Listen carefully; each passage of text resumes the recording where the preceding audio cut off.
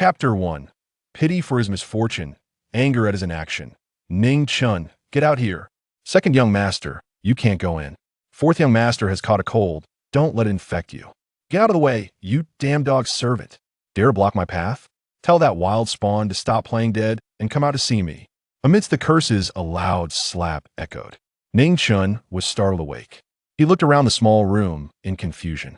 A square table, a round stool, a shabby little bed, nothing else. Where is this? As Ning Chen puzzled over this, fragments of memories forcefully surged into his mind, the intense pain nearly causing him to faint. But this pain came quickly and went just as fast. Ning Chen wiped the cold sweat from his forehead, his expression somewhat strange. He had actually crossed over. He was originally a commander of a special forces unit on Earth, who died in action after being hit by a stray bullet during a firefight with the enemy. After death, he had crossed over into the body of someone with the same name as him. This was the Great Xuan Dynasty, a dynasty that had never appeared in history. However, the previous owner of this body had a rather tragic life. His father, Ning Ziming, was the Minister of Rights, second rank, but Ning Chen lived in this family worse than a servant. Ning Ziming and Ning Chen's mother were childhood sweethearts. Years ago, before Ning Ziming went to the capital for the imperial examination, he promised Ning Chen's mother that once he achieved fame, he would come back to marry her. But Ning Chen's mother waited for 5 years. In truth, Ning Ziming had passed the examination 5 years ago, was favored by the chancellor, and married the chancellor's daughter, with 3 children already. The Great Xuan Dynasty prioritized filial piety, and Ning Ziming returned this time only to pay respects to his ancestors. Ning Chen's mother had no idea about any of this and thought Ning Ziming returned to take her to the capital to enjoy a life of luxury. But after one night of passion, this beast patted his butt and left, never to return. Later, Ning Chen's mother found out she was pregnant. When Ning Chen was 7, his mother fell into depression and passed away. Afterward, Ning Chen lived by begging, growing up eating the scraps from others' tables. When Ning Chen was 12, Ning Ziming sent someone to find him and brought him back to the Ning family. Only later did Ning Chen learn that it wasn't out of conscience on Ning Ziming's part, but because he was worried about his own future. He feared that political enemies would learn of his ungratefulness in abandoning his own flesh and blood. So he brought Ning Chen back home first and fabricated a perfect story. But the matriarch of the Ning family, Chang Ryue, and her 3 sons were worried about Ning Chen inheriting part of the estate and treated him with disdain. Ning Chen tried every day to please them, but all he received was even more bullying. But no matter how much he was bullied, Ning Chen remained silent because he didn't want to go back to a life of wandering and begging. What he didn't know was that no matter how much he compromised, they would never treat him as family and were plotting to take his life. Now that autumn had arrived, Ning Chen was still wearing thin clothes and ended up catching a cold. Not only did they refuse to let a doctor see him, but they secretly poured cold water on his bedding. As a result, Ning Chen fell seriously ill without medical help, leading to his demise. Ning Chen sighed, and for the previous owner of this body, he could only express 8 words.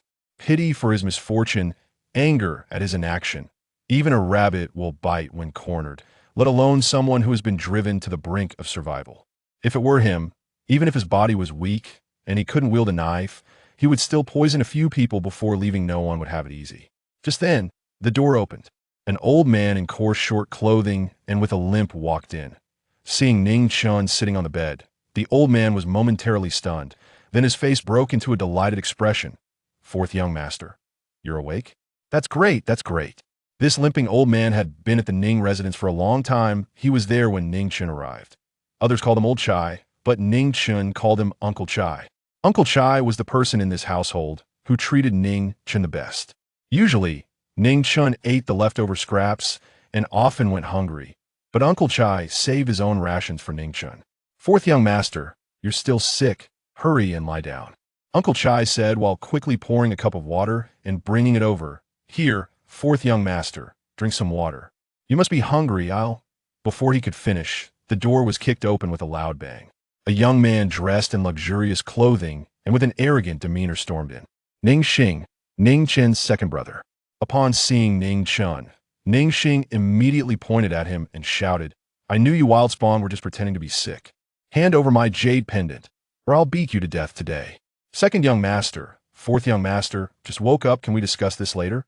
Uncle Chai hurriedly tried to block Ning Xing. Ning Chen had just escaped death, having just woken up and was weak. He couldn't withstand Ning Xing's beating. He had seen Ning Xing beat Ning Chen before, with no regard for strength, beating him mercilessly. Get out of the way, you dog servant. Ning Xing was 17 this year, strong and robust, and with a kick, he sent Uncle Chai sprawling on the ground, yelling at him, "Dog servant, how dare you help this wild spawn? Deceive me, I'll beat you to death." Seeing Ning Xing about to make a move, Ning Chen's gaze darkened, but he forced a smile onto his face. "Second brother, I'm sorry. I'll return the jade pendant to you. Please don't be angry." As he spoke, Ning Chen groped around on the bedside. Ning Xing strode over. "I knew it was you, wild spawn, who stole my jade pendant. How dare you steal from me? Wait until father comes back, and you'll have a good time." Yesterday, after meeting with Ning Chen, Ning Xing had claimed his jade pendant was lost, insisting that Ning Chen had stolen it and had been bothering him about it ever since. Whether it was truly lost or a pretense, only Ning Xing himself knew. "I found it," Ning Chen suddenly said, then stretched out his hand. Ning Xing stared at Ning Chen's hand, but when Ning Chen opened his palm, it was empty. Ning Xing was taken aback and hadn't reacted yet when Ning Chen grabbed the ceramic pillow from the bedside and smashed it hard against his head. Bang! With a muffled sound, the ceramic pillow shattered. Ning Xing stumbled back a few steps, nearly falling, blood streaming from his head. In an instant, he looked at Ning Chen in disbelief, even forgetting to scream. Because he couldn't believe that Ning Chen dared to hit him. In the past, no matter how they bullied him, Ning Chen would never retaliate or shout back regardless of whether it was Ning Chen's fault. He would always carefully apologize and seek forgiveness in the end. Uncle Chai was also stunned. After a long moment, Ning Xing finally reacted, letting out a shriek, pointing at Ning Chen and screaming, "You dare to hit me? You wild spawn actually dare to hit me?" Ning Chen held the shards of the ceramic pillow, coldly saying, "Not only do I dare to hit you, but I also dare to kill you. Do you believe it?" Ning Xing was frightened by Ning Chen's gaze. His whole body trembled, and he turned to run outside, shouting that someone had been killed. Uncle Chai got up from the ground, panicking, and said, "Fourth young master, what do we do now?" Ning Chen, however, looked at Uncle Chai and didn't speak. "Fourth young master, are you okay?" Uncle Chai thought Ning Chen was stunned from fear and asked worriedly. Ning Chen smiled indifferently and said, "Uncle Chai, go find more firewood and get some pine oil too." Uncle Chai was confused but still went to comply. Ning Chen got off the bed, nearly stumbling. This body had long-term malnutrition combined with just recovering from serious illness, was extremely weak. "It seems I need to train properly. That smash on Ning Xing just now was much weaker than I expected," Ning Chen mumbled. Chapter 2. I give his life back to him. A carriage stopped at the entrance of the Ning residence. Servants hurriedly brought over a horse stool. A tall, handsome young man dressed in luxurious clothing got out first. This man was Ning Residence's eldest son, Ninggon. Immediately after, a man in his 50s, with an elegant appearance and extraordinary demeanor, stepped out of the carriage. He was none other than the current Minister of Rights, Ning Zimming. Ninggon rudely pushed aside the servants and eagerly helped Ning Zimming down from the carriage. "Goner, I have instructed someone to stew a hen. You should eat more for dinner and replenish your energy. You must be exhausted after these few days." These past few days were the annual imperial examination in the third year of the Great Xuan Dynasty. Ninggon had just participated in the examination, and Ning Zimming personally came to pick him up. They had just returned. "Thank you, father." Ninggon supported Ning Zimming into the house. As soon as they entered, they saw his third brother, Ning Mao, with a few servants, brandishing clubs and looking fierce. Ning Zimming frowned slightly. "What are you doing?"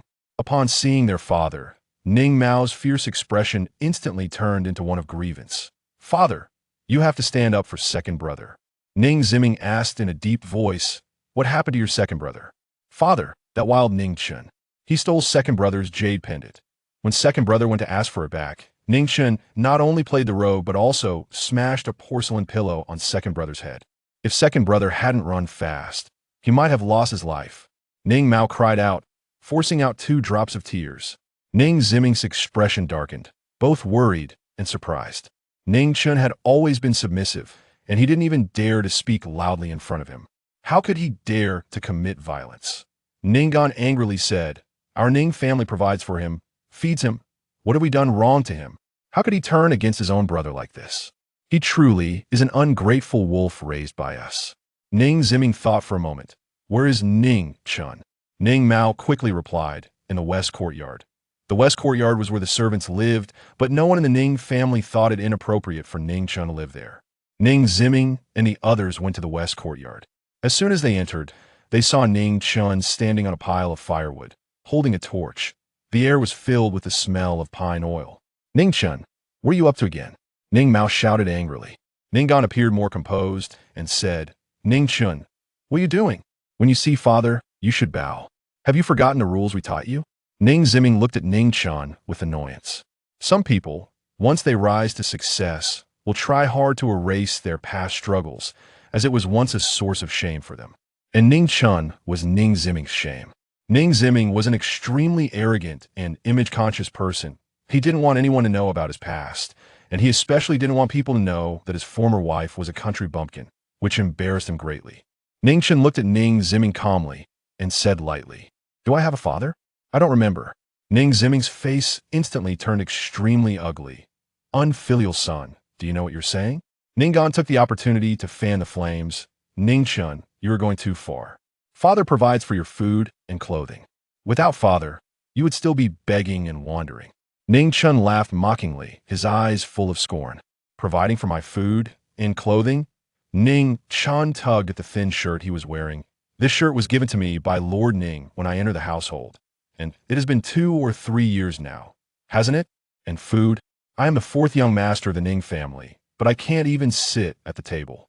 I can only eat your leftovers every day, and sometimes there are no leftovers at all. Ning Ziming frowned. He truly didn't know this.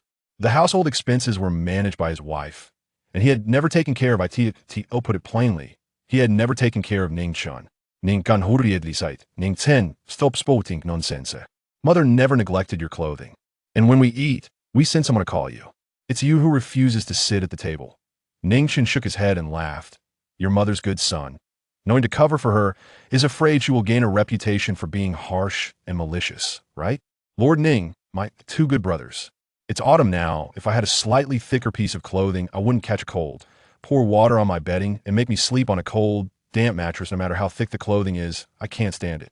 Ninggan was both shocked and angry. How could Ning Chen, who usually was so submissive, suddenly change his temperament?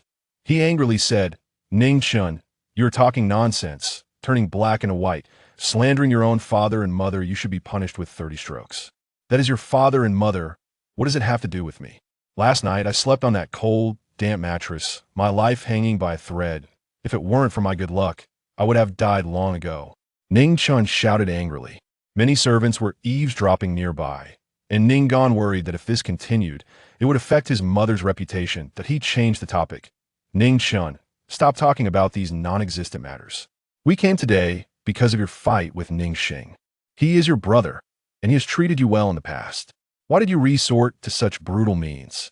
Ning Chen sneered repeatedly. Treated me well? The way he treated me well was to humiliate me every day, beat and scold me, and slander me for stealing his things. In the past, I was cheap, clinging to that little bit of pathetic kinship. I tolerated everything without retaliating, hoping you would look at me more. Last night, escaping death made me realize completely. To hell with kinship. Ninggan and the others finally understood this was the reason for Ning Chen's drastic change in temperament. Ning Chen threw the torch at Ning Ziming's feet. Lord Ning, I hate your precious son. I am now returning my life to him. I have soaked the firewood under my feet with pine.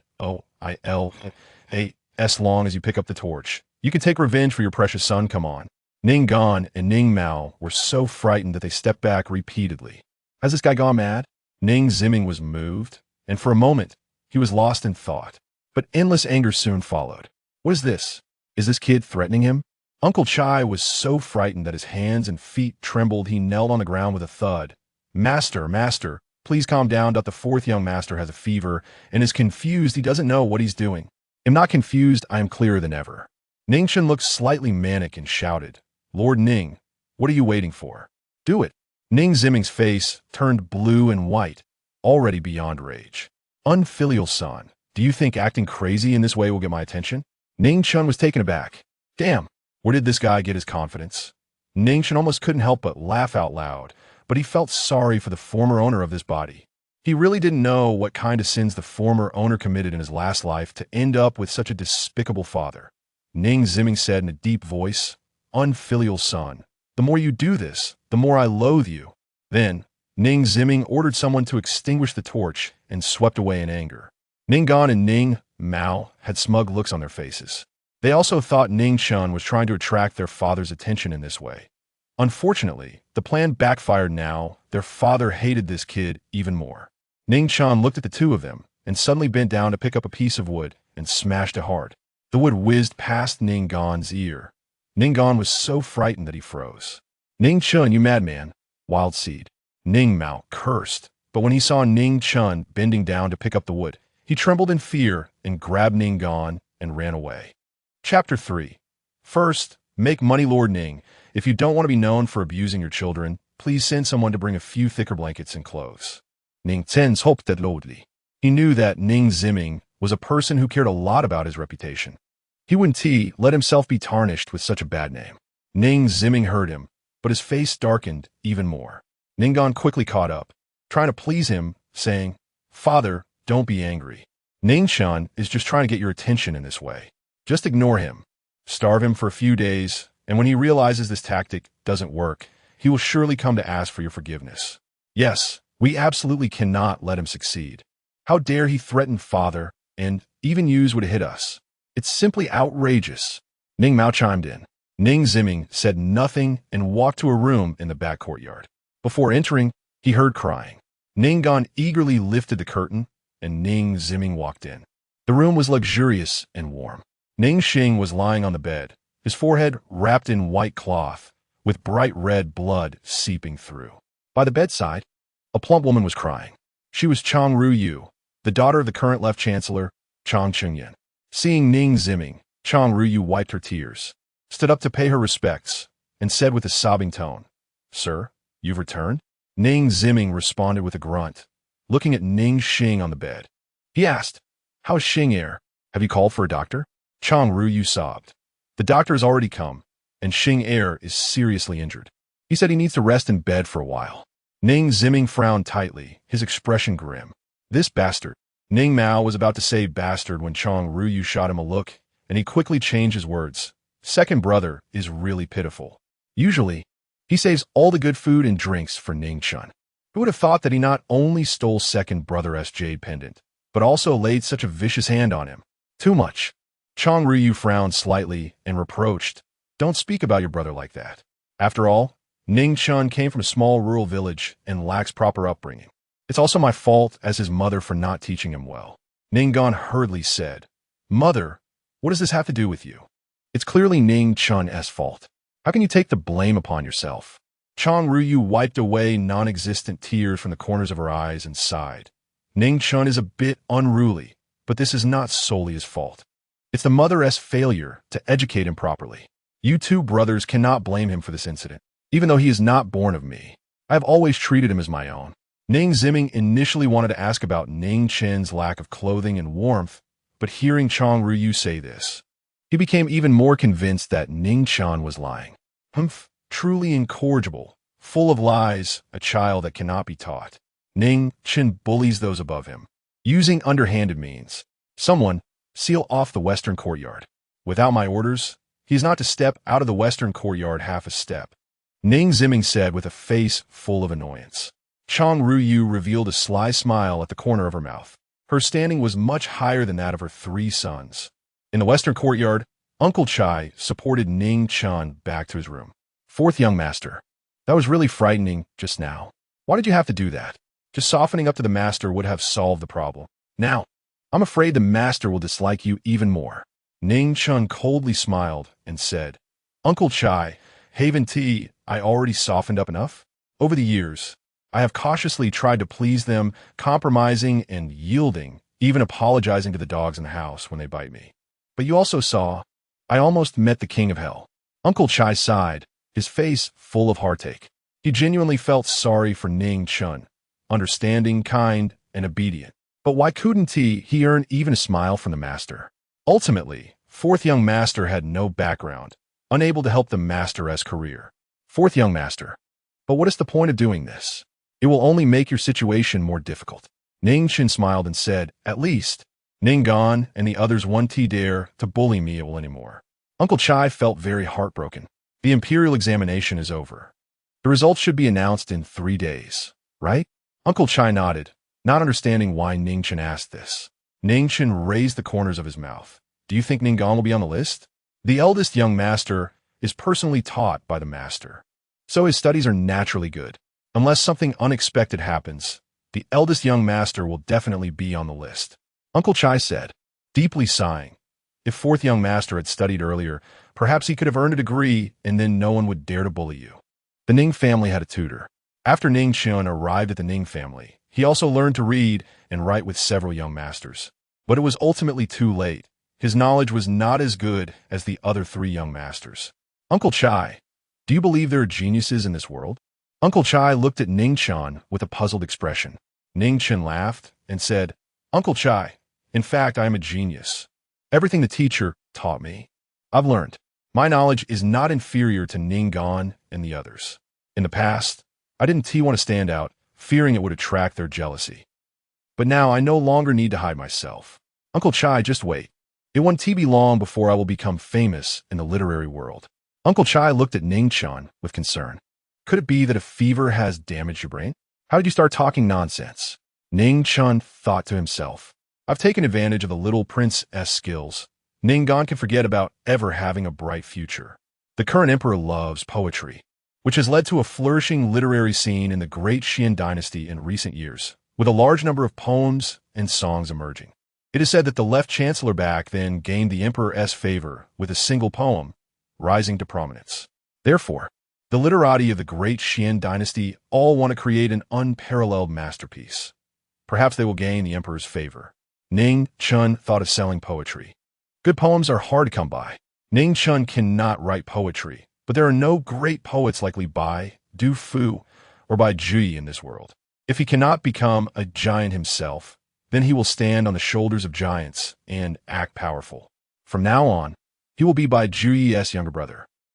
For free, driven by life's necessities, he believes the few old men will not blame him. First, make money. Once he has money, he will find a way to move out. However, this is quite difficult. First, his household registration is in Ning Ziming's hands. The household registration is equivalent to an ID card. Without it, he cannot obtain property and might even be captured as a vagrant. And Ning Ziming, for the sake of his reputation, will definitely not easily give him the household registration. I'll try to see if I can find a way to steal it. Second, according to the laws of the Great Xuan Dynasty, if there is only one son in the family, he must serve his parents. If there are many brothers in the family, they can separate, but males must be at least 16 years old. In this world, 16 is considered adulthood. These are all written in the law, and once violated, there will be severe punishment. However, this can be easily resolved. He has a few months until he turns 16, so he just has to endure for now. Forget it. First, make money. Since heaven has given him a chance to live again, he absolutely cannot live a cowardly life. Not to mention being at the top of the ranks. He must at least be wealthy. Uncle Chai, tomorrow we are going to the Zhuang Yuan building. There is a Zhuang Yuan building in the capital, a gathering place for scholars and poets. The owner of Zhuang Yuan building is very fond of poetry. As long as one can compose a good poem or song, they can stay and eat for free. Therefore, many great works have emerged from the Zhuang Yuan building. Ning Chen decided to go to Zhuang Yuan building tomorrow to sell poetry and earn some money. Then he could move out. The next day, Ning Chen got up and Uncle Chai came in with hot water. Uncle Chai, hurry and tidy up. After I wash up, we will go to Zhuang Yuan building. Fourth young master, I'm afraid we can't go. What? Uncle Chai sighed and said, last night, the master ordered that you are under house arrest and are not allowed to step out of the western courtyard. There are people watching at the door. Ning Chen's face darkened. However, he has a clever plan. We have a wall ladder. The corner of the courtyard is a firewood pile, and he can climb over it. Ning Chen quickly washed up and came to the courtyard, planning to climb over the wall and leave. But Uncle Chai couldn't go. He was old and had a limp, so he couldn't climb the wall at all. Fourth young master, let's not go, okay? If the master finds out, he will be furious. Ning Chen sneered. Let him be angry if he has the ability Let him burn himself to show me.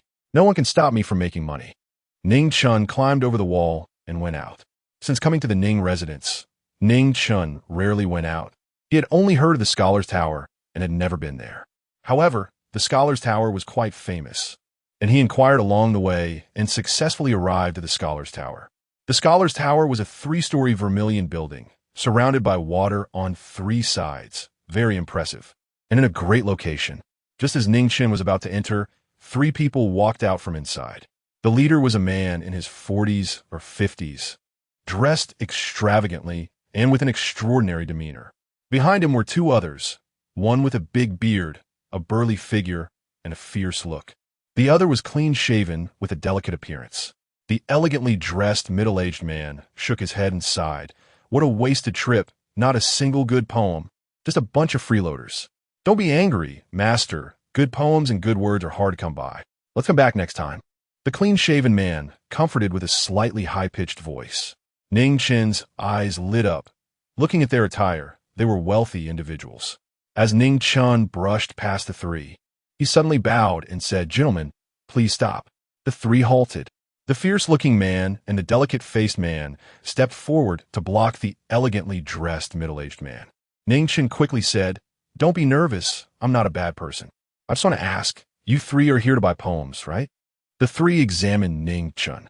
He was thin, not tall, and his clothes were faded, resembling a down-and-out scholar. The elegantly dressed middle-aged man asked, "What, do you have poems to sell?" Ning Chen nodded. "I'm well-versed in poetry, lyrics, and essays. What do you want? Just say it. If you're not satisfied, you don't have to pay." The middle-aged man laughed. "You're not very old, but your tone is quite big." Ning Chen patted his chest and assured, "I already said, if you're not satisfied, you don't have to pay. How about this? You could try a poem first. If you like it, then buy it. I conduct business fairly and justly, without deceiving anyone." Chapter 4. True gold fears no fire. The elegantly dressed middle-aged man frowned secretly and asked, "Should I get a try? Is poetry something to taste? It's not food." This young man's tone didn't sound like that of a scholar. He resembled a street vendor instead. "Sir, this guy clearly looks like a fraud. Let's ignore him and hurry home."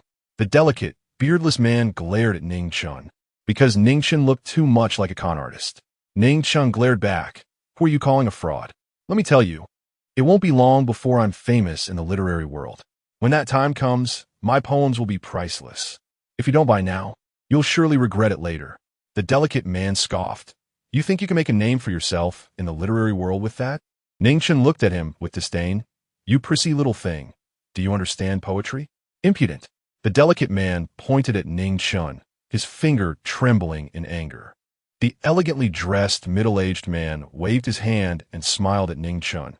"You speak so highly of yourself? Are you brave enough to let me test you?" Ning Chen spread his hands. "Come on, true gold fears no fire." The middle-aged man looked around and finally fixed his gaze on the lake nearby, where a few white swans were playing in the water. He smiled and said, "Then let's write a poem about the swans. How about that?" Ning Chen smiled and replied, "That's easy. Just listen. Goose, goose, goose." Before Ning Chen could finish, he was interrupted by the delicate man's sharp laughter. "Is that even poetry?" Ning Chen's expression darkened. If it weren't for the money, he would have already cursed him out. This delicate man was too annoying. "Stop chattering. Let me finish before you laugh." The middle-aged man also said sternly, "No interruptions. Let him finish." "Yes." The delicate man bent slightly and glared at Ning Chen. "Go on. Let's see what you can come up with." Ning Chen ignored him. After all, he was here to do business, and being amiable could bring wealth. He cleared his throat and said, "Listen carefully. Goose, goose, goose with a curved neck singing to the sky, white feathers floating on green water, red webbed feet stirring the clear waves." The middle-aged man's eyes brightened slightly. The delicate man mocked, "Is this poetry? It's just plain talk." But the middle-aged man waved his hand and said, "Good poem. Although it lacks depth and philosophy, it's catchy and very suitable for children's enlightenment. How much for this poem?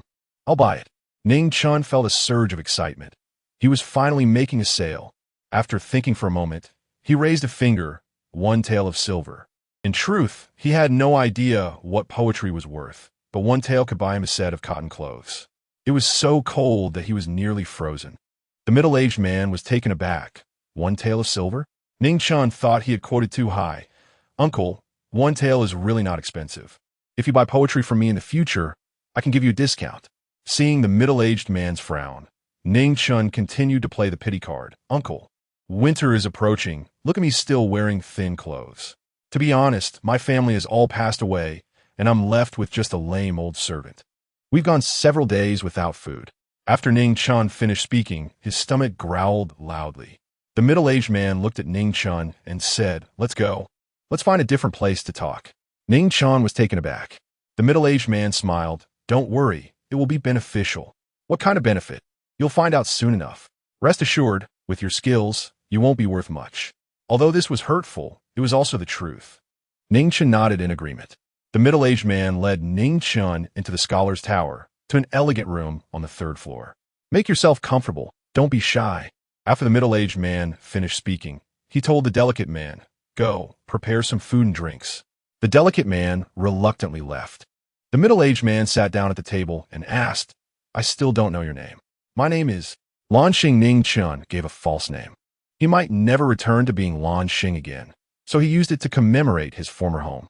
The middle-aged man's eyes flickered as he pondered. Was there a family with the surname Lan in the capital? It seemed this boy was not telling the truth. "Uncle, what's your name?" "Me? I am Tianxian." Ning Chen smiled. "Good name. The universe is vast, and you occupy 2 parts of it." Ning Chen had long realized that this man was not simple. He also recognized that the delicate man was a eunuch. This person was likely a member of the royal family. However, some things are better left unsaid. The more you know, the quicker you die.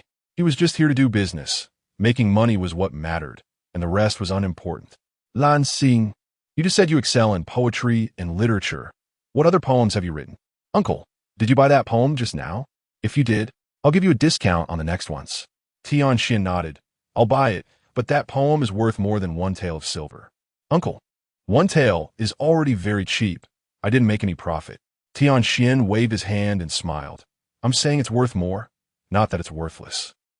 For that poem, I'm willing to pay 10 taels of silver." Ning Chen was stunned. 10 taels? "Uncle, are you serious?" Tianxian laughed at him. "Really am." Ning Chen's face lit up with excitement. "Uncle, you're practically my benefactor. Don't worry, if you want to buy poetry in the future, I'll definitely give you a discount." Tianxian asked with a smile. "So, what other poems do you have to sell?" Ning Chen exaggeratedly replied, "Oh, I have plenty. Whatever kind of poem you want, I'll write it for you." Just then, a commotion erupted from the next room. Tianxian frowned and said, "In a place as elegant as the scholar's tower, what kind of ruckus is this?" Just then, the delicate man returned. Tianxian casually asked, "What's happening next door?" The delicate man hurriedly bowed and said respectfully, "Sir, it's General Chen who got drunk." Tianxian sighed slightly and said, "General Chen has spent his life on the battlefield for the country, and now that he's physically impaired and can't fight, he must be feeling depressed and is drowning his sorrows in alcohol." Ning Chen knew General Chen had fought bravely, but lost a leg on the battlefield 3 years ago and had since retreated. It was said that he drank daily to numb his pain. Lanxing, write a poem about General Chen's current sorrow. This put Ning Chen in a bit of a bind. The delicate man looked at him with disdain. "Just now you were boasting about being well-versed in poetry and literature, and now you're stumped? Isn't this a slap in the face?" Ning Chen rolled his eyes at him and looked at Tianxian. "Uncle, I can't think of a poem at the moment. Would a lyric be okay?" Tianxian smiled and said, "Poetry and lyrics are interchangeable. Lyrics are fine." "All right, then I'll write a lyric based on General Chen's current situation." Ning Chen picked up a cup of tea, took a sip to moisten his throat, and began, drunkenly, "I light the lamp to view my sword, dreaming back to the sound of horns in the camp. 800 miles divide my command. 50 strings echo the sounds beyond the pass. On the battlefield, autumn calls the soldiers. Horses like the lute gallop swiftly, bows like thunder string surprise. To settle the king's affairs, to earn a name in life and death. What a pity the white hair." As Ning Chen's voice fell, he looked at Tianxian, who was in shock. Even the delicate man, who had been mocking Ning Chen, was dumbfounded, his eyes bulging like a toad. Chapter 5. Striking it rich. Tianxian looked at Ning Chen in shock, amazed at such literary depth at such a young age. It seems that our Great Xuan Dynasty will soon produce a literary figure of great renown. Tianxian did not hesitate to praise him. Even Sissy, who had always looked down on Ning Chen, chose to remain silent at this moment. Although he didn't understand poetry well, anyone could tell how profound the meaning of Ning Chen's poem was. Once this poem was released, it wouldn't be long before it shocked the entire capital. Ning Chen grinned, saying, "I don't want fame, I just want to eat and stay warm." Just then, there was a knock at the door. The sissy went over to open it. Several attendants from the top scholars building entered one after another, each carrying a tray filled with delicious dishes. Ning Chen watched them set the table, unable to help but swallow hard. Tianxian glanced at him and said with a smile, "Lan Xing, sit down." Ning Chen tentatively asked, "Are you inviting me to dinner?" Tianxian nodded. Ning Chen was extremely hungry, having just recovered from a serious illness. He hadn't eaten a bite since yesterday. Seeing Ning Chen sit down, Tianxian said, "Eat, don't be polite." "Thank you, uncle, then I'll be rude." Ning Chen, starved, disregarded etiquette and began to eat voraciously. Tianxian quietly watched him eat without picking up his chopsticks. How rude. As he watched Ning Chen devour the food, the sissy looked on with disdain. Unfortunately, he and the bearded man had no right to sit down and could only respectfully stand behind Tianxian. Finally, Ning Chen felt full and let out a satisfied burp. He looked up and noticed that Tianxian hadn't eaten at all, feeling a bit embarrassed. "Uncle, why aren't you eating?" "I'm not hungry. Can I take this half-roast chicken to go?" Tianxian looked at him. "Do you often not get enough to eat?" Ning Chen nodded. "Then I'll have someone prepare another one for you." "No need, I can just take this half." Tianxian didn't insist and nodded slightly, then changed the subject. "How much do you plan to sell that poem for?" Ning Chen thought for a moment. "Uncle, you decide. Since you invited me to dinner, I can give you a discount." Tianxian pondered for a moment. "How about 100 taels?" Ning Chen's mouth fell open. "I struck it rich. 100 taels of silver is equivalent to a year's salary for a third-rank official. Ning Ziming is a second-rank official, with an annual salary of 150 taels. Of course, this is just the regular salary, with additional allowances and other benefits. The annual income could be over 10,000 taels. 100 taels could buy a small courtyard with 2 entrances in a remote area of the capital." More than 10 minutes later, carrying a 100 tael silver note and a tael of silver, and half a roast chicken, Ning Chen left the building. Before he left, Tianxian told him that he would come to the top scholars building every 3 to 5 days. If there were good poems, he could find him. After Ning Chen left, Tianxian couldn't help but admire the poem again, exclaiming, "What a great poem, truly a great poem." The sissy hurriedly said, "Congratulations, Your Majesty. This poem will surely elevate Your Majesty's prestige." Tianxian was none other than the current emperor, Xuandi. Xuandi glanced at the sissy. "Are you trying to make me take credit for someone else's work? Though I enjoy poetry, I wouldn't engage in such name-dropping." The sissy, seeing the emperor's displeasure, was frightened and quickly knelt down. "Your Majesty, please forgive me. I just thought that since this poem was bought by Your Majesty, it belongs to you." Xuandi snorted coldly. "Do you really think this poem is only worth 100 taels? This poem is priceless. The reason I said 100 taels is for that young man's sake. He is young and weak. If he had a lot of money, it would surely bring him his fortune." The sissy quickly replied, "Your Majesty is merciful." Xuandi waved his hand and said, "Go get me some paper and ink. I want to write this poem down and post it outside for everyone to see. So many literati and scholars, and yet they can't compare to a young lad. It's truly a waste of my effort in building this top scholars building." "As you command." The sissy quickly got up to fetch the writing materials. Xuandi thought for a moment and said, "Niao Yang, here." A man with a bushy beard and a fierce look knelt on one knee before Tianxian. Xuandi said, "Go follow Lan Xing and investigate his background." "Yes, Your Majesty." Ning Chen left the top scholars building and went to a clothing shop, spending 5 coins to buy himself a thick outfit and another coin for a pair of shoes. The Great Xuan Dynasty had copper coins, with 1 string of copper coins equaling 1,001. This was too heavy, and people preferred to use silver coins, except for the common folk. Therefore, in business places, there was a unified small scale regulated by the court, equipped with a large pair of scissors. "How much silver?" "Just cut it off, then weigh it." Wearing his new clothes and holding half a roast chicken, Ning Chen returned to the Ning residence, climbing back over the wall. As soon as he got over, he saw Ning Mao waiting for him with some servants. You Ning Chen, truly a wild child with no one to manage you, climbing over walls and rooftops. Do you have any manners at all? Father told you to reflect on your mistakes in your room, and you dared to climb over the wall to go out. If father finds out, just wait and see. Ning Mao pointed at him and scolded loudly, spitting as he spoke. But suddenly, his scolding stopped abruptly, because Ning Chen didn't say a word, just silently picked up a stick as thick as his arm from the ground and walked towards him. Ning Mao recalled how Ning Xing had been injured by a ceramic pillow and was still lying in bed recovering. He also remembered Ning Chen's previous actions of wanting to burn himself alive, and a chill ran down his spine, making him retreat repeatedly. Ning Chen, what do you want? Ning Chen said coldly, don't be afraid. I just simply want to smash your dog head. You dare to commit violence? If father finds out, think about what consequences you'll face. Ning Chen coldly replied, by the time he finds out, you'll already be dead. At worst, I'll kill myself to compensate for you. With you as a scapegoat, I won't be at a loss.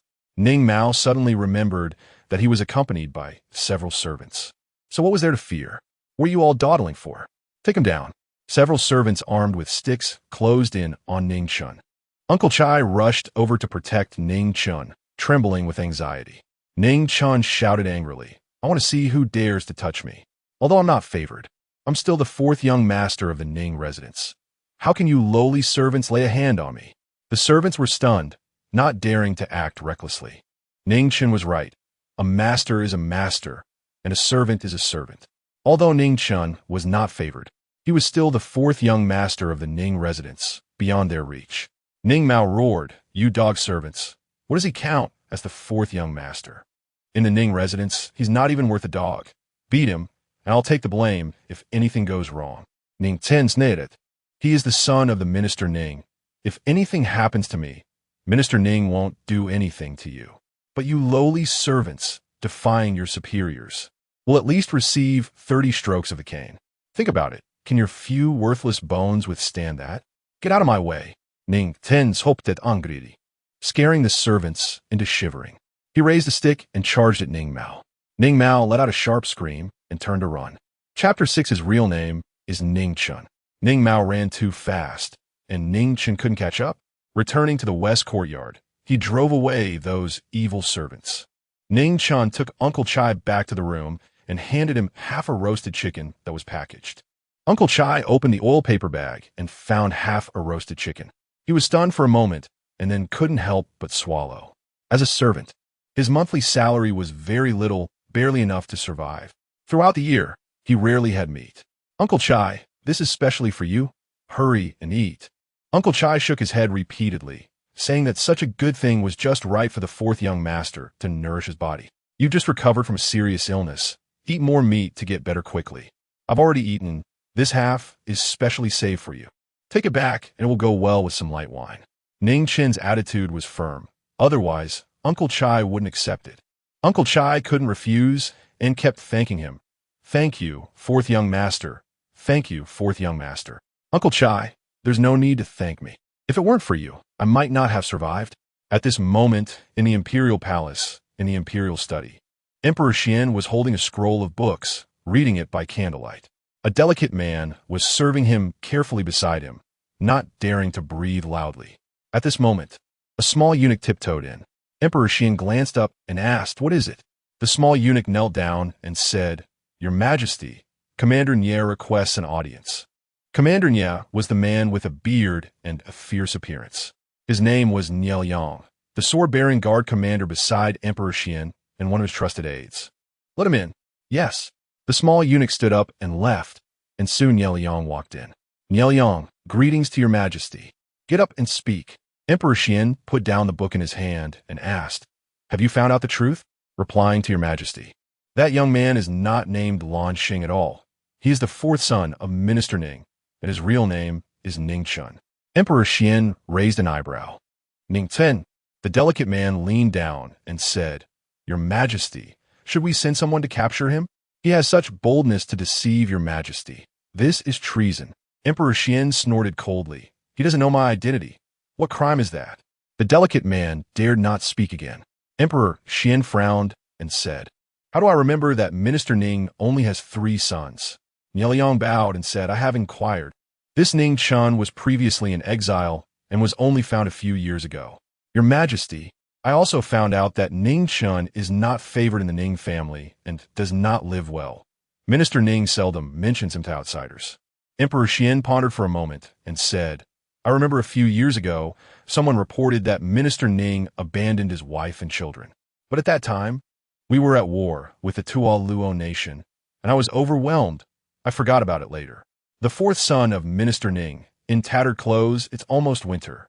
Yet he still wears thin clothing. From the way he eats, it seems he's been hungry for a long time. This is enough to explain the problem. This Minister Ning usually has a good reputation and is somewhat famous in the literary world. I didn't expect that behind the scenes, he has another side, failing in personal virtue." The delicate man leaned down respectfully and asked, "Your Majesty, should we summon Minister Ning to the palace?" Emperor Xian waved his hand. Minister Ning's only fault is a failing in personal virtue. Even if he did abandon his wife and children, Emperor Xian would not move against him. In the court, who is a traitor? Who is a loyal minister? Emperor Xian is clear. However, as long as they do not commit acts that touch Emperor Xian's bottom line, such as rebellion or contempt for the royal family, he can tolerate them. Because whether loyal or treacherous, many times in Emperor Xian's eyes, they are all capable ministers. As long as they are capable ministers and still within Emperor Xian's control, he would not act against them. Minister Ning is a second-grade official and has always been diligent and meticulous, with no mistakes in his work. Emperor Xian cannot act against a capable minister for a young man he has only met once. The next day, during the morning court, Emperor Xian sat high on the dragon throne. Civil and military officials lined up on both sides. In fact, working under the emperor is quite tough, waking up earlier than roosters and sleeping later than them. During the morning court, it is usually not even bright yet. When the officials arrive for court, they often do so on an empty stomach. If they happen to eat something bad while the emperor is speaking and they are down below, that would be courting death. Moreover, there are too many officials, and the grand hall cannot accommodate so many people. So many low-ranking officials have to stand outside the hall. It's fine in summer, but in winter, the cold wind is biting. By the time the court is dismissed, they are frozen stiff. If there are no important matters, court is dismissed. A sharp voice rang out. "Your Majesty, I have a matter to report. Winter is approaching, and the Luo nation is running low on food, frequently raiding our northern borders, burning, killing, and plundering. I ask Your Majesty to send troops to suppress them. I wish to report that the Minister of Personnel's son has committed violence and harmed the people. I also have something to report. The Gannan region is flooded, and the people have been displaced and are starving. I ask Your Majesty to order the opening of granaries to provide aid to the people. These matters have already been reported by the officials, and Emperor Xian probably knows them. Bringing them up in court is to discuss how to solve the problems." After an hour of intense discussion, they finally resolved these important matters. Next, they were all trivial matters, and Emperor Xian had no interest in them. His gaze fell on an old man with a broken leg, the only other person in the court, aside from Emperor Xian, who could sit. This old man was General Chen, who had spent his life on the battlefield. General Chen was also puzzled. Since he lost a leg, Emperor Xian allowed him to skip court. But he received an imperial decree last night, commanding him to come to court today, no matter what. "Minister Chen, you were quite impressive at the top scholars building yesterday, weren't you?" General Chen's heart sank. He had gotten drunk yesterday at the top scholars building, feeling depressed and causing a scene. He didn't expect Emperor Xian to know so soon. He glanced at those censors, certain that it was those impoverished scholars who reported him. These censors were the most annoying, the loudmouths of the court. These people only care about reputation and are not afraid of death. Sometimes, they dare to confront Emperor Xian, making him so angry it hurts his stomach. And they not only do not restrain themselves, but also secretly rejoice. Look, he's angry. Emperor Xian has executed censors before, but those who die end up with the reputation of loyal ministers. These censors get carried away, imitating one another. These censors are stubborn, obstinate, and pedantic. From Emperor Xian down to the 9th grade officials, As long as someone does something wrong, they dare to criticize. For these people, reputation is more important than life. General Chen supported himself with a cane, hurriedly stood up wanting to kneel and plead guilty, but was stopped by Emperor Xian. General Chen, I know you are feeling depressed, but the top scholars building is a gathering place for scholars. Getting drunk and making a fool of yourself, there is easy to be criticized. Damn scholars.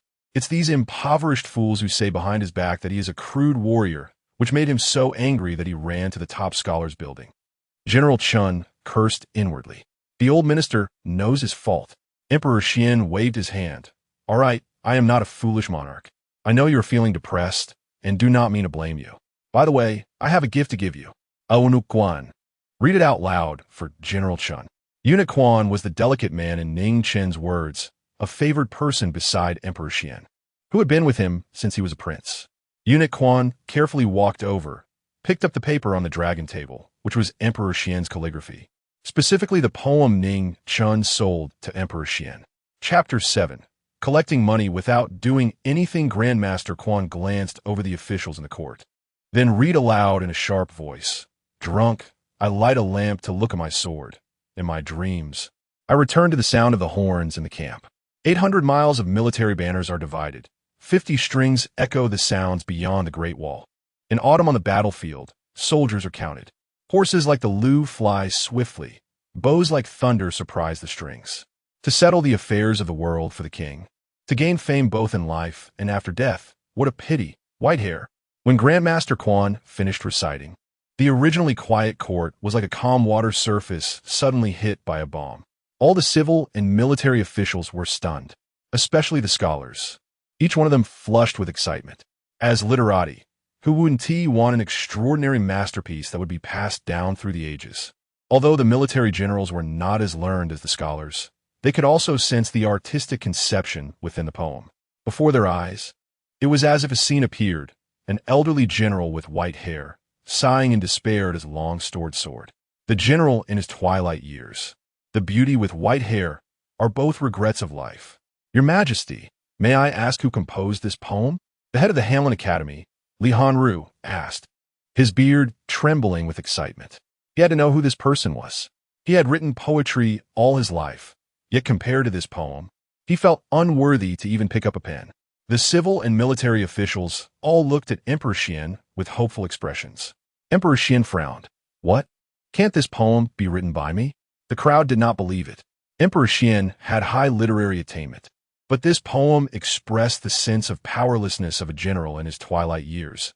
It certainly could not have been written by Emperor Xian, living deep within the palace. He could not produce such a poem with profound meaning. A straightforward censor directly voiced this. This made Emperor Xian very angry. He almost couldn't help but smash him with the incense burner on the dragon table. These censors were truly irritating. Old General Chen was filled with excitement. This poem perfectly described his current feelings, but unfortunately, he was tongue-tied and lacked culture. The person who wrote this poem was simply his mouthpiece, his soulmate. Your Majesty, this old minister also wishes to know who composed this poem. Emperor Xian calmly replied, this poem was obtained by me by chance. The author is a teenager, named Lan Xing. The court was once again stunned. The author is a teenager? How could this be possible? How could a young boy write such a poem with deep meaning? But Emperor Xian had no reason to deceive them. Lan Xing. Everyone silently memorized this name. After the court session, they would definitely find this Lan Xing, even if it cost a fortune, to ask him to compose a poem for themselves. Now that this poem was released, in the near future, old General Chen would surely become famous throughout the world. If they could obtain such a poem praising themselves, it would surely make their names last for all time. Emperor Xian slowly spoke. When I acquired this poem, it had no title. I have thought of a title for it, and it shall be called in tribute to General Chen. Thank you, Your Majesty. Old General Chen could not kneel and could only bow deeply to express his gratitude. Emperor Xian glanced at Grandmaster Quan. Dismissed. Grandmaster Quan's sharp voice rang out in the hall. After the court session, the civil and military officials walked out in small groups. Their steps hurried. They exchanged ideas about who this Lan Xing was while thinking about returning to send someone to find him and request a poem. Ning Ximing. Also a well-known talent in the Great Xuan, had a great fondness for poetry and shared the same thoughts. Thus he walked quickly. Ning Daren, wait. Hearing the voice, Ning Ziming stopped and turned around to see Grandmaster Quan chasing after him with small steps. Grandmaster Quan, Ning Ziming povet. As Grandmaster Quan was a favored person by Emperor Xian, even the left prime minister would not dare to neglect him.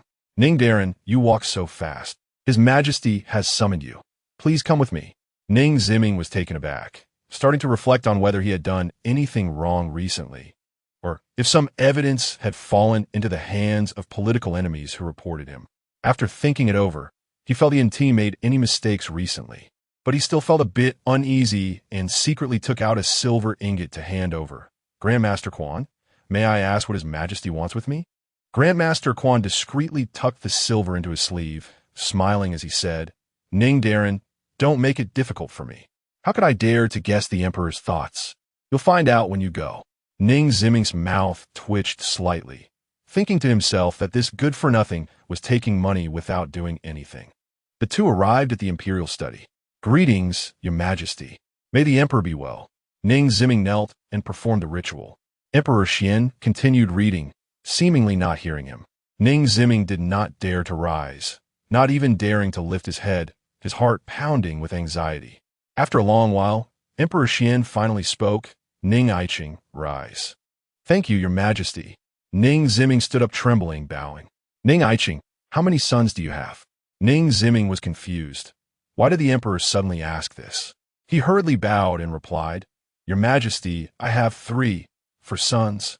He subconsciously wanted to say 3, not considering Ning Chen as his son. Emperor Xian put down his book and asked lightly, Is it 3 or 4? Ning Ziming quickly replied, I have 4 sons.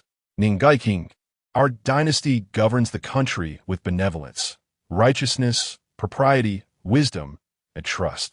I will not comment on your private morals, but after all, they are blood relatives, and I do not like unkind and ungrateful people. Ning Ziming was bewildered. That child Ning Chen is quite good. Treat him well. Ning Ziming's body trembled slightly, his face turning pale. Could it be that someone reported him, and the Emperor knew about his abandonment of his wife and children? Emperor Xian had just said he did not like unkind and ungrateful people. It was over, completely over. Ning Ziming's head buzzed, and his vision darkened. He fell to the ground, knocking his head and pleading, I know my crime. I beg Your Majesty for mercy. I beg Your Majesty for mercy. Ning Ziming was terrified. He seemed to see all the members of the Ning family kneeling on the dragon platform. The dragon platform was a place specifically for executing high-ranking officials. Emperor Xian looked at him coldly. Although Ning Ziming was a capable minister, his inaction did not mean he would not be punished. Ning Iching, I called you here privately, and I had no intention of punishing you. Ning Ziming was stunned, thinking he had misheard. Emperor Xian said, That child Ning Chen, I have met. He is very excellent. Ning Iching, I will give you another chance. But do not let me down. You know well the consequences of disappointing me. Also, Ning Chen does not know my identity. So remember, today, as conversation between us, I do not want a 4th person to know. All right, you may go. Ning Ziming was left dumbfounded. The Emperor had met Ning Chen?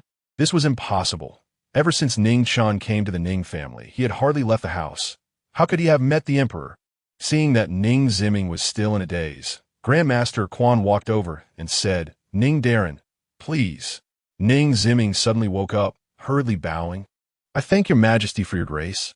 I take my leave. After exiting the imperial study, Ning Ziming finally dared to wipe the cold sweat from his forehead. His back chilled, his clothes soaked with cold sweat. He looked back at the imperial study with lingering fear, his face pale, and quickly lowered his head to walk towards the palace exit. Chapter 8. The ones who wrong you know your injustice better than you do. In the Ning residence, Ning Chen was practicing horse dance in the courtyard.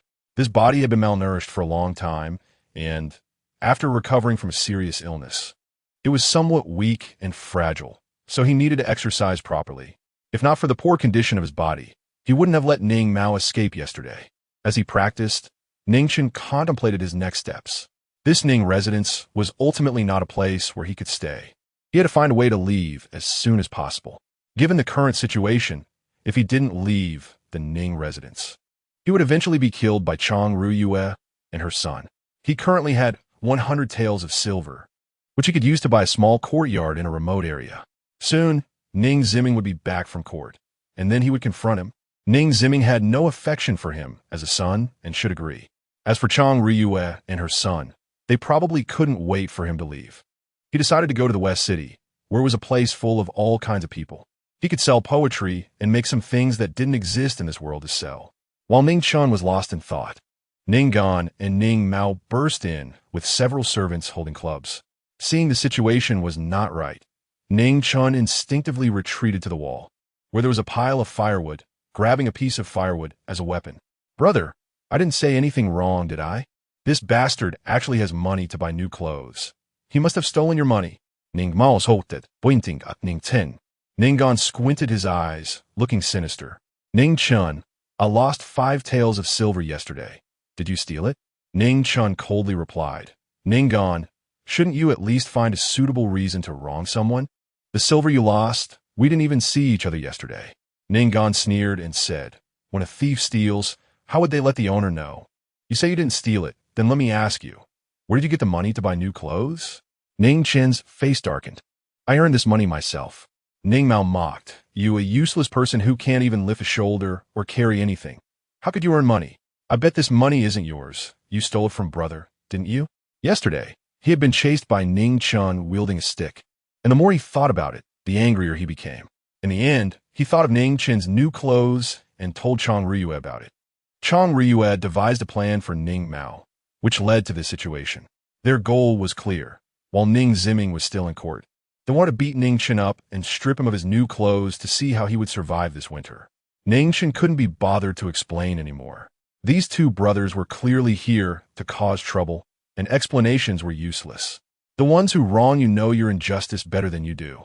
Therefore, explaining was a waste of breath and utterly pointless. He casually picked up a piece of firewood and said expressionlessly, "Get out." Ning Gan sneered, "Indeed, a wild bastard born of a mother who didn't teach him. Rude and lacking in virtue. I'm your elder brother. You stole my silver and still dare to talk to me like this? Today, I will teach you a good lesson. You, remember this well. And also, search him for the silver he stole from me." Several servants, holding clubs, menacingly approached Ning Chen.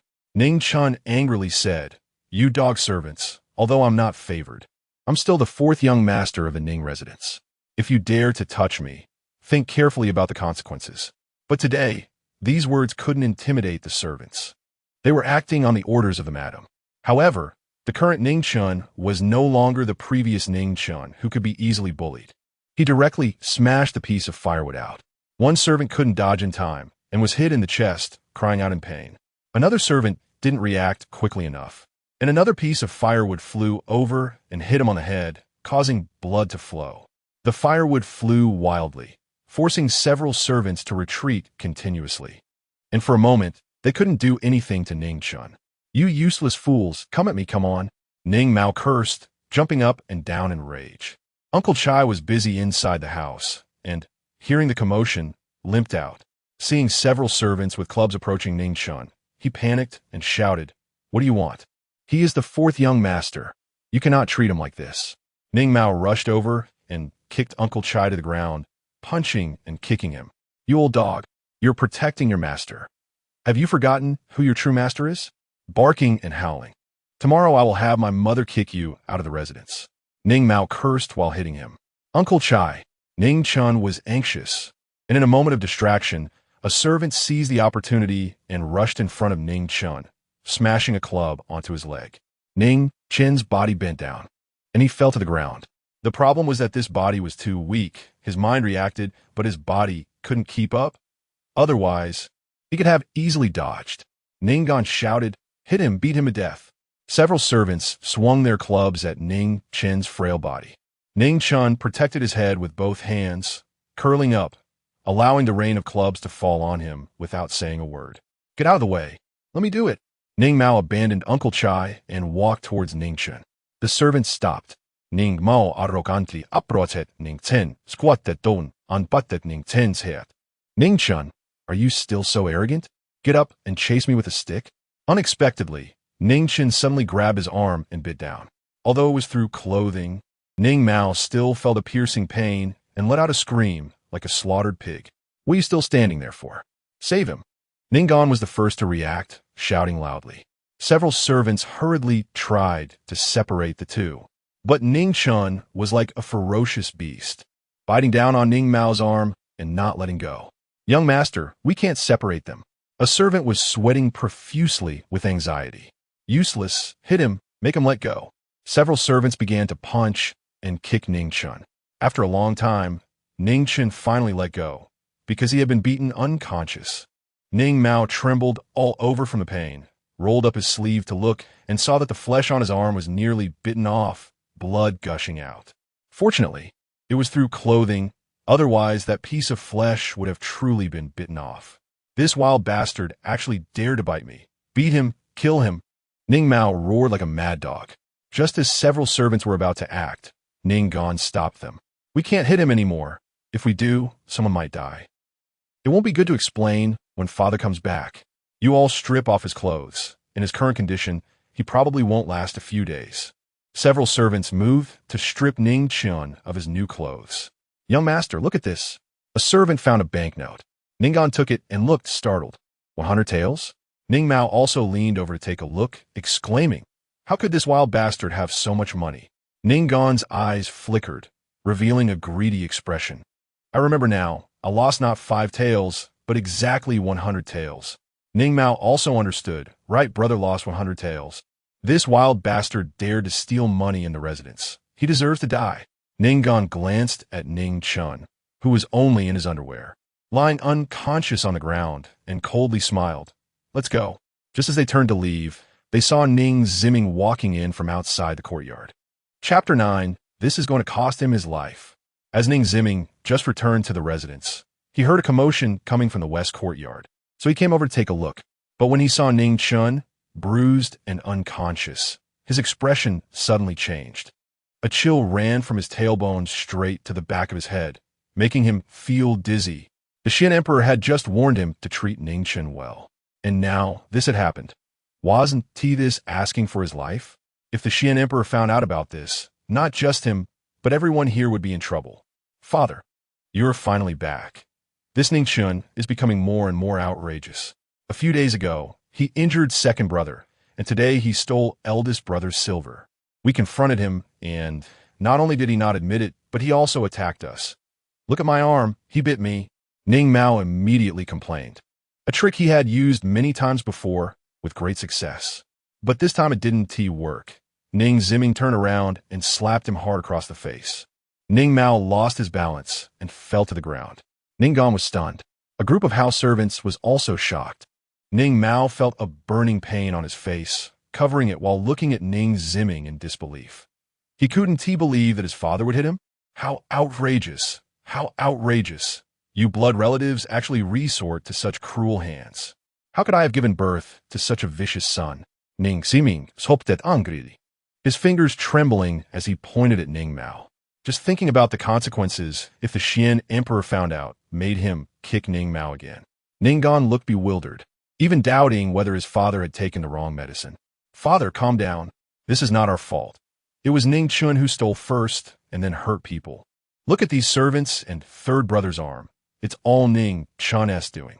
Ning Gon's words were undoubtedly adding fuel to the fire. Before he could finish speaking, Ning Zimming stepped forward and slapped him hard as well. Ning Gon was stunned, covering his face, his expression blank. His father had always favored him, never laid a finger on him, and today he hit him for Ning Chen? Outrageous, outrageous. Do you want to die? Stop arguing. Ning Zimming groaned. The Xian Emperor had just warned him, and in the blink of an eye, Ning Chen was beaten into unconsciousness. This was a deliberate provocation of imperial authority. If the Xian Emperor became furious, even the left chancellor could not protect him. You evil servants! How dare you lay hands on your master? Well, is there no family law in his household? Come here, take these evil servants away, each to be caned 30 times and expelled from the residence. Ning Zimming was furious. Lord, spare us. Lord, spare us, please. The few house servants who had just acted were terrified, kneeling and begging for mercy. 30 strokes might sound simple, but very few could endure it. Those canes were made of solid wood, unevenly shaped. Let alone 30, an ordinary person would be lucky to withstand 10. 30 strokes would leave someone severely injured if not dead. Immediately, a group of house servants rushed in, dragging away those who had attacked Ning Chen. Quick, carry Ning Chen to the East Wing. Also, get the doctor here immediately, hurry. The East Wing was the place where the master should reside, while the West Courtyard was for the servants. Ning Chen was taken away. Ning Gan and Ning Mao, covering their faces, exchanged incredulous glances. Eldest brother, has father gone mad? How could he favor that wild child, Ning Chen? Father hitting me is one thing, but he has always favored you, eldest brother. How could he hit you too? Ning Gan was also filled with confusion. He even suspected that this father was a fake. Father wouldn't he do this for no reason. There must be a reason. Let us go find mother. Brother, my arm hurts. Endure it. It's just right for mother to see. The two brothers, covering their faces, went to find Chang Ruyue. In the East Wing, Ning Chen remained unconscious. Doctor, is my son seriously injured? The doctor bowed and said, Lord Ning, the young master's condition is not very optimistic. External injuries can be treated, but he has broken 2 ribs and will need time to heal. Also, the young master has long-term malnutrition, weak qi, and a frail body, so his recovery time will likely be longer than average. Ning Ziming furrowed his brow. Doctor, please do your best to treat him and use the best medicine. The doctor nodded. Lord Ning, rest assured, I will do my utmost. In a moment, I'll write a prescription, and I trouble you to send someone with me to fetch the medicine. However, Master Ning is weak and frail and needs to nourish his body well during this time, which will greatly benefit his recovery. Ning Ziming nodded and instructed the butler of the Ning residence beside him. Butler Wu, you will personally accompany the doctor to fetch the medicine. Yes. Butler Wu was a plump man with fair skin, who had been with the Ning residence for a long time and had gained Ning Ziming's trust. But at this moment, Butler Wu was also bewildered. Why had the master suddenly become so kind to Ning Chen? Ning Ziming added, by the way, instruct the kitchen to select a good old hen and prepare soup to send here. Yes, my lord. Ning Ziming thought for a moment and said again, also, inform everyone that today's events must not be spread outside. Don't blame me for being rude if anyone dares to leak it. Doctor, please keep today's events confidential. The doctor hurriedly bowed. Lord Ning, rest assured I understand. Ning Ziming rubbed his temples. This matter absolutely could not be known to the Xian Emperor, or his position as a minister would be over. Meanwhile, Chang Ruyue was bringing Ning Gan and Ning Mao toward the East Wing. After returning, Ning Gan and Ning Mao exaggeratedly recounted the events. Although Chang Ruyue was filled with doubts, upon seeing the handprints on Ning Gan and Ning Mao's faces, and the bite mark on Ning Mao's arm that almost took a chunk of flesh, she could no longer hold back. She had to find Ning Ziming to clarify the situation. When Ning Ziming saw Chang Ruyue, he felt even more headache. If Chang Ruyue were just his wife, it wouldn't be a big deal. But Chang Ruyue was also the daughter of the left chancellor. He had reached his current position largely thanks to the left chancellor. My lord, I don't understand. It was Ning Chen who stole first and hurt people afterward. The fault lies entirely with him. Even if you want to protect him, you can't be so unjust, can you? Look at Mao's arm. He almost had a chunk of flesh bitten off. He's your own son. Don't you feel sorry for him? As Chang Ruyue accused, tears streamed down her face. As a clever woman, she knew not to appear too aggressive. She played the emotional card while questioning him. Pretending to be weak was the best strategy. Madam, it's not as you think. Do you know? He almost blurted out, but swallowed the words back. He recalled the Xian Emperor's words. Today's conversation must not be known by a fourth person. Although the Xian Emperor was known for his benevolence, he never hesitated to act when necessary. Last year, the Minister of Revenue got drunk and leaked the Xian Emperor's words, resulting in his entire family being executed. Ning Ziming now found it hard to speak. Madam, many things I haven't figured out yet. Please take Mao down to bandage his wounds. In the future, you'll understand why I did this. For now, I can only tell you that Ning Chen's life and death are related to the survival of our Ning family. Chang Ruyue and her sons were shocked upon hearing this. Chapter 10. Unusual attitude. Ning Chen woke up and found himself in a strange room. The soft bed and luxurious furnishings were far better than his small, shabby house. Had he crossed over again? As he regained consciousness, Ning Chen turned his head to look. But this movement aggravated his injuries, causing him to groan in pain. However, he was more surprised because the person standing by the bed was none other than Ning Zimming. "Housekeeper Wu, Chinner is awake. Go bring the medicine and chicken soup that I've prepared," Ning Zimming shouted toward the door. Ning Chen was utterly baffled. Was he dreaming, or had his brain been knocked silly? Especially when Ning Zimming called him Chinner. It sent shivers down his spine. "Chinner, how are you? Feeling better?" Ning Chen reached out to pinch his own face to see if he was dreaming, but hesitated and instead waved at Ning Zimming. Ning Zimming was momentarily stunned, thinking Ning Chen had something to say, and instinctively leaned closer. As a result, Ning Chen grabbed his beard and yanked hard, pulling out several strands. Ning Zimming gasped in pain and instinctively raised his hand to slap Ning Chen, but then lowered it again. He couldn't help but angrily say, "Unfilial son, what are you doing? It's not a dream," Ning Chen muttered, then looked at Ning Zimming and retorted, "What are you doing?" Ning Zimming struggled to suppress his anger and said, "Ning Chen, we are family. Your two older brothers didn't mean to hurt you. I've already taught them a lesson. As the saying goes, family disgrace should not be spread outside. Let's leave this matter at that." Ning Chen was left with a question mark on his forehead. Was Ning Zimming's head crushed by Chang Ryue's thigh? Or was he just plain foolish? Something unusual must be afoot. Ning Chen eyed him warily and asked, "Minister Ning, what exactly do you want?" "Unfilial son, I am your father." "You can't even call me father?" Ning Chen sneered. "Father? Don't even mention it. I can't afford a father like Minister Ning. It would cost me my life."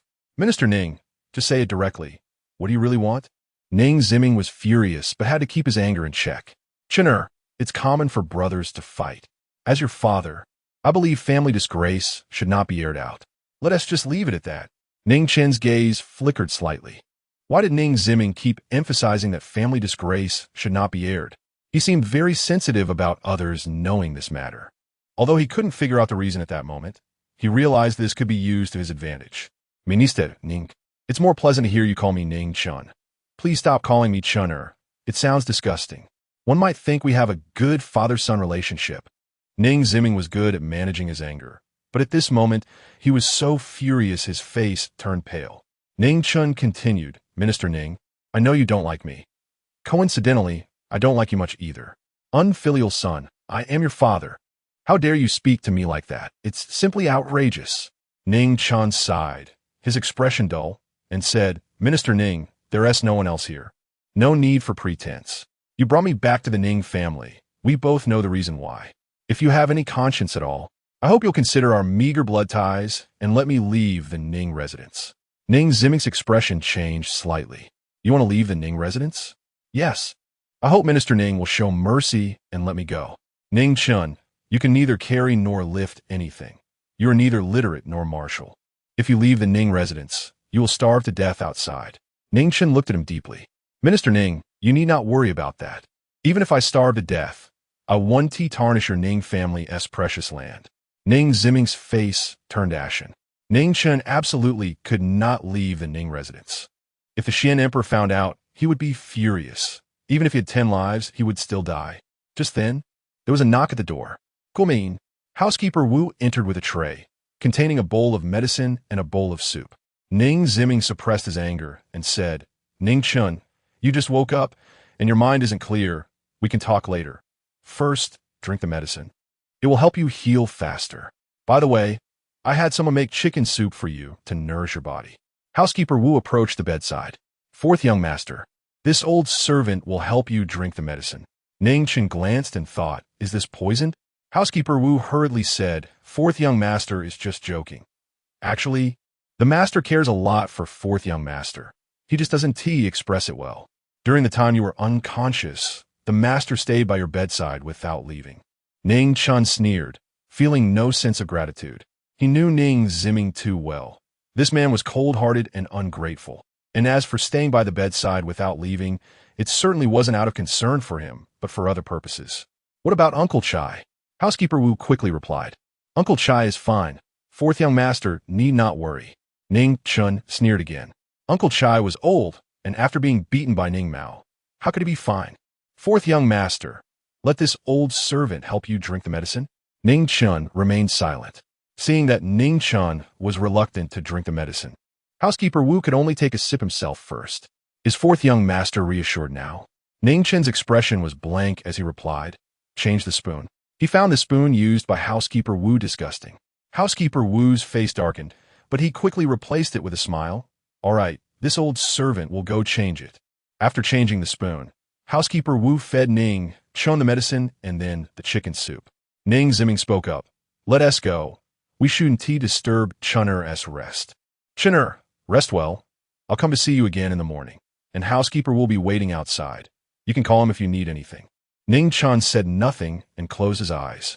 He really did not want to see Ning Ziming's hypocritical and nauseating face. Ning Ziming snorted coldly and left. After Ning Ziming left, Ning Chen opened his eyes. He was thinking about why Ning Ziming's attitude was so unusual today. Perhaps it was because he had taken a medicine. He pondered and gradually fell asleep unknowingly. He slept soundly until the next morning. Ning Chen felt much stronger, though his broken ribs still hurt badly. He struggled to sit up and reach for the chamber pot under the bed. He had no choice. His bladder felt like it was about to burst. Just then, the door was pushed open from the outside. Housekeeper Wu walked in. Fourth young master is awake? Ning Chen yelled, get out. After following Minister Ning for so long, you don't even understand basic manners? Don't you know to knock first? Have manners been learned by dogs? Housekeeper Wu's face darkened. If it had been before, he would have found a way to deal with Ning Chen. But now he didn't dare to. The master suddenly cared a lot about Ning Chen, and he couldn't act recklessly. This is what happens when you have a master like that. The dog follows its owner. Ning Chen's bad mood toward housekeeper Wu stemmed from the fact that this old dog had helped Chong Ruyue and her son bully him multiple times. Fourth young master, please don't be angry. This old servant will go out right now. Housekeeper Wu lowered his head, wearing a smiling face. But his eyes were filled with resentment as he retreated out of the room. Chapter 11, say thank you. Steward Wu, come in. Ning Chen relaxed his nearly bursting bladder and called Steward Wu in. Steward Wu walked in with lowered brows and a compliant demeanor, followed by a delicate young maid carrying a bowl of medicine. Fourth young master, the medicine is ready. Is there anything else you need? Ning Chen, enduring the pain, leaned against the head of the bed and said, go, pour out the chamber pot for me. Steward Wu looked up at him, his facial muscles twitching. What? Do you want me to do it myself? Steward Wu hurriedly said, I wouldn't dare. I'll do it right away. He walked over, disgust written all over his face as he took the chamber pot outside, his expression grim. Ning Ziming suddenly changed his attitude towards Ning Chen. He no longer dared to bully Ning Chen as he did before. He absolutely could not let this wild child be favored. Otherwise, he feared he would have no good days ahead. Steward Wu thought viciously. The young maid tried hard to suppress the corners of her lips, afraid she would laugh out loud. Steward Wu usually bullied them, taking advantage of the maids and withholding their wages, but everyone was too afraid to voice their anger. Today, someone finally dealt with him. It was so satisfying. After the young maid fed Ning Chen the medicine, Steward Wu came in carrying a tray. The tray contained breakfast, a bowl of porridge, a few buns, a plate of pickles, and 2 boiled eggs. Steward Wu placed the tray on the round stool beside the bed and said, Fourth young master, may I serve you your meal? Ning Chen looked at him. Steward Wu wore a fawning smile. Ning Chen also smiled, reaching out to grab 2 eggs, saying, I'm not very hungry. These 2 eggs are enough. The rest you can help me eat. Steward Wu's face stiffened. To take revenge on Ning Chen for making him pour the chamber pot. He had secretly spat into the porridge earlier and had handled a few buns with the hand that had poured the chamber pot, stirring it all up. He even added some dirt from his shoe into the plate of pickles. The only thing he couldn't tamper with was the eggs. But Ning Chen just had to pick 2 eggs. Did Ning Chen know what he had done? Steward Wu felt a wave of guilt. Ning Chen slightly squinted, watching Steward Wu, observing his reaction. Seeing his eyes darting around, he knew his guess was right. There must be something added to this breakfast. The reason he only took 2 eggs was that they needed to be peeled, and Steward Wu couldn't make any mischief there. This is your breakfast. Old servant has no right to enjoy it. Fourth young master, even if you have no appetite, you should eat more. It will help you recover faster. Ning Chen, while checking the eggs for cracks, He wouldn't eat them if there were any. Casually said, "Steward Wu, this is a reward for you. Eat everything on the plate. Not a single bite should be left." Steward Wu shook his head repeatedly, saying, "Old servant thanks the fourth young master, but I've already had breakfast. I really can't eat anymore." Ning Chen, peeling the egg, smiled and asked, "Steward Wu, who do you think is the master here? Who is the servant?" "Of course. Fourth young master is the master, and old servant is the servant." "Well said. So shouldn't he, the servant, obey the master?" Steward Wu hurriedly replied. "The servant must, of course, obey the master." "Good. Then I now command you to eat everything on the plate. If you don't eat, you'll be disobeying the master's orders, and according to family law, you'll be punished with 20 strokes." Steward Wu's face turned green. Ning Chen's expression darkened as he sternly said, "Why aren't you eating?" Steward Wu jumped in fright and hurriedly said, "I'll eat. Old servant will eat right away." He picked up a bun, his face full of difficulty. If he had known, he wouldn't have added anything to it. He was truly shooting himself in the foot. Just as Steward Wu was feeling conflicted, Ning Ziming walked in. He must have just come from court, still wearing his official robe. "Chinner, do you feel better today?" Ning Ziming had a beaming smile, like a kind father. However, Ning Chen suddenly felt a bit nauseous. The eggs in his hand instantly lost their appeal. The master is back. Fourth young master just finished his medicine, and his complexion is much better. You all chat. Old servant will take my leave. Steward Wu, you haven't eaten yet. Ning Chen pointed at the tray. Old thing, you think you can slip away? Not a chance. Steward Wu complained. Master, old servant has already had breakfast, but fourth young master says he has no appetite and insists that I eat everything. Old servant really can't eat anymore. Ning Ziming looked at Ning Chen with concern. Chinner, you have an injury. Eat more to recover faster. I have a small appetite. 2 eggs are enough. Let Steward Wu eat the rest. Don't waste it. Ning Ziming actually nodded, saying, if Chinner has a small appetite, then Steward Wu can eat the rest. Steward Wu was left dumbfounded. He wore a mournful expression. Yes. He couldn't dare disobey Ning Ziming's words. Then old servant will take it away to eat. Ning Chen timely interjected, no need, eat it right here. Watching others eat is a kind of enjoyment. Steward Wu knew he couldn't escape. He could only suppress his nausea and began to eat. His expression was more painful than when Ning Chen took his medicine. Ning Chen's lips curled up slightly as he looked at Ning Ziming. Minister Ning just came back from court. Hasn't he eaten anything yet? Would you like to eat something? Ning Ziming was slightly taken aback, glancing at Steward Wu, his gaze flickering, then shook his head. Steward Wu forced himself to finish everything on the plate. Master, fourth young master, old servant will take my leave now. Ning Ziming waved his hand. Wait. Ning Chen suddenly called out to him. Steward Wu, say thank you. Steward Wu was so angry he nearly bit his back teeth, but still had to put on a smiling face. Thank you, fourth young master, for the reward. You're welcome. Steward Wu has worked hard taking care of me. If there is more good food, I'll save some for you. Steward Wu's facial muscles twitched. Thank you, fourth young master. Old servant will take my leave. After Steward Wu left, he rushed to the flower bed and began to vomit. Ning Chen looked at Ning Ziming. Minister Ning just came back from court.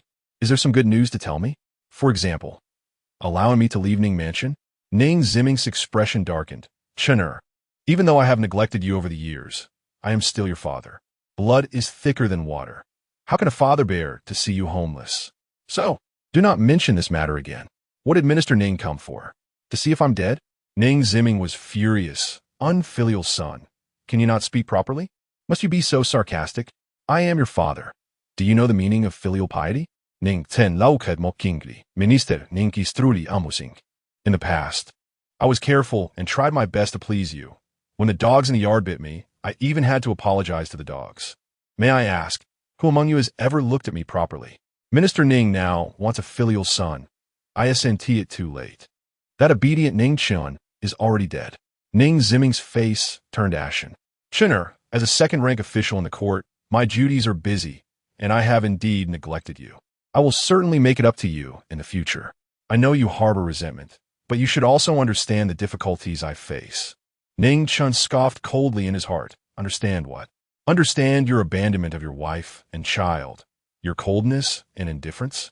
or understand your failure as a father? Being indifferent to your own son? Chapter 12. Prince of Fortune Ning Ziming saw Ning Chen silent and thought that his words had moved him. After all, he was just a child. A bit of coaxing would do. Chinner, have you met anyone recently? Ning Chen was slightly taken aback, not understanding the question. Minister, Ning. Ever since I came to the Ning family, I haven't gone out much. Recently, I've either been sick or seriously injured, and there have only been a few people I've seen. I wonder who Minister Ning is asking about. Ning Ziming was even more puzzled. This was also a mystery to him. How could Ning Chen know the emperor when he had barely left the house? Ning Ziming didn't dare to ask directly, so he could only speak vaguely.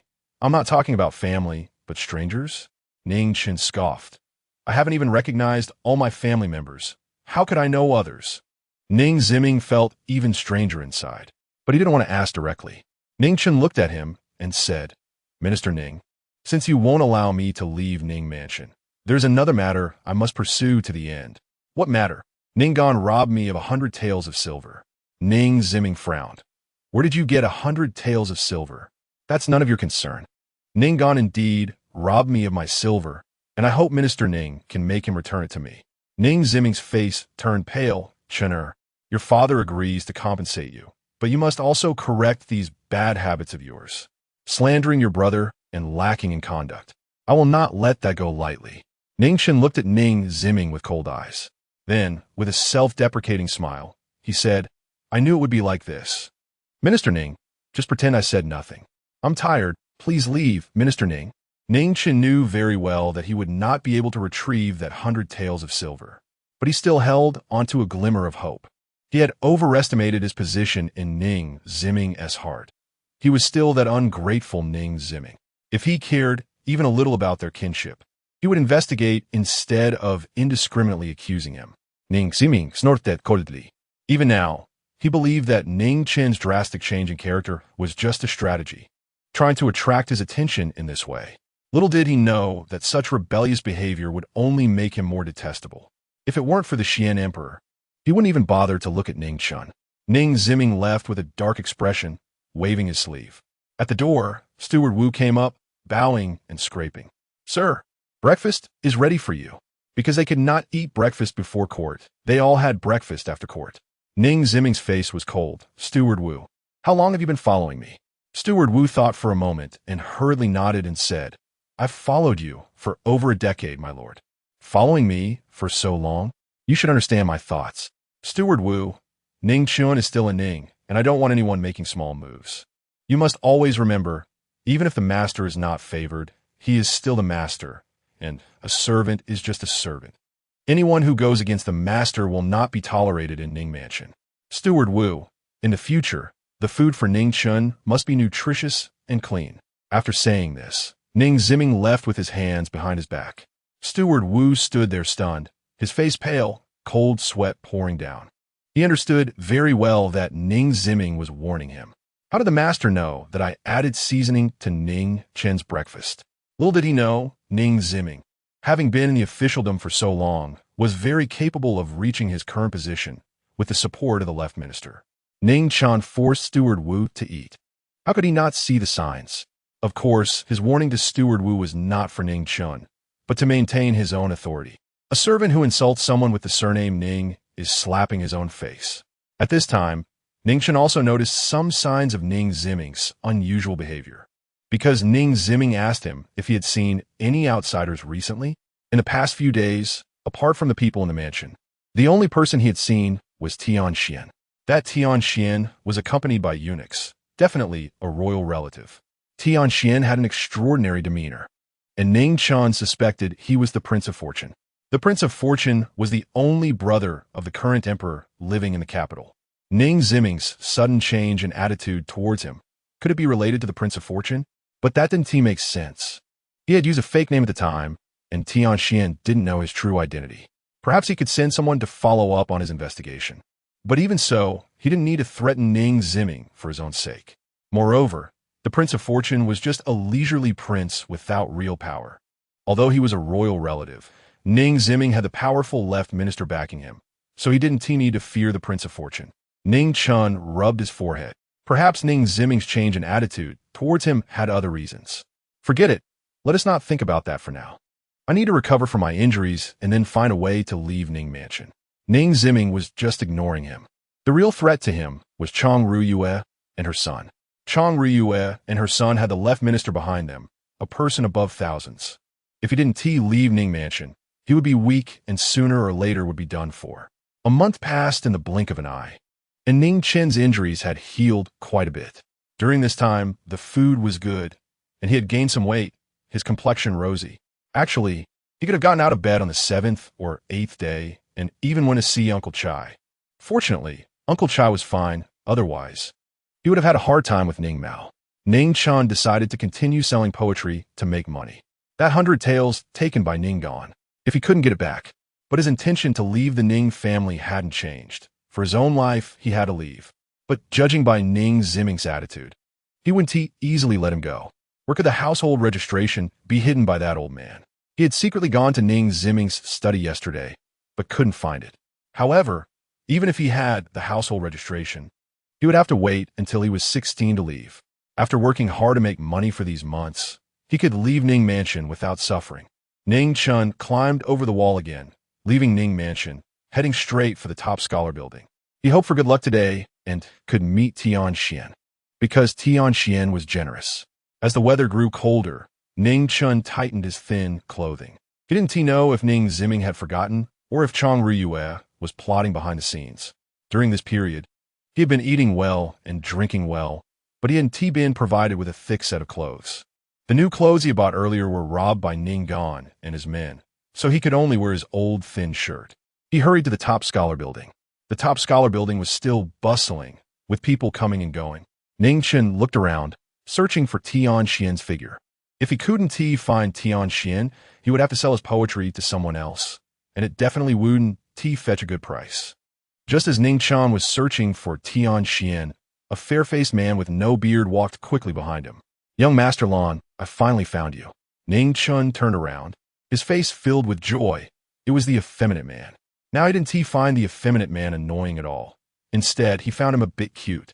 Because the effeminate man was there, it proved that Tian Xian was also present. Today he could earn some money again. Eunuch Quan saw that Ning Chen was thinly dressed and shivering from the cold. Couldn't help but sarcastically say, "You really are a miser, not willing to spend a dime. You've earned so much silver, yet you can't bear to buy yourself a thick set of clothes?" Ning Chen had no mood to deal with his ridicule and helplessly said, "Don't mention it. I did buy a thick outfit, but both the clothes and silver were robbed." Eunuch Quan's face changed drastically. That silver was a royal gift. Daring to rob a royal gift is a capital offense. Who is tired of living? Robbed? Who did it? A vicious dog from home, forget it. What is the use in telling you?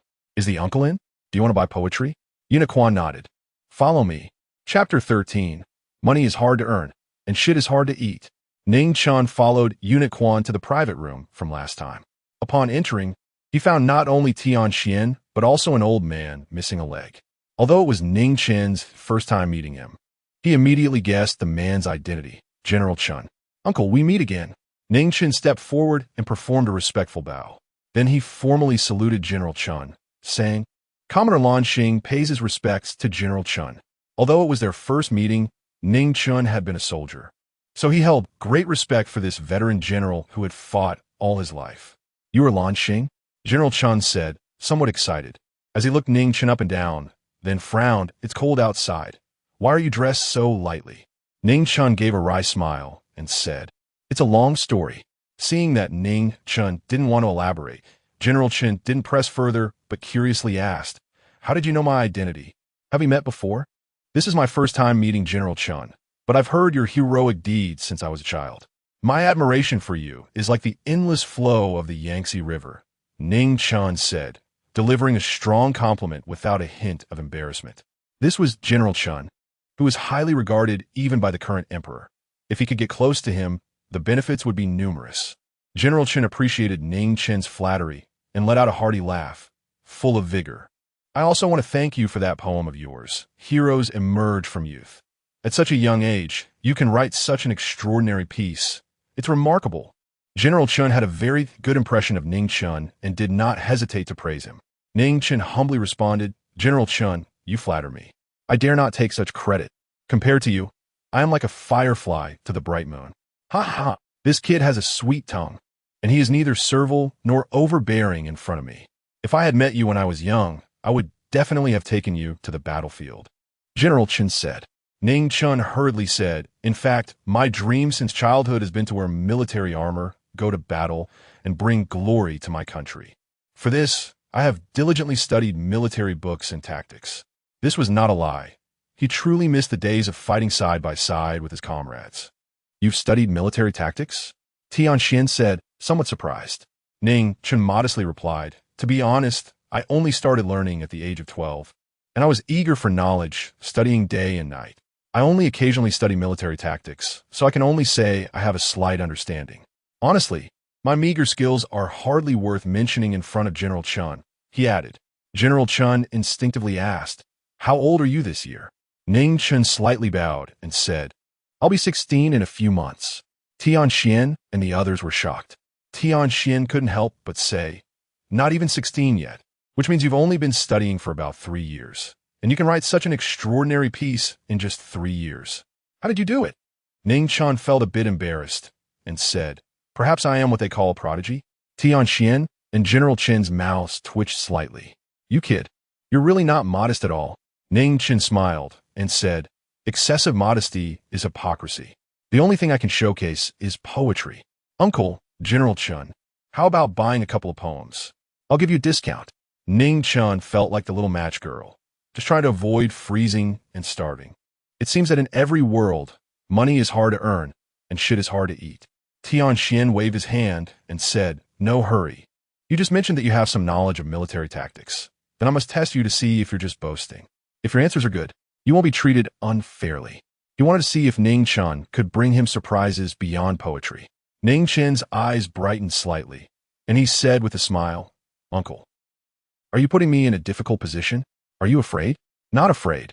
If I say something wrong, everyone can just take it as a joke. Don't let it affect our business, Tianxian said, his mouth twitching slightly, realizing that he was worried he wouldn't buy his poetry. But what was up with this kid? It was freezing cold, and he was dressed so lightly. When General Chen asked earlier, this kid had a look of indignation and bitterness on his face. So something must have happened to him. It seemed he needed to have someone investigate later. Lan Xing. Recently, the cavalry from the Tuo Luo kingdom has been frequently harassing our Great Xian's borders, plundering the common people. Although we have already dispatched troops to guard the area, the Tuo Luo kingdom relies on nomadism, and their war horses are very fast, coming and going without a trace. So by the time our Great Xian soldiers receive the news and arrive, the Tuo Luo troops have already retreated. Do you have any ideas? Ning Chen shook his head. Tianxian looked somewhat disappointed. No ideas? It's not that I have no ideas, but I can't say. Uncle, this is a matter of state. Discussing state affairs carelessly can lead to execution. Tianxian was taken aback and then smiled. Speak boldly. With General Chen here, what are you afraid of? General Chen also smiled and said, feel free to share your thoughts. I guarantee you'll be fine. Ning Chen hesitated for a moment. Since Tianxian could be with General Chen, it indicated he had a high status. It seemed he was indeed the Prince of Fortune. With the Prince of Fortune and General Chen vouching for him, discussing state affairs should be safe. Then I'll say it. Ning Chen asked. Tianxian nodded. Speak boldly. Ning Chen held up 3 fingers. I'm not very familiar with the situation at the border, so I can only think of 3 countermeasures. If what I say is inadequate, just treat it as a joke. Tianxian and General Chen exchanged glances, both shocked. Not familiar with the situation, yet able to think of 3 countermeasures? Don't keep us in suspense. Hurry up and say it, Tianxian urged. Ning Chen nodded and asked, do you have ink, paper, and brushes? Tianxian was slightly taken aback and immediately had a servant bring the items to Ning Chen. After preparing the ink and filling the brush, Ning Chen leaned over the table and wrote quickly. Before long, he put down the brush and handed the written countermeasures to Tianxian. Tianxian took it, glanced at it, and his eyes suddenly lit up, then handed the paper to General Chen. Good, good, good. Great strategy, General Chen exclaimed, reading through it and excitedly slapping his thigh repeatedly. Ning Chen was genuinely worried he might injure his one good leg. These 3 methods were really just temporary fixes. The real solution still depended on the might of our Great Xuan soldiers. Even if we couldn't destroy the Tua Luo kingdom, we at least needed to make them feel pain and fear to completely eliminate such situations. Tian Xian nodded slightly, looking at Ning Chen with admiration. He suddenly felt grateful for bringing General Chen today. If he hadn't brought General Chen, he might not have discovered Ning Chen's military talent. What Ning Chen didn't know was that in the past month, his poem had become a sensation. It was truly a hit throughout the city. Everyone was looking for this young man named Lan Xing, including General Chen. But a month had passed, and no one had seen Lan Xing, unable to find Lan Xing. General Chen had been pestering Tian Xian every day. The old man used a cane to enter and exit the palace from sunrise to sunset. Tian Xian was getting frustrated by the constant nagging, which was why he finally brought General Chen along. In fact, they had come several times, but each time they failed to meet Ning Chen. Fortunately, they managed to encounter him this time. Ning Chen had disguised himself as Lan Xing, clearly wanted to keep his identity hidden. Although Tian Xian was aware of Ning Chen's identity, it was inappropriate to send someone directly to the Ning residence. Chapter 14, warm-hearted. Seeing that the Emperor Xian and General Chen were both very happy, Ning Chen seized the opportunity and said, "Uncle, are you going to buy poems today? I can give you a discount." The Emperor Xian laughed and asked, "First tell me, why haven't you shown up for a month?" Ning Chen's smile turned bitter. "I was beaten up, broke 2 ribs, and lay in bed for a month. The silver I earned from selling poems last time was also robbed, and my new clothes were taken as well." The Emperor Xian's expression darkened little by little. General Chen was even more furious. Who did this? In broad daylight, under the Emperor's feet. How dare someone be so bold? Lan Xing, tell me who did it? I will stand up for you. Ning Chen felt a surge of emotion. Even a stranger was treating him better than his own family. Forget it. It's all because my body is weak. I can't eat or dress warmly. And on top of that, I just recovered from a serious illness, making me vulnerable. Ning Chen took the opportunity to sell a sob story, hoping that when the Emperor Xian bought poems later, he would feel pity for him and offer a high price. Although General Chen had prestige, he had already retired. The King of Fortune was just a leisurely prince, and the Emperor Xian gave him no power at all. Ning Ziming had the support of the Chancellor, with a high and powerful position. He couldn't compete. Moreover, he didn't want to implicate others. It's hard for a just official to resolve family matters. General Chen's anger did not diminish. How can this be let go? You tell me who did it. I will stand up for you. Ning Chen shook his head. General Chen, if you truly care for me, just buy a few more of my poems. Like Uncle, I can give you a discount. General Chen wanted to say something, but was stopped by a glance from the Emperor. Ning Chen didn't want to speak. He must have some reservations and couldn't be forced. Lan Xing, just now you presented 3 strategies. How about this 1 strategy, 100 taels of silver? Ning Chen's eyes widened. Are you serious? Really? Ning Chen's face lit up with joy. He didn't expect to make money this way. Uncle, thank you. Ning Chen sincerely expressed his gratitude. The Emperor Xian smiled and said, Lan Xing, do you trust your uncle? Ning Chen nodded. Then the silver 1 be given to you right now. It will be kept with me. Come to me when you need it. I'm not trying to cheat you out of your silver. You currently have no means of self-protection. Do you understand what I mean? Ning Chen nodded slightly. Indeed. If he returned with 300 taels of silver notes in his current state, he might get robbed again, even if he stored it in the bank.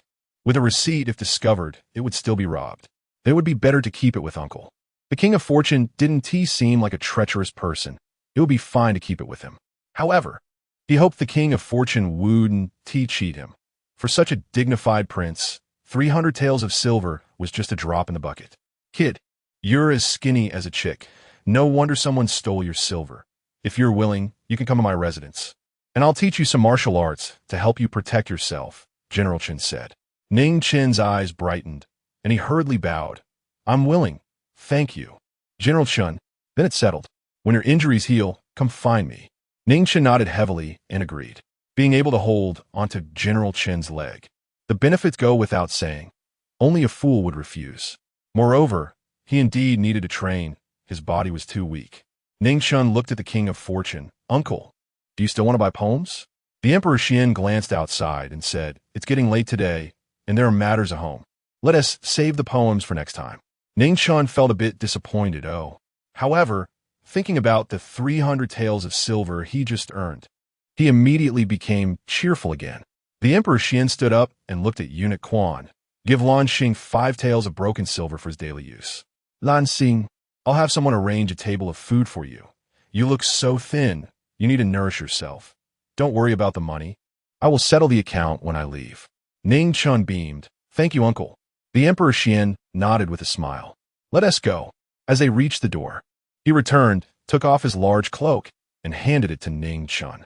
The cloak resembled a thick cape. Ning Chen repeatedly waved his hands. Uncle, I can't take this. It's too precious. And it's cold outside. Don't catch a chill. The fabric of this cloak looked quite valuable. The Emperor Xian smiled and said, Take it. I have a carriage. I want tea get cold. Ning Chen couldn't refuse, accepted the cloak, and was filled with gratitude. Thank you, uncle. The Emperor Xian nodded and left with his entourage. Ning Chen draped the cloak over himself. Not only did it keep him warm, but it also warmed his heart. Soon, there was a knock on the door. Come in. The attendants filed in, and soon a table full of delicious dishes was served. A warm current flowed through Ning Chen's heart. His uncle was truly kind. He thought to himself. Meanwhile, the Emperor Xian and General Chen sat in a spacious carriage, with eunuch Quan attending nearby. General Chen, what do you think of this Lan Xing?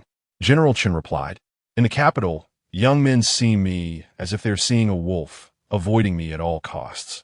But this boy, when he sees me, is neither servile nor overbearing, with the demeanor of a great general. It's truly rare. The key is that this boy has wisdom and strategy. If cultivated, he will surely become a great talent in the future. The Emperor Xian laughed. It's rare to see you have such a high opinion of the younger generation. You don't even hold the crown prince in such high regard. Your Majesty, the trend of laziness has been prevalent in the capital these years. Those young men are all weak and flabby. They should be sent to the battlefield to sharpen themselves. In contrast, Lan Xing, although a bit frail, has a strong demeanor, is neither servile nor overbearing, has knowledge of poetry and strategy. It's truly commendable. The Emperor Xian nodded. This boy is indeed excellent. Your Majesty, you must not let such a pillar of talent go to waste. The Emperor Xian smiled. I understand. Your Majesty is wise. After sending General Chen back to his residence, the Emperor Xian's expression darkened on the way back to the palace. He lifted the curtain and said, Nian Yang, who was following beside the carriage, hurriedly bent down and respectfully said, What does your Majesty command? Go investigate what happened to Ning Chen during this period. Eunuch Quan hesitated to speak. The Emperor Xian glanced at him. Do you have something to say? Eunuch Quan quickly lowered his head and said, Your Majesty. Ning Chen previously said that his injuries were caused by the vicious dog in the residence.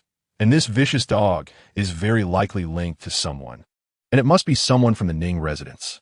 Of course, the Emperor Xian said with a teasing tone, then added in a displeased manner, Is this even worth mentioning? If it were caused by an outsider, he would have reported it long ago.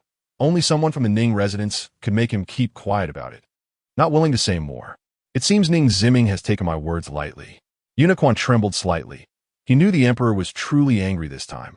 Your Majesty, please calm down. Your health is important. Don't let anger harm your body. The Emperor Xian snorted coldly and said, When we return to the palace, send someone to the Ning residence and ask Ning Ziming to see me. Yes, Ning Ziming. Oh, Ning Ziming, have you wasted your years in office for over a decade? The Emperor has already warned you, yet you dare to knowingly violate the imperial decree and disregard the majesty of heaven. ASNT, this courting death? Eunuch Quan muttered in his heart. Chapter 15. Your Majesty, please forgive me. Ning Ziming discovered that Ning Chen had sneaked out, and he was quite angry.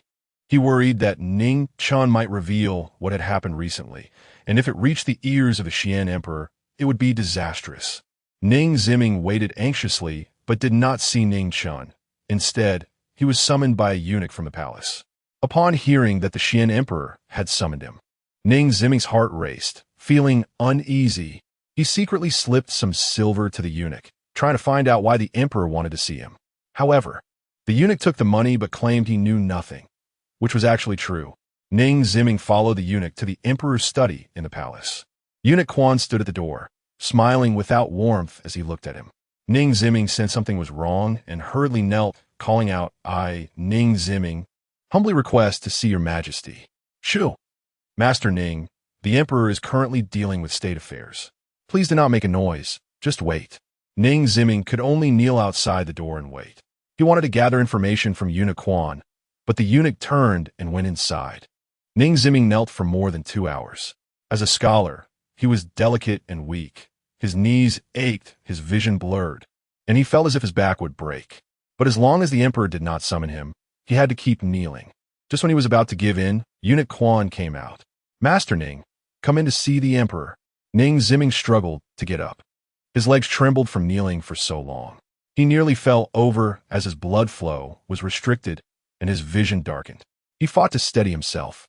To lose composure in front of the throne would be a great disrespect. Shivering, he entered the study and knelt again, calling out, "I, Ning Ziming, pay my respects to your majesty." The Xian emperor shifted his gaze from the memorial in his hand, looking at him coldly. Ning Ziming felt a cold sweat break out on his forehead. The emperor did not let him rise, which was a dangerous signal. "There, Ning, do you think I am too merciful?" Ning Ziming was startled and confused, trembling as he replied, "Your majesty is a benevolent ruler, unmatched in both civil and military affairs." The people. Before he could finish, the emperor huffed coldly. "Benevolent ruler? Are you implying that I am too merciful? Which is why you dare to defy my orders?" Ning Ziming's mind buzzed, unsure how to respond. With a loud bang, the emperor slammed the memorial onto the dragon table. "Dear Ning, I ordered you to treat Ning Chen well. How have you done that? Why is he gravely injured and bedridden for a month?" Ning Ziming was nearly scared to death. He had kept this matter under wraps. How did the emperor find out? Did he have spies planted by political enemies in his home? The emperor's anger surged. "In your Ning residence, Ning Chen is seriously injured. Money is missing, and new clothes have been stolen. Dear Ning, is your residence a place for bandits?" That 100 taels of silver notes were given to Ning Chen by me. Ning Ziming's vision darkened, nearly fainting. It turned out that the 100 taels of silver notes given to Ning Chen were actually from the emperor. That was a royal gift. To dare to rob a royal gift and offend the emperor's authority was a death sentence. Beads of sweat formed on Ning Ziming's forehead, and his back was soaked with cold sweat as he trembled, repeatedly kowtowing, "Your Majesty, please forgive me, your Majesty, please forgive me." The emperor looked at him coldly. Ning Ziming was terrified, his soul nearly leaving his body, and he could only bang his head on the ground in supplication. "Enough. Do you plan to knock your head off here and make me appear cruel?"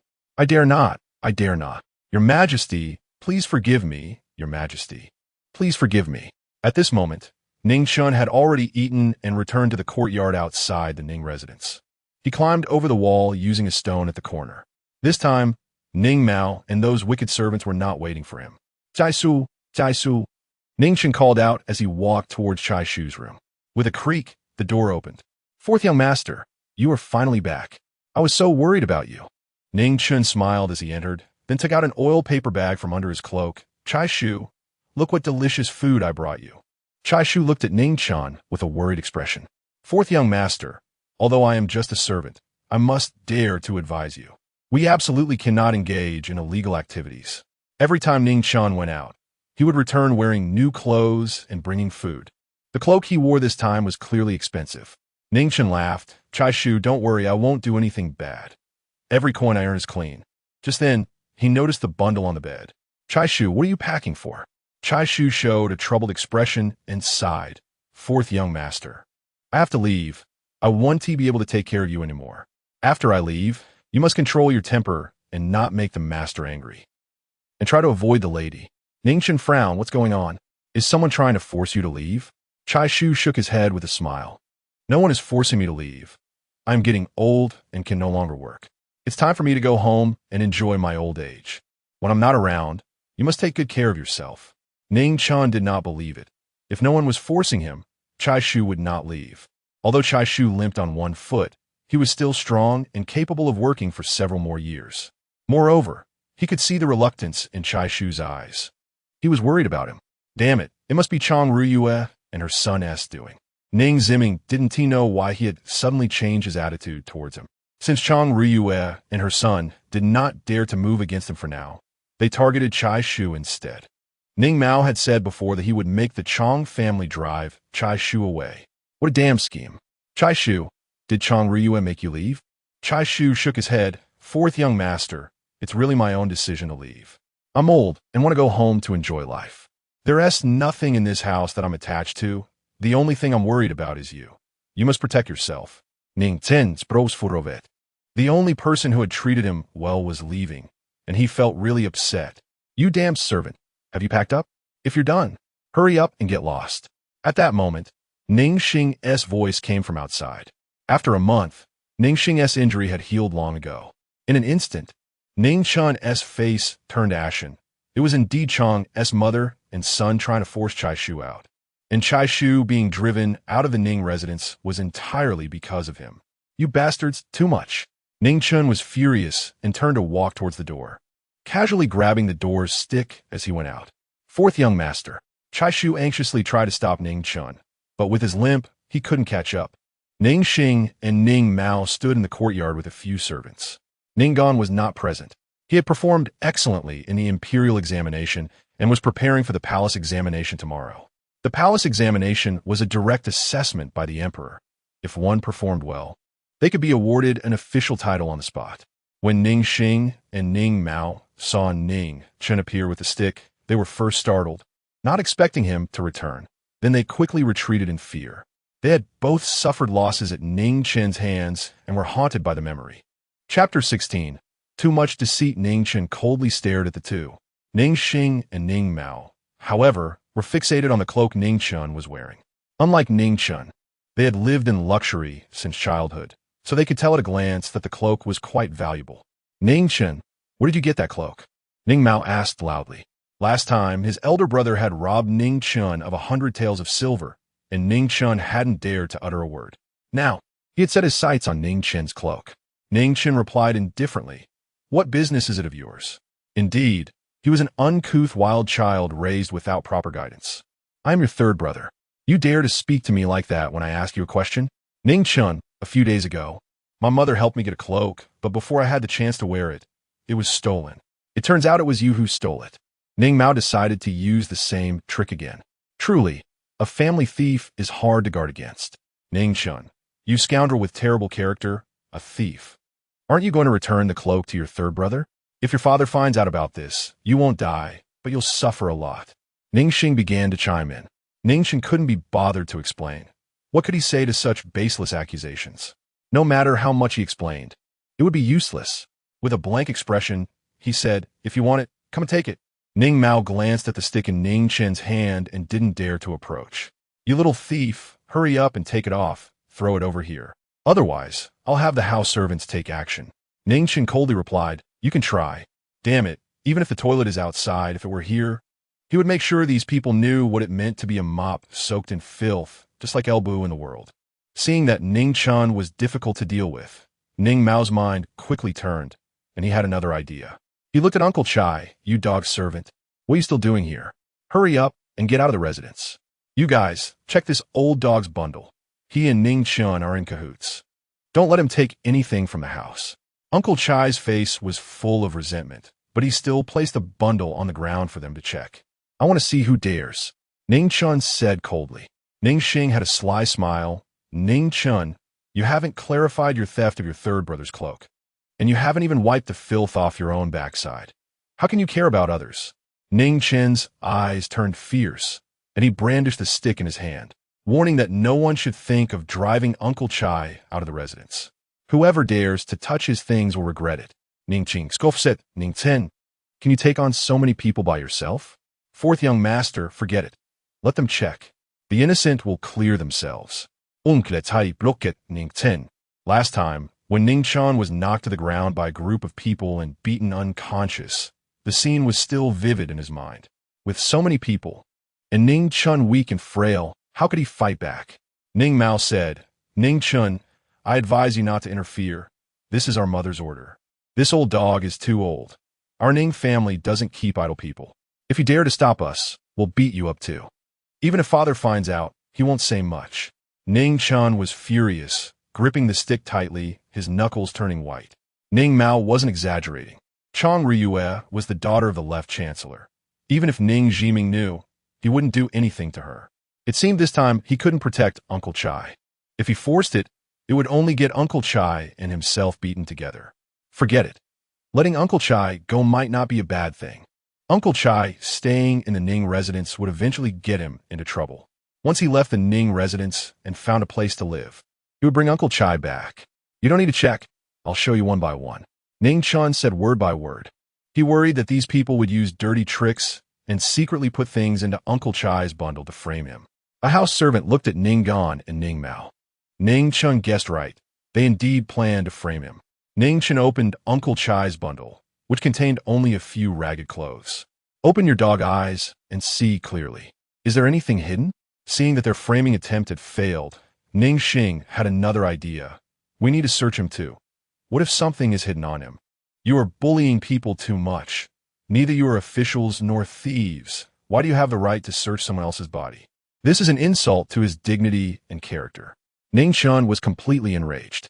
Ning Mao sneered, dignity. In my eyes, he's just a useless old dog. Where's the dignity in that? Ning Chen shouted angrily. All men are created equal. You just had a good birth. It doesn't mean you have any ability. He entered this residence as a servant out of necessity. Relying on his own hands to earn a living is not shameful. Much more noble than you useless scum. Uncle Chai had worked hard and dutifully in the Ning residence for decades. Why should he be insulted when leaving? Couldn't he leave with dignity? Ning Mao shrugged, looking like a rogue. This is our mother's order. You can't talk back to me. If you're not satisfied, go find mother. Uncle Chai's face was full of frustration, but he didn't want Ning Chen to get into conflict with these people for his sake. Fourth young master, let them search. I'm innocent and not afraid of them searching. Ning Chen shook his head. Uncle Chai, they are humiliating you. Don't worry. With me here, I want to see who dares to search your body. As someone who came from modern civilization, Ning Chen detested such things deeply. Ning Mao showed a sinister smile, mocking, you don't know when to die. You guys go up and search this old dog. Whoever dares to stop is going against mother. Don't be polite to him. Several house servants, holding clubs, stepped closer. Ning Chen coldly stared at them, showing no fear, standing his ground. Uncle Chai was the only person in the residence who truly cared for him. He couldn't just watch others humiliate him. Fourth young master, don't confront them. Just let them search. The old servant is fine. Uncle Chai nervously protected Ning Chen, fearing he would get hurt again. Wait. Ning Xing suddenly called to stop the house servants, then looked at Ning Chen. We brothers don't need to fight to the death over a dog servant. How about this? I'll give you face. As long as you return the cloak to your third brother, I can agree not to search this old dog. Ning Chen trembled in anger. But assessing the situation, if a fight broke out, given his current physical condition, he wouldn't be a match for these house servants. And it would likely get Uncle Chai beaten alongside him. From tomorrow on, he would go to General Chen's residence to strengthen his training and quickly make his body stronger, so he could protect himself. Ning Chen did not hesitate at all. He took off the cloak and said sternly, Ning Xing, remember your words. If you go back on them, today one of us will die. Looking at Ning Chen's icy gaze, a chill rose in Ning Xing's heart. But he feigned calmness and said, you are my brother. Would I deceive you? Ning Chen threw the cloak over, saying expressionlessly, take good care of this cloak. One day, I will take it back myself. Ning Mao put on the cloak and laughed coldly. Don't worry, this was bought for me by mother. Of course, I will cherish it.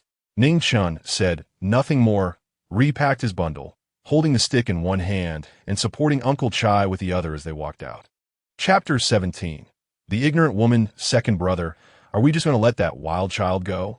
Ning Mao glared at Ning Chen's back and said fiercely, Ning Ting replied. Father has been acting strange lately, suddenly changing his attitude towards Ning Chen. If we hurt him, we might get scolded by father.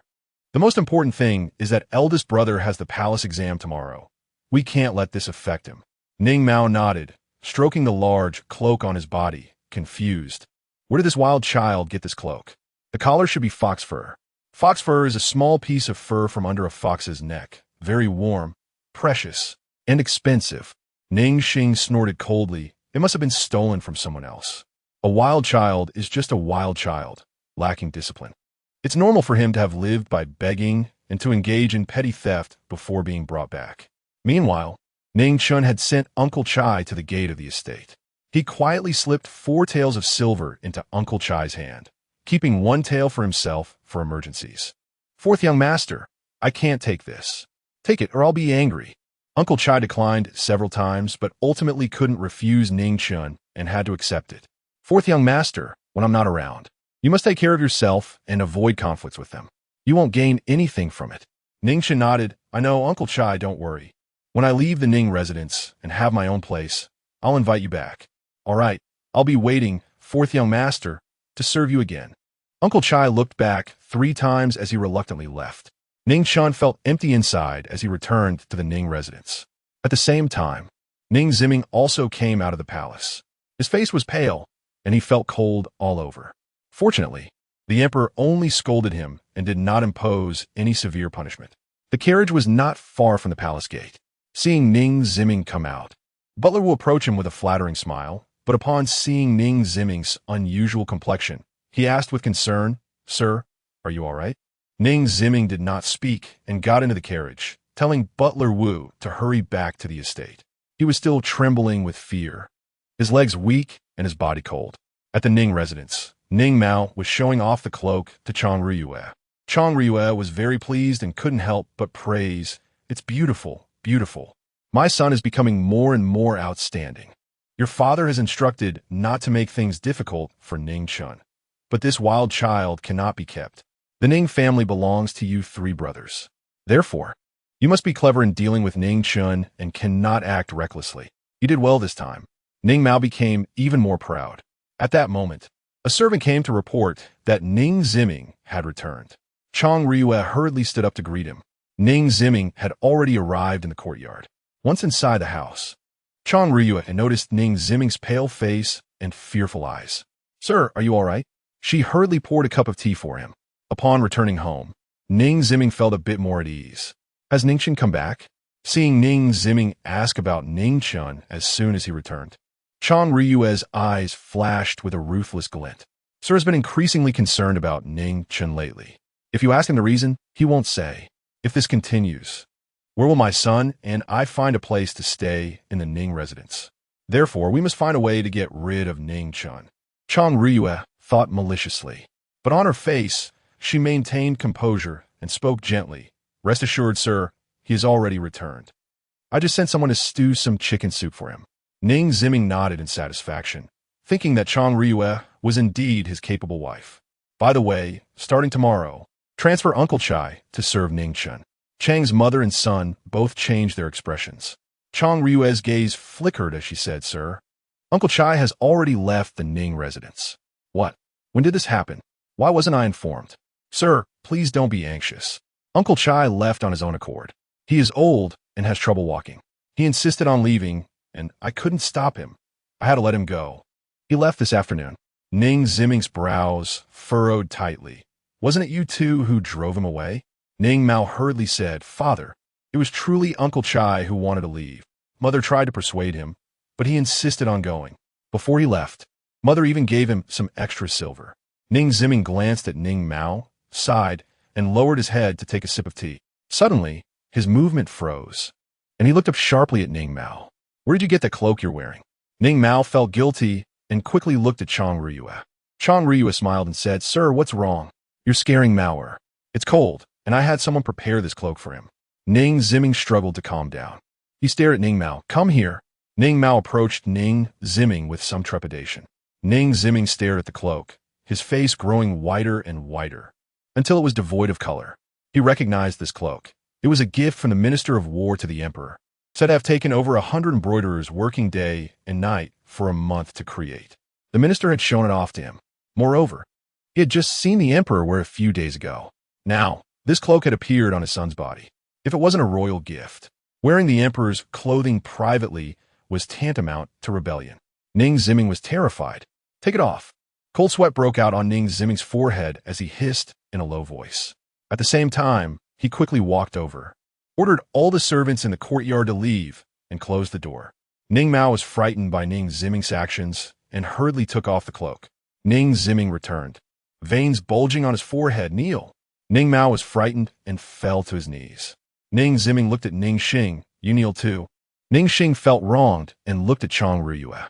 Though Chang Ruyue didn't understand why, she saw that Ning Ziming was furious and signaled Ning Xing to kneel as well.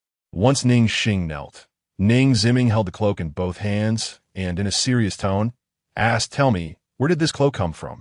Ning Mao and Ning Xing looked at Chang Ruyue, seeking help with their eyes. "Sir, what's wrong with you? This cloak is mine." "Shut up, still lying." "Ignorant woman, do you know how serious this is?" Chang Ruyue was stunned by his shout, her eyes turning red. This was a tactic she often used. "Sir, I don't know what wrong my son and I have done. Since you returned, your nose isn't your nose and your eyes aren't your eyes. Is there really no place for us in this residence?" Ning Ziming's chest heaved violently with anger, and he could only lower his voice to roar, "Ignorant woman, what do you understand? This matter concerns the safety of the Ning residence. Speak quickly if you don't tell the truth. Don't blame me for being righteous and handing you both over to the capital's court for interrogation." Chapter 18. The imperial edict arrives. Ning Xing and Ning Mao were so frightened that their souls nearly left their bodies. Chang Ruyue was also scared, her face turning pale. But at the same time, she realized the seriousness of the situation. She was Ning Ziming's closest confidant. No one knew this man better than her. Ning Ziming had excellent skills in calming his anger and rarely got upset. Yet here he was, so out of control, indicating that this cloak had significant implications. Xing Mao let us be honest. This cloak was taken from Ning Chen. If something happens, we can conveniently push the blame onto him. Ning Mao trembled as he said, "Father, please calm down. This cloak was given to me by Ning Chen." Ning Ziming's mind went blank. Ning Chen had gone out today and then brought back this cloak, and he had just been summoned by the Xian Emperor for a scolding. This indicated that Ning Chen had met the Xian Emperor today, and the Emperor had given this cloak to him. He couldn't understand why the Xian Emperor was being so kind to Ning Chen. But the most crucial point right now was that these two fools had taken an imperial gift and were wearing it. "What do you mean it was given to you by Ning Chen? It was clearly stolen. How could he not know his own son's character? He just usually turned a blind eye." The more Ning Ziming thought about it, the angrier he became. Unable to hold back, he kicked Ning Mao to the ground and then kicked Ning Xing over as well. "How could I, Ning Ziming, have given birth to two fools like you?" Ning Xing and Ning Mao were trembling in fear. They had never seen their father this angry before. Chang Ruyue looked pained and stepped in between the three of them. "My lord, they are your biological sons. Don't you care if you hurt them?" "Care? Do you know these two fools nearly got our entire family killed?" Ning Ximing groaned. Chang Ruyue was taken aback and couldn't help but ask, "My lord, what exactly is going on? Don't ask how it happened. Just remember, don't provoke Ning Chen in the future." Ning Ziming had his own troubles and didn't dare to say more. But little did he know, the more he said this, the more the Chang family mother and son hated Ning Chen. Ning Ziming rubbed his temples in frustration, his mind racing. While the Xian Emperor still didn't know about this matter, he needed to return the cloak to Ning Chen quickly. Moreover, he had to find a way to ensure that Ning Chen wouldn't disclose this incident. Just then, the voice of Butler Wu came from outside. "My lord, someone from the palace has arrived to summon you to receive the edict." Ning Ziming felt a wave of darkness before his eyes. His body swayed, nearly collapsing. His first reaction was that the Xian Emperor had found out. Chang Ruyue hurriedly supported Ning Ziming, her face full of concern. "My lord, are you all right?" Ning Ziming's face was pale, and he didn't speak, trembling as he walked outside. Chang Ruyue, Ning Xing, and Ning Mao quickly followed. When the edict arrived, anyone from the Ning residence had to go to receive it. The family arrived in the main hall. Inside, a beardless eunuch was calling for them, and behind him stood 4 imperial guards. "Lord Ning, receive the edict." The eunuch's voice was sharp. The Ning family quickly knelt down. The eunuch opened the edict and said, "Minister of Rights Ning Ziming, failing to meet the Emperor's expectations, shall remain in his position for the time being to observe future conduct, with a salary penalty for 1 year." Thus decreed. Ning Ziming felt his vision go black, nearly fainting. Although a year's salary penalty was painful, it was not the most important thing. But remaining in his position meant that the Xian Emperor was very angry and was letting him stay as Minister of Rights for now. If there were any further mistakes, he would be directly dismissed. "Lord Ning, Why aren't you receiving the edict and expressing your gratitude? Ning Ziming tremblingly took the edict. I accept the edict and thank the heavens. This was the emperor's authority, even if it was merely a scolding or even a death sentence. One had to say thank you. The eunuch delivering the edict left, but Ning Ziming remained on the ground, dazed, unable to regain his senses for a long time. He thought that after being scolded by the Xian emperor, it would be over, and he was still secretly relieved to have escaped a disaster. But he never expected that the edict would follow immediately. My lord, Chang Ryu cautiously called out, seeing Ning Ziming's face looking terribly ghastly. Even she began to feel scared. Suddenly, Ning Ziming stood up and crazily rushed in front of Ning Xing and Ning Mao, raising his foot to kick them. Fools! You two fools! You're going to get me killed sooner or later. Chang Ryu hurriedly stepped in to stop him. In the palace, the imperial study, the Xian emperor put down the brush in his hand. The paper held the 3 strategies written by Ning Chen. The more he looked, the more satisfied he became. With these 3 brilliant strategies, the border citizens would have a worry-free winter this year. Your Majesty is wise and mighty. With your protection, it is a blessing for the people, the chief eunuch hurriedly said. Stop flattering. These are all Ning Chen's contributions. One should have a son like Ning Chen. By the way, has the person delivering the edict returned? The chief eunuch quickly replied, just returned. The Xian emperor nodded and then frowned, saying, this Ning Ziming is really foolish. Ning Chen has the talent of a top scholar, yet he fails to see it. If he doesn't get a lesson, he might really think I have no temper. After Ning Ziming left, the more the Xian emperor thought about it, the angrier he became, and he directly issued an imperial edict. He was worried that just a scolding wouldn't make Ning Ziming remember his lesson. The Xian emperor pondered for a moment and said, Niao Yang quickly walked in from outside. Kneeling on one knee, I pay my respects to your majesty. Niao Yang, send a few people to thoroughly investigate Ning Chen and find out why Ning Ziming dislikes him. I obey your command. At this moment, a young eunuch walked to the door and quietly reporting to your majesty, the crown prince and the 9th princess request an audience. The Xian emperor waved his hand, signaling Nian to withdraw. He then said to the young eunuch, let them in. After a while, the crown prince and the 9th princess entered.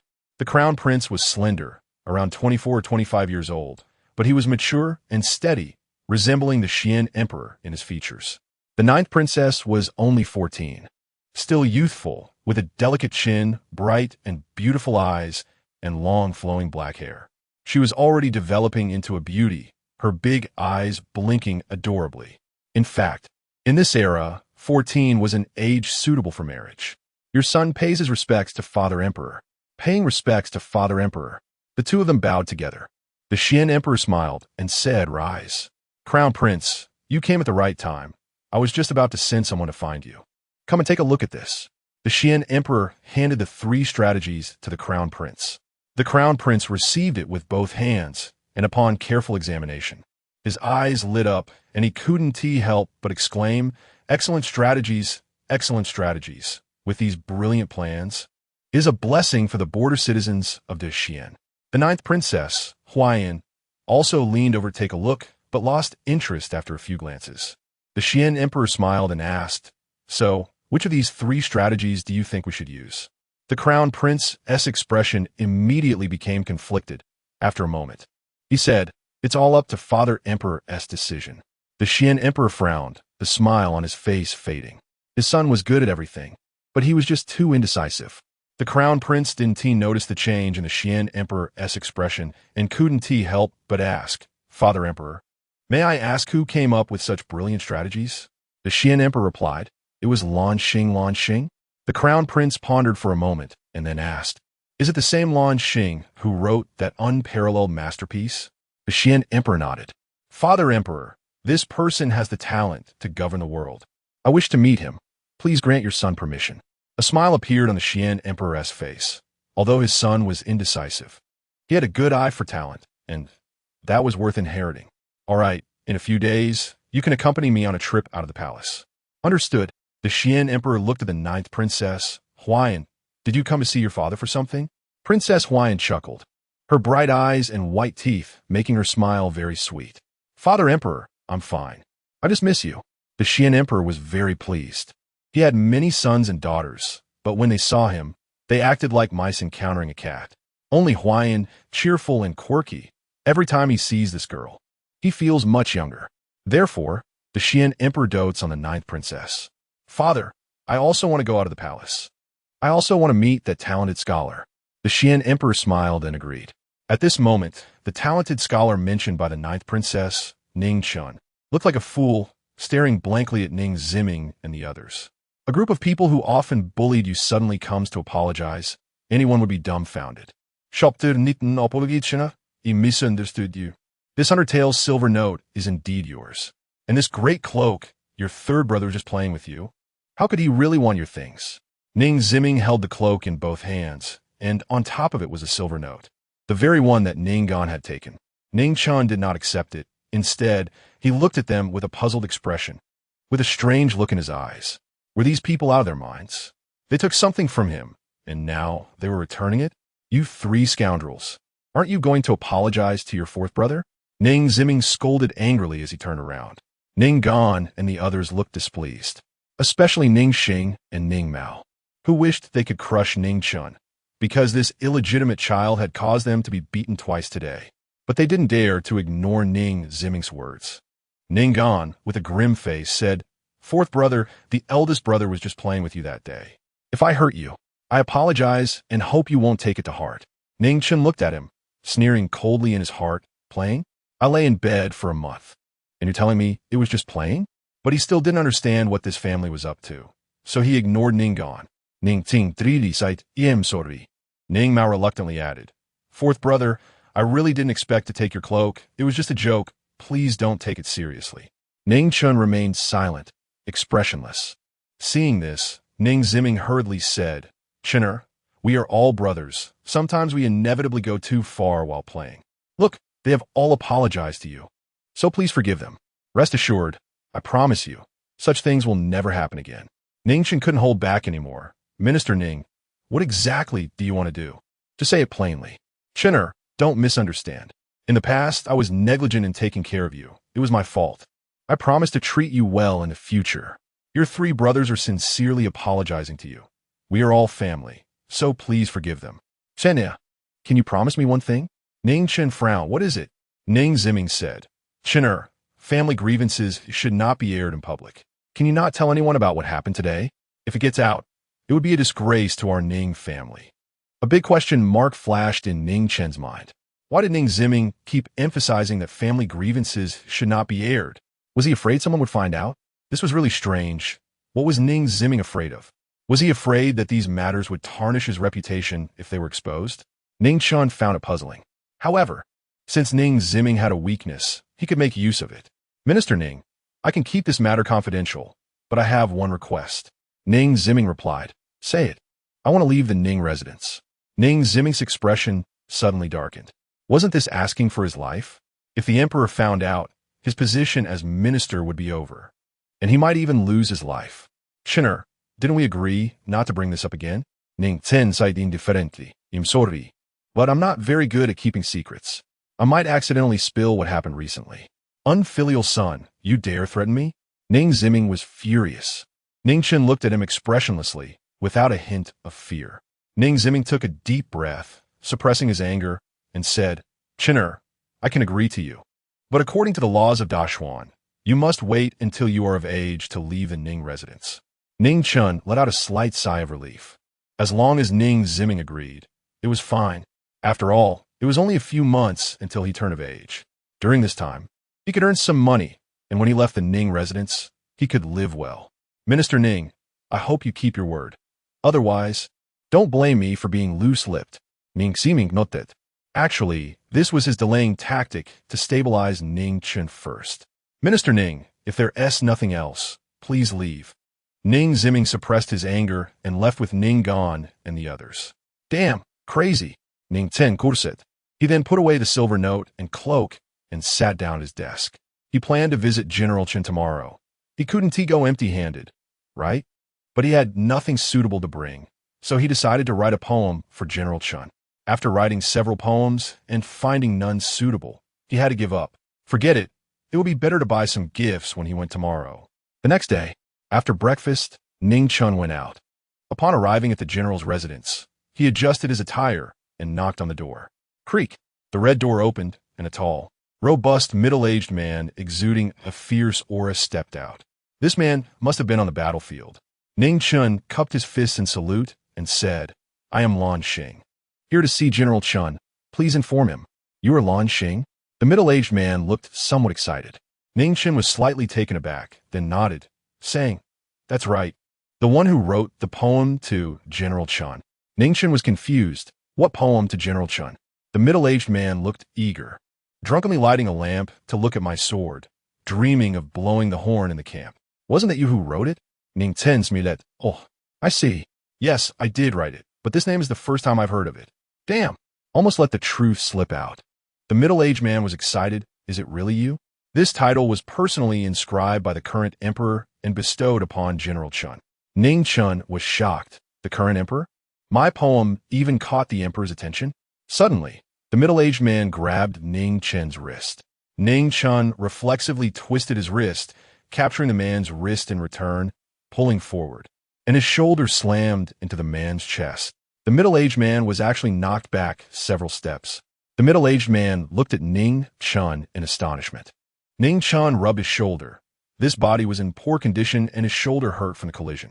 But he couldn't think about that now. He glared at the man. "What are you doing?" The middle-aged man ignored Ning Chen and instead shouted back into the residence. "Come quickly, I caught Lan Xing. Don't let him escape. Hurry and inform the old general." Ning Chen was dumbfounded, weakly asking, "Big brother, did I do something wrong?" The middle-aged man shook his head. "No." "Then what are you doing?" The middle-aged man grinned, his voice hearty. "Do you know how many people are looking for you outside? They want to pay a fortune for your poems. I finally met you. I can't let you escape. Your poem has made the old general very happy. We wanted to thank you, but we couldn't find you. Paying a fortune for poems? At least it's not a fortune for children. Otherwise, I'd really have to run away." Ning Chen found it both funny and frustrating. "I came to see General Chen. Why would I run?" The middle-aged man slapped his forehead, realizing, "Right, you came to see the old general." Sorry. I got too excited seeing you." Ning Chen was completely speechless. Just then, a group of burly men rushed out of the residence, each with a fierce gaze. "Are you Lan Xing?" one of them asked. Ning Chen nodded yes. Quick! Surround him, don't let him escape." A group of people surrounded Ning Chen in a flash. Each of them looked at Ning Chen with fiery eyes, like men who had been thirsty for 3 years staring at a naked woman. But Ning Chen felt like a little sheep caught in a pack of tigers, small and pitiful, helplessly protecting his backside. Their gazes were too terrifying. Chapter 20. A person, a character. I never expected to see the living Lord Lan again. I didn't expect Lord Lan to be so young, yet able to write such a masterpiece. Amazing. Come on, everyone, let's thank Lord Lan together. Dozens of strong men surrounded Ning Chen, cupping their fists and bowing, saying in unison, "Thank you, Lord Lan." Ning Chen awkwardly dug his toes into the ground. This way of thanking someone is too special. There's no need for everyone to be so polite. I only wrote that poem out of respect for General Chen. As soon as Ning Chen finished speaking, a deep, resonant voice rang out. "What are you doing? Is this how you treat a distinguished guest?" Ning Chen turned to see General Chen. The middle-aged man from before said, "General, Lord Lan has helped you resolve your inner turmoil with a poem, and we're thanking him. Get back to training. Don't scare him with your way of thanking him." The crowd parted, and Ning Chen hurriedly stepped forward to bow, saying, "I've met General Chen. No need to be polite." General Chen said with a smile, "Are your injuries all healed?" "Thank you for your concern, General Chen. They are all healed." General Chen nodded and turned to the middle-aged man beside him, saying, "Yuan Zhong, Lord Lan has come to learn some self-defense techniques to protect himself. He is physically weak, so take him to train. Remember, don't wear him out." Ning Chen wanted to laugh. The middle-aged man's name sounded like a tragic figure. Yuan Zhong looked puzzled, saying, "My subordinate feels that Lord Lan's skills are not inferior to mine." General Chen looked astonished. Yuan Zhong explained, "Just now I grabbed Lord Lan's wrist, and his reaction speed was particularly fast. Not only did he escape, but he also pushed me back." General Chen's expression changed from astonishment to surprise. He turned to Ning Chen and asked, "Have you practiced martial arts?" Ning Chen had once been a commander of a special forces unit, proficient in hand-to-hand combat, climbing, reconnaissance, wrestling, and more, and he had also dabbled in some ancient martial arts, such as Baji Quan. However, his current body was too weak to utilize many of those skills. He had come to the general's residence to train and strengthen his body. In response to General Chen's question, Ning Chen shook his head and said, "I have not practiced martial arts. I have only read some books on boxing and kicking and have been experimenting on my own." Truly a genius, Lord Lan. Even experimenting on your own? You can push me back, impressive. Yuan Zhong said with admiration, pausing for a moment before continuing. Just now, Lord Lan's counterattack was fierce and swift. It's just that his body is weak and lacks strength. General, Lord Lan is definitely a martial arts prodigy. If given some time, I believe he can become a top expert. General Chen's face was full of surprise. Heroes emerge from youth. You possess extraordinary talent and understand military strategy. And you are also a martial arts prodigy. Train well. If you wish to go to the battlefield, I can recommend you. Ning Chen humbly replied. General Chen, you flatter me. Good lad, I wonder whose son you are? To have such an outstanding child like you.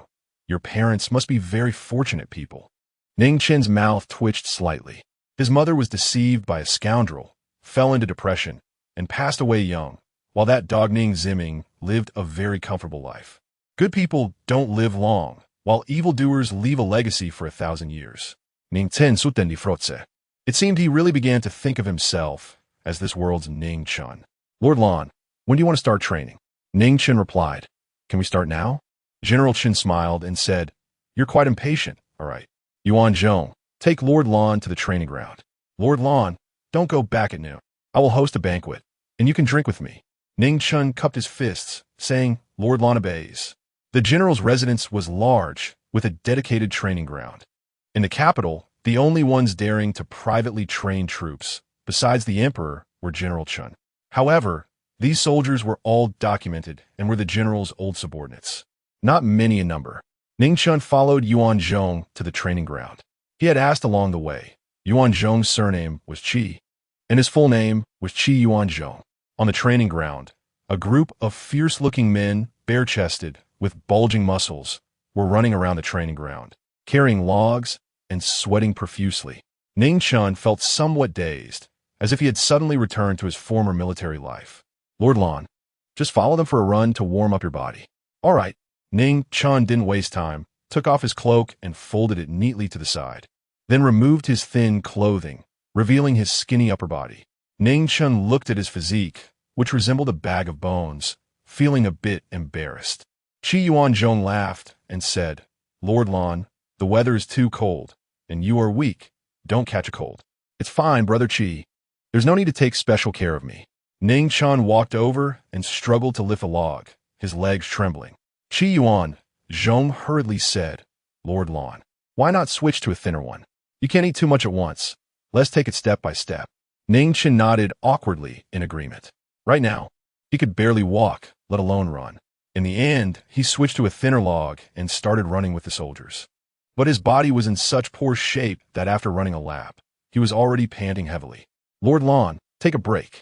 These soldiers were the same ones who had surrounded Ning Chen earlier at the gate. Seeing him flushed and sweating, they were worried he couldn't handle it. I'm fine. This is just the beginning.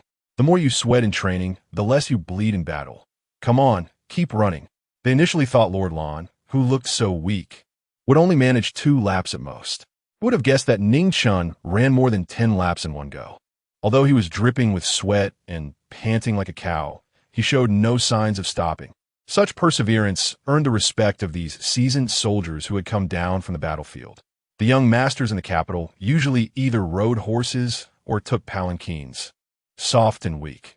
But someone as talented as Ning Chen was actually willing to associate with these rough men and showed such determination. It was indeed refreshing. Lord Lan, you've run 15 laps. Take a break. Qi Yuan Zhong shouted, fearing Ning Chen might overexert himself. No need, I can still run a few more laps. Ning Chen ran a full 20 laps before stopping. A group of strong men gathered around him, offering water, massaging him, helping to invigorate his blood and alleviate fatigue. Lord Lan, your poetry is now priceless. You could sell a poem at will and never worry about food and drink. Why come here to suffer? Someone curiously asked. Ning Chen chuckled and said, the body is the greatest asset. Everything else is superficial. Just think about it. Even if I had mountains of gold and silver, surrounded by beautiful women, if my body fails me, my heart is willing, but my strength is insufficient. Wouldn't that be too sad? For example, going to a brothel, spending a lot of money, but if my body is uncooperative, what a waste of money. And I'd be laughed at. A bunch of rough men, once they started talking about women, couldn't hold back, and various lewd comments came pouring out. I didn't expect Lord Lon to also be a person of character? Lord Lon, when I save enough money, I'll invite you to the music house. Lord Lon, are you free tonight? I'll take you to the brothel to listen to music. Chapter 21. Reciprocity in places like the brothel and the entertainment district. As a modern person, Ning Chen was still quite curious. However, he declined their enthusiastic invitation because of his young age. First, it was too expensive. Even though it was someone else treating, he would have to return the favor later. Second, he was too young. After chatting aimlessly for a while, Ning Chen picked up a log and started running again. At noon, General Chun prepared a banquet. Ning Chen drank a few cups with General Chun. The brewing techniques of this era were lacking, so the alcohol content was not high. In the afternoon, Ning Chen continued his training. He needed to strengthen himself as soon as possible. His determination impressed the soldiers immensely. When leaving, General Chun even gave Ning Chen a few packets of medicine, saying to put them in the bathwater to stimulate blood circulation and relieve muscle soreness. After thanking him, Ning Chen carried the medicine back to the Ning residence. He indeed felt sore all over, as if he had been beaten up, which was a result of long periods without exercise. A hot bath, combined with the medicine from General Chun, should help him feel better. Just as he was thinking about this, a sudden scream came from behind him. Ning Chen instinctively turned around and saw a horse-drawn carriage charging toward him at high speed. At that moment, the carriage was only about 3 meters away from him. A chill ran through his body, but his survival instinct kicked in, and he immediately reacted by leaping to the side. Ning Chen fell to the ground and rolled a few times. The carriage whizzed past, creating a gust of wind and disappearing into the distance. Young man, are you all right? That horse seemed startled. That was dangerous. It almost hit him. Passers-by gathered around, and a kind person helped Ning Chen up. Thank you, I'm fine. After a day of training, Ning Chen felt sore all over, and the fall didn't hurt him any more than he already was. The only thing that pained him was that his great coat had gotten dirty. After thanking the helpful passerby, Ning Chen walked towards the Ning residence. His eyes narrowed, and his gaze flickered. The horse wasn't startled. The carriage was aimed directly at him. First, the carriage must have suddenly accelerated. If it had come rushing in, the noise would have been too loud for him to miss. Second, the driver hadn't pulled on the reins. Someone wanted him dead. A chill ran down Ning Chen's spine. If he had been hit just now, he would have been dead or severely injured. Could it be the Chong family mother and son? Ning Chen couldn't think of anyone else who would want him dead. It seemed he needed to be more careful in the future. He must quickly make himself stronger. Strength was the only truth. When Ning Chen returned to the Ning residence, he found it eerily quiet, with many servants missing. He felt a bit curious when a maid walked in from the archway, looking surprised to see him. Fourth young master, didn't you go to the top scholar building? Ning Chen looked at her with some confusion. The eldest young master took the palace examination today and recited a poem on the spot, which pleased his majesty. In a few days, the eldest young master will enter the Hanlin Academy. So, the master is holding a grand banquet at the top scholar building to celebrate the eldest young masteress appointment. The top scholar building is short-staffed, and everyone from the residence went to help at the banquet. Why didn't you go, fourth young master? After asking, the maid realized it was inappropriate to mention it, knowing that fourth young master was not favored. It was no secret. Fourth young master, I'll go busy myself now. The maid bowed and hurried away. Ning Chen let out a bitter smile. Even the servants had gone, and no one had informed him. He was indeed just an outsider. However, Ninggan's luck was quite good. There was a saying in the court, first enter the Hanlin, then enter the cabinet. With the left chancellor and Ning Ziming paving the way, Ninggan would surely rise to prominence in the future. Ning Chen shook his head, brushing the matter aside. He had eaten at the top scholar building twice already. After returning to his room and resting for a while, Ning Chen had someone prepare hot water. He put the medicinal herbs given by General Chen into the water and enjoyed a nice bath. He slept soundly until late at night when he was awakened by the noise outside. It was Ning Zimming and the others returning from their slurred speech. He could tell they had drunk too much. Ning Chen turned over and went back to sleep. He had to go to the general's residence tomorrow. But before long, someone banged on the door loudly. Ning Chen was startled awake. Ning Chen opened the door quickly. The voice was Ning Gan's. Then came Ning Mao's voice. Ning Chen, I know you're inside. Open the door, or I'll kick it down. Ning Chen initially didn't want to respond, but he was annoyed and got out of bed to open the door. Are you guys crazy? It's the middle of the night. Ning Gan, with a flushed face from drinking, slurred angrily. Ning Chen, how dare you? You should kneel and bow to eldest brother, who is now an editor at the Hamlin Academy, a 7th rank official. Now I command you to kneel. Ning Chen's Naedet, a 7th rank official in the capital. A brick could knock down a whole bunch of 2nd and 3rd rank officials. What did a 7th rank official count for? Fool, get lost. If you disturb my sleep again, I'll chop off your hands. Ning Mao shouted. Ning Chen, you dare insult a court official. Eldest brother, give him 30 lashes. Let us see if he is still so arrogant. Ning Chen was so angry he almost laughed. Ning Gan waved his hand. Forget it, forget it. I'm in a good mood today, so I want to hold it against him. Ning Chen, eldest brother is still thinking of you. Afraid he didn't have dinner, specially brought you takeout. It was only then that Ning Chen noticed Ning Gan was holding an oiled paper bag. Before he could react, Ning Gan threw the bag at him. Ning Chen didn't catch it, and it fell to the ground, bursting open to reveal bones inside. Ning Gan had a sinister smile on his face, saying, how careless. Now 4th brother can only eat off the ground. Eldest brother, what do you feed the dogs in the residence? Ning Gan said, let us prioritize 4th brother. We can't let him suffer.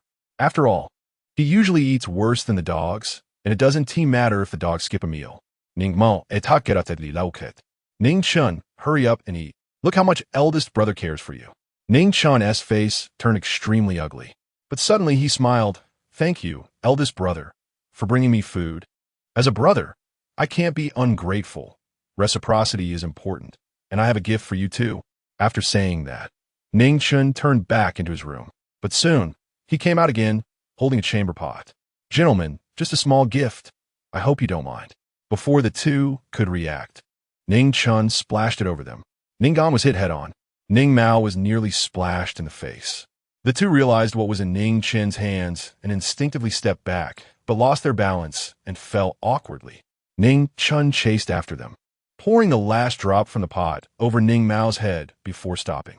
He now regretted only having peed once. If he had known, he would have drunk more water and gone to the bathroom several times. Chapter 22. Sorry, I've been a bit on edge lately. Ning Chen, you wild brat. How dare you splash us with urine? Ugh. Ning Mao hadn't finished his sentence before he started gagging.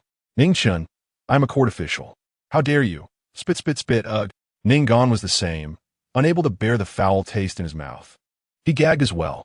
Ning Chen sneered and said, I'm just helping you sober up. No need to be polite. By the way, child urine can cure diseases, so you're taking advantage of it. It's just that it's a bit fiery lately, so it might not taste good. After saying that, Ning Chen turned and walked into the room, kicking a bone on the ground outside. You can enjoy this yourself. With that, he slammed the door shut. Ning Chen, come out. How dare you use such filthy things to splash us? Ugh. I will definitely tell father and make sure you pay for this. Ugh. The two were cursing in the courtyard. Just as they were in the heat of their curses, the door creaked open, and Ning Chen came out holding a chamber pot. After cursing for so long, your throats must be dry, right? Here, I've prepared another for you to wet your throats and continue cursing. Ning Chen pretended to splash it. Ning Gan and Ning Mao were so scared they scrambled away. Ning Chen, wait for me. I will get back at you for this. Tomorrow, I will tell father, and you'll be in for it. Ning Chen sneered and turned back to the room, closing the door behind him. He placed the chamber pot onto the bed, walked over to wash his hands in the copper basin, then went to bed to sleep. The next day, in the morning, while having breakfast, Ning Chen was waiting for Ning Zimming to come find him to back up his precious sons. But after finishing breakfast, there was still no sign of Ning Ziming. Perhaps Ning Gan and Ning Mao hadn't woken up yet, and hadn't told Ning Ziming about last night's incident. Ning Chen naturally wouldn't just wait around. He went to the General's residence and began another day of training. When he returned at night, Ning Ziming still hadn't come to find him. Ning Gan and Ning Mao were also quiet, as if they had forgotten what happened last night. But Ning Chen felt this was just the calm before the storm. Ning Gan and Ning Mao definitely wouldn't let it go easily. He had to be careful. That night, when going to sleep, he locked the doors and windows, fearing that Ning Gan and Ning Mao would sneak in at night to kill him.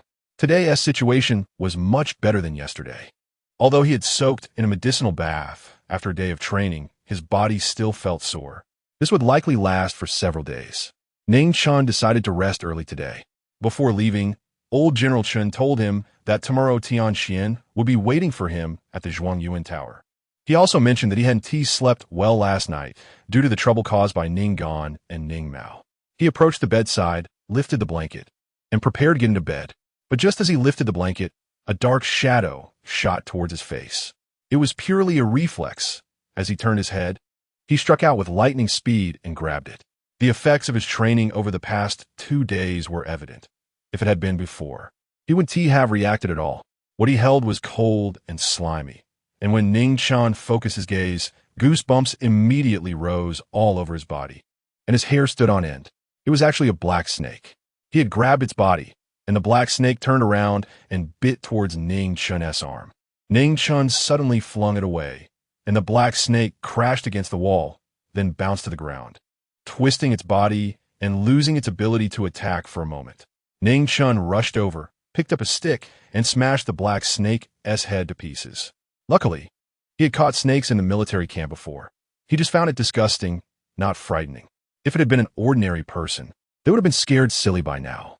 Ning Chen didn't recognize what kind of snake this was, but it was entirely black with a triangular head, and very fierce. It must be a highly venomous snake. If he had been bitten by this thing, he would be in serious trouble. Ning Chen's face turned ashen, and his gaze was cold. It had to be Ning Gan and Ning Mao's doing. Those bastards, how insidious. Ning Chen didn't rush to find Ning Gan and Ning Mao. Without evidence, it would be pointless to confront them. They would definitely not admit it. But Ning Chen remembered this debt and would settle it with them when the opportunity arose.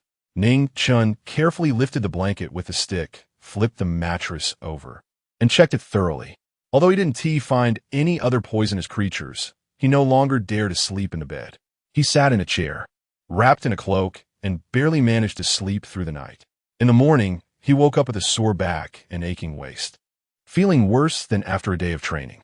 He didn't even eat breakfast and headed straight to the General's residence. It was too early to go to the Zhuangyuan Tower, so he decided to train at the General's residence first and ask old General Chen some questions. When he arrived at the General's residence, old General Chen was having breakfast.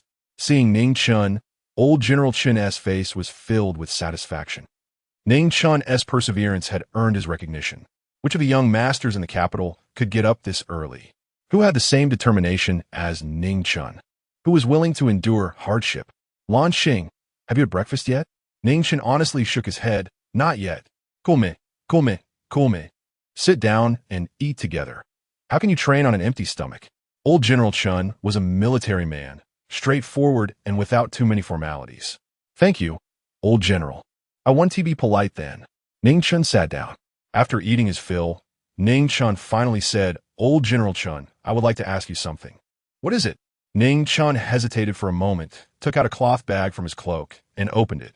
The maid nearby was so frightened that her face changed, and she gasped and stepped back repeatedly. What Ning Chen took out was a black snake with its head smashed to pieces, looking truly terrifying. I'm sorry. Don't be afraid. It's dead and won't harm anyone. Ning Chen awkwardly apologized to them. Several maids went from being scared to being dumbfounded, although they didn't know Ning Chen's identity. Sitting at the same table with the old general meant he was definitely of noble status. It was simply unbelievable that someone like him would apologize to them, mere servants. Even old General Chen and Qi Yuanzhong, who was guarding the door, looked at Ning Chen in surprise. Ning Chen, however, didn't think there was anything wrong. If he scared someone, Isn't it normal to apologize? Old General Chun, do you recognize what kind of snake this is? Old General Chun frowned. This is a black llama. Where did it come from? Black llama? Ning Chen narrowed his eyes, knowing just from the name that it was poisonous. Old General Chen said, not just poisonous. This snake is extremely venomous. The people of the Tuo Luo kingdom specifically raise this kind of snake. If our war horses are bitten, they won't last more than the time it takes to burn a stick of incense. The people of the Tuo Luo kingdom smear the poison of the black llama on their arrows, and if our soldiers are unfortunate enough to be struck, there's no remedy. They can only wait to die. Luckily, this black llama is extremely difficult to raise, and the survival rate is low. Otherwise, we don't know how many of our soldiers would die at the hands of this black llama. Ning Chen felt a chill all over. If he hadn't reacted quickly last night, he would already be a corpse. Lan Xing, where did you find this black llama? Ning Chen's face was dark, and he said slowly, I found it on my bed. What? Old General Chen's expression changed drastically. Everyone present was shocked. The thought of finding such a poisonous snake on one's own bed was enough to send shivers down anyone's spine. Chapter 23. The Black Llama After the Shock. General Chen's face turned serious. Lan Xing, this black llama, I have hardly seen a few in the capital, and it ended up on your bed. I'm afraid someone did this on purpose. Now, tell me the details. Ning Chen pondered for a moment and said, it was when I was about to get into bed. I lifted the blanket, and the black llama lunged at me. Fortunately, I reacted quickly. It died, and I survived. Although Ning Chen spoke lightly, everyone else felt a chill run down their spines. Young Master Lan, I'm afraid someone is deliberately trying to harm you. Where's your family located? How many people are there at home? Do you have any enemies? Think carefully. Qi Yuanzhong reminded. Ning Chen was clearer about this than anyone else, and even knew who the culprit was. He remained silent to avoid implicating General Chen. In fact, even if he spoke, it would be useless, as he had no evidence to prove that Ning Gan and Ning Mao were responsible. Ning Chen smiled and said, the black llama is rare in the capital, which doesn't mean it doesn't exist. It might have accidentally crawled onto my bed. Young Master Lan, don't take this lightly. Your safety this time is due to luck. The weather is cold now, and the black llama is about to hibernate, so its movements are slow. If the weather were warm, the consequences would be unimaginable. Ning Chen chuckled and said, but I really can't think of any enemies. Young Master Lan, this is no joke. Think seriously. It concerns your safety. General Chen waved his hand, signaling Qi Yuanzhong to stop talking. Yuanzhong, go get some snake powder for Lan Xing to take back. Yes. Qi Yuanzhong quickly left. Before long, he returned and placed a white porcelain bottle on the table. General Chen instructed, Lan Xing, this is snake powder commonly kept by the soldiers. When you go back, sprinkle the powder under your bed. Snakes, insects, rats, and ants won't dare to come near. Thank you, General Chen. General Chen nodded with a smile. All right, you go train now. Remember, don't train too long. You have important matters to attend to. Ning Chen responded with an and left with the snake powder. After Ning Chen left, Qi Yuanzhong couldn't help but say, General, the price of the black llama in the capital is quite high. Only those young masters who keep falcons and dogs can obtain them through shady channels. Now this black llama has appeared on young Master Lan's bed. It's clear someone wants to harm him. General Chen's hawk-like eyes glared. Only you would think of that. I know someone wants to harm this kid, and it's obvious Lan Xing knows it too. But why isn't he saying anything? He must have some reservations. Enough. You don't have to worry about this. I'll make my own decisions. As noon approached, Ning Chen left the general's residence and arrived at the scholars' building. Tian Xian was already waiting for him in the same private room as before. Ning Chen knocked on the door. Kumin. Tian Xian's deep, magnetic voice came from inside. Ning Chen pushed the door open and entered. In the private room, besides Tian Xian, there were a foppish man, a bearded man, and two young people, one male and one female. The male had an extraordinary demeanor, with features resembling Tian Xian. The girl, though very pretty, looked quite young. Ning Chen glanced at her and quickly averted his gaze, thinking she was just a child. Ning Chen cupped his hands and smiled. Greeting, uncle, are you here by poetry for me? The crown prince looked at Ning Chen with some surprise. Although he already knew that the author of that extraordinary work was a young man, He and T expected him to be even younger than he imagined. Princess Huayan was also sizing up Ning Chen, her expression slightly disappointed. She had thought someone capable of writing such a masterpiece would surely be a refined and elegant young gentleman. However, the person before her was thin and small, not much taller than her, looking undernourished.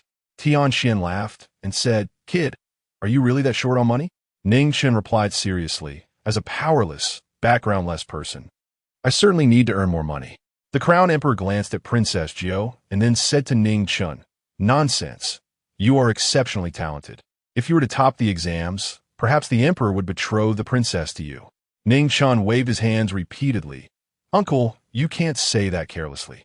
If it reaches the Emperor's ears, I could lose my head." "Goodness, even if you're the Prince of Fortune, don't speak recklessly. Discussing royal matters privately is a serious crime. You are of royal blood, while I am just a commoner. Don't get me into trouble." Ning Chen was mentally complaining. Tianxian chuckled. "We are all friends here. It's fine to chat. I remember you said you were 15 this year. The exams are held every 3 years. By the time of the next exams, you'll be 18. With your talent, you might really top the exams. And the Emperor might just take you as a son-in-law." Ning Chen waved his hands repeatedly. "Please, no. I'm just a commoner. I can't afford to reach that high. Who would marry a princess?" Initially, Princess Huayan thought this kid had some self-awareness. But his last sentence made her face darken. Tianxian was also somewhat taken aback and asked, "What do you mean by that? Is marrying a princess such a burden?" "Isn't it?" Ning Chen countered, then continued, "I think when two people marry, there should be no distinction between nobility and commonality, treating each other with respect and living a good life together. But if you marry a princess, you have to pay your respects to her 3 times a day. Even though she is your wife, you still need her permission to share a room, and you have to ask several days in advance. Is this even a way to live? Plus, you have to endure and can't show any emotions. Otherwise, if the Emperor gets angry, your life could be over in an instant. In this world, power reigns supreme. Moreover, if you marry a princess, you can't take a concubine." As a modern person who had crossed over, Ning Chen would never be foolish enough to marry a princess. A princess? Not even a dog would want her. Ning Chen felt relieved after venting his frustrations. The Crown Emperor, the Crown Prince, and Princess Jiao were all feeling quite uncomfortable, especially Princess Jiao. If the Crown Emperor hadn't warned her in advance, she would have had Ning Chen dragged out and given him a good beating for daring to ridicule the royal family. Both Unicorn and Nielyang kept their heads down, sweating profusely. Goodness, this kid has guts. How dare he disrespect the royal family and mock the princess? They truly worried that the Crown Emperor would get angry and have Ning Chen dealt with. "Ha ha!" The Crown Emperor suddenly laughed heartily. "Sounds a bit tragic." Ning Chen nodded. "It really is. So, I'd rather live alone than marry a princess." Princess Huayan was so angry her nose scrunched up. Had it not been for the Crown Prince secretly pulling her, she would have rushed up to kick Ning Chen. That's too much. A dignified princess of a Xian is being rejected like this. Ning Chen waved his hand and said, "Uncle, we can't talk about this anymore. Let us leave it at that. If we continue, it would be considered treason." Nielyang and Unicorn breathed a sigh of relief, thinking, "So, you know this is treason? Just your previous comments are enough to have your head chopped off 10 times over. Uncle, let us talk about poetry instead. What kind of poem do you want to buy this time?" Chapter 24. You do the first, I do the 15th. The Xian Emperor waved his hand and said, "We'll talk about poetry and lyrics later. I called you here today because I have something to ask you. Let me introduce you first. These two are my son and daughter. They have long admired your talent, so they insisted on coming along. You don't mind, do you?" "No, not at all," Ning Chen said, looking at the Crown Prince and the 9th Princess, smiling as he added, "Nice to meet you. My name is Lan Xing." The Crown Prince smiled and said, "Xian Hong, I've heard a lot about you." It was a bit strange that the uncle's name was Tianxian and his son's name was Xian Hong, but Ning Chen didn't think much of it. The 9th Princess snorted and turned her head away. Ning Chen was puzzled. What was going on? It seemed that the uncle's daughter didn't like him very much. Tianxian's expression darkened slightly. No rudeness. Ning Chen smiled and said, "It's okay. Kids can be a bit temperamental." The 9th Princess was even angrier, thinking to herself, "You're only a year older than me. What are you acting so mature for?" The Xian Emperor shook his head and chuckled. Lan Xing. Do you still remember the 3 strategies you gave me before? Ning Chen nodded. 3 strategies for 300 taels of silver. How could he possibly forget? The Xian Emperor said, then which strategy do you think would be best to implement? Ning Chen was bewildered. Uncle, that's for the current emperor to decide. Asking me is pointless. Wasn't this just small talk? Go ahead and say it. After thinking for a moment, Ning Chen said if it were me, I would use a dual approach, implementing the last 2 strategies. First, beat those bandits from the Tuo Luo kingdom. Give those bandits a good thrashing to make them feel the pain. Then open up trade, allowing them to exchange war horses for winter supplies. If we open trade directly, the people of Tuo Luo kingdom will think we are afraid of them. So, a good beating followed by a sweet date is the way to go. The Xian Emperor burst into hearty laughter. Good. I didn't misjudge you. Lan Xing, you have the talent for governance. After saying this, the Xian Emperor glanced at the Crown Prince. The Crown Prince looked ashamed. His father had asked him the same question before, but he hadn't been able to answer it. He finally understood why his father had brought him here today. It was to learn. Ning Chen humbly said, Uncle, you flatter me. I'm just talking nonsense. The Xian Emperor waved his hand. Lan Xing, having talent is a good thing. There's no need to be overly modest. There's another thing I want to talk to you about today. I've recently come across a fine piece of writing. Could you give an evaluation? Ning Chen nodded. Please go ahead, uncle. The Xian Emperor pondered for a moment and began to recite.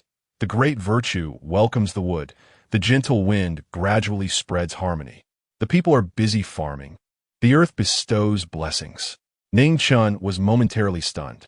He hadn't heard the last 2 lines, but the first 2 lines were from Sima Guang's poem. The guy who smashed the vat to save someone.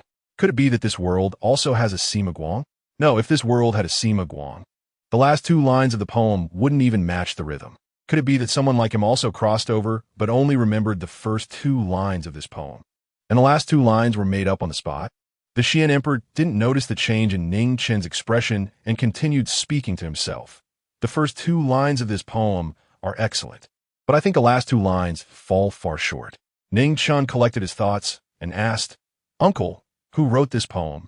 The Xian Emperor's gaze became somewhat peculiar. He slowly replied, this poem was written by the top scholar of this year's examination, Ning Chen. Ning Chen was dumbfounded. What? How is that possible? He thought of all the possibilities, but never imagined that this poem was written by Ning Chen. The Xian Emperor watched Ning Chen's reaction with interest. Lan Xing, do you know who Ning Chen is? Of course I know. A sinister little man with malicious thoughts, Ning Chen thought to himself. But he maintained a calm exterior and said, didn't uncle just say? He is this year's top scholar. The Xian Emperor's lips twitched slightly. This kid could really put on an act. Suddenly, Ning Chen's eyes narrowed. He remembered something. The night before he went to the general's residence. He intended to write a poem for General Chen, but after writing several, he felt they weren't suitable, and it seemed this poem was among them. That's right. There indeed was. He only wrote the first 2 lines at that time. He realized that he hadn't thrown away the draft after finishing it. The next morning, he went to the general's residence, and Ning Chen must have entered his room at that time. That brat stole his poem, made some changes, and took it to fool the emperor during the palace examination. Ning Chen, oh Ning Chen, you placed the Black King of Hell on my bed. Wanted to put me to death. Then don't blame me for returning the favor. Uncle, what is the name of this poem? The Xian Emperor replied, Ode to the Emperor. Ning Chen's lips twitched. This poem depicted spring, the revival of all things, farmers tilling the land, and the peace of the country and its people. However, it wasn't impossible to relate it to the emperor. After all, a peaceful country and contented people are also the result of the emperor's leadership. The Xian Emperor asked, Lan Xing, what do you think of this poem? Ning Chen smiled and said, the first 2 lines are excellent, but the last 2 lines don't match the rhythm and are nonsense. The Xian Emperor nodded. He felt the same way. Uncle, I dare to take the liberty of helping to refine this poem. The person before him was the Prince of Fortune, if he refined it, and this poem reached the emperor's ears. Ning Chen would have to bear the reputation of being shallow and incompetent. Scholars value their reputation once it's damaged. Not only will they be despised, but it will also be difficult to get promoted in the future. Ning Chen, you do the first. Don't blame me for doing the 15th. Ning Chen sneered inwardly. The Xian Emperor's eyes lit up. The crown prince also looked at Ning Chen with anticipation. After all, Ning Chen's reputation was now widespread. With his refinement, this poem would surely reach another level. The Xian Emperor nodded. Lan Xing, feel free to refine it. Let my two unworthy children witness your talent. The crown prince didn't respond much. He was used to being criticized by the Xian Emperor. The ninth princess rolled her eyes, thinking to herself, if I had known, I wouldn't have come. Ning Chen pondered for a moment, then clapped his hands and said, got it. The Xian Emperor eagerly asked, quickly say it. Ning Chen slowly began. The great virtue welcomes the wood. The gentle wind gradually spreads harmony. The farmers shall cease their labor, and the sound of the plow will be heard. The Xian Emperor's eyes sparkled, murmuring, the farmers shall cease their labor, and the sound of the plow will be heard. Good poem. The crown prince repeated it a few times, his face filled with excitement, unable to help but say, wonderful, wonderful. This poem, after being refined by young Master Lan, is yet another rare masterpiece. Ningguang has the talent of a top scholar, while young Master Lan has the talent of a champion. No, he has the talent of a grand scholar. The ninth princess looked at Ning Chen with surprise.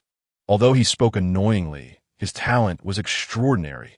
After he refined this poem, it had completely transformed into a new masterpiece. Eunuchin didn't know if he understood, but he wore a flattering smile, looking like a eunuch. No, he was a eunuch. The Xian Emperor was very pleased, looking at the crown prince and saying, Honger, you must learn from Lan Xing more in the future. Do you understand? Chapter 25 Thorough Investigation. The crown prince nodded, roughly understanding his father's intention. This Lan Xing is indeed a talent worth utilizing.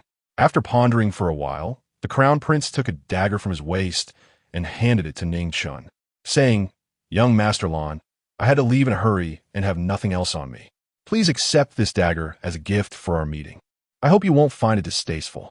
Ning Chen was slightly taken aback, looking at the dagger in the other person's hand. The dagger was exquisitely crafted, adorned with rubies, and clearly worth a considerable amount. How could he accept such a valuable gift? He couldn't just take it directly. He had to be polite. He quickly shook his head, saying, No, this is too precious. I can't accept it. The crown prince smiled and said, Young Master Lan, I genuinely want to be friends with you. Please don't refuse. Ning Chen felt a bit troubled. Since the other party had said so, it seemed inappropriate not to accept it. At this moment, the Xian Emperor spoke up. Lan Xing, it's just a trinket. Take it. You young people should interact more in the future. Since that's the case, then I shall respectfully accept it. Thank you, uncle. Thank you, young Master Xian. Ning Chen took the dagger and thanked him again. The Xian Emperor stood up and said, It's been a while. We should head back. Lan Xing, you should finish your meal before returning.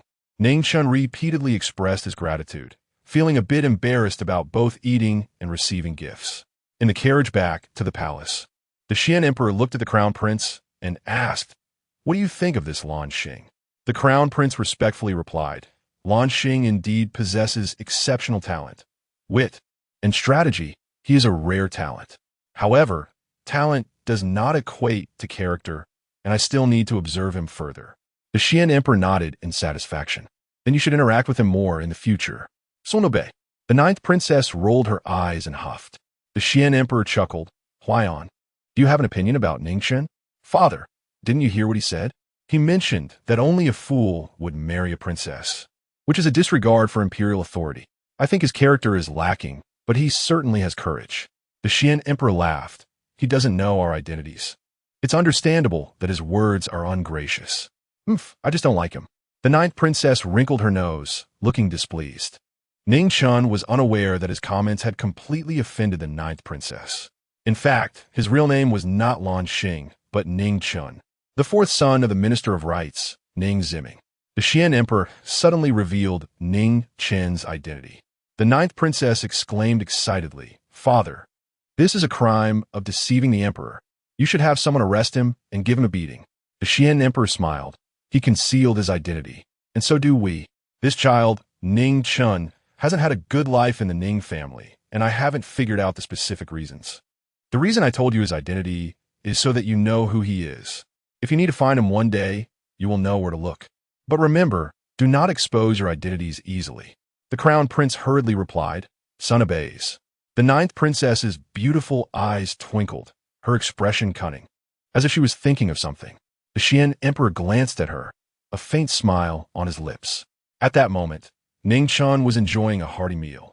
After eating and drinking to his satisfaction, he returned to General Chen's residence to continue his training. He initially wanted to greet General Chen, but Qi Yuanzhong informed him that General Chen had gone to the palace.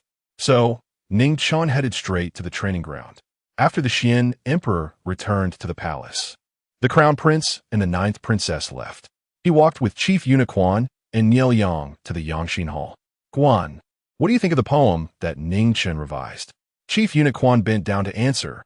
I believe that after young Master Ning's revision, that poem has improved several levels. It is completely a new masterpiece. The Xian emperor said lightly. Ning Gan is Ning Chen's elder brother. Chief Eunuch Quan was startled and asked, does your majesty mean that this poem was composed by a young Master Ning on behalf of his elder brother? The Xian emperor snorted coldly. If Ning Chen wanted to help Ning Gan, the first two lines of the poem would not be excellent, while the latter two are nonsensical. Chief Eunuch Quan's expression changed.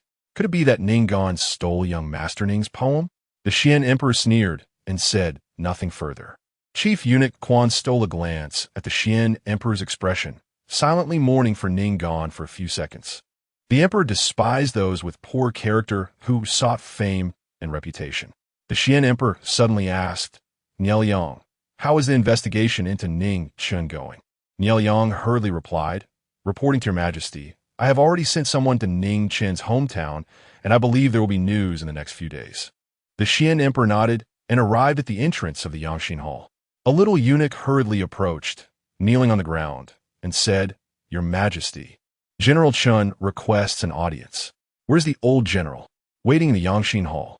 The Xian emperor nodded and stepped into the Yangxin Hall. General Chen was sitting upright on a small round stool. Hearing the footsteps, he quickly stood up with the help of his cane. Old minister pays respect to your majesty. General Chen, no need for excessive courtesy. Speak if you have something to say. General Chen said solemnly, Your Majesty, someone wants to kill Lan Xing. What? The Xian emperor was startled. I just saw him. What is going on? Someone put the Black King into Lan Xing's bed. General Chen recounted the situation. Upon hearing this, the Xian emperor's expression darkened. How outrageous! To use such a vicious method against a frail young man is utterly despicable. General Chen leaned in and said, Your Majesty, the Black King is a unique item from the Tuo Luo kingdom. The Xian emperor narrowed his eyes, implying that General Chen suspected someone was colluding with the Tuo Luo kingdom. The old minister was not certain, only expressing suspicion. The Xian emperor nodded slightly. It is better to believe it than to doubt it. Quan, go find Gung Jing for me. Chief Eunuch Quan's heart sank. This matter was going to escalate. Gung Jing was in charge of the entire supervision department. The supervision department was directly under the Xian emperor's command, responsible for monitoring all officials. Below the 5th rank, as long as there was solid evidence, the supervision department had the authority to execute first and report later. From the court to various local counties, all officials trembled at the name of the supervision department. Meanwhile, Ning Chen was still sweating it out on the training ground. Young Master Lan, take a break. Qi Yuanzhong shouted. Ning Chen ran a few more laps before stopping. After several days of training, the results were quite significant. Although Ning Chen was still small and thin, he appeared spirited and had gained some muscle. Young Master Lan, I received my monthly stipend. Tonight, let me take you to the brothel. I heard the brothel has a new batch of girls, fresh enough to squeeze water out of them. A burly man grinned lewdly. Ning Chen rolled his eyes and laughed. That's just wasting silver and exhausting energy. I'm not going. Is young Master Lan still a virgin? Ning Chen raised his head. Who do you look down on? Back in the day, I was known for my prowess, boasting of having 9 encounters in a single night. Everyone burst into laughter. Ning Tensite, what are you laughing at? Don't believe it? Do you know what the 6 great pleasures of life are? What? The 6 great pleasures of life.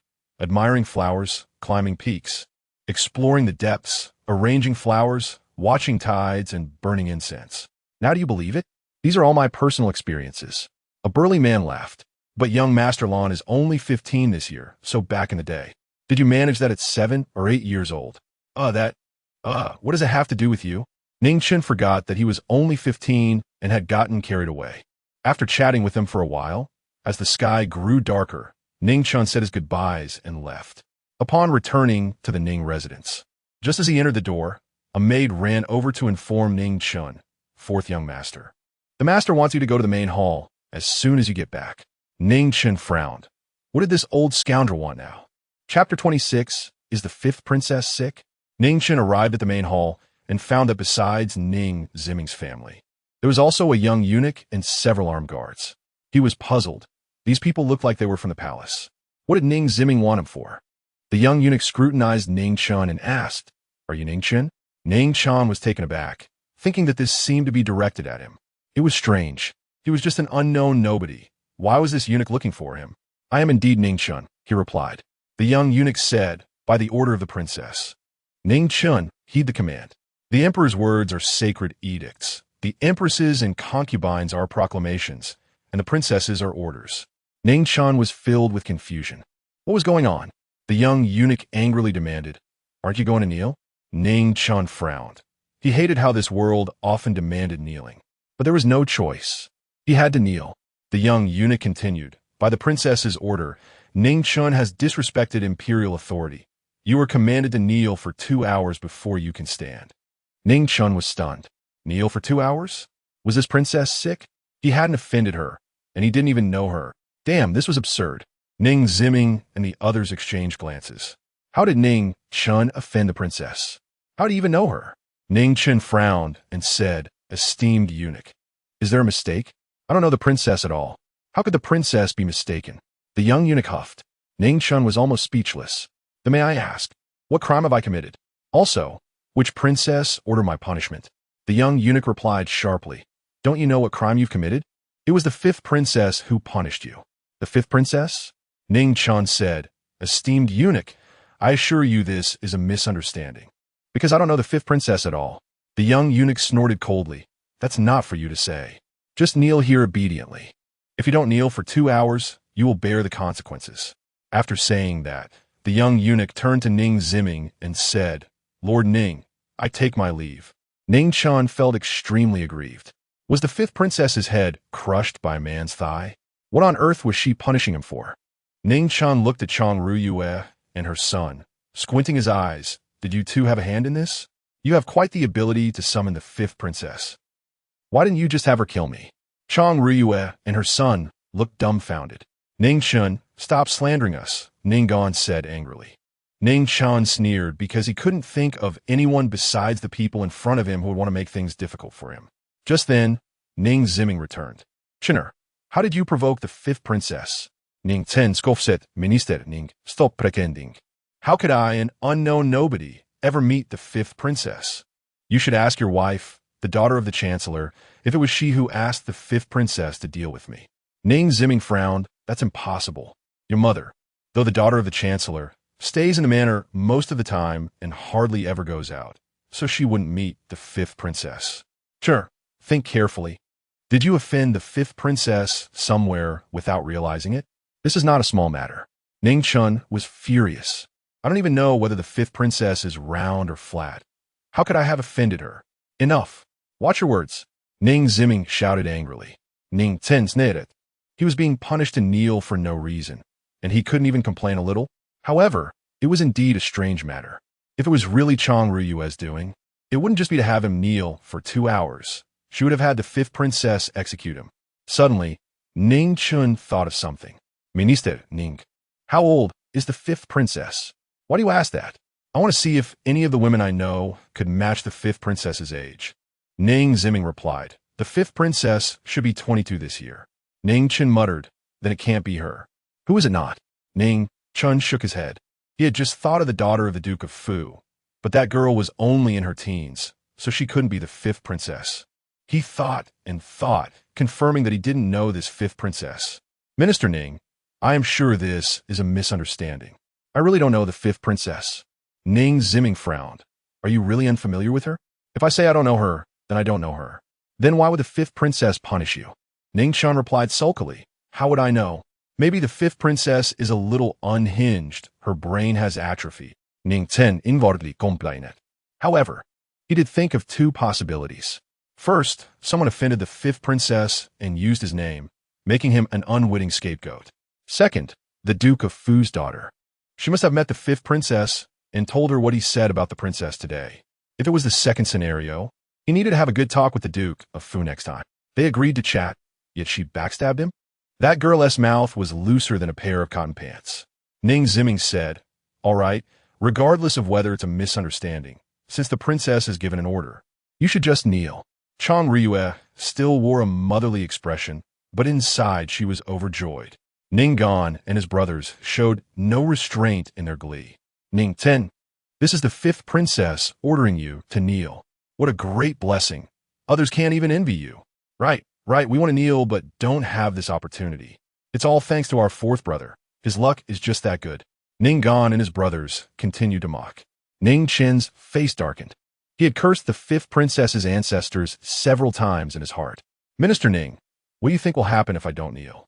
Ning Ziming's expression changed dramatically. "Don't be reckless. The princess's order represents the royal family. If you dare to defy it, the entire Ning family will be implicated." "Really?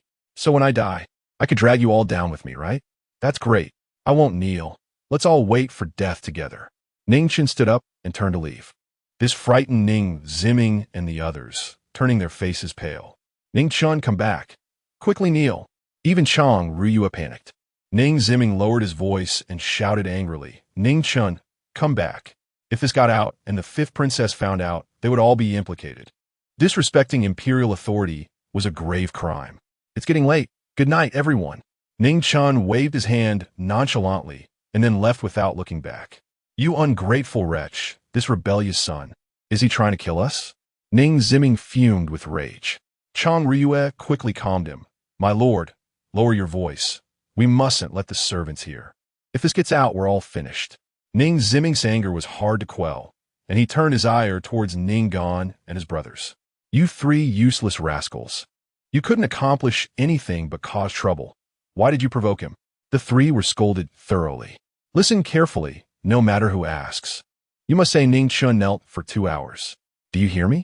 Ning Gan and the others nodded repeatedly in agreement. They were furious. That wild child Ning Chen would eventually be dealt with.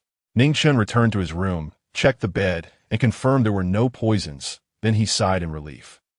He was afraid that another poisonous snake or spider would appear on the bed.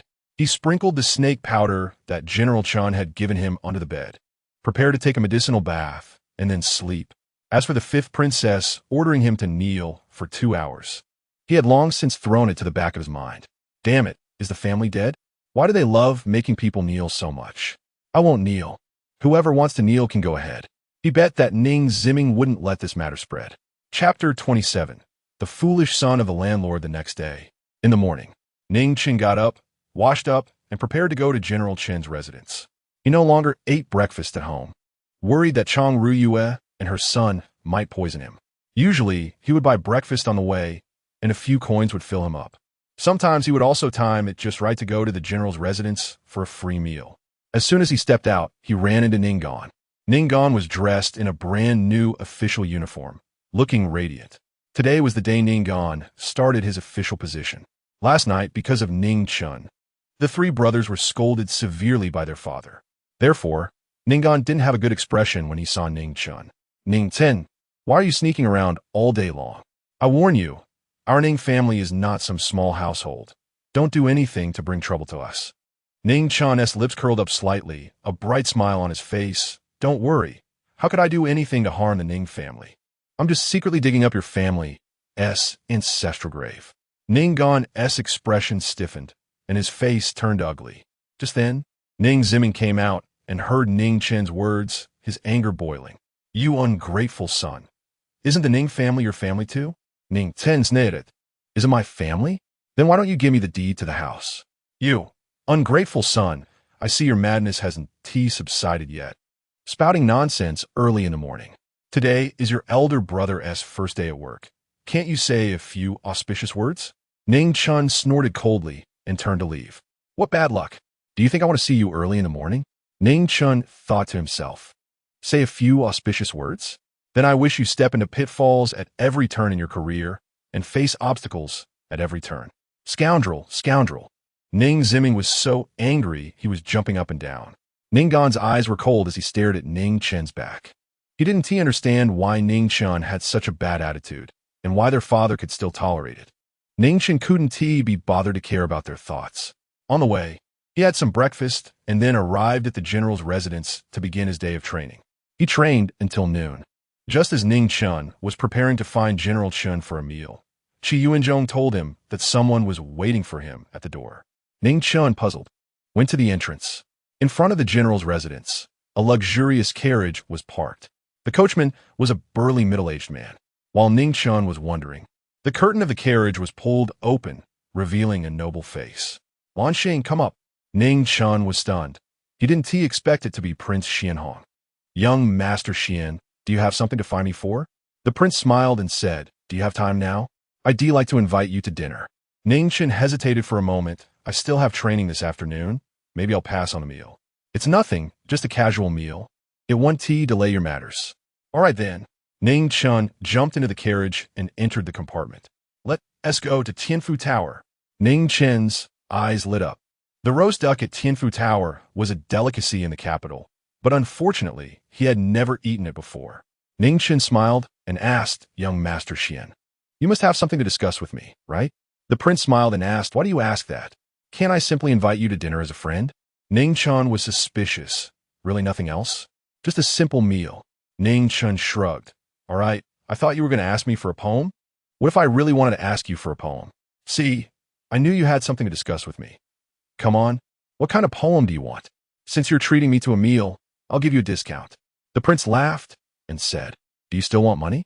Ning Chen looked at him as if he were an idiot. "Brother, even brothers need to be clear about accounts. Friend of friends. Business is business. I hate freeloaders the most. Of course, I'm excluding myself." Ning Chen added silently in his heart. The prince curiously asked, "Are you really short on money?" "Of course, who isn't short on money?" Ning Chen took out a few coins of silver. "Look, this is all my fortune. You have 500 taels of silver stored with my father. Don't think I don't know." Ning Chen rolled his eyes. "Brother, is 500 taels a lot? My family has all passed away.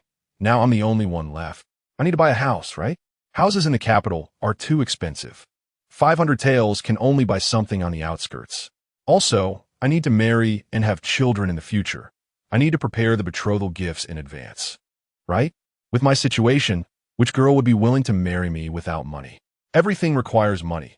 That 500 taels is simply not enough." The prince's mouth twitched slightly. "Your family has all passed away? It seems Ning Chen is not living well in the Ning family. Otherwise, he wouldn't say such things."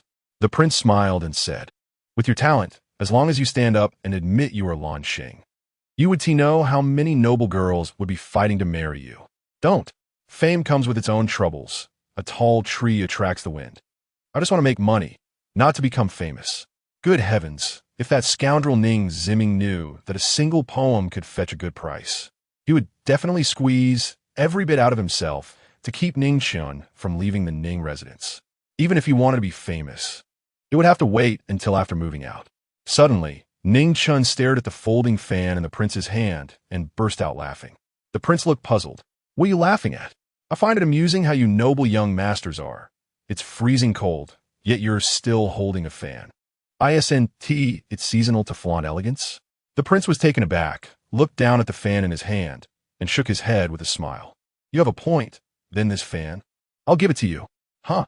Ning Chen caught the fan, thrown over, and was somewhat dumbfounded. But he quickly reacted, stuffing the fan into his bosom while saying, "Isn't this too much?" The jade pendant on this fan was warm and translucent. Clearly a good piece of jade, worth a lot of money. Ning Chen repeatedly thanked him but quietly shifted his gaze. Perhaps he was seeing things. He noticed a few characters appearing on Xianhong's forehead, the foolish son of the landlord. As they spoke, they arrived at Tianfu Tower.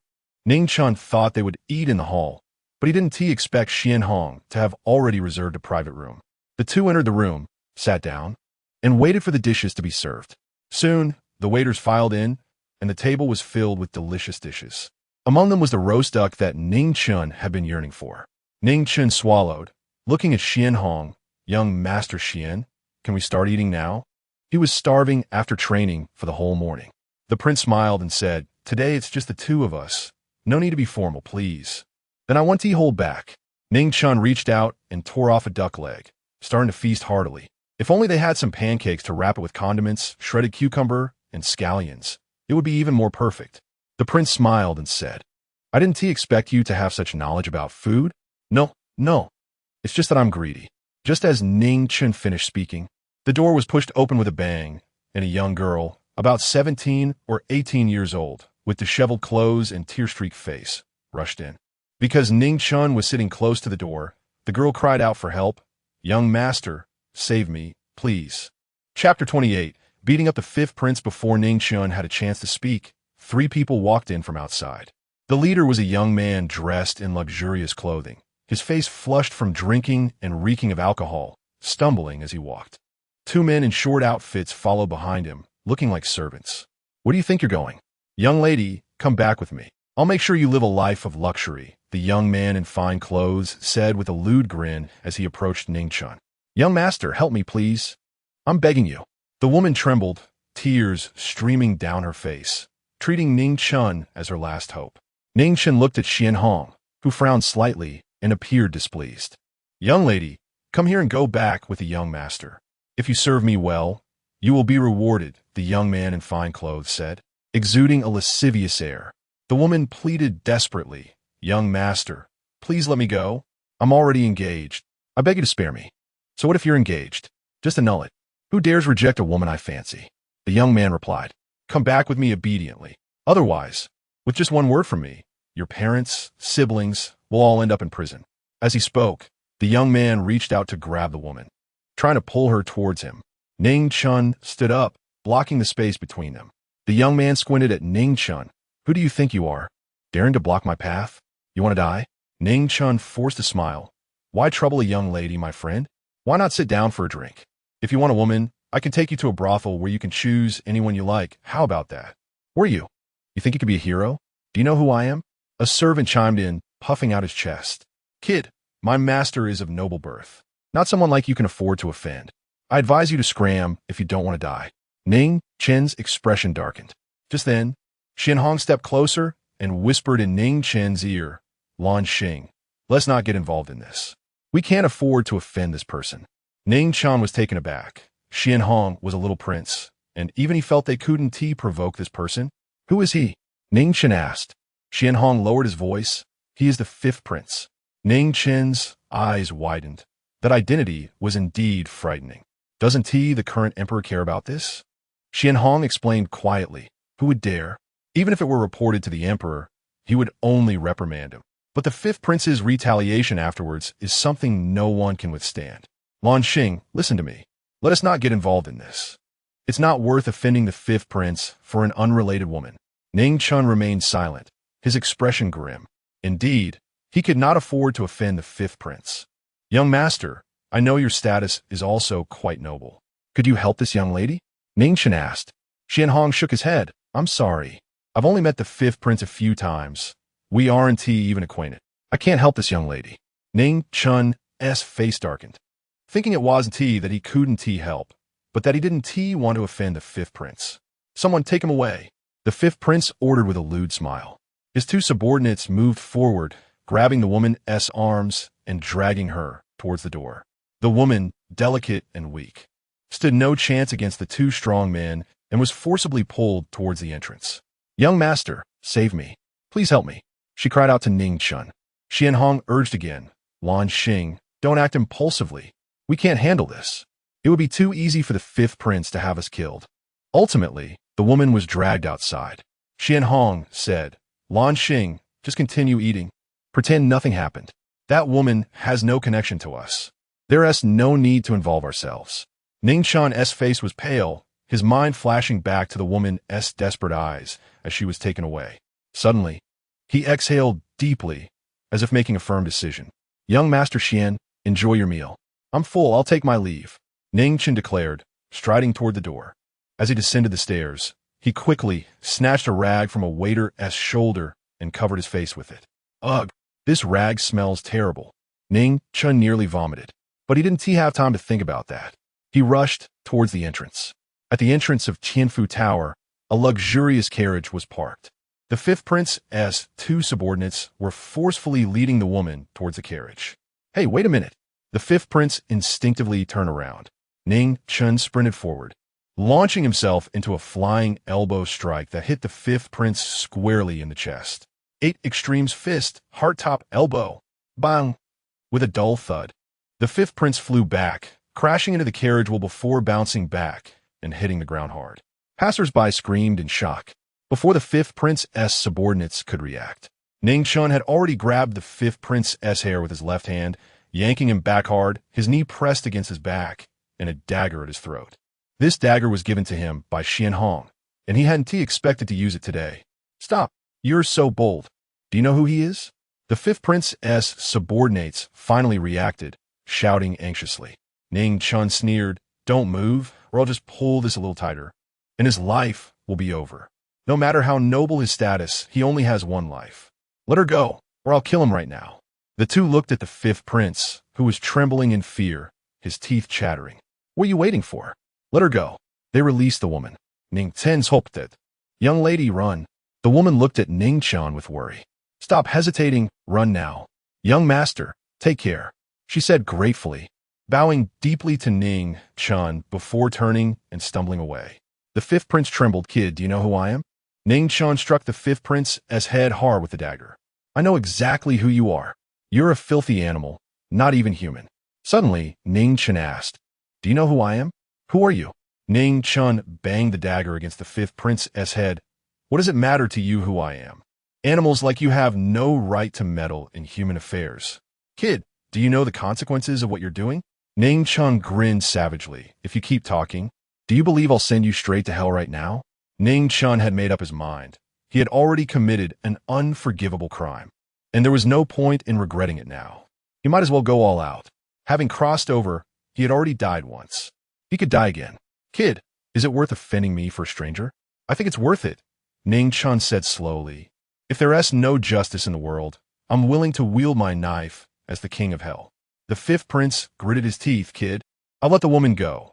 Aren't you? Suppose I go now?"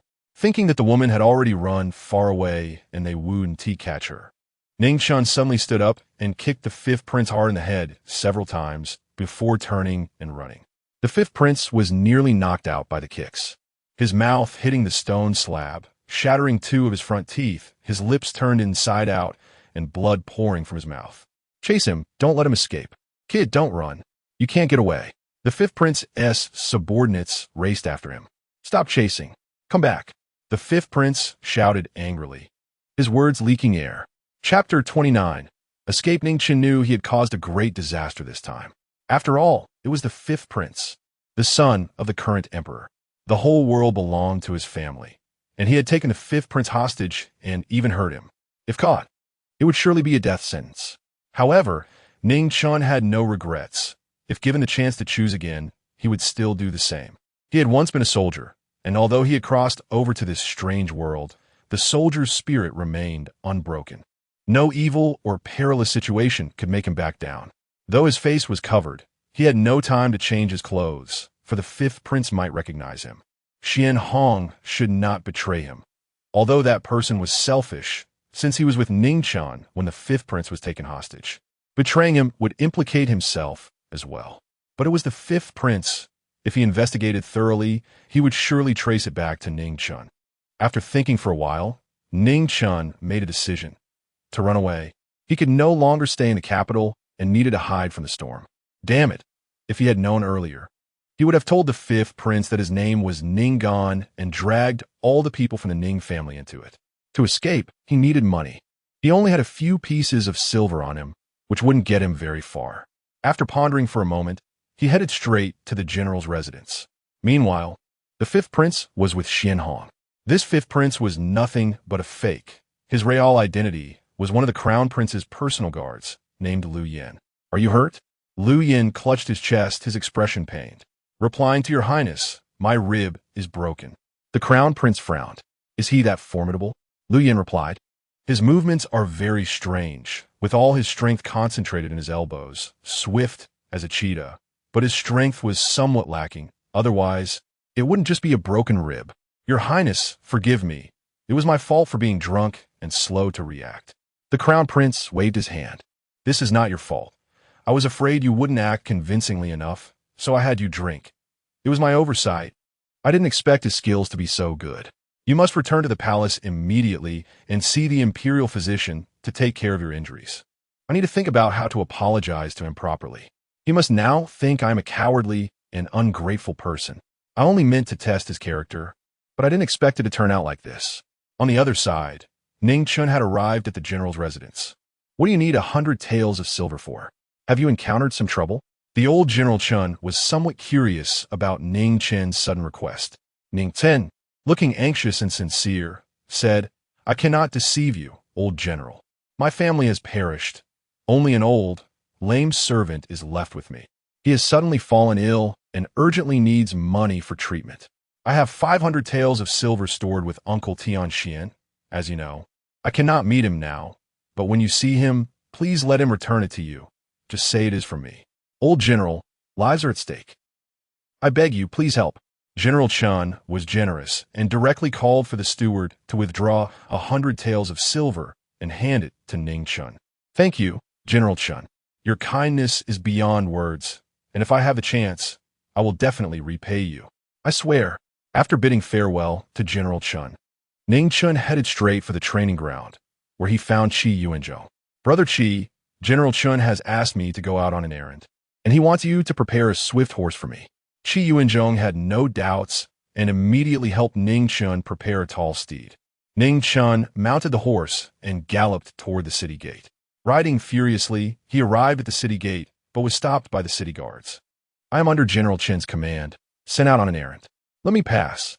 Seeing Ning Chen riding a warhorse, the guards immediately let him through. Once outside the city gate, Ning Chen didn't dare to delay and urged the horse to run even faster, disappearing into the distance.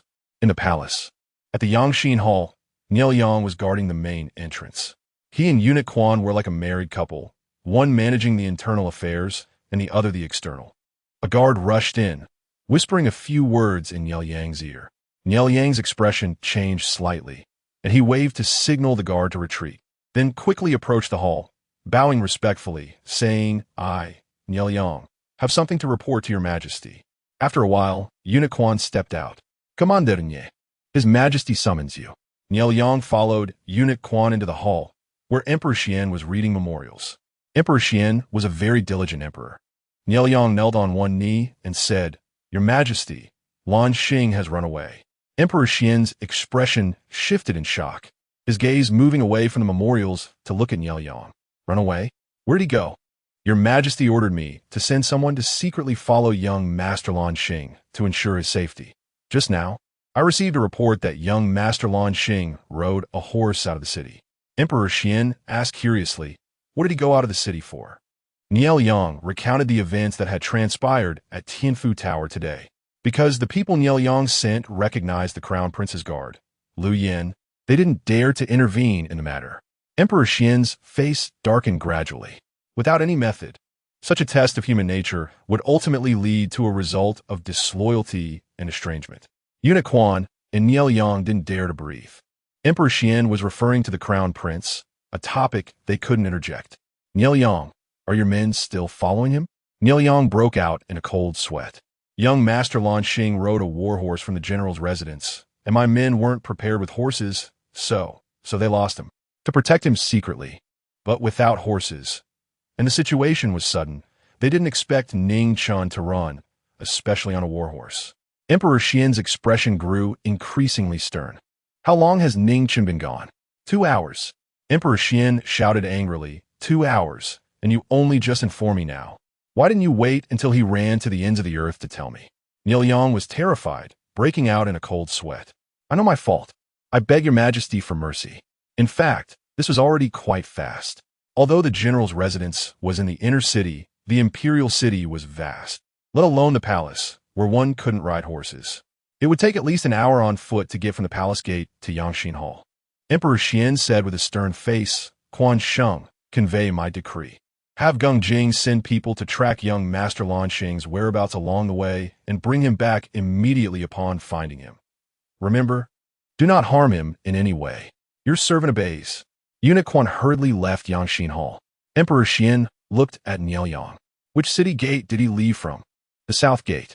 Convey my order to the governor of Liangzhou to pay more attention. If Ning Chen is spotted, he should personally bring him back to me.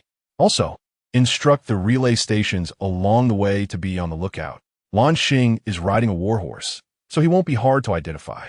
Nielyang hurriedly said, Your servant will take the order and go handle it. After Nielyang left, Emperor Xian's gaze flickered as he murmured, Talented, intelligent, and strategic, he is a person worth cultivating. Even though that fifth prince is fake, to dare act knowing he is the fifth prince, and to disregard the dignity of the royal family, he must be disciplined. Chapter 30. The wolf pack. As night fell, Ning Chen stopped by a small stream. He jumped off his horse, his legs trembling and shaking. He wasn't very skilled at riding, and the mad gallop had left his inner thighs burning with pain. Ning Chen estimated he was about 100 miles away from the imperial city. In fact, he could have taken the official road on his warhorse, which would have been faster, but he was afraid of being caught. So, he chose to follow the small path. By this point, both he and the horse were exhausted. He stopped to let the horse graze on some water grass. But Ning Chen himself was in a dire situation. He had rushed too much and hadn't brought any food or water. He observed the river for a while. It was too shallow, and he couldn't find any fish. Helpless, he set up a simple trap in the nearby woods, hoping to catch a rabbit or some wild birds. Fortunately, he had brought some fire starters. He made a pile of firewood, wrapped himself tightly in his cloak, and leaned against a tree, dozing off. Who knew? After a short while, the horse began to whinny anxiously. Ning Chen was startled awake and turned his head to see the warhorse restless, snorting and scratching the ground with its hooves. Before Ning Chen could comprehend the situation, a wolf's howl made him tense up. The wolves were not far away. Ning Chen hurriedly ran over, untied the horse's reins, and slapped its rear, shouting, Run! The old horse knew the way, and he believed it could return on its own. This was a warhorse, and Ning Chen didn't want to end up in a wolf-fest belly.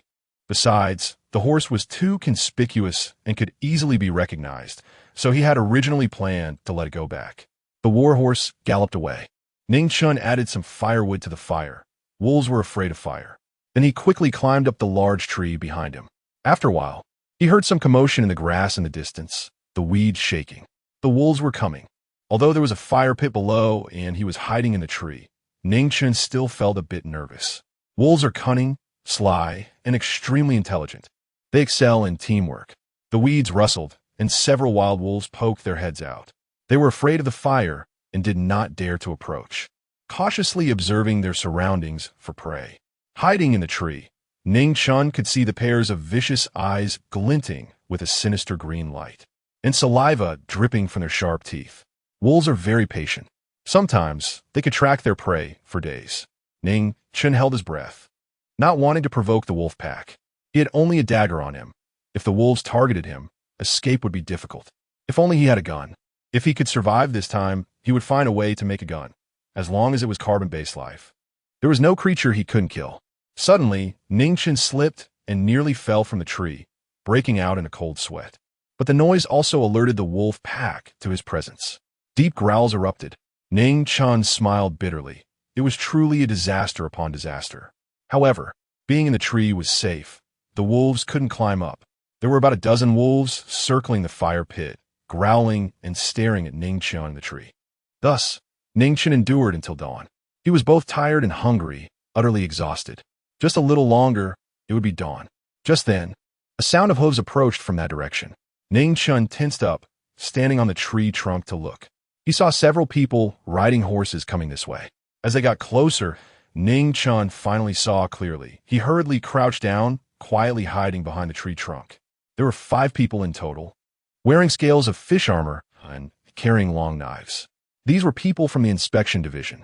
Ning Chen knew that the inspection division only listened to the Xian Emperor. He had injured the 5th prince, and the inspection division was surely sent by the Xian Emperor to catch him. Ning Chen smiled bitterly in his heart.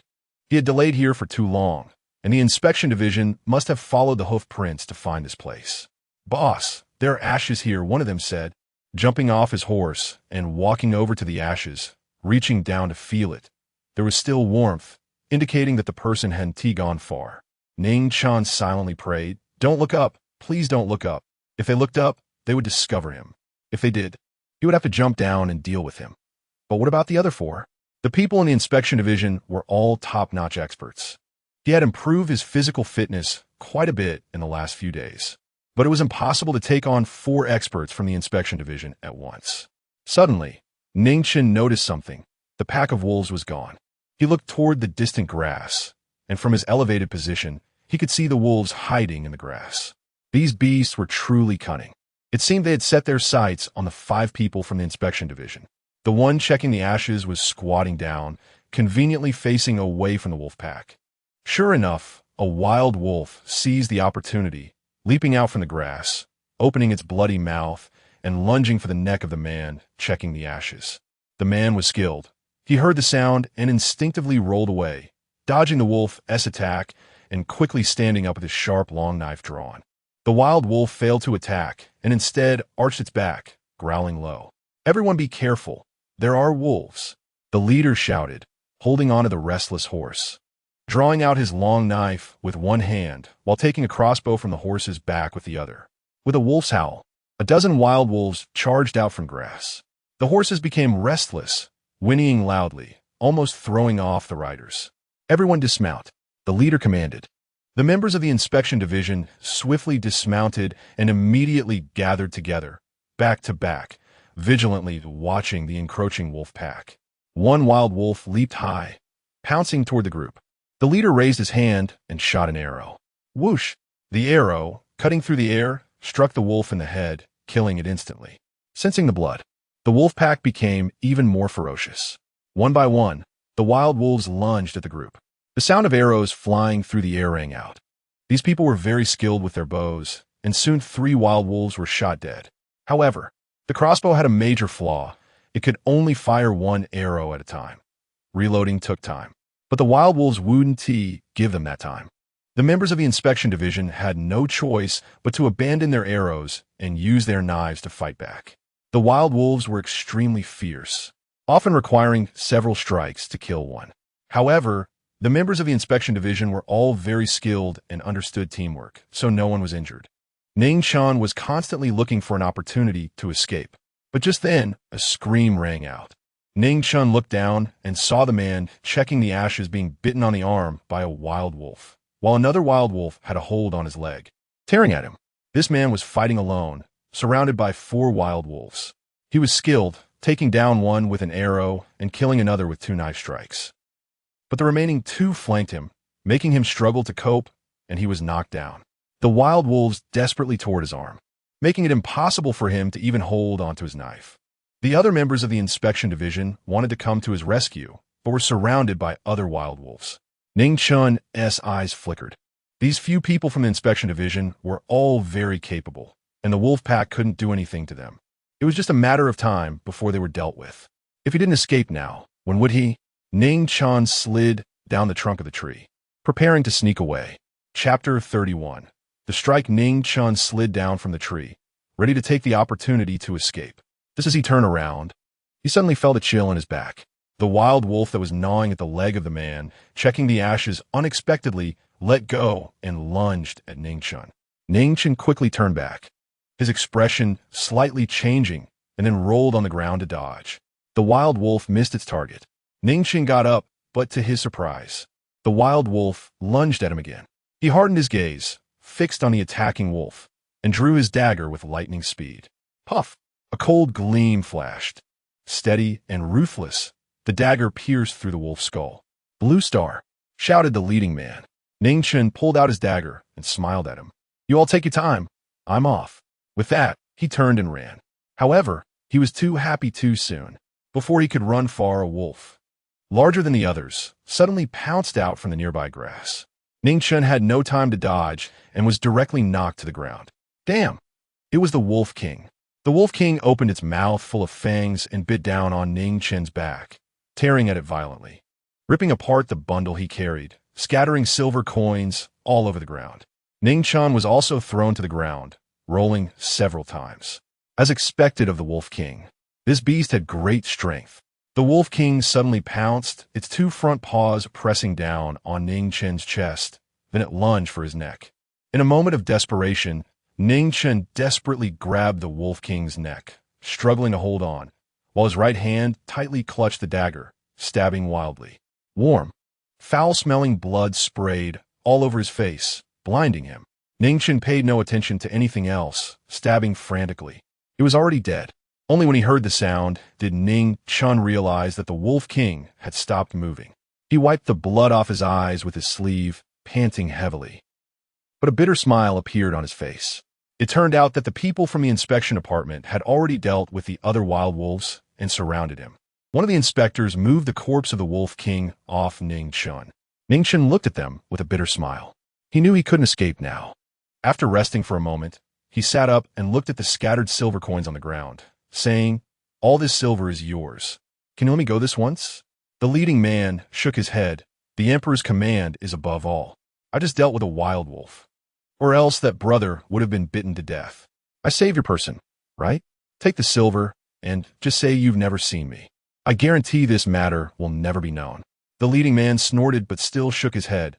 "Even if you saved our brother's life, we dare not defy the Imperial command. We have families too." Ning Chen asked, "No room for negotiation?" The latter shook his head. "You could try to resist." Ning Chen's gaze hardened, but suddenly he stiffened because a knife was pressed against his neck. "I hate fighting and killing the most." Ning Chen sighed helplessly, saying, "All right, I'll go back with you."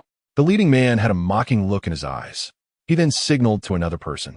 The latter took out handcuffs and leg chains from behind. Ning Chen cooperatively extended his hands. The latter placed the handcuffs and leg chains on him. The leading man instructed two of them to go look for the lost horses. These horses were well-trained and wouldn't run far. While waiting, they picked up the scattered silver and confiscated Ning Chen's dagger. The man who had been checking the ashes had also bandaged his wounds. He wasn't seriously injured and limped over. Ning Chen glanced at him and said, "I saved you just now," although he knew Ning Chen hadn't really meant to save him. He had indeed helped draw the fire. Otherwise, his fate would have been uncertain. "Thank you." Ning Chen raised his hand to show him the handcuffs and couldn't help but mock. "Your way of thanking me is quite special." The latter replied, "We are also doing our duty. Blue Star, the Emperor's command is hard to defy. You have saved me, and I will be forever grateful. If you have any unfulfilled wishes, you can tell me, and I will help you accomplish them." Ning Chen fell silent for a moment. "Let me have a full meal. Won't that be too difficult for you?" "Not at all," the latter replied, opening his bag, taking out some dry food, and handing it to Ning Chen, along with a water pouch. The leading man approached and said, "Blue Star, what exactly did you do wrong? Although you didn't act with sincerity, you did save my brother, and I might help you smooth things over and lessen your sentence." They had been ordered to capture Blue Star, but didn't know what crime he had committed. Ning Chen smiled indifferently. Even a 3-year-old child in the capital knows that once you enter your inspection department, no one comes out alive. Things are in human hands. Perhaps we can help you. Or at least make your death more comfortable. Ning Chen shook his head. "You can't help me. I have taken the 5th prince hostage and brutally beat him up. Can you help me?" Everyone was stunned. Taking the 5th prince hostage and beating him up was a crime that would result in extermination of the whole family. They all fell silent, involving the royal family. Especially the 5th prince, even their boss, Gung Jing, couldn't save Blue Star. Ning Chen quietly ate the dry food, knowing that this time he was completely finished. He never expected that he wouldn't even last 3 months after coming to this world. He wondered if he would still be able to travel through time after he died this time. At this moment, the lost horses were all found. The group took Ning Chen back to the capital. That afternoon, Ning Chen was brought into the inspection department and thrown into the prison. Ning Chen knew that his life had entered a countdown, but strangely, he felt no fear at all, perhaps because he had faced death once. He even had the mind to ponder how to drag Ning Ziming's family down with him. People like Ning Ziming, who abandoned their wives and children, were not even worthy of being called scum. They were worse than pigs and dogs. If he could take a few bad people down with him when he died, it wouldn't be a waste of his time in this world. In the palace, in the Yangxin Hall, not only the Xian Emperor was present, but also the Crown Prince and General Chen. The Xian Emperor's face was grim, with worry between his brows. General Chen looked the same. He only found out last night when Shi Yuanzhong told him that Ning Chen had ridden away on a warhorse. At that moment, he realized something was wrong. The crown prince hung his head, silent. He had just been scolded by the Xian emperor again. From last night until now, he had already received 3 scoldings. However, the Xian emperor often reprimanded him, so he had become accustomed to it. Just then, a little eunuch tiptoed in, kneeling on the ground, saying, "Your Majesty, Lord Geng requests an audience." Lord Geng was naturally Geng Jing. The Xian emperor immediately said, "Let him in." The little eunuch exited, and soon, Geng Jing, dressed in fish-scale armor and tall in stature, walked in. Just as he was about to pay his respects, he heard the Xian emperor say, "No need for excessive courtesy. Have you found him?" Geng Jing had been ordered to investigate the matter of the Black King these days, so he was naturally aware of Ning Chen's identity. He was extremely curious as to why the emperor valued Ning Chen so much when he was just the son of the Minister of Rights, Ning Ziming. "Reporting to your Majesty, the person has been found.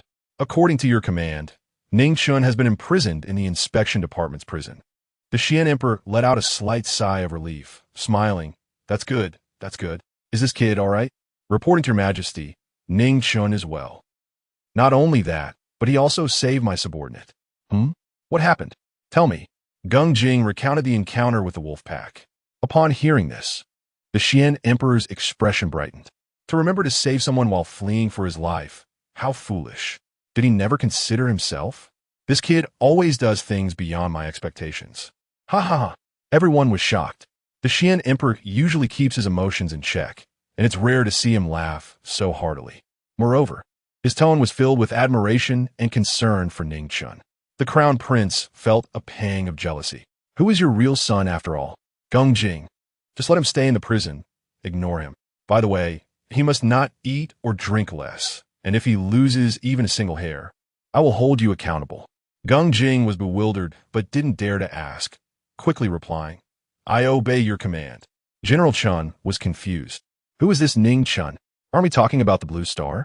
Has your Majesty forgotten about the Blue Star?" He was worried about the safety of the Blue Star, but didn't dare to interrupt the Xian emperor's words, sweating anxiously. Chapter 32.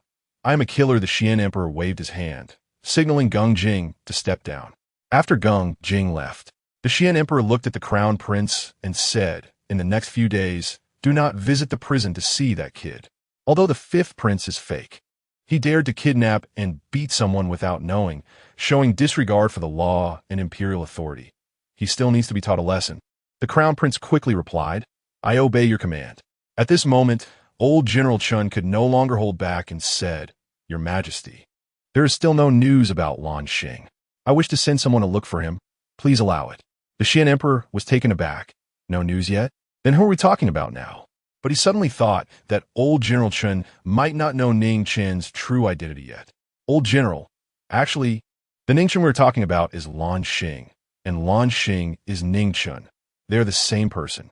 Old General Chen opened his mouth, momentarily at a loss. The Xian emperor continued, "Ning Chen is actually the 4th son of the Minister of Rights, Ning Ziming. But it seems this kid is not favored by Ning Ziming." It took old General Chen a while to process this. However, he still did not understand Lan. Ning Chen is talented and has decent character. He is quite well-rounded in both civil and military affairs. Why is he not favored? The Xian emperor said solemnly, "I have some guesses about the reasons, but I am not sure yet. I am currently sending someone to investigate. Once it is clear, I will inform you." Old General Chen nodded, muttering to himself that it must be Ning Ziming's fault for not liking such a good child. "Your Majesty, I do not understand.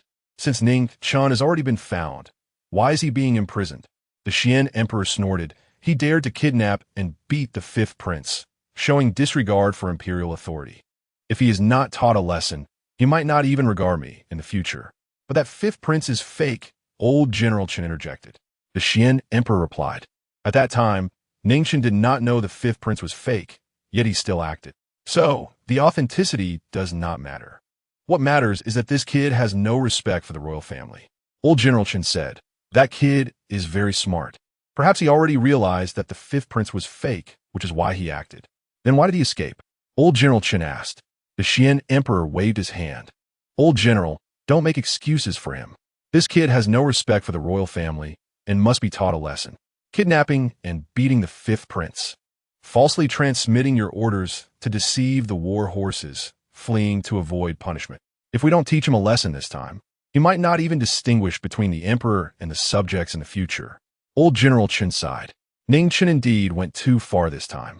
Learning a lesson wouldn't be a bad thing. Geng Jing arrived at the prison of the supervisory department. He needed to have a chat with Ning Chen to see why this kid had gained the emperor's favor. Inside the dim and cramped cell, the air was foul. Ning Chen was locked in the innermost cell. He was sitting in a corner, sifting through some straw, and had actually fallen asleep. Seeing this scene, Geng Jing's mouth twitched. Was this kid not afraid of dying? He knocked on the cell door. Ning Chen was startled awake, seeing a tall, square-faced, middle-aged man with thick eyebrows and big eyes standing outside the cell. His first reaction was that he was going to be interrogated. This man held a high position, as indicated by his purple scaled robe. In the supervisory department, ranks could be discerned by the color of the clothing. The lowest rank wore red-scaled robes, followed by silver, gold, and finally purple, with those in purple holding the highest status. Are you here to interrogate me? I plead guilty. Let's not waste time, Ning Chen said. Geng Jing squinted slightly. Lan Xing, do you know what crime you have committed? I know. Kidnapping and beating the fifth prince is a crime punishable by extermination of the entire family. In fact, I kidnapped and beat the fifth prince under someone's orders. Geng Jing's heart skipped a beat. Could there be accomplices? Who was the person giving the orders? Ning Chen replied, Minister of Frites Ning Ximing. Geng Jing's expression changed. He had recently been ordered to investigate Ning Chen and naturally knew that Ning Chen was not favored in the Ning family. This guy was trying to drag Ning Ximing down with him. What is your relationship with Ning Ximing? Why would he instruct you to kidnap and beat the fifth prince? Geng Jing asked knowingly. Ning Chen raised his head and said, We have no relationship. I'm a killer working for money. Ning Ximing paid me to kill the fifth prince. When your people caught me, they found 100 taels of silver on me, which was given by Ning Ximing. Geng Jing's expression became strange. This guy was not speaking a single truthful word. You are a killer? Ning Chen nodded seriously. 10 steps to kill a person. 1,000 miles without leaving a trace. After the deed is done, I brush off my clothes and disappear into obscurity. That is my life motto. Geng Jing was momentarily speechless, unable to help but exclaim, Good poem, but it's a bit too murderous. Ning Chen replied, I am a killer. If there is no murderous intent, then what kind of killer am I? Unfortunately, this time I failed. I couldn't kill that beast, the fifth prince, and let Lord Ning down. Geng Jing's expression suddenly changed, and he shouted, How dare you insult the fifth prince? Ning Chen's nedet, insult. What does that count for? I originally wanted to kill him. Such a beast deserves to be killed by everyone. Even if Lord Ning doesn't hire me, I would still find an opportunity to take him down. As a prince, he brazenly robs common women and harms the people in broad daylight. He is worse than a pig or a dog. With such a prince, the Xian is finished. Geng Jing was furious. How outrageous. Are you not afraid of death? Ning Chen held his head high and loudly declared, Who in life does not face death? I will leave my loyal heart shining through history. The common people are like water, and the royal family is like a boat. Water can carry a boat, but can also capsize it. If you kill me and Lord Ning, there will still be countless others like me and Lord Ning rising up. Can you kill them all? Geng Jing was both shocked and angry. Had this kid eaten bear hearts and leopard guts? He dared to speak such rebellious words. However, this kid's literary talent was truly astonishing. He spoke like a master of proverbs. Lan Xing, facing death, you still dare to speak wildly. I hope when the time comes for your execution, you can still be this tough. Ning Chen snorted coldly. Then you wait and see. If I and Lord Ning blink even once at that time, we are not men. I say a few words, and you can't stand it? When Lord Ning's family curses the emperor behind closed doors, how harshly do they speak? Geng Jing finally understood why the emperor wanted to teach Ning Chen a lesson. This kid was audacious and had no regard for imperial authority. He pointed at Ning Chen, indicating for him to wait, then turned and left. He feared that if he stayed any longer, Ning Chen would say something even more shocking. Ning Chen's hotet lodli, Lord Ning, I am sorry. It's all my fault for not being skilled enough to kill that beast, the fifth prince. I've implicated you. In my next life, I will work like an ox or horse, pulling grass for you to eat. Gung Jing listened to the voice coming from behind him, his expression extremely strange. This kid was truly sparing no effort to drag Ning Zimming down with him. However, the resentment he had towards his father was so intense. What kind of grievances had he suffered? Chapter 33. You Can't Die in the Palace. In the Imperial Study, Gung Jing stood under the dragon table, reporting word by word his conversation with Ning Chen to the Xian Emperor. Upon hearing this, the Xian Emperor casually picked up a red brush and swiftly wrote on the rice paper. After finishing, he picked it up and examined it closely. 10 steps to kill a person 1,000 miles without leaving a trace. After the matter is settled, I will brush off my clothes and hide my body and name. Since ancient times, who has not died? I will leave my loyal heart to illuminate history. Water can carry a boat, but it can also capsize it. The Xian Emperor read it aloud, and he loved poetry, growing fonder with each recitation. This kid is truly talented, but his nature is too wild, showing no reverence for the royal family. The Xian Emperor glanced at Gung Jing, asking, "You've talked to him. What do you think of this person?" Gung Jing pondered for a moment and replied, "His talent is astonishing, and he is unafraid of power." The Xian Emperor frowned slightly. "What do you mean? That I am power?"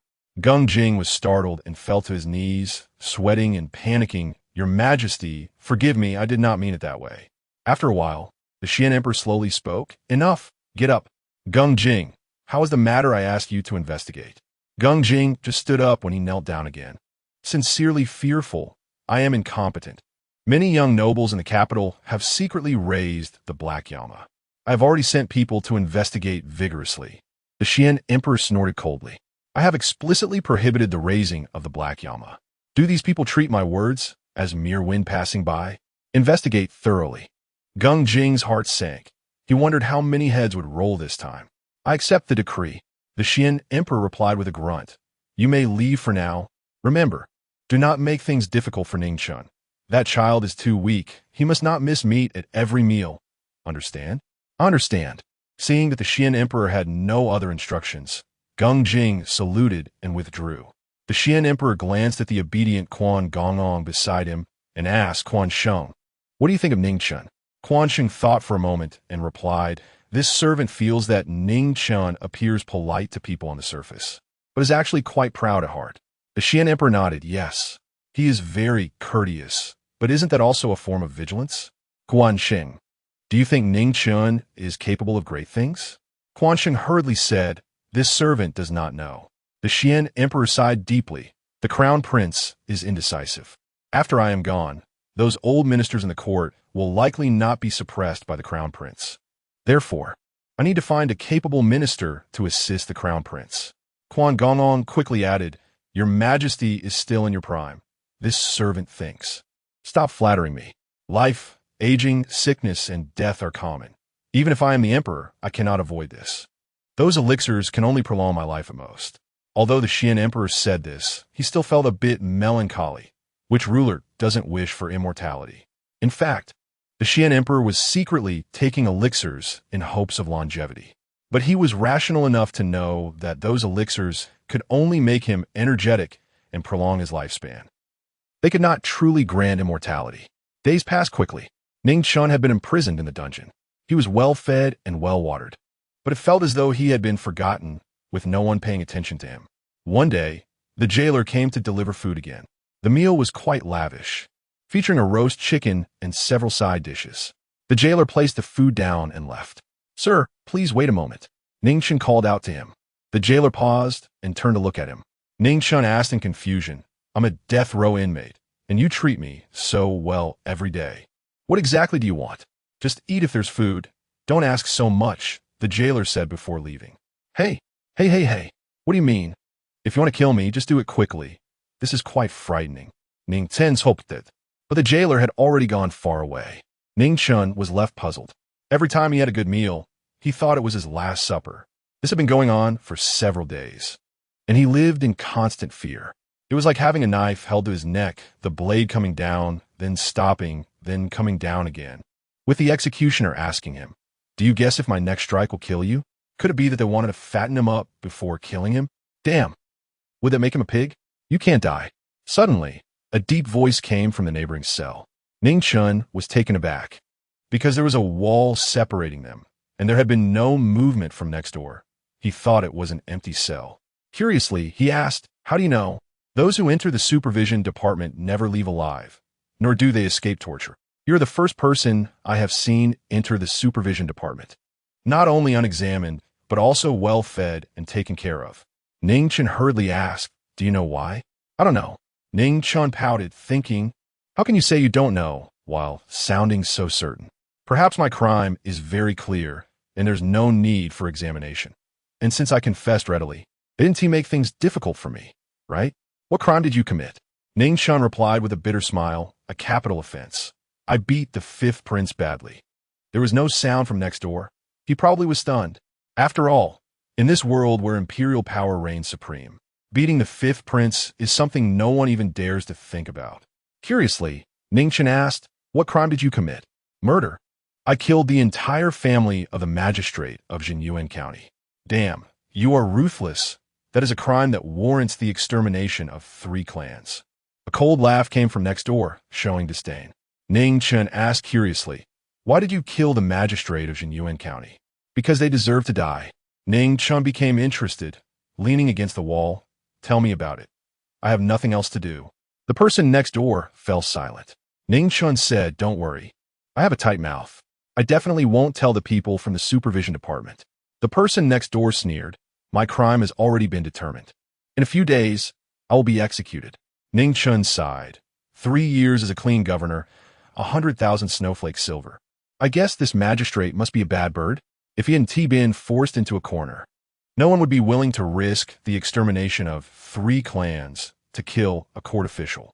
There was silence next door again. Just when Ning Chen thought the other party would not speak again, he began to talk. Collusion between officials and businessmen, creating false charges, bullying the market, oppressing the common people. If I do not kill him, the people of Jinyuan County will have no way to live.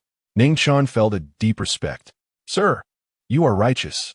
The person next door laughed coldly. "I once thought that sacrificing myself could save the people of Jinyuan County. But I did not expect this world to be so dark." Ning Chen frowned slightly. "What? Hasn't the matter been resolved?" The person next door just sighed deeply, exuding a sense of helplessness. "What is your name? Are you from Jinyuan County?" The person next door replied, "I am not from Jinyuan County. I am just a person from the rivers and lakes." Ning Chen admired him very much, saying, "Righteousness often comes from those who are ruthless, while betrayal often comes from scholars. Unfortunately, I am powerless and in a cage, sharing the same plight with you, unable to help." Chapter 34. Could he be His Majesty's illegitimate son? In the following days, the jailer delivered abundant meals to Ning Chen at every meal. However, no matter how much Ning Chen asked, the jailer ignored him. "Damn, they wouldn't have poisoned the food with slow-acting poison, would they?" Ning Chen muttered to himself.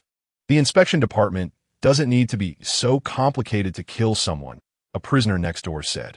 Over the past few days, Ning Chen had become familiar with the prisoner next door, learning that his name was Tao Qiji, known in the martial world as Broken Bone Hand. Tao Qiji came from a poor background, had little education, and learned martial arts from a young age, always mingling in the martial world. A year ago, he passed through Jinyuan County and saw the suffering of the people there, with no one to turn for justice. He even witnessed the county magistrate's son robbing a commoner's daughter in broad daylight, trampling on human life. In a fit of rage, he sneaked into the county office at night and killed the magistrate's entire family of 7, but spared the elderly, weak, women, and children. If one doesn't eradicate the roots, they will surely leave future troubles. After that, he became a wanted criminal by the court. However, this guy was quite skilled and escaped the inspection department's pursuit several times. Unfortunately, he eventually fell into their hands, but at that time, the inspection department had dispatched more than 20 experts to capture him. "Old Tao, pass me a chicken leg." There was a wall between the two, but fortunately, it wasn't thick, allowing them to pass food through the gap in the cell door.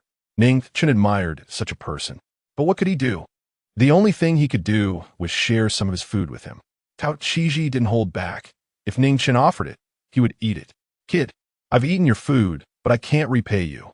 Ning Chen laughed. "It's fine. There'll be a chance to repay when we get to the Yama's hall. You have good skills. Just protect me from other little demons bullying me." Tao Qiji laughed heartily, but suddenly he started coughing violently. He had suffered brutal torture and was severely injured. Kid, how about I pass on all my skills to you? Ning Chen smiled and said, how do you pass it on? Do you have the legendary internal energy that can be transmitted through the wall? What is internal energy? Ning Chen. It's a kind of energy cultivated by absorbing the essence of heaven and earth, which can kill people invisibly. Tao Qiji said, I've never heard of it, but what you said is somewhat similar to the method of breathing and cultivating energy. Ning Chen became interested and curiously asked, what method of breathing and cultivating energy? Some top experts in the martial world know the method of breathing and cultivating energy. It's not as magical as what you said, but it can enhance one's vigor, increase combat effectiveness, and maintain stamina in prolonged battles. Is there lightness skill in the martial world? As long as you're a man, who isn't interested in that? Who hasn't had a hero dream when they were young?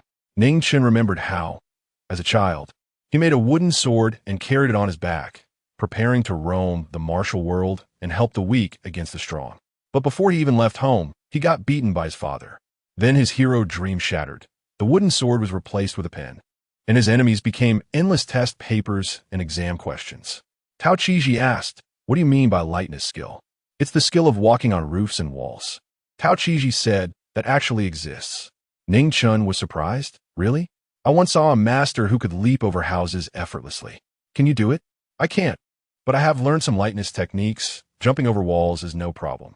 Ning Chen rolled his eyes, thinking, what kind of skill is jumping over walls? I know a regular guy who often jumps over people's walls, but once he got caught by someone's husband and had his leg broken. What level of expert are you in the martial world? Tao Qiji was silent for a moment and said, second rate. Then you're not that impressive. The space next door fell silent.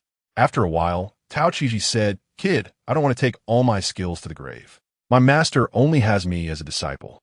If I die, my skills of severing tendons and bones and ghost shadow, 13 blades, will be lost forever. Ning Chen smiled wryly and said, I want to learn, but like you, I might be executed one day. Kid, you won't die.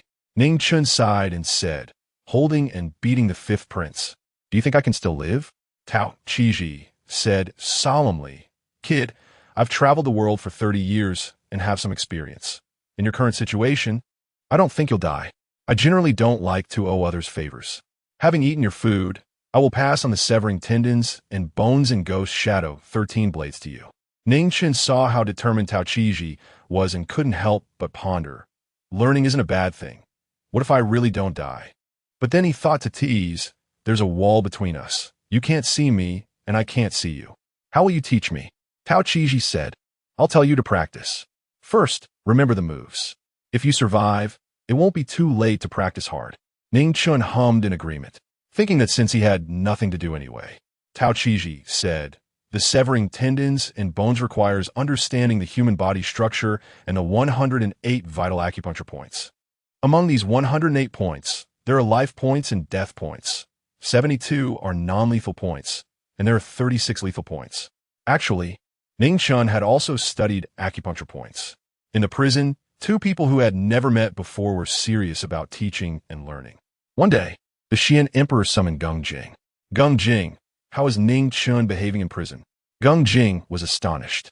He had never seen the Xian Emperor care so much about anyone, only about Ning Chen. In the past 10 days, the Xian Emperor had summoned him 3 times, each time asking about Ning Chen. Reporting to your majesty, Ning Chen is doing well in prison. Gung Jing paused, seeing a hint of a smile on the Xian Emperor's face, and continued, he has made friends with a death row inmate, and Ning Chen is practicing martial arts with him. The Xian Emperor's expression showed slight surprise. Practicing martial arts? Gung Jing replied, that person is a martial artist who killed the magistrate's entire family of 7 in Jinyuan County and has remarkable skills. The Xian Emperor was shocked. His face darkened. You locked Ning Chen in the same cell as a death row inmate? Gung Jing's expression changed, and he hurriedly said, reporting to your majesty, they are locked in separate cells with a wall between them. The Xian Emperor slightly relaxed and exclaimed, oh. Then his brows furrowed. This kid is not behaving well in prison. He's actually learning skills from a death row inmate. Quite something. Gung Jing, have someone keep an eye on him. Don't let that death row inmate harm Ning Chen. Gung Jing bowed. I obey your orders. This kid is living a bit too comfortably in prison. Starting today, reduce his food by half. Yes, but then the Xian emperor suddenly waved his hand. Forget it. This kid is malnourished and weak. He needs to be well-nourished. Geng Jing was puzzled. Could Ning Chen be His Majesty's illegitimate son? Otherwise, he really couldn't understand why the Xian emperor was so good to Ning Chen. Geng Jing, we can't let this kid live too comfortably. Here's the plan. Arrange something to scare him, but don't actually hurt him. Chapter 35, Old Tao, Safe Travels. On this day, Ning Chen was in his cell, holding a piece of dry straw, performing various movements, chopping, sweeping, and prodding. The moves were fluid. This was the ghost shadow, 13 blades. Just then, a few people in scaled fish armor approached. The sound of a cell door opening next door was heard, and someone said, Tao Qiji, your execution time has come. Ning Chen's movements froze. Tao Qiji was going to be executed today. Amidst the dragging sounds, Tao Qiji was pulled out. Ning Chen rushed to the cell door and looked outside. Although they had known each other for a long time, a wall separated them, and no one could see the other. This was Ning Chen's first time seeing Tao Qiji. He was dressed in rags, his bare skin covered in scars. A result of torture. With disheveled hair, his face was unrecognizable, and his legs were broken, rendering him unable to walk. Despite this, he was still shackled with heavy handcuffs and leg irons. At this moment, Tao Qiji also looked at Ning Chen. His eyes were bright, showing no fear. Brothers? Wait a moment. Can I have a few words with him? One of the men in scaled armor turned to look at Ning Chen and coldly said, Stay put. It will be your turn soon. You can chat slowly down below. He shouldn't be beheaded. He is a hero. Ning Chen shouted angrily.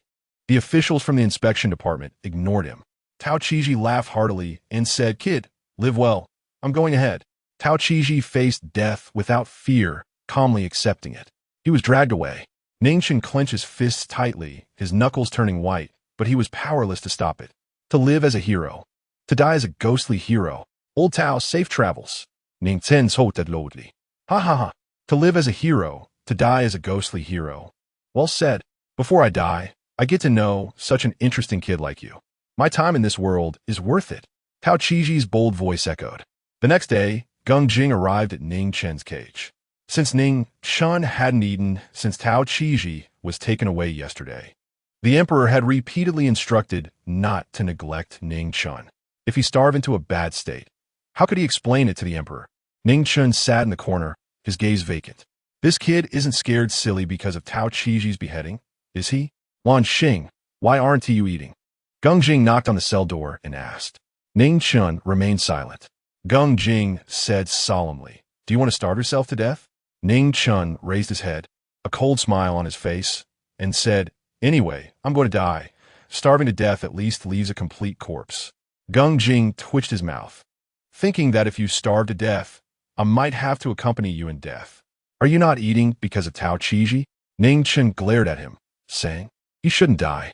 He killed the county magistrate of Yuan and his entire family. Dying 10 times wouldn't be too many. Ning Chen soted angrily. You should know why he killed the county magistrate and his family. Geng Jing replied, No matter the reason, if you kill someone, you must pay with your life. But did he kill humans? He only killed a few beasts. Ning Chen stood up, walked to the cage, and stared at Geng Jing, saying, Aren't you from the inspection department, which always claims to be fair and just? Is your fairness and justice measured by the lives of good people against the lives of beasts?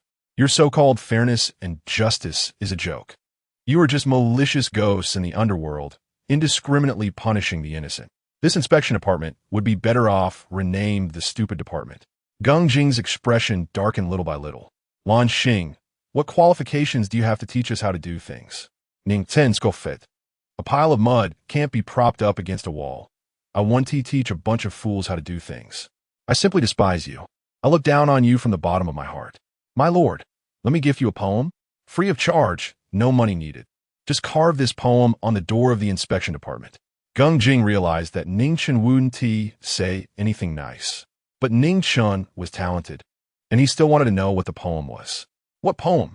Ning Chen smiled slightly and said, My lord, please listen carefully. A needle forged through 1,000 trials, tumbling on the cloth, eyes growing on the buttocks.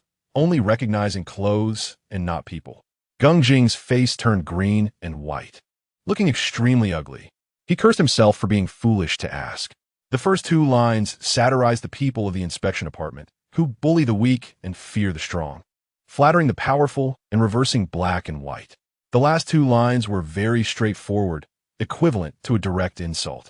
Ning Chen continued, "My lord, the title of this poem is Ode to the Inspection Department. Are you satisfied?" Gung Jing's face turned iron blue with anger. The inspection department's reputation was already bad enough. If this poem spread, the people would likely insult their ancestors. The entire inspection department would be forever stained with infamy. This kid was too damaging. He intended to nail the inspection department to the pillar of historical disgrace. If it weren't for the emperor's orders, he would have made Ning Chen experience the inspection department's torture long ago. At the very least, he would have broken his teeth.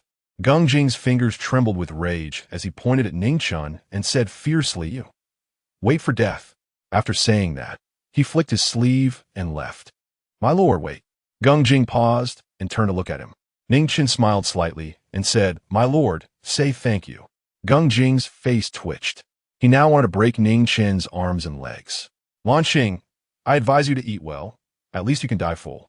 In a few days, you will be executed at the market." Gung Jing finished and quickly left, worried that if he stayed any longer, he might be driven mad by Ning Chen. Ugh. Not a shred of politeness. I give you a poem, and you don't even say thank you. Ning Chen complained a few times and walked back to sit in the corner. He still hadn't touched the food, although he had only met Tao Qiji once. He had received guidance from him. Ning Chen decided to keep vigil for him for 3 days, not eating or drinking. In a few days, it would be his turn to be executed. Ning Chen was not afraid. Instead, he was somewhat looking forward to it. Dying was better than being locked up here. In the palace, in the imperial study, the emperor held a piece of rice paper with writing on it. To live as a hero, to die as a ghostly hero. Good poem, but only 2 lines. This brat, such a good poem, actually gave it to a murderous thug. Truly wasteful. The emperor was very angry. Such good lines should have been used for him as the emperor. When the eyes grow on the buttocks, only recognizing clothes and not people, he laughed out loud upon reading those lines. Standing under the dragon desk, Gung Jing's face twitched. What was so funny about this? The emperor laughed louder and louder. Gung Jing couldn't help but say, "Your Majesty, the inspection department is your inspection department. This kid Ning Chen's poem clearly scorns the divine might and disregards royal authority. He should be severely punished." The emperor looked at him and said, "What do you mean? This poem is insulting me?" Gung Jing broke into a cold sweat. He had spoken without thinking in a moment of anger. He fell to his knees in fear and said, "Your Majesty, forgive me. I didn't mean that." The emperor snorted coldly. "Do I still need to only recognize clothes and not people? This poem is insulting your inspection department. Has nothing to do with me." Gung Jing thought to himself, "The inspection department is your inspection department, Your Majesty," saying this is somewhat unreasonable. But he only dared to think this in his heart, hurriedly saying, "Your Majesty is wise." Suddenly, the emperor's smile faded. "I have some impression of the case of the county magistrate of Jinyuan and his family being killed. Please tell me more about it." Gung Jingdao said, "After the incident, I immediately sent someone to investigate. The magistrate of Jinyuan County indeed fabricated charges to exploit the common people. But the person is already dead, and at that time I was eager to capture Tao Qiji, so this matter was not further pursued." The Xian emperor nodded slightly, indicating that he understood. "By the way, you just mentioned that Ning Chen hasn't eaten for 2 days?" Gung Jing hurriedly replied, "Yes." The Xian emperor's expression darkened. Chapter 36 Uncle, have you usurped power? Gung Jing, I ordered you to take good care of Ning Chen, and this is how you do it? I don't care what methods you use. You must make sure Ning Chen eats. Gung Jing felt bitter inside. Forcing criminals to confess was his strong suit. But forcing someone to eat, that was too difficult for him. "Minister, I accept the edict." Although it was difficult, he had no right to refuse the emperor's command. The Xian emperor waved his hand and said, "All right, you can leave now." After Gung Jing left, the Xian emperor said, "Sheng, go bring the crown prince here." "Yes." Gong Sheng walked away with small steps. The Xian emperor looked at the poem on the rice paper and muttered to himself, This kid is truly talented. At such a young age, how does he do it? However, he should know my identity now. The Xian Emperor was well aware that Geng Jing couldn't make Ning Chen eat. From the events of the past few days, it was clear that this kid was a stubborn mule. Ning Chen's personality was not suitable for court factional struggles. He was more suited for the supervisory office. This kid was both brave and clever, but too stubborn and unafraid of power. He was perfect for the supervisory office. He could eventually take Geng Jing's position in the future. The next day, Geng Jing brought a few people to the cell where Ning Chen was held. Seeing the untouched food on the floor, he was also troubled. He ordered his subordinate to open the cell door. Lan Xing, come out. Ning Chen looked at him and asked lightly, "Are we going to the vegetable market?" Geng Jing nodded and pointed at the food on the floor. "This is your last meal. Are you sure you don't want to eat something?" After waiting for so many days, it's finally my turn. Ning Chen stood up and walked out, extending his hands to signal to be handcuffed and shackled. Geng Jing frowned. "Are you really not afraid of death? If I say I'm afraid, will you not kill me?" Geng Jing, "Are you sure you don't want to eat something?" Ning Chen shook his head. "No. I'll wait until I die and turn into a ghost to come to your house begging for food at night." Geng Jing's mouth twitched, but he was still quite impressed. Typically, criminals are scared to the point of trembling before death, and some even lose control of their bowels. At such a young age, Ning Chen's fearlessness in the face of death was truly rare. Geng Jing said, "Lan Xing, I won't put the handcuffs and shackles on you. But I must warn you, don't try any tricks. Your little skills are nothing in front of me." Ning Chen nodded. "I know." This person was wearing a purple scaled robe and held a high position, so his skills were naturally not to be underestimated. He was definitely a master among masters. "Let's go." Geng Jing led Ning Chen out of the prison. Ning Chen greedily breathed in a few breaths of fresh air.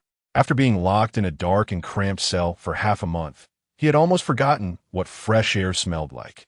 Outside the prison, a carriage was waiting. "Lan Xing, get in the car?" Ning Chen was a bit confused. Shouldn't it be a prison cart? Geng Jing didn't explain. Ning Chen didn't ask further and jumped onto the carriage. The carriage drove out of the supervisory office and headed east. Ning Chen heard the bustling sounds of people outside. It was very lively. "Don't look around." Ning Chen wanted to lift the curtain to take a look, but was stopped by Geng Jing. "We must be close to the vegetable market, right?" Ning Chen asked, not waiting for Geng Jing to answer, and continued. "What's your name? Where do you live?"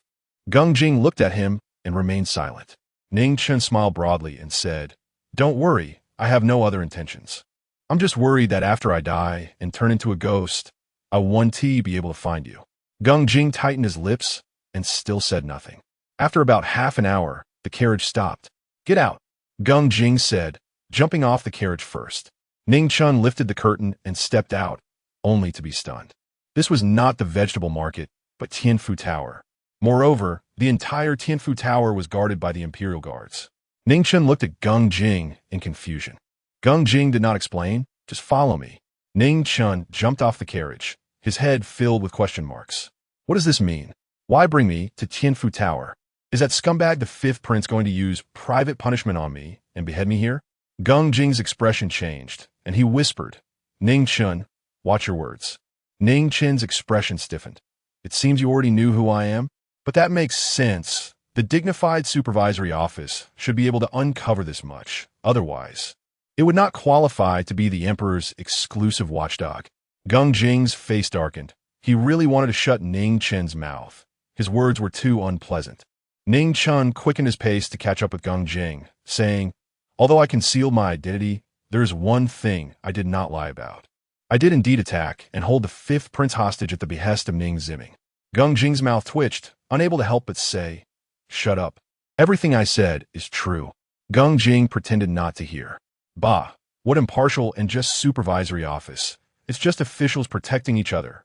Geng Jing turned around and shot him a cold glance. "Look at your sister. I'm a person about to die. Why should I be afraid of you?" Ning Chen complained in his heart. Geng Jing led Ning Chen to the door of a private room on the second floor of Tianfu Tower. Ning Chen Frobnet. This private room was the same one where Tian Xian had previously invited him to dinner. This fifth prince has a strong sense of revenge. He must find a way to get back at those who wronged him. Ning Chen glanced at the two men in red-scaled robes beside him. Their skills should be average. When he saw the fifth prince later, he would snatch the knife and chop him up. People like the fifth prince, allowing him to live in this world. How many commoners would suffer? Since I'm going to die anyway, I might as well drag him down to hell with me. Ning Chen silently planned in his heart. At this moment, the two imperial guards guarding the door pushed open the private room door, signaling Gung Jing and the others to enter. Ning Chen followed them in and was instantly stunned. He did not see the fifth prince. In the private room, 3 people were sitting around the table. One was Tian Xian, one was Xian Hong, and the other was General Chen. The effeminate man was respectfully standing behind Tian Xian. Uncle? General Chen? Ning Chen was taken aback. As for Xian Hong, Ning Chen couldn't be bothered to pay attention to him. A cowardly person was not worth his notice. The crown prince noticed Ning Chen's disdainful look and couldn't help but smile bitterly. Ning Chen looked at the delicious dishes on the table and smiled. Uncle, General Chen, it seems you know that I'm going to be beheaded. You even prepared such a big table of head-cutting food for me. How generous. Gung Jing shouted sternly. Ning Chen, do not be rude. After saying that, Gung Jing quickly walked to the table and knelt before the Xian Emperor, saying, I, Gung Jing, pay my respects to your majesty. Ning Chen's eyes widened in shock, his mouth opened wide enough to fit an egg.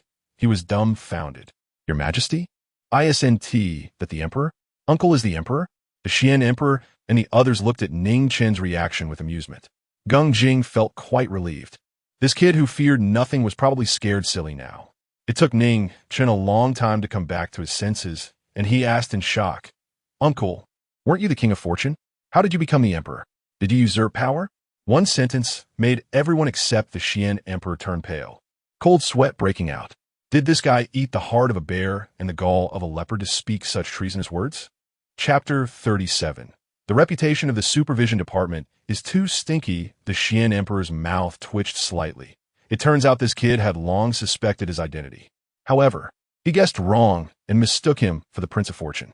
Ning Chen, why do you think I am the Prince of Fortune? Well, who would think that the emperor is so bored that he runs outside the palace frequently instead of enjoying the 3,000 beauties in the harem? Not afraid of being killed? Ning Chen flattered, because uncle. No, because your majesty is handsome, speaks nicely, and has an extraordinary demeanor. Only royal descendants have such presence, so I thought your majesty was the Prince of Fortune. Most importantly, your majesty is diligent in governance and loves the people, handling numerous affairs daily. I thought your majesty must not have time to leave the palace, which led to my mistake. The Xian Emperor's expression turned serious. Are you saying that because I frequently leave the palace, I am not a good emperor? Ning Chen quickly replied, No. The commoner absolutely did not mean that. I just think your majesty is wise and capable, knows how to balance work and rest, occasionally stepping out of the palace to relax, so that you can handle state affairs better. The Xian Emperor's mouth slightly curved up. You have a good mouth, but a dog brain. You actually mistook me for the Prince of Fortune? Damn, you're the one with the dog brain. If you hadn't investigated, you wouldn't even know my name is Ning Chen. We're both equally clueless. So who are you laughing at? Ning Chen complained inwardly. The Xian Emperor snorted. You have eyes on your backside, only recognizing clothes and not people. I gift you this saying. Ning Chen. Damn. Using my words to insult me. You really know how to play, huh? Uncle. No, your majesty, you are right. The commoner has eyes but cannot recognize the dragon's face. Please forgive me, your majesty. The Xian Emperor smiled, but he was very satisfied with Ning Chen's attitude. Who said Ning Chen was not afraid of power? When he saw me, wasn't he like a mouse seeing a cat? Ning Chen, I ask you, do you want to live or die? Ning Chen did not hesitate for a second and said, the commoner wants to live. Even a second of hesitation would be disrespectful to this chance of survival. It is better to live poorly than to die well. Even ants cling to life. Who will want to die if they can live? The Xian Emperor nodded. Although I am honored as the son of heaven, I must also abide by the laws of Da Xuan. If you want to live, you must achieve merit while bearing a crime. Are you willing? Ning Chen thought to himself, nonsense. Your son openly robs women in broad daylight, treating the laws of Da Xuan as a joke, and you as his father. Talk to me about obeying the laws? Are you trying to fool a fool? Complaining aside, Ning Chen quickly said, the commoner is willing to achieve merit while bearing a crime. What poetry does your majesty want? I will rack my brains to write it for you. The Xian emperor snorted. Do you think writing a few poems counts as achieving merit while bearing a crime? I enjoy poetry, but I will never ignore the laws of Daxuan for a few poems. Ning Chen was confused. No poetry? Then what exactly does he want after saying all this? Your Majesty is wise, and the commoner admires you greatly. A scholar with no practical use is just a bookworm. Poetry and prose are merely for leisure and entertainment. They cannot be forcefully developed. Prioritizing culture over military might is not the path to national strength. The Xian emperor raised his eyebrows. Why is prioritizing culture over military might not the path to national strength? Ning Chen said seriously, entertainment to death, scholars harming the country. Enemy nations will not fear the Daxuan Empire because of a few poems. What truly makes them fear is the sharp blades and arrows of our Daxuan soldiers. Well said, old General Chen exclaimed, breathing heavily, his beard trembling. In recent years, Daxuan has not had major battles, so poetry and prose gradually became mainstream. Young men everywhere indulged in pleasure, and laziness became prevalent, which made him heartbroken. In other words, after a few days of full meals, have they forgotten how cold the northwest wind is? The Xian emperor smiled and asked, Ning Chen, would you like to serve the country? Ning Chen said seriously. The commoner once knew a person who sacrificed himself for a group of strangers. Before he died, I asked him if it was worth it. He told me, people live to do something. They cannot waste a life. The person Ning Chen spoke of was his former instructor, a tough soldier who died saving a group of strangers. The Xian emperor and the others did not understand and looked at Ning Chen in confusion. Ning Chen enunciated, what I want to say is, if one day I need to do something for the people, I am willing. Even if it means sacrifice, it is worth it to have lived in this world. Ning Chen felt that his ability to traverse into this world was not luck, but because his military spirit was indomitable. The Xian emperor nodded in satisfaction, but he did not notice. Ning Chen was talking about doing something for the people, not for the royal family. Ning Chen, since you are willing to achieve merit while bearing a crime, I will allow you to enter the supervision department and grant you a silver uniform. The silver uniform is a silver-scaled robe, which is considered the third tier in the supervision department. Those who just entered the supervision department can only wear a red-scaled robe, which belongs to the lowest level. Wearing a silver-scaled robe is not very impressive. One cannot handle cases independently. Only those wearing golden-scaled robes can be responsible for investigating cases. In the entire supervision department, there are only 8 people wearing golden-scaled robes, each one an expert among experts. As for the person wearing the purple-scaled robe, there is only one, the head of the supervision department, the person in front of you named Gang Jing, who has the authority to execute orders without summons and can act first and report later for officials below the 5th rank. Damn, the Xian emperor is a bit stingy, only granting himself a silver uniform. The eunuch reminded Ning Chen, why aren't you thanking His Majesty?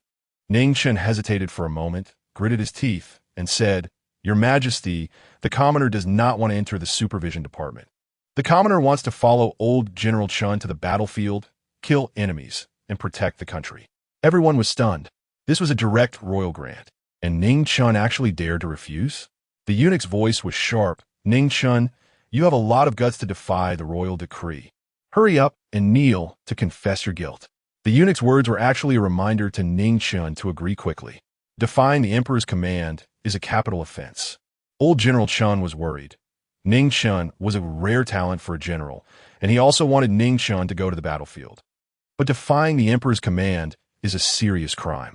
He glanced at the Xian emperor and saw the emperor's face darken, and his heart sank. No one has ever dared to defy the Xian emperor's words. Although the Xian emperor is known as a benevolent ruler, he is still the son of heaven and never hesitates to kill. The Xian emperor's face was cold as he asked, Give me a reason. Because I don't want to be the royal watchdog. Is that reason enough? Of course, this thought could only be kept in his heart. If he said it out loud, he might lose his life the next second. Ning Chen put on an honest expression and said, I dare not deceive your majesty. The commoner feels the reputation of the supervision department is too stinky. The Xian emperor's expression stiffened. The others also had strange expressions. It turns out it was for this reason. The reputation of the supervision department is indeed very bad. Officials avoid it like a plague. and the common people even refer to the supervision department as the Hall of Yama. Geng Jing's face changed from blue to white. Ning Chen's words were equivalent to a slap in the face. The bad reputation of the supervision department, aside from some of its own reasons, is also thanks to you literati who spread rumors behind the scenes. Geng Jing thought to himself, Lord Geng, please don't be angry. I know that one should not hit the face when beating and should not expose the shortcoming when talking. But in front of His Majesty, I dare not deceive. This is my honest opinion. Geng Jing's mouth twitched. He wanted to strangle Ning Chen. Why pick on me in front of so many people? Chapter 38. Entering the supervisory office. Geng Jing was extremely frustrated.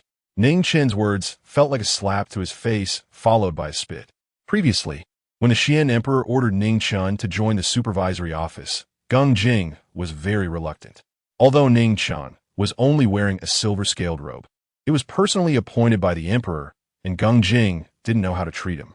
But now he actually hoped that Ning Chen would join the supervisory office, so he could deal with him properly later. The Xian Emperor couldn't help but chuckle, realizing that Ning Chen thought the supervisory office had a bad reputation. Not that he didn't want to serve the royal family.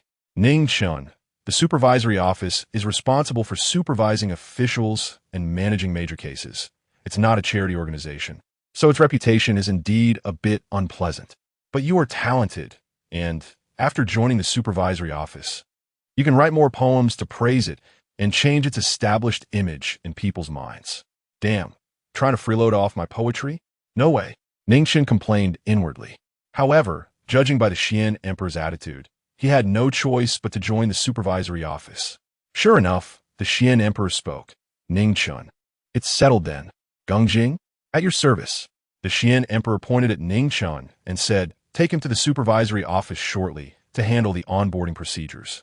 Geng Jing quickly replied, yes, your majesty. Ning Chen's milady. At least he was still alive. He suddenly thought of something. Perhaps joining the supervisory office wasn't such a bad thing after all. He could save the people of Jinyuan County and fulfill Tao Qiji's last wish. Thinking of Tao Qiji made him feel uncomfortable. The Xian Emperor pointed to the lavish spread on the table and said, Ning Chen, I heard from the Crown Prince that you really enjoy the roast duck from Tianfu Building, so I've had someone prepare it for you. You barely had a few bites before you went out to do good deeds that day, so today I'm making it up to you. Ning Chen hurriedly expressed his gratitude. Thank you, your majesty. He glanced at Xian Hong, realizing he was the Crown Prince. What a real grandson. Commoner Ning Chen pays respects to your highness, the Crown Prince. Ning Chen performed a half-hearted bow, being as perfunctory as possible. The Crown Prince forced a laugh and said, no need for excessive formalities. Your highness, everything that happened that day was arranged by you, right? Since Xian Hong was the Crown Prince, he couldn't possibly not know the fifth prince. Since he knew, and the fifth prince dared to act that way, it indicated he was instructed by the Crown Prince. The Crown Prince nodded. Ning Chen, I just wanted to see your character that day. I didn't expect it to escalate like this. Ning Chen then understood the reason. It was to test his character. To test him, the Crown Prince involved the fifth prince. This Crown Prince was not a kind-hearted person. Is the fifth prince all right? Ning Chen asked, feigning concern, his face full of sympathy. Actually, he was well aware that his full-force strike would have certainly fractured the fifth prince's ribs, and without a period of recovery, he wouldn't be able to get out of bed. The Crown Prince shook his head and said, that person wasn't the fifth prince. He was one of my guards. Ning Chen. Damn, so that fifth prince was fake. He should have thought of that. For something like this, it was sufficient to find anyone, and there was no need for the real fifth prince to appear. Ning Chen said in a half-serious tone, your highness, you truly are wise and unparalleled in strategy. This statement was heavily laced with sarcasm, causing the Crown Prince's face to flush. The Xian Emperor coughed and said, just out of prison and already so talkative? Do you want to go back in? Is the roast duck not fragrant enough? Or is the meal I prepared not lavish enough? Ning Chen dared not act out again, thinking that the Xian Emperor was quite protective. Commoner, thanks your majesty for the grace. Ning Chen was not polite and sat down, beginning to eat heartily. He hadn't eaten for almost 3 days while keeping vigil for Tao Qiji and was starving. The Crown Prince knew that Ning Chen harbored deep prejudices against him and wanted to bridge the gap between them. even lowering himself to pick up a piece of stir-fried eggs with chives for Ning Chen. Ning Chen, you've suffered in prison. Eat more. Thank you, Your Highness. But commoner does not like to eat eggs, which come out of the backside, Ning Chen said politely, then picked out all the dishes the crown prince had served him. Then he served himself a few more pieces of stir-fried eggs with chives, burying his head in his food and eating with great enjoyment. The crown prince's mouth twitched. The others were sweating nervously. This kid actually dared to slap the crown prince's face. Did one die? They quietly looked at the Xian emperor, only to see him smiling at the corner of his eyes, completely unconcerned. Could it be that Ning Chen is the emperor's illegitimate son? This thought crossed not just Geng Jing's mind, but everyone's. In fact, for the Xian emperor, this was not a big deal. A 15-year-old boy was at an age where he was still sharp-edged. Having a bit of a temper was normal, and in a few years, those edges would be smoothed out. After eating and drinking to their fill, the Xian emperor set off back to the palace. In the carriage, the Xian emperor suddenly remembered something and asked the attending eunuch Quan beside him, "Did Ning Chen not kneel before me the entire time?" Eunuch Quan thought to himself, "You just thought of that?" At the time, he had been signaling Ning Chen to bow and thank the heavens. But Ning Chen seemed blind, as if he didn't see it. This kid, forget it, I'll deal with him next time. The crown prince felt sour in his heart. Wondering who exactly was your son? He, as the crown prince, was scolded by the Xian emperor 3 times a day. He was somewhat envious of Ning Chen, wishing he could be Ning Chen instead. On the other side, Geng Jing took Ning Chen back to the supervisory office. "Lord Geng, I must be the first person to walk out of the supervisory office alive, right?" Geng Jing said expressionlessly. "You should be grateful for the emperor's kindness." Ning Chen bowed towards the palace direction. "Commoner Ning Chen thanks the heavens for their grace." Geng Jing's facial muscles twitched, thinking, can you be any more fake? Ning Chen, joining the supervisory office means you are now a subject of the emperor. You can no longer refer to yourself as a commoner. Ning Chen responded with an O and asked, "Then what rank am I now?" The supervisory office has no official ranks and is only accountable to the emperor. Ning Chen pouted. He didn't care about that. What he truly cared about was the money. "Lord Geng, how much is my salary for a year?" Geng Jing gave him a disdainful glance and said, "Red robe, 100 taels of silver a year. Silver robe, 300 taels of silver a year. Gold robe, 800 taels of silver a year. Besides that, there are also allowances for maintaining integrity, various benefits, and rewards for meritorious service." Ning Chen exclaimed in surprise, "That's impressive. A red robe is equivalent to the salary of a 3rd or 4th rank official in the court." Geng Jing replied, "We must eat well to serve the emperor without distraction." "Then how much is your salary, Lord Geng?" Geng Jing shot him a glance. "What does it matter to you? In the supervisory office, you must first learn to keep your mouth shut. Don't ask what you shoot in tea-dam. You mentioned everyone else's salary, but one tea say your own. What a double standard," Ning Chen complained inwardly. As they spoke, they arrived at the door of a room. Geng Jing addressed the person in a red-scaled robe at the entrance. "Go call Pan Genie." Pan Genie, whose full name is Pan Yuqing, one of the 8 golden robes of the supervisory office. Chapter 39I, Hu Hansan, have returned to a spacious room. Geng Jing was sitting while Ning Chen was standing. Geng Jing had made himself a cup of tea and was leisurely savoring it behind a long table. Ning Chen rolled his eyes, knowing that Geng Jing was doing it on purpose. In just a short while, a tall, thin, middle-aged man walked in. His expression was stern, with tightly pressed lips. Clearly not an easy person to get along with. This man was Pan Yuqing. "Geng Zi, you were looking for me?" After entering, Pan Yuqing cupped his fists in greeting towards Geng Jing. Geng Jing nodded, pointed to Ning Chen, and said, "This is Ning Chen. He will be under your command from now on." Pan Yuqing looked at Ning Chen and frowned upon seeing his weak stature, resembling a frail scholar. He couldn't help but wonder which young master was here to gild his resume. "Geng Zi, my subordinates are sufficient. Just assign him to another genie's command?" Ning Chen couldn't help but smirk. Pan Genie clearly looked down on him. Geng Jing laughed. "Pan Genie, Ning Chen is personally appointed by His Majesty as a silver, so he will follow your orders from now on. This matter is settled pleasantly." Pan Yuqing was taken aback. Personally appointed by His Majesty? What was the background of this Ning Chen? But he felt even more resistant. How could he use someone personally appointed by His Majesty? Should he just take him back and keep him? He glanced at Gung Jing, who wore a smile, thinking to himself that while Gung Jing was happy about the decision, he was not at all pleased. Gung Jing looked at Ning Chen and said, Pan Genie is responsible for reconnaissance and capturing wanted criminals. He is a treasurer of my inspection division. You should learn well from him. Understand? Reconnaissance and capturing wanted criminals. Isn't that just the work of a criminal police officer? When he was in the military, reconnaissance was part of daily training, so he was familiar with it. Ning Chen nodded, understood, subordinate will obey. Gung Jing had a mischievous smile on his face. Being out in the field was the hardest and most tiring work. Sometimes staying awake for days and nights just to tail someone. You will definitely suffer, kid. Pan Yuqing frowned, looking displeased. After Ning Chen saluted, he said, Pan Genie, please feel free to give orders in the future. Pan Yuqing furrowed his brows and grunted in response. But inside, he was filled with disdain, wondering if this young master could endure such hardships. Gung Jing instructed, Pan Genie, take Ning Chen to get his uniform and dagger. He will officially start tomorrow. Oh, in return, the 100 taels of silver and other items that were confiscated from him. Pan Yuqing reluctantly agreed, yes. After saying that, he shot a cold glance at Ning Chen and said, follow me. After the two left, Gung Jing happily refilled his teacup and murmured, Ning Chen, now that you are in my hands, don't blame me for correcting your sharp tongue.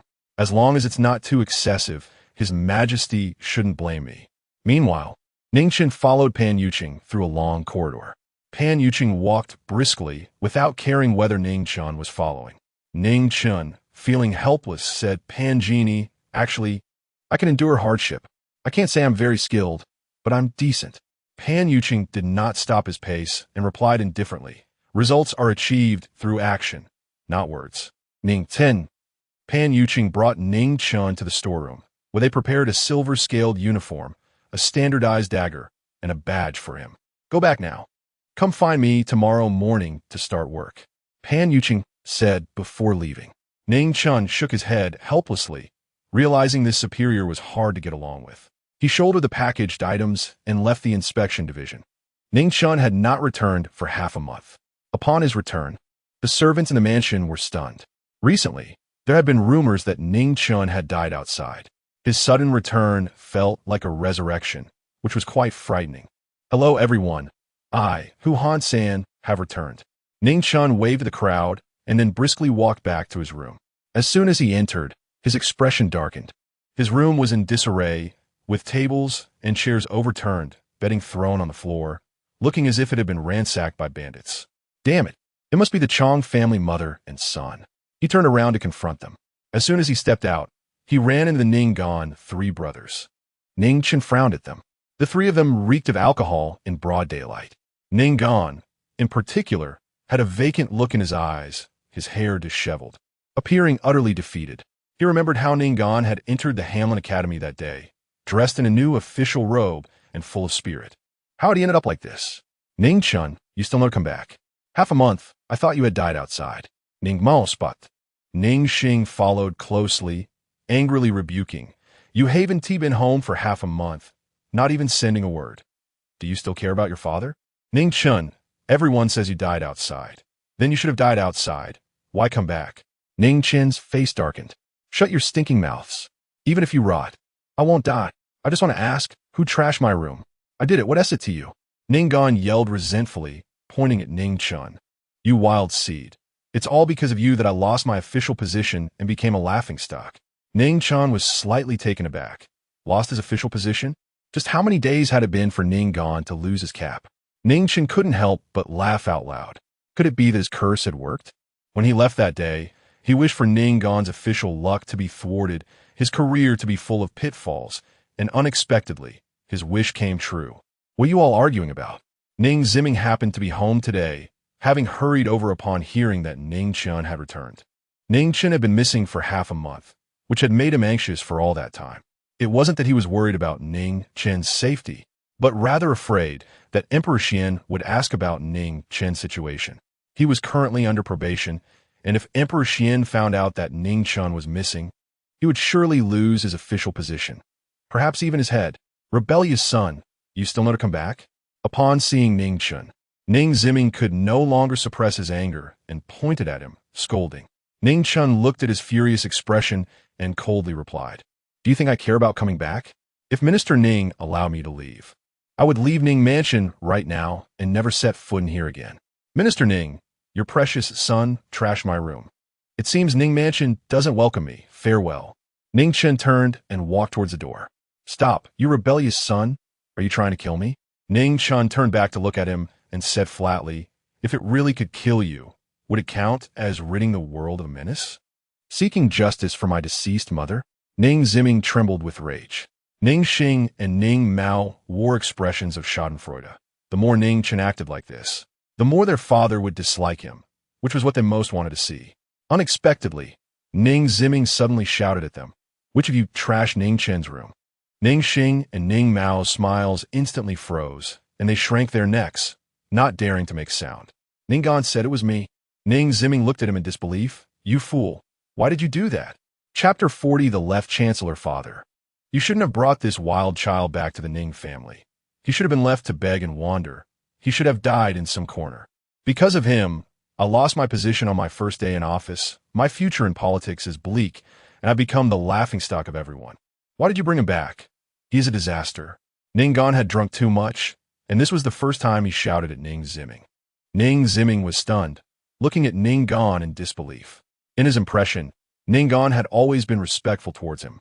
Ning Chen dared to be reckless because he had the emperor's protection, but now Ning Gan was shouting at him. Where was the authority of a father? An unnamed anger surged in his heart, and Ning Ziming swung his hand and slapped Ning Gan hard across the face. "You bastard, what kind of attitude is this?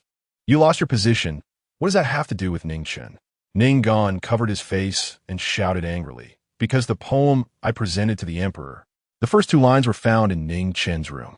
If it weren't for those 2 lines, the emperor wouldn't have scolded me for seeking fame and fortune, wouldn't have stripped me of my official hat and dismissed me." Ning Ziming's eyes widened in shock. When Ning Gan composed that poem, the emperor was greatly pleased and immediately appointed him as an editor in the Hamlin Academy. He, as a father, felt honored. That night, he even celebrated Ning Gan at the top scholars building. But on the day Ning Gan took office, he was told that the emperor wanted him to go home and wait for a summons. Moreover, he was given 8 words at that time: seeking fame and fortune, merely superficial. He had never understood what those 8 words meant. He had wanted to ask the emperor, but didn't have the courage. He even specifically asked his father-in-law, the left chancellor. But the left chancellor couldn't decipher the emperor's meaning either.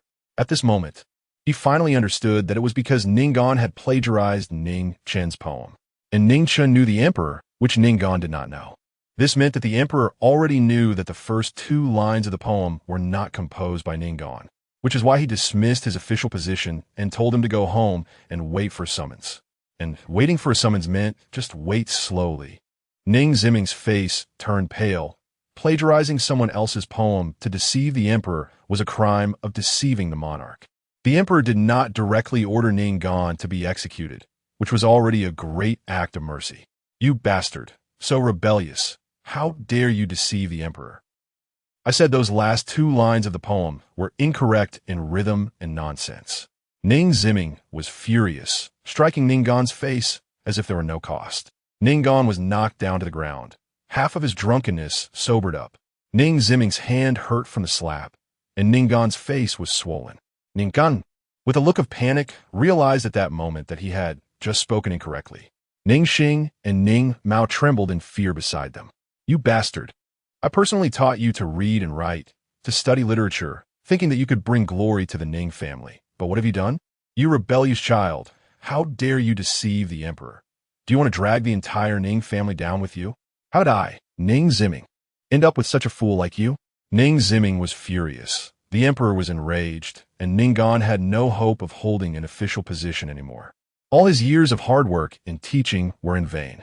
Who would bring glory to the Ning family? Ning Ting, Ning Mao. No one knows a child better than their father. These 2 useless ones are simply not cut out for studying. He suddenly thought of Ning Chen. The emperor favored Ning Chen greatly, even going so far as to reprimand him, a second-rank official. Now, only Ning Chen could bring glory to the Ning family. He turned to Ning Chen, forcing a smile on his face, and asked, "Chen, those first two lines of the poem, were they truly composed by you?" Ning Ziming was filled with doubt. Ning Chen had wandered since childhood and only began to read and write after coming to the Ning family. How could he have written such excellent verses? Ning Chen replied indifferently, "Haven't you already heard?" Ning Ziming's eyes lit up. If those two lines were not plagiarized by Ning Chen, then his son was a genius. If he could write such wonderful verses with proper training, the future was promising. Perhaps he could even return as a top scholar, bringing glory to the Ning family. After all, Ning Chen was only 15 years old. There was still time. "Chen, where have you been for the past half month? Your father has been unable to sleep at night worrying. Seeing you return safely, I can finally rest." Ning Chen looked at his hypocritical face, feeling nauseous. "I went missing for half a month, and the Minister of Rights couldn't sleep at night. I fear he was too happy to sleep." Ning Chen intended to mock him a few times, but before he could finish speaking, a flurry of footsteps approached from afar. Someone must have informed Chang Riyue about what had happened here. Chang Riyue rushed over with several maidservants. Upon seeing Ningguan lying on the ground with a swollen face, she exploded, forgetting to maintain her virtuous image, pointing at Ning Ziming and shouting, "Master, all this time, Goner has respected and loved you, never disobeyed you. He is your own son. How could you lay a hand on him? Do you want to kill him? This wild child is your son. Isn't Goner as well? You beat Goner to this extent for him." Ning Ziming's anger was ignited again. "Ignorant woman, do you know what your precious son has done?" Chang Riyue retorted, "What if my Goner made a mistake? His maternal grandfather is the left chancellor. Who could do anything about it?" Ning Ziming trembled with anger, pointing at Chang Riyue and roaring, You, ignorant woman, shut your mouth." Ning Chen stood by, smiling as he watched the dog fight. Just then, a servant rushed in. "Master, madam, the left chancellor has arrived." Ning Ziming's fury instantly extinguished, and a trace of fear flashed across his face. Ning Chen watched this with disdain. This scoundrel, cold-hearted, timid as a mouse, hypocritical and sanctimonious. None of these words could fully describe him. Chang Riyue's arrogance rose even higher. "My father is here. Quickly welcome him." At this moment, a plump old man dressed in loose brocade robes, with gray hair and beard, walked over surrounded by a group of guards. This was the left chancellor, who was above all others in the court except for the emperor. He had a round face, ordinary features, but his sharp eyes carried a powerful aura, commanding respect without anger. Ning Ziming and the others hurried forward to greet him. "Greetings, father-in-law. Daughter pays her respects. Grandfather." The Ning family members bowed respectfully. The household servants and maidservants knelt on the ground. Only Ning Chen stood upright, his posture straight as a pine tree. Chapter 41. Prime Minister, should I kneel for you? "Father-in-law, what brings you here? If there's anything, just let someone notify me, and I will come to your residence." Ning Ziming nodded and bowed, his face full of flattery. The Prime Minister waved his hand, saying, "The Emperor summoned me to the palace to discuss some matters. I inquired about Goner and came directly here after leaving the palace." After saying this, the Prime Minister looked at Ningguan. He noticed her swollen cheeks, and his gaze sharpened. "Goner, what happened to your face?" Ningguan lowered her head and didn't dare to speak. Chang Riyue, playing the drama queen, reddened her eyes, and tears streamed down her cheeks as she exaggeratedly recounted the events. The Prime Minister glanced at Ning Ziming. Ning Ziming trembled, hunched over, and looked terrified. "Where is Ning Chen?" the Prime Minister asked. He had been to the Ning residence many times and knew of Ning Chen's existence, but he had never paid attention to such a small character. Ning Mao pointed at Ning Chen, saying, "Grandfather, this is Ning Chen." The Prime Minister shifted his gaze to Ning Chen and then noticed that everyone in the courtyard was kneeling, except for this little bastard who stood tall and straight, causing his brows to furrow. To see the Prime Minister and not kneel. "Guards, give him 30 strokes." The Prime Minister was not a mindless brute. He had become quite astute to reach the position of Prime Minister. However, dealing with someone like Ning Chen didn't require the same tactics used against political adversaries. For such a small character, not to mention 30 strokes, even killing him would not lead to anyone pursuing responsibility. The three brothers of Ningguan looked on with glee. At this moment, even their father did not dare to speak up for Ning Chen. Ning Chen could not escape this beating. Two guards behind the Prime Minister immediately stepped forward and approached Ning Chen. These two moved steadily, with slightly bulging temples, clearly experts. Ning Chen's eyes were cold as he asked faintly, "May I ask, Prime Minister, what crime have I committed?" Ning Mao mocked, "You fool. Do you not know the laws of Dashuan? There's a law that mandates one must kneel before a minister or face corporal punishment." Ning Chen smiled slightly and said, "Could you wait a moment? I have something very important to present to the Prime Minister." The Prime Minister squinted. "What is it? Please wait a moment. I will fetch it right away," Ning Chen said, turning and walking into his room before closing the door. After a while, the door opened and Ning Chen walked out. Everyone's faces changed dramatically, shocked. Even the Prime Minister's eyes narrowed slightly. Ning Chen was dressed in a silver-scaled uniform, with a long official knife at his waist. Dressed in a silver-scaled uniform, Ning Chen's previously slender body now appeared extraordinary and heroic. With his left hand resting on the hilt of the knife, he looked up at the Prime Minister and asked, "Prime Minister, should I kneel for you?" According to the laws of Dashuan, the inspection division is led by the Emperor. Outside of royal family members, officials do not kneel. The Prime Minister's face turned green. Although he was high-ranking, he did not dare to make someone from the inspection division kneel. If Ning Chen knelt, it would mean he stood on equal footing with the royal family. This was not merely a transgression, but an act of rebellion. The Prime Minister was acutely aware of the Emperor's boundaries and taboos. Some matters were absolutely off-limits. The Prime Minister, who usually concealed his emotions, now showed a face that shifted between green and white, making for a spectacular sight. He had originally thought it would be easy to deal with a small character like Ning Chen, simpler than squashing an ant. Yet he was taken by surprise. Ning Chen's invisible slap left his face feeling hot. The Prime Minister's piercing gaze turned towards Ning Ziming. Ning Ziming, however, looked bewildered. He had no idea that Ning Chen had joined the inspection division. "Ning Chen, why are you wearing the inspection division's uniform?" Ning Mao exclaimed, incredulous. Ning Chen looked at him with a half-smile and said, "Shoo. Don't shout so loudly. I stole this uniform. I wore it to show off for 2 days, but please don't let anyone know." Ning Mao's eyes widened. Ning Xing jumped up, pointing at Ning Chen, saying, You have such audacity to steal the inspection division's uniform. You're dead. Ning Chen, you're dead." Ning Chen pressed his lips tightly together, trying not to laugh. He considered these two fools as the hidden talents of the Ning family. Ning Ziming furrowed his brow tightly, wondering how he had ended up with such two foolish sons. Ning Chen dared to say it, and these two fools believed it. Ning Chen was not an idiot. Why would he take the risk of execution to steal the inspection division's uniform? "Chen, what is going on?" Ning Chen replied bluntly. "The Emperor appointed me and granted me the silver uniform, allowing me to join the inspection division. Minister Ning, please call me Ning Silver Uniform from now on." "Impossible. Absolutely impossible. How could a bastard like you meet the Emperor?" Ning Mao shouted, completely disbelieving. "Shut up." Ning Ximing growled softly. Only he knew that the Emperor not only recognized Ning Chen, but also favored him greatly. Ning Chen suddenly turned to Ning Gon and said sharply, "You dare, Ning Gon. Do you know your crime?" Ning Gon was startled, stammering, I have no crime." Ning Chen declared loudly, according to the laws of Dashuan. Intruding into someone else's residence, stealing, or damaging another's property results in 30 strokes and 1 year of detention. In severe cases, branding as a slave and exile for 3,000 miles.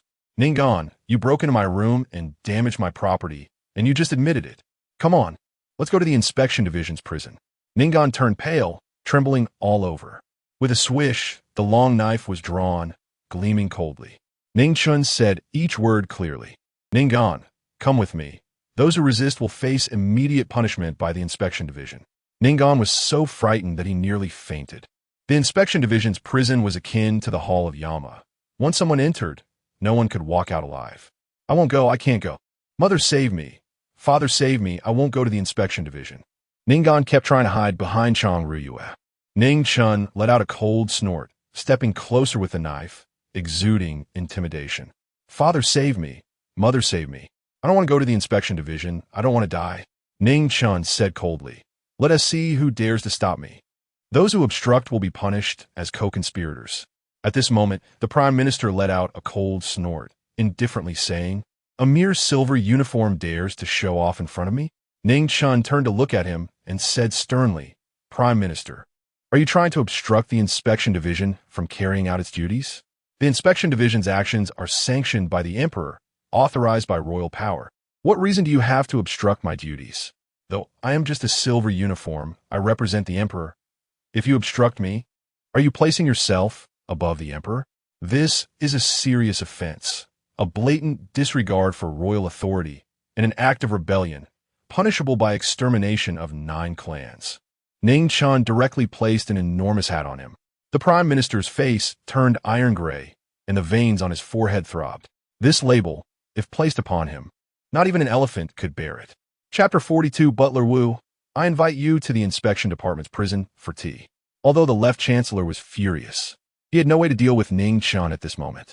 Moreover, this matter could not be made too big. Once it escalated, his political enemies and those censor officials would surely seize the opportunity to impeach him. Ignorant child, I can't be bothered to argue with you. Let's go. The Left Chancellor, with a dark expression, wanted to leave this place of trouble. This kid's words were too venomous. His ability to label others was even more formidable than those annoying censor officials. Ning Chen snorted coldly and said, others can leave, but Ning Gon must stay. The Inspection Department is handling a case. All idle people should step aside. Anyone who dares to obstruct me should not blame the knife in my hand for being merciless. This statement infuriated the Left Chancellor. As the esteemed Left Chancellor, second only to the Emperor, he was actually considered idle people. Ning Ximing, is this the good son you raised? Temporarily unable to deal with Ning Chen, he could only vent his anger on Ning Ximing. Ning Ximing felt aggrieved, but dared not say anything. He could only lower his stance and advise gently, Chener, we are all brothers. Harming each other will only provide others with a joke. Your elder brother has recently lost his position and is understandably upset. Please be more forgiving. I have long wanted to send someone to replace the old things in your room. I was just too busy with official matters. Rest assured, I will have someone bring you new ones immediately. Ning Chen looked at him expressionlessly. Chang Riyue also panicked. If even her father couldn't handle Ning Chen, how could she not be afraid? Goner, why aren't you apologizing to your fourth brother? Ning Gon was already frightened out of his wits. Looking at the gleaming long knife in Ning Chen's hand, he trembled as he said, fourth brother, I. Ning Chen directly interrupted him, forget the apology. You pretend to apologize, and I'll pretend to forgive. Everyone is busy, so let's not put on the hypocritical act of brotherly affection. His gaze fell on Ning Ximing as he said, Minister Ning, the weather is cold, and I have no thick clothes to keep warm. I need 100 taels of silver to buy a few warm clothes. Okay, no problem. I will have someone send it to you immediately. Ning Ximing agreed without hesitation. Damn, agreeing so readily, it seems I will lose out. After all, my perspective is too limited. Ning Chen felt guilty. With a beaming smile, Ning Ximing looked like a loving father as he said, Chener, you just returned. Take a good rest. We won't disturb you. Ning Chen remained silent. Ning Ximing nodded repeatedly, serving the displeased Left Chancellor as they left. Chang Riyue and her son ran away even faster than rabbits. Ning Chen slowly sheathed his knife, feeling slightly relieved. In fact, he had been putting on a show earlier. Because he was not yet an official of the Inspection Department, he would only start tomorrow. Now, he was merely using the Inspection Department's name to bluff. Had it not been for the intimidation of the Inspection Department, if the Left Chancellor truly pursued the matter, he would not have fared well. However, this time he had completely offended the Left Chancellor, and he would have to be more careful in the future. This was a person who stood above thousands, and taking his life was too easy. Although the Left Chancellor did not dare to kill him openly, making him die without anyone knowing would not be difficult either. At the same time, he suddenly understood something. The Xian Emperor's decision to place him in the Inspection Department was actually a way to protect him. If he had not had this identity today, he would have probably been executed by the staff long ago. Not long after, Butler Wu arrived with people, first clearing out the old furniture in the room and replacing it with new ones. Then he had someone clean Ning Chen's room inside and out. Fourth young master, you must be hungry, right? Should I have someone prepare some food and send it to your room? Butler Wu said with a flattering smile. He had witnessed the previous scene. Now, Ning Chen was dressed in a silver-scaled robe, with a long knife at his waist, looking quite imposing. He was no longer that bullied wild child. Ning Chen nodded slightly and hummed in response. Butler Wu, wait a moment. Butler Wu, about to leave, was startled when he heard Ning Chen call him, trembling slightly. He quickly turned around with a flattering smile. Fourth young master, do you have any orders? Ning Chen looked at him, not speaking for a long time. Butler Wu felt anxious, cold sweat dripping down. Finally, Ning Chen spoke. Butler Wu, are you interested in the inspection department's prison? Would you like me to take you for a tour? Butler Wu was so frightened that his legs went weak, and with a thud, he fell to the ground, desperately kowtowing. Fourth young master, spare me, please. Those are the halls of Yama. No one who enters can come out alive. Ning Chen smiled slightly and said calmly, since you don't want to go, then I'll give you an opportunity. When you return, make sure to return the wages you've withheld from everyone. Not a single coin less. If there's even one coin missing, I'll invite you to the inspection department's prison for tea. We have a kind of punishment where we strip a person, bind them with a fishing net, and then slice their flesh piece by piece with a knife. They won't die immediately, but after 1,000 cuts, they will slowly die in endless agony. Butler Wu, who was well-fed, thought, I think you could hold out for 2,000 cuts. Butler Wu's vision darkened, and he collapsed on the ground, nearly passing out. Fourth young master, spare me. Please spare this servant. I will repay it. I promise not to miss a single coin. Please spare my dog life. Ning Chen said with a faint smile. All right, I will give you this opportunity. Butler Wu, you must not let me down, because I never give others a second chance. Thank you, fourth young master. Thank you for sparing my life. Rest assured, I will go back and, even if I have to sell my belongings, I will make up for the withheld wages. Okay, I will trust you once. Go, send the food to my room. By the way, remember to tell Minister Ning that idle people should not come to this courtyard from now on. Butler Wu said tremblingly. Fourth young master, rest assured, I will convey your words. Ning Chen hummed in acknowledgement and turned to walk into the room. Only then did Butler Wu dare to shakily stand up and hurriedly run away. The servants in the courtyard looked at Ning Chen's room with gratitude on their faces. Fourth young master is truly a great person. Finally, someone is dealing with that Wu skinflint. The reason Ning Chen did not deal with Butler Wu was merely to scare him, as Butler Wu had not taken a life, and his crimes did not warrant death. Such people are like reeds in the wind. When you are in power, they wag their tails before you like happy dogs. When you are out of power, they will kick you when you are down. There are quite a few such people. Ning Chen surveyed the newly furnished room. This is the benefit that power brings. Chapter 43 Gift of a Horse. Ning Chen waited in his room for a while, and then Butler Wu brought in dinner. Besides the meal, there was also an exquisite wooden box. What is this? Ning Chen asked curiously. Butler Wu bowed and said, I was just about to report to the fourth young master. This was sent by the fifth princess a while ago, and the master asked me to bring it to you as well. Ning Chen frowned slightly. It was that fifth princess again. She had inexplicably ordered him to kneel for 2 hours before, and now she sent something after he just returned home. Was the fifth princess out of her mind? Suddenly, a thought flashed through Ning Chen's mind.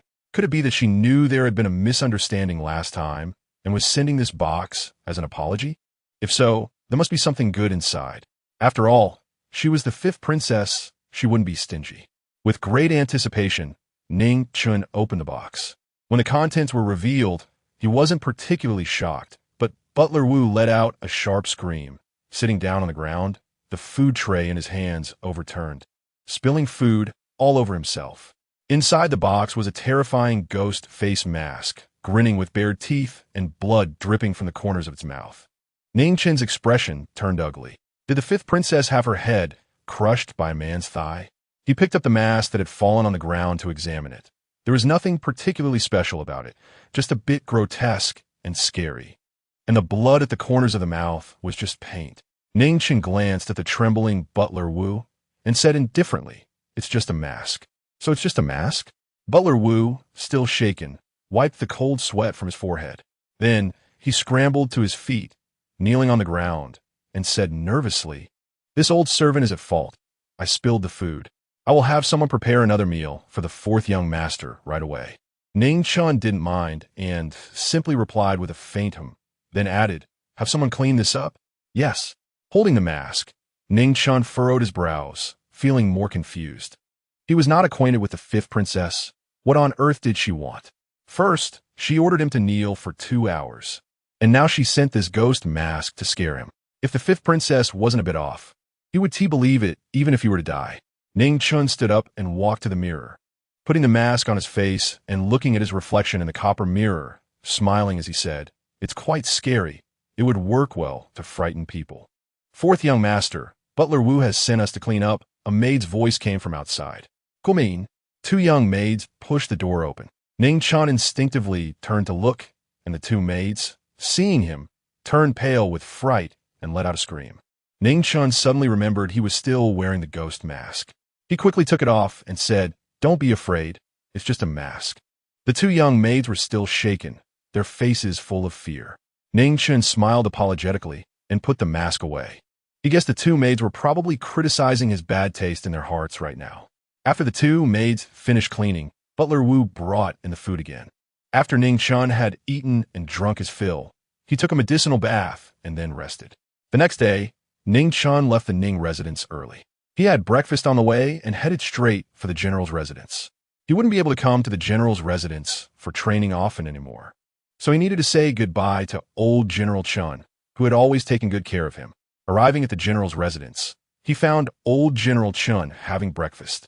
"Ning Chen, have you eaten breakfast? If not, sit down and eat with me." Ning Chen smiled and said, "I had some on the way." "Then why have you come? Is there something you need?" "I won't be able to come for training often anymore, so I wanted to say goodbye to everyone." Old General Chen nodded, then sighed deeply, a look of regret on his face. Ning Chen curiously asked, "Why the sigh? Old General, is there something troubling you? Can I help?" Old General Chen said with regret, "Ning Chen, you are a talent for war. I had hoped to see you shine on the battlefield." Ning Chen felt a bit of regret too. He preferred being on the battlefield over being a tool for the royal family. He had once been a soldier, and the battlefield was his stage. "Ning Chen, since you've joined the supervisory office, then work hard. I believe that with your talent, you will shine no matter where you are." Old General Chen paused and continued, "I still have a few things to remind you of." Ning Chen bowed respectfully. "Old General, please speak." Old General Chen said, "First, you are free-spirited and do not wish to be bound by worldly rules, but you must show enough respect to the royal family. Second, the supervisory office is directly under the emperor. You should keep your distance from civil and military officials to avoid giving them ammunition against you. Third, the supervisory office is responsible for overseeing officials in major cases. You must stay true to yourself and not be corrupted by power and money." Ning Chen noted heavily. "Thank you for your guidance, Old General. I will definitely stay true to myself and not forget my original intentions." "Good," Old General Chen said with a satisfied smile, and then added, "By the way, I have a gift for you. I originally wanted to send it directly to the Ning residence, but since you are here, take it back with you." After saying this, Old General Chen glanced at Qi Yuanzhong. Qi Yuanzhong nodded and turned to leave. Ning Chen was curious about what the gift could be. It seemed mysterious. Before long, the sound of hooves echoed in the courtyard. Old General Chen stood up with the help of his cane and said with a smile, "Let's go out and take a look." In the courtyard, Ning Chen saw Qi Yuanzhong leading a tall black horse. The horse was magnificent, entirely black with no stray hairs. Its coat as smooth as satin and its limbs strong and powerful. It was clearly a fine steed. Old General Chen said with a smile, "This horse is the offspring of my mount from back in the day. It can travel 1,000 miles a day. This breed is called the Black Qilin. Today I'm giving it to you. It should run free in the wind, not be trapped like me in this small place." Ning Chen could sense the old general's sadness. Dying on the battlefield, wrapped in a horse's hide, was the kind of end the old general sought, not like now, when he had to rely on a cane to walk. Ning Chen bowed deeply. "Thank you, old general." "Ning Chen, give it a name," Old General Chen said. Ning Chen walked over, looking at the beautiful black horse, thinking, how about calling it Red Hair? After all, both Guan Yu and El Bu had ridden it. Suddenly, Ning Chen thought of something and burst out laughing. Old General Chen looked at him in confusion. "What is so funny?" Ning Chen laughed. "Old General, I thought of a great name. Let's call it Jiao Chan. In the future, if someone asks, 'Where's your Jiao Chan?' it can answer, 'My Jiao Chan is at my waist.'" Old General Chen asked curiously, "Jiao Chan, is there a story behind that?" Ning Chen shook his head. "No story. Jiao Chan just means beautiful." Old General Chen responded with an O. Ning Chen looked at the big black horse and smiled. From now on, you'll be called Diao Chan. The big black horse neighed loudly, rubbing its big head against Ning Chen, as if it was very satisfied with the name. Old General Chen said with a smile, "It seems you have a good connection with it." Ning Chen patted the big black horse's head and smiled. "The world is still uncertain. You and I are both dark horses. In the future, we will join forces and surely shine." The big black horse let out a loud neigh. Chapter 44. Unwelcome Ning Chen bid farewell to General Chen and rode his horse towards the supervision department. Generally, people are not allowed to ride horses in the imperial city, especially in the inner city. However, the supervision department is an exception. It's like responding to an emergency. How can one chase criminals without a vehicle? Upon arriving at the supervision department, he led the horse to the stable. There are dedicated staff responsible for feeding the horses, and the horses at the supervision department are fed high-quality feed. He inquired along the way and arrived at the door of a room. This is where Pan Yuqing works. The supervision department has 8 divisions, each represented by a golden-clad officer. There are divisions responsible for investigation and arrest, weapon research, medical support, and logistics, each with their own roles and responsibilities. The team led by Pan Yuqing is equivalent to a criminal police unit belonging to the first tier. The guard at the door went in to report. Shortly after, Pan Yuqing came out. "Let us go." Pan Yuqing did not say what he was going to take him to do. Ning Chen knew that Pan Yuqing looked down on him, so he didn't ask further to avoid embarrassing himself. Pan Yuqing first took him to register his identity information and then helped him collect a crossbow. This crossbow was too heavy, and it could only shoot 1 arrow at a time, with a long time required to reload, making it impractical against skilled opponents. After observing for a while, Ning Chen decided he would modify this crossbow into a repeating crossbow that could fire 10 arrows at once when he had the time. Having been a soldier, he had some understanding of firearms and powerful cold weapons, and modifying a repeating crossbow was not difficult. The supervision department have a dedicated division for studying equipment, and he planned to visit them once he got familiar. Soon, Pan Yuqing took him to a large room. Upon entering, he saw a dozen silver-clad officers busy at work. "Greetings, Officer Pan. I have met Officer Pan." The silver-clad officers greeted in unison. Pan Yuqing nodded expressionlessly and said, "Everyone, please stop for a moment. Let me introduce a newcomer." The crowd curiously examined Ning Chen. The supervision department has specific times for recruiting newcomers, which is every spring, and the selection is strict. To join the supervision department, one must pass rigorous reviews and tests. Now that winter has arrived, it is not the time for recruiting newcomers. This person must have come in through the back door, right? Although the supervision department is directly under the emperor, sometimes the emperor might show mercy and allow some hardworking official's offspring to enter the supervision department for training. However, such individuals are usually just there for a short time to gain experience before leaving. First, these young masters cannot endure hardship. Second, the emperor will not allow officials' offspring to stay long in the supervision department. After all, the supervision department is solely under the emperor, and no one is allowed to meddle. Pan Yuqing glanced at Ning Chen and said to everyone, "This is Ning Chen, a silver-clad officer appointed by the emperor, the son of Minister Ning from the Ministry of Rights." The crowd had an expression that confirmed their suspicions, and their gazes towards Ning Chen were filled with disdain. They despised such young masters the most, who were useless but loved to act bossy, just causing trouble. Ning Chen frowned slightly. He wanted to explain that his entry into the supervision department had nothing to do with Ning Zimming, but thought better of it. Even if he explained, they would have to believe him. In fact, he understood these people very well. When he was in the army, he also disliked those spoiled young soldiers who had no skills and looked down on others. Pan Yuqing continued, "Ning Chen, I want to introduce everyone here one by one. You can get to know them gradually. This is only part of the team. The others are out on missions, and you can meet them when they return." Gao Zipping, arrange an office for Ning Chen. A tall, dark-skinned man in his 30s cupped his fists in salute. "Yes." Pan Yuqing nodded slightly and turned to leave. Gao Zipping looked at Ning Chen and casually pointed to a long table in the corner, saying indifferently, "You will handle your duties there from now on." Ning Chen nodded. "All right." After that, Gao Zipping ignored him. Ning Chen walked over and sat down at the table, chuckling helplessly as no one paid him any attention.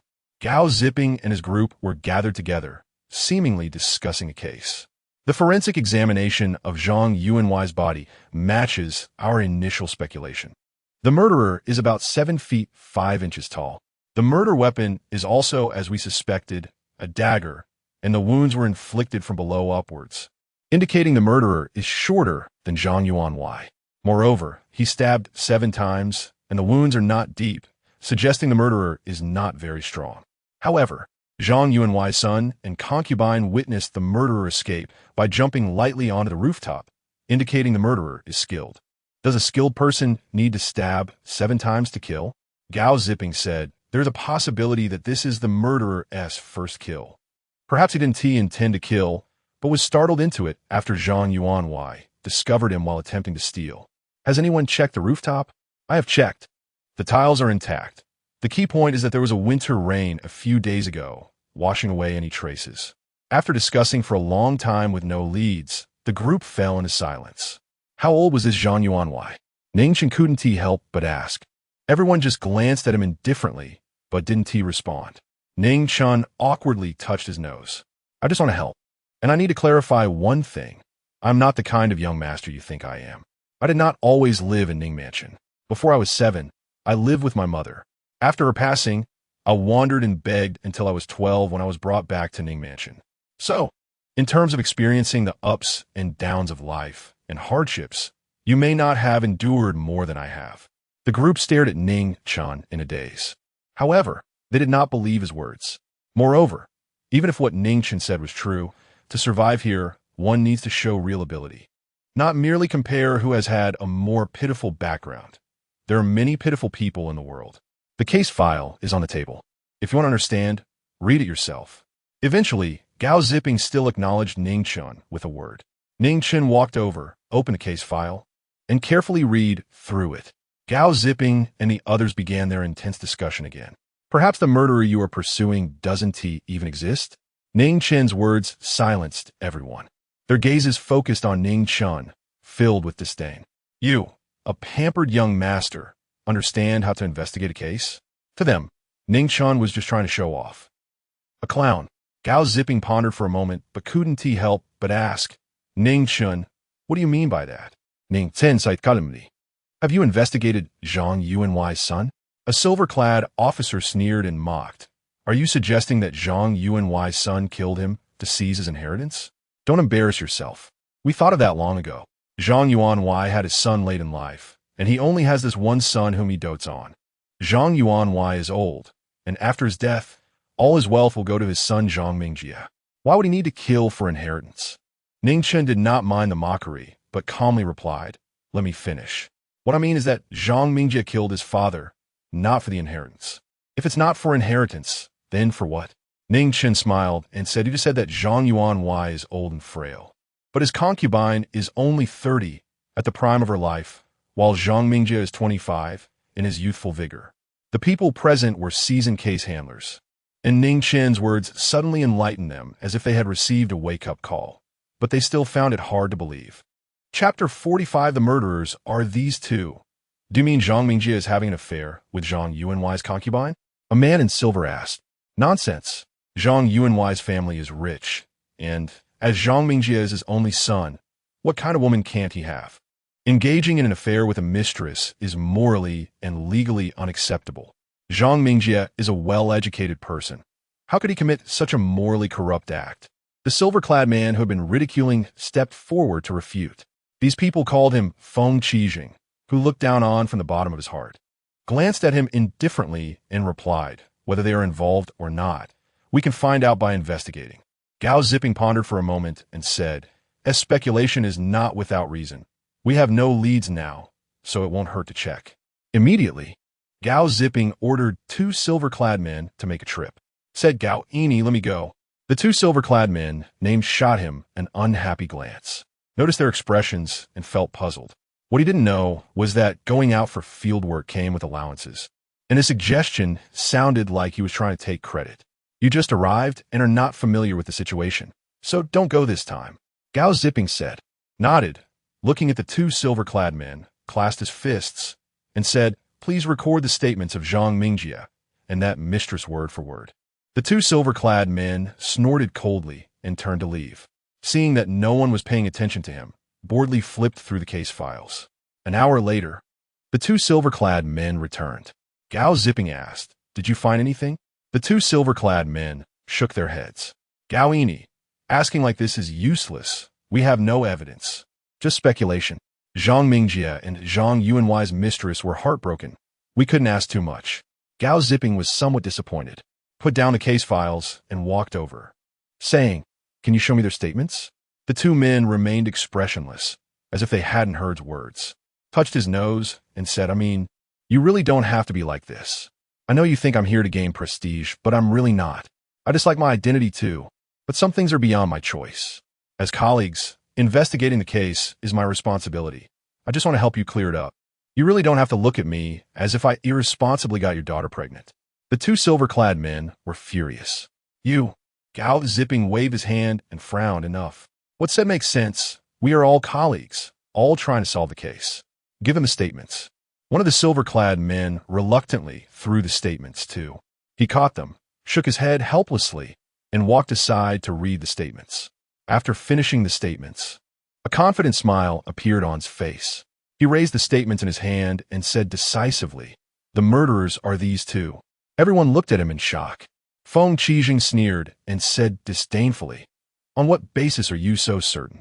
This is a matter of life and death, not a game for you young masters to play." Handed the statements to Gao Zipping and said, "Gao Ini, take a good look at these two statements. The answer is hidden within." Gao Zipping read through them, and the others gathered around to look. However, after reading, they all wore puzzled expressions. Gao Zipping said, "There's nothing wrong with the statements." Replied, "There is a problem." "What problem? Speak quickly. Don't keep us in suspense." Smiled. "Just now, these two brothers said that they were heartbroken over Zhang Yuanwei's death." "True, what's the problem?" Continued. "Of course there's a problem. When people are shocked or extremely sad, their speech can become chaotic, which is what people often refer to as incoherent. But if you look at these two statements, they are logical and almost seem to be printed from the same template." Gao Zipping and the others were stunned and immediately began to compare the two statements. Upon comparison, they found that the narratives were almost identical, except for the characters involved. This indicated that they had rehearsed their statements and had prepared in advance. Gao Zipping waved his hand and said, "Arrest them." Quickly interjected, "Gao Ini, wait a moment." Gao Zipping looked at him. "What is it?" Smiled and said, "I suggest we first interrogate the personal maid of Zhang Yuanwei's mistress. After all, in cases of adultery, one can deceive others, but not a personal maid. There must be someone on guard during the affair, and that person has to be the closest and most trusted." Gao Zipping and the others looked at with newfound admiration. At such a young age, he was so composed and quick-witted. Just from listening to their discussion about the case, he could find clues. It was indeed impressive. Gao Zipping nodded at and then left with his men. When realized it, he found himself alone. He gave a wry smile, realizing that he still had to work hard to gain their acceptance. Stayed until it was almost time to leave, but Gao Zipping and the others had not returned. Leaving work was just a different term for getting off work. In fact, Gao Zipping and the others had already captured someone and were interrogating them in the jail. When the time was up, left. Now that he was in this world, he firmly opposed working overtime. Rode his big black horse, now called Diao Chan, bobbing along towards the passers-by on the road glanced over. Their eyes filled with fear and disgust. Knew very well that they were not afraid or disgusted by him, but by the clothes he wore. "Get out of the way. Make way. Stop. Don't run." Suddenly, the street was in chaos. Turned to see two ragged boys, their faces pale with fear, desperately running forward. Behind them, a group of people was chasing them. Judging by their clothing, they were likely officers from the capital. It seemed they were pursuing fugitives. Immediately drew his sword and blocked the middle of the road. The bright, sharp blade pointed at the two boys running over. And he shouted, "Stop!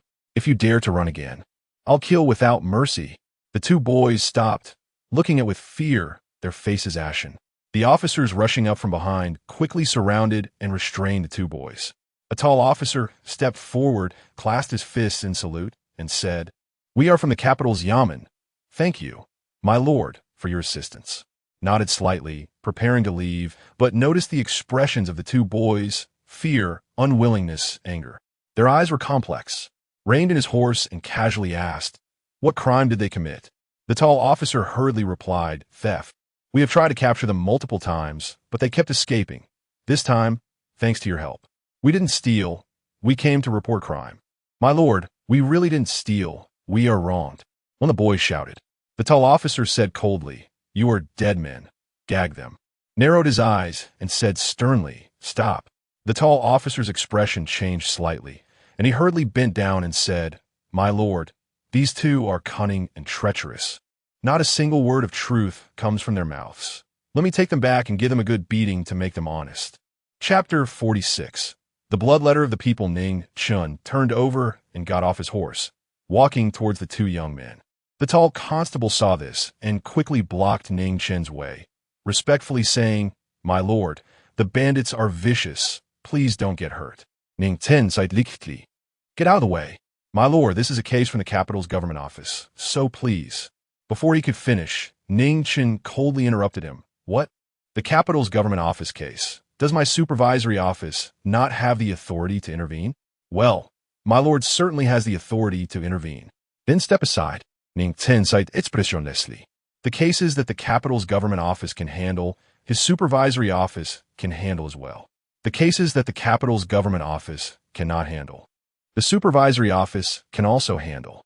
In short, there is no case that the supervisory office cannot handle. This is a privilege granted by His Majesty." The tall constable did not dare to block Ning Chen any longer and lowered his head to step aside. Ning Chen approached the two young men. Although they were called young men, they appear to be a few years older than Ning Chen. "You two, what grievances do you have? Who do you want to accuse?" One of the young men looked at Ning Chen as if he had grabbed onto a lifeline and hurriedly said, "My lord, we are from Jinyuan County. We want to accuse County Magistrate AI Wenguang. He fabricates charges, sets up wrongful prisons, forcibly seizes property, and disregards human life. The common people have no way to survive. We ask the Lord to be our advocate." "Jinyuan County?" Ning Chen raised his eyebrows. "Wasn't the previous county magistrate killed?" The young man said angrily. "The previous county magistrate was indeed killed. We thought we would live better lives. Who would have thought that the new county magistrate, AI Wenguang, is even more ruthless than the last? My lord, the people of Jinyuan County cannot survive any longer." Ning Chen frowned slightly. The previous county magistrate was corrupt, which might have been an isolated case. But if the new county magistrate has the same character, then it is not just a problem with the county magistrate. Perhaps the entire officialdom in Chongzhou is rotten to the core. Ning Chen's eyes flickered slightly. This was an opportunity. Since Emperor Xian allowed him to enter the supervisory office, he must achieve results to prove his abilities. Although he was now in silver robes, he had no foundation, and silver robes were not worth much. There were plenty of them in the supervisory office. This identity, to put it bluntly, was just a paper tiger without real power. It could intimidate people, but wouldn't hold up under serious scrutiny. Therefore, he must achieve results and accumulate power, preferably gain the emperor's favor and cling tightly to Emperor Xian's leg, so he could compete with Ning Ziming and the left prime minister. If he could resolve the issues in Jinyuan County, there would be numerous benefits. First, it would prove his abilities. Second, saving the common people from fire and water would surely earn him a good reputation. "My lord, I have the bloodletter of the people. I beg you to save the common people of Jinyuan County. They really cannot survive any longer." Ning Chen looked at the constable restraining the young man and coldly said, "Let him go." Although Ning Chen was not very old, the silver-scaled robe he wore was genuine, and the constable did not dare to disobey. So he had to release the young man. The young man knelt before Ning Chen with a thud. He took out a dirty white cloth from his bosom, held it over his head, and shouted, I beg the Lord to be the advocate for the common people of Jinyuan County." Ning Chen took the white cloth, opened it. There were names and bloody fingerprints, shocking to behold. If they hadn't lost all hope, they wouldn't have risked their lives to come to the capital to file a complaint. Ning Chen put away the bloodletter of the people, looked at the two, and said, "You come with me." "My lord, this is a criminal from my capital's government office. What you are doing is not in accordance with the rules, is it?" The tall constable blocked Ning Chen's path again. Ning Chen's gaze sharpened as he stared at him. "Listen well, This case is now taken by my supervisory office. From now on, it is the case of my supervisory office. If you dare to stop me again, then I will invite you to have tea in the prison of the supervisory office." The latter's face turned pale. No one is not afraid of the prison of the supervisory office. Ning Chen signaled the two young men to follow him. After walking a few steps, Ning Chen paused, not turning his head, but simply said lightly, "The capital's government office really has great skills. Under the emperor's feet, such a case can be turned into a theft case. Is there anything you don't dare to do? I remember you, and also the governor of the capital. Once I have the time, I will visit you one by one." These words made the tall constable break into a cold sweat. Being targeted by the supervisory office is not a good thing. If things go wrong, it could cost him his head. After Ning Chen finished speaking, he led his horse and took the two young men away. "Eat quickly, don't be polite." For safety, Ning Chen directly brought them back to Ning's residence.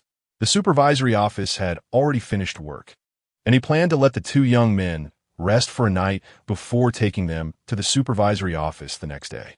The two knelt on the ground with a thud, banging their heads repeatedly. "Thank you, my lord. Thank you, my lord." Ning Chen hurriedly helped the two up. "Eat quickly. The food will get cold soon." The two were really starving and began to eat ravenously. Ning Chen looked at their tattered clothes and emaciated bodies, feeling a pang of sadness. There was a time when he was just like these two, not having enough to eat or wear. While they were eating, Ning Chen asked a few questions. It turned out that they were not the only ones who came to the capital to file a complaint.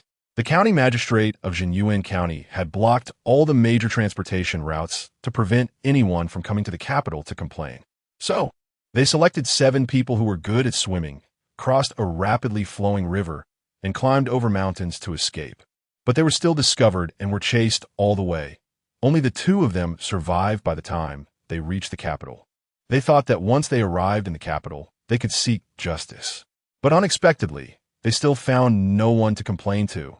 If it weren't for meeting Ning Chen, they would now be in the prison of the capital's government office. The next day, Ning Chen brought the 2 to the supervisory office. As soon as they entered, Gao Zipping approached first. "Ning Chen, the case has been solved." Ning Chen was taken aback and asked, "The case of Zhang Yuan why?" Gao Zipping nodded, smiling. "It's exactly as you speculated." Ning Chen smiled and sighed. Since ancient times, illicit affairs have led to murder. "Ning Chen, I apologize for my attitude yesterday. I underestimated you." Before Ning Chen could respond with pleasantries, others began to gather around. "Ning Chen, you really did it. We first interrogated Zhang Yuan's personal maid, and just as you predicted, the 2 initially held their ground, but once we scared them, they all confessed." "Ning Chen, how did you figure out that they had an affair?" Ning Chen looked helpless. Which question should I answer first? All right. There will be plenty of opportunities to ask later." Gao Zipping paused and continued. "This case has been solved, and you deserve the credit. When the rewards come down, you will take the lion's share." Ning Chen shook his head repeatedly. "This is everyone's achievement. I only provided a bit of clue. I dare not claim credit." Gao Zipping said, "Our supervisory office is clear about rewards and punishments. What belongs to whom is whom." Ning Chen stubbornly shook his head. "If you really have to give it to me, then I won't be polite. But I won't touch the money. When the time comes, I'll treat everyone to a meal and drink, spend it all, leaving not a penny behind. How about that?" Everyone immediately cheered. "Ning Chen, well done. Magnanimous. Good brother. I propose we go to the music office for tea and listen to music. How about it? You only know the music office. I propose we go to the brothel. The girls there are beautiful." Everyone burst into laughter. How to spend this money will depend on Ning Chen. "All right, everyone go back to work. Stop crowding around." Gao Zipping shooed everyone away. Everyone's attitude towards Ning Chen had completely turned 180 degrees. Even Feng Qijing, who had been mocking Ning Chen the day before, now revealed an appreciative smile towards him. At this moment, Gao Zipping noticed 2 ragged and anxious teenagers standing at the door. "Who are they?" "Ning Chen sight.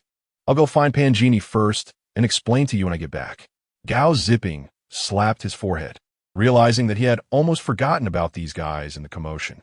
Pangini said you came and immediately went to look for him. "Ning Chen, you didn't offend Pangini, did you? His face doesn't look good." Ning Chen shrugged. When has his face ever looked good? He always has a coffin board expression. as if he can't smile. Don't talk nonsense. Pan Genie is a person with a cold exterior but a warm heart, although his face does look a bit unpleasant. Chapter 47. There's nothing he dares not do. Ning Chen arrived at Pan Yuqing's room. Pan Genie, you called for me? Pan Yuqing's face was stern, and he frowned as he said, you should bow first. Ning Chen replied with an O and said, greetings, Pan Genie. Pan Yuqing stared at Ning Chen and asked, Ning Chen, do you know your mistake? Ning Chen was puzzled. Pan Genie, what mistake have I made?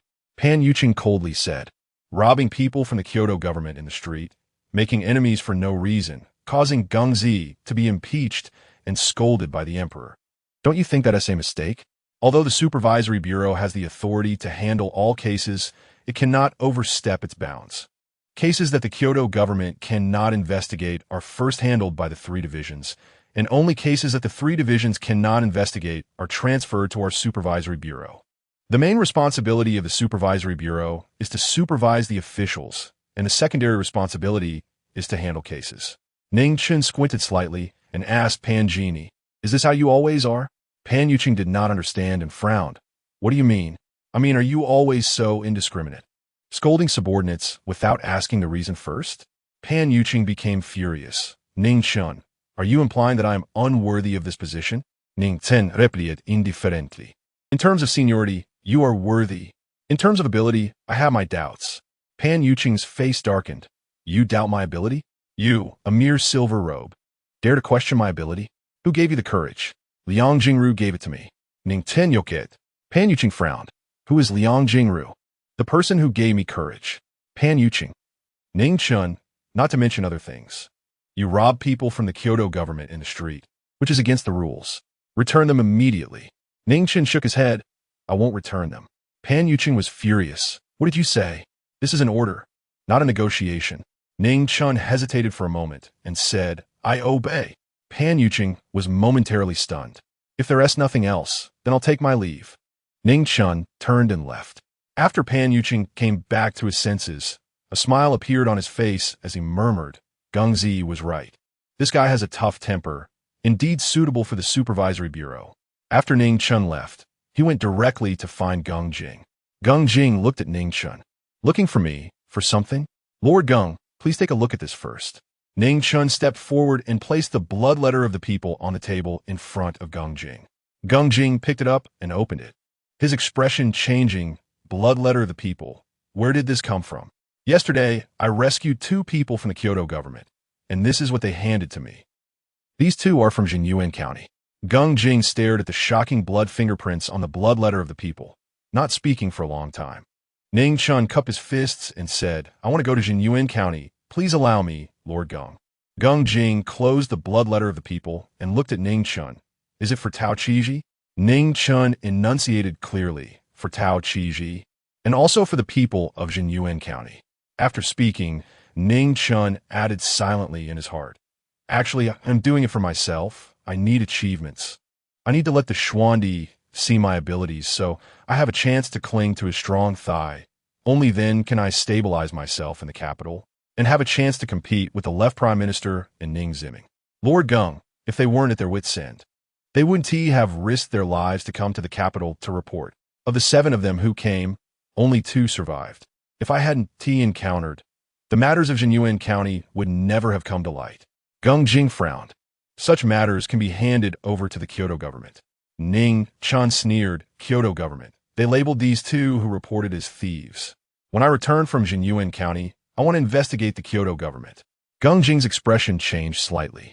Does Pan Genie know about this? No. Geng Jing frowned. Ning Chen continued, I don't trust Pan Genie. Impudent. Pan Genie is your superior. You are reporting up the chain, which should warrant 30 strokes of the rod. Ning Chen said solemnly, I acknowledge all the charges. When I return from Jinyuan County, whatever punishment or beating, I will accept. Geng Jing's face was serious as he waved his hand. All right, you can go back. Yes, then I will go prepare and set off in the afternoon. Geng Jing. Where are you going?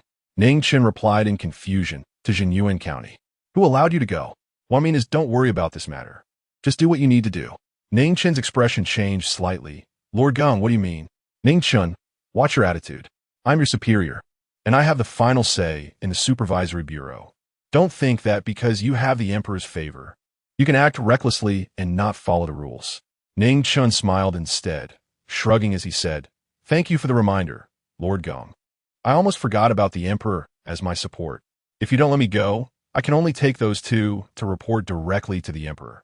Geng Jing was furious. "You dare threaten me? Who do you think the emperor trusts more, you or me?" "Of course, it's Lord Gong. Since you know, then get lost. You are not allowed to interfere in this matter." Ning Chen thought for a moment, suddenly putting on a flattering face, smiling ingratiatingly. "Lord Gong, I really didn't threaten you. What am I? How could I have the qualifications to threaten you? In front of you, I am nothing." Geng Jing looked at him awkwardly. Ning Chen continued, "Lord Gong, we are all serving the emperor. Please let me go to Jinyuan County. When I return, all the credit will be yours, and I will also offer you 100 taels of silver." Geng Jing's expression was strange. "Are you bribing me?" Ning Chen shook his head, saying seriously, "I admire Lord Gong's character. Normal human interactions cannot be considered bribery." Geng Jing wanted to laugh, but he was also pleased. The supervisory bureau needed people like this. Ning Chen, he still understood, was inherently proud.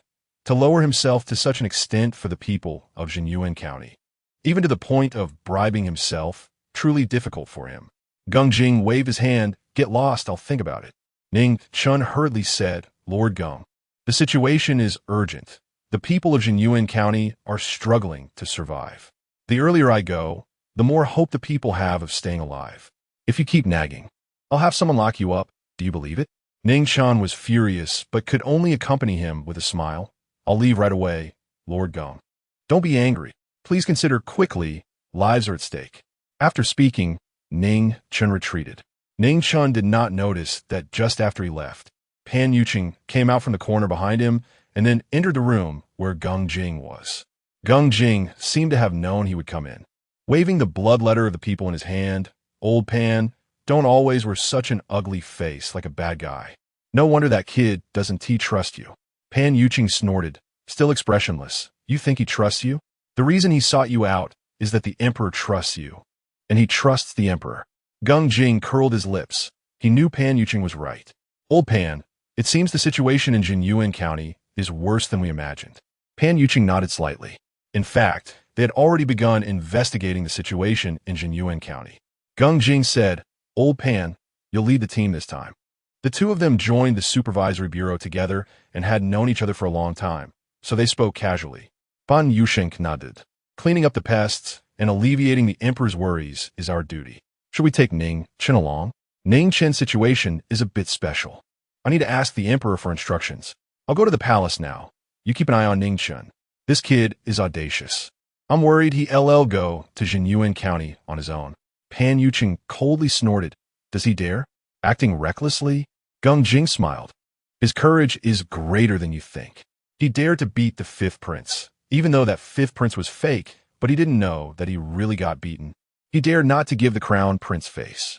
He's committed all these capital crimes. Can you believe it?" Pan Yuqing was taken aback. He hadn't been in the capital recently and really didn't know about this. Geng Jing instructed, "In any case, before I come back, you must keep a close eye on him. This kid is audacious. There's nothing you wouldn't dare to do." Chapter 48. Investigate thoroughly in the palace. At the Yangxin Hall, Emperor Xian's face was terrifyingly dark. Chief Eunuch Quan stood by, terrified and hardly daring to breathe. "Pass on the order to summon Lord Gong to the palace," he commanded. "Yes." Chief Eunuch Quan hurriedly replied and was about to leave when a young eunuch walked in with small, hurried steps.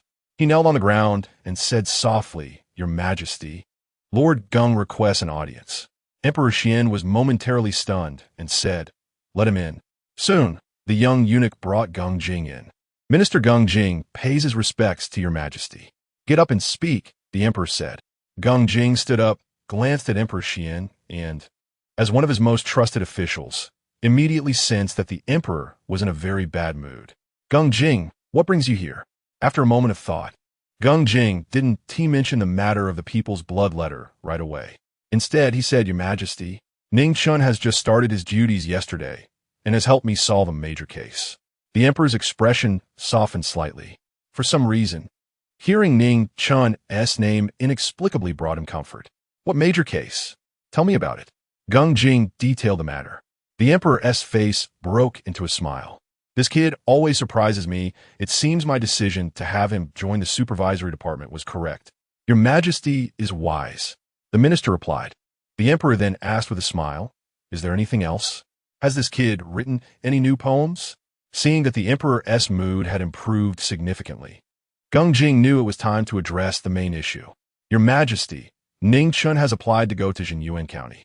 Curiously, the emperor asked, what does he want to do in Jinyuan County? Gung Jing promptly explained the situation and presented the people's blood letter. Upon seeing the blood letter, the emperor's previously softened expression turned ashen again. Your Majesty had me investigate Jinyuan County. Before it seems the situation there is even more severe than what I found. With a cold expression, the emperor said solemnly, investigate, dig to the bottom of this, and find out the truth for me. They dare to harm my subjects so ruthlessly. They truly deserve to die. Gung Jing hurriedly added, Your Majesty, this matter may involve officials from the capital. When I sent people to investigate, they encountered obstacles. If it weren't for Ning Chen meeting those two who came to the capital to report, he would have been detained by the capital's yamen on theft charges. The emperor was furious. How dare they act so recklessly under my nose? Gung Jing, investigate thoroughly, no matter who it is. There will be no mercy. Gung Jing cupped his fists and said, yes. I will personally lead people to Jinyuan County. The emperor waved his hand. Just send 2 guards with you. You stay in the capital. I have another matter for you to attend to. Saying this, the emperor picked up a memorial from the dragon table and tossed it to Gung Jing. Take a look at this. Gung Jing caught the memorial and opened it, his expression changing drastically. It was a report about the country of Tualuo plundering the people and seizing resources. It could be considered a war report.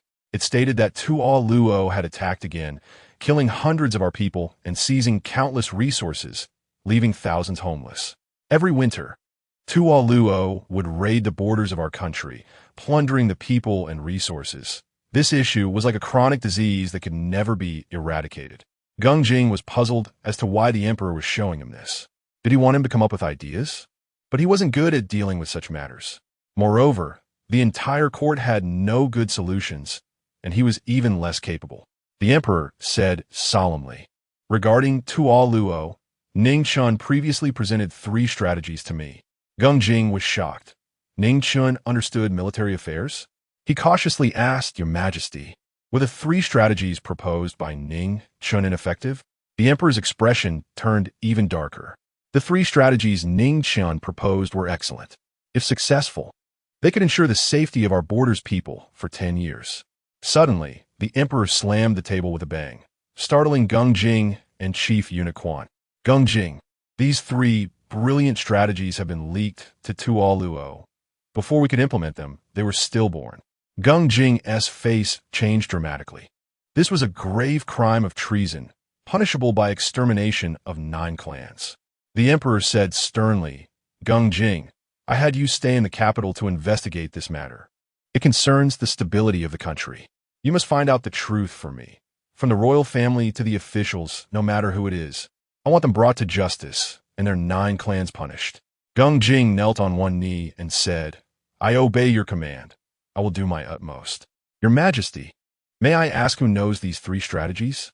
The emperor thought for a moment and replied, Me, the crown prince, the 9th princess, Quan Sheng, General Chen, Ning Chen, and a few in the cabinet, who may have leaked it through other channels. Gung Jing's gaze flickered as he began to analyze. Your Majesty, the crown prince, Quan Sheng, and the 9th princess would definitely not leak information. General Chen, who has spent his life in the military, would not either. The remaining suspects are Ning Chen, the cabinet, and others who may have had access to these strategies.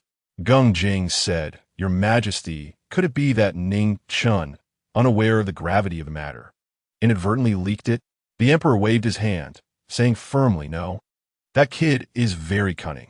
He wouldn't easily discuss state affairs and royal matters. These 3 strategies were only mentioned with my and General Chen's assurance of confidentiality. Gung Jing was alarmed. The emperor truly trusted Ning Chen. Your Majesty, rest assured, I will find out the truth. The emperor nodded. Your Majesty, should we send Ning Chen to Jinyuan County? The emperor pondered for a moment and said, Although this kid is smart, he lacks experience. Let him not go this time. Gung Jing opened his mouth, but said nothing, looking as if he wanted to speak but hesitated. The emperor frowned. Speak your mind. Gung Jing hurriedly said, Your Majesty, Ning Chen, in order to go to Jinyuan County, has been humble and flattering towards me, and even bribed me with 100 taels of silver. I am worried that if he is not allowed to go, he might secretly go on his own. The emperor was taken aback and looked astonished. He was humble and flattering? This kid is so stingy. And he even used silver to bribe you? How strange. Why does he insist on going to Jinyuan County? Feeling a pang of bitterness. The emperor thought that Ning Chen had never been humble before him. The emperor. I asked him. He said it was for Tao Qiji and for the people of Jinyuan County. Tao Qiji? The emperor thought for a moment and said, Isn't he the bandit who killed the previous county magistrate of Jinyuan? Gung Jing replied, Exactly. In prison, he has taught Ning Chen. After thinking for a while, the emperor said, Then let him go with him. Tell him to investigate thoroughly. This kid always surprises me. Perhaps this time will be the same. Remember, have your people protect him well. I obey your command. The emperor continued, By the way, you go back and tell him that I do not agree with his going. It was the crown prince who interceded, and that is why I allowed him to go. Gung Jing was somewhat confused and did not understand the reasoning behind it. The emperor did this entirely for the crown prince. Last time, the crown prince tested Ning Chen's character, which ended quite unpleasantly. He wanted to help the crown prince mend his relationship with Ning Chen. This son truly made him worry endlessly. Chapter 49. It was you who played tricks on Ning Chen, right? Gung Jing returned to the supervisory department and immediately called in Pan Yuqing, instructing him to set off with his men right away. What about Ning Chen? Gung Jing asked. Ning Chen will go with you, but remember, you must ensure his safety. This is a royal decree. Pan Yuqing frowned. What is Ning Chen's relationship with His Majesty? Gung Jing lowered his voice and said, I suspect Ning Chen is His Majesty's illegitimate son. Pan Yuqing was shocked. Is that possible? Isn't Ning Chen the son of Lord Ning? It's unlikely, but His Majesty treats him with the same favor as a prince. Gung Jing replied, waving his hand. Enough. Is this something we can discuss? Hurry up and prepare. Oh, and have Ning Chen come to see me. Pan Yuqing pouted, thinking to himself that Gung Jing was even more excited than he was just now. He then turned and left. After a while, Ning Chen arrived. Ning Chen, His Majesty does not allow you to go to Jinyuan County. Ning Chen's expression suddenly stiffened. Gung Jing continued, however, with the crown prince pleading for you, His Majesty ultimately agreed to let you go. Ning Chen, damn, can you not gasp when you speak? He had already planned to sneak off to Jinyuan County. Ning Chen, His Majesty permits you to go, and he asked me to convey to you that you must investigate thoroughly. Once there, you cannot act independently, and all actions must follow Pan Genie's orders, understand? Ning Chen was puzzled. Pan Yuqing was leading the team, and all actions were under his command, yet His Majesty asked Gung Jing to convey to him to investigate thoroughly. What does this mean? After thinking for a moment without coming to a conclusion, he nodded and said, Yes. Don't just agree verbally. Remember it in your heart. Ning Chen looked obedient, understood. All right, hurry up and prepare. Gung Jing waved his hand, sending Ning Chen away. When Ning Chen returned, he found Pan Yuqing was already counting the troops. This time, there were a total of 16 people, including Pan Yuqing and 15 silver-clad soldiers. Except for Ning Chen. The other 15 were all capable fighters, able to take on 100 opponents. Pan Yuqing gave the silver-clad soldiers heading to Jinyuan County half a day off to settle their family matters. Ning Chen, aren't you going home to inform them? Pan Yuqing asked curiously when he saw Ning Chen sitting still. Ning Chen smiled and said, No need. If I die out there, it would be good if they don't celebrate. Pan Yuqing frowned.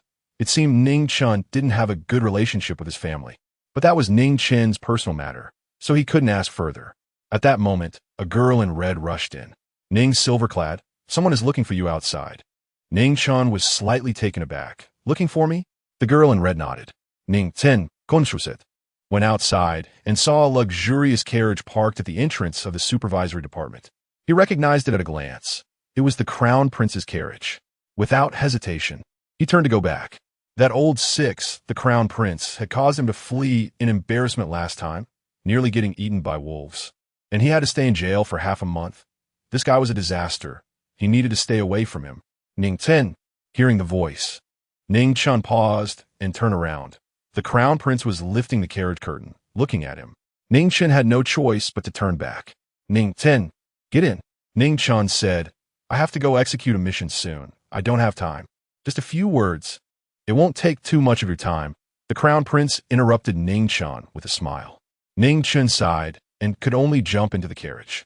Upon entering the carriage, he discovered that it wasn't just the crown prince. There was also the 9th princess.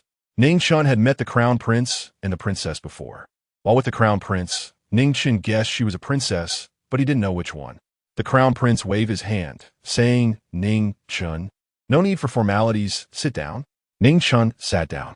The crown prince pointed to the food box beside him and said, I know you're going on a long journey, so I specially prepared this for you.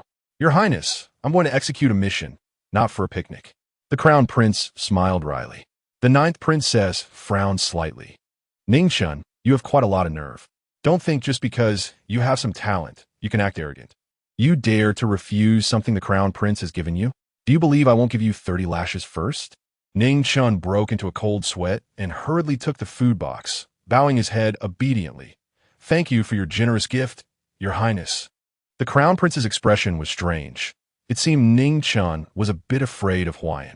Ning Chen was indeed afraid. As the saying goes, it's better to fight with a smart person than to say a word to a fool.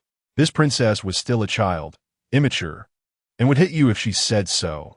She was a princess, so if she hit you, you'd have to endure it. Moreover, Ning Chen had noticed the last time they met that this princess seemed to dislike him. It was better not to provoke her. If he really got hit, he wouldn't be able to go to Jinyuan County. Seeing Ning Chen so compliant, the 9th princess proudly lifted her delicate chin like a proud little hen. Your Highness, princess, is there anything else you need? If not, I will go busy myself. The crown prince nodded. Go ahead. I came here just to know you're going on a long journey, so I wanted to check in. The official world is more terrifying than the battlefield. Be careful when you go to Jinyuan County. The battlefield is straightforward, but the official world is full of hidden arrows. Ning Chen clasped his fists and said, Thank you for your reminder, Your Highness, and also for pleading for me. I will take my leave now. The crown prince nodded slightly. After Ning Chen left, the crown prince turned to the 9th princess. Huayan, it was you who played tricks on Ning Chen, right? The 9th princess's expression stiffened slightly, but she quickly put on a pitiful face. Crown prince, how can you suspect me? I have no grievances with Ning Chen. Why would I play tricks on him? The crown prince snorted. First, daring to impersonate the 5th princess is a capital offense. Aside from you, no one else has the audacity. Second, this kind of trick can only be thought of by you. Don't forget, you have a record. You once scared me with a ghost mask. The 9th princess, seeing her little trick exposed, stopped pretending and giggled. Yes, it was me. Why did you play tricks on Ning Chen? Huayan pouted her rosy lips and huffed. I just dislike him. Relying on a bit of talent, acting all arrogant and speaking so pretentiously, it's really annoying. The crown prince shook his head helplessly. Chapter 50. A real man at night. During the high hour, Ning Chen and the others set off. The matter in Jinyuan County has angered the emperor, and His Majesty issued a strict order to investigate thoroughly. There must be officials from the capital involved in the matter of Jinyuan County. Therefore, they chose to leave the city at night to avoid alarming the snake. The group traveled under the stars and did not stop until late at night. Horses, after all, are not machines and cannot run for long periods, even though they rode excellent quality horses. However, more than 150 miles was already the limit for the horses. Every 100 miles on the official road, there is a post station. Ning Chen and the others did not stay at the post station for fear of exposing their whereabouts. When both humans and horses were exhausted, they stopped to let the horses graze and drink water, while they ate some dry rations they carried and rested on the spot. After 2 hours, they continued their journey. Chongzhou is more than 1,000 miles from the capital, and it took them several days to arrive. They stopped in an open area. Gao Zipping, Feng Qijing, Chun Chong, the 3 of you will secretly infiltrate Jinyuan County and gather intelligence. I will lead the others in a direct investigation, Pan Yuqing ordered. Understood. Gao Zipping and the others replied. Ning Chen Hurriedli Site, Ban Nini. Can I go with Gao Ini and the others? Pan Yuqing frowned. Ning Chen, this is an order, not a discussion. Ning Chen smiled bitterly and then took off his pants. This action stunned everyone. Ning Chen, what are you doing? Ning Chen replied speechlessly. We're all men. What else can I do? Look at the inside of my thigh. I can't ride anymore. If I keep riding, not only will I be done for, but I might also end up with prostate issues. Gao Zipping asked in confusion. Prostate? Which county is that? Aren't we investigating Jinyuan County? Ning Chen, I meant to show you the inside of my thigh. Everyone looked over and then noticed that the inside of Ning Chen's thigh was red, full of bruises, and the skin was chafed. Pan Yuqing frowned. You can't ride? I can, but not well. My horsemanship is average. Pan Yuqing was somewhat impressed by this kid. He had endured this much without saying a word, only speaking up now. Ning Chen, you're impressive. You've endured this much without complaining. You're a real man. Come on, take it all off, and let me see if that thing is shortened. Yeah, hurry up and show us. You're not married yet. If it's gone, you'll only be able to enter the palace as a eunuch. Feng Qijing and the others surrounded him, teasing. However, they all admired Ning Chen. This kid could really endure. Ning Chen laughed and cursed, get lost. Even if it's shortened, it's still longer than yours. Fan Jinyui, I really can't ride anymore. Can I walk with Gao Yini and the others? If it weren't for the unbearable pain, he wouldn't have said anything, let alone that his Jiao Chan is a horse. Even if it were a real Jiao Chan, riding continuously for several days would be unbearable. Pan Yuqing said, according to those two, to infiltrate Jinyuan County, you have to climb over mountains and swim across a turbulent river. Can you handle it? Don't worry. I'm also quite skilled at climbing and swimming. Are you sure? Ning Chen nodded yes. All right, you go with Gao Zipping, and Chun Chong comes with me. Remember, for all actions, follow Gao Zipping's lead. If you disobey, I'll lock you up when we return. Ning Chen clasped his fists, understood. Pan Yuqing continued, Gao Zipping. Apply some medicine for him. I'll take the others to Jinyuan County first. You two be extra careful. Pan Yuqing left with his group, taking 3 horses with him. The horses would temporarily stay at a nearby post station. Feng Qijing rummaged through his pack and took out a bottle of medicine. Ning Chen, come here, I'll apply the medicine for you. Ning Chen responded and turned around. Just as Feng Qijing was about to apply the medicine, he suddenly felt something was off and tossed the bottle to Ning Chen. You do it yourself. Ning Chen also felt it was inappropriate. A big man crouching in front of him while he wasn't wearing pants was too strange. After applying the medicine, which felt cool and much more comfortable, he fastened his pants. Let us go. The 3 walked while comparing the map. This map was drawn based on descriptions from the 2 boys who reported, so it wasn't very accurate. The 3 climbed mountains and crossed ridges. Until dark, they still hadn't reached Jinyuan County. They rested for the night, taking turns keeping watch. The next morning, they continued on their way. A few hours later, they were blocked by a steep mountain. Gao Zipping looked at the map and said, it seemed we took a wrong turn. Ning Chen listened carefully. He could hear the sound of flowing water. Could it be that turbulent river? Let's go around and take a look. However, the terrain in the mountain was complex, and after wandering for a long time, they couldn't find a way through. They were either blocked by cliffs or deep ravines. After going around in circles, the 3 returned to their original spot. Feng Qijing frowned. We can't get through this. Ning Chen looked up at the steep cliff, thought for a moment, and said, how about this? I'll climb up first and lower a rope down so you can come up. Gao Zipping and Feng Qijing looked at each other in disbelief. Are you joking? It's so steep, unless you can fly. Ning Chen smiled. I can't fly, but I can climb up. Ning Chen took the rope on his back and walked toward the cliff. Ning Chen, stop joking. How is it possible to climb up there? Yeah, if you fall. It's no joke. The 2 tried to dissuade him, but Ning Chen just smiled, then gripped the crevices in the rock face, stepping on the barely usable ledges, and climbed up little by little. Back in the military camp, he had always come in first in climbing competitions. The higher he climbed, the more shocked Gao Zipping and Feng Qijing became. You really climbed up? Is this kid a gecko? Gao Zipping admired him greatly, thinking they had underestimated Ning Chen. He was definitely not the pampered son of a wealthy family. Feng Qijing felt ashamed. He had mocked Ning Chen when they first met. When Ning Chen reached halfway up the mountain, he felt a bit exhausted. This body still wasn't strong enough. He rested for a while and then continued climbing. It took him over an hour to reach the top.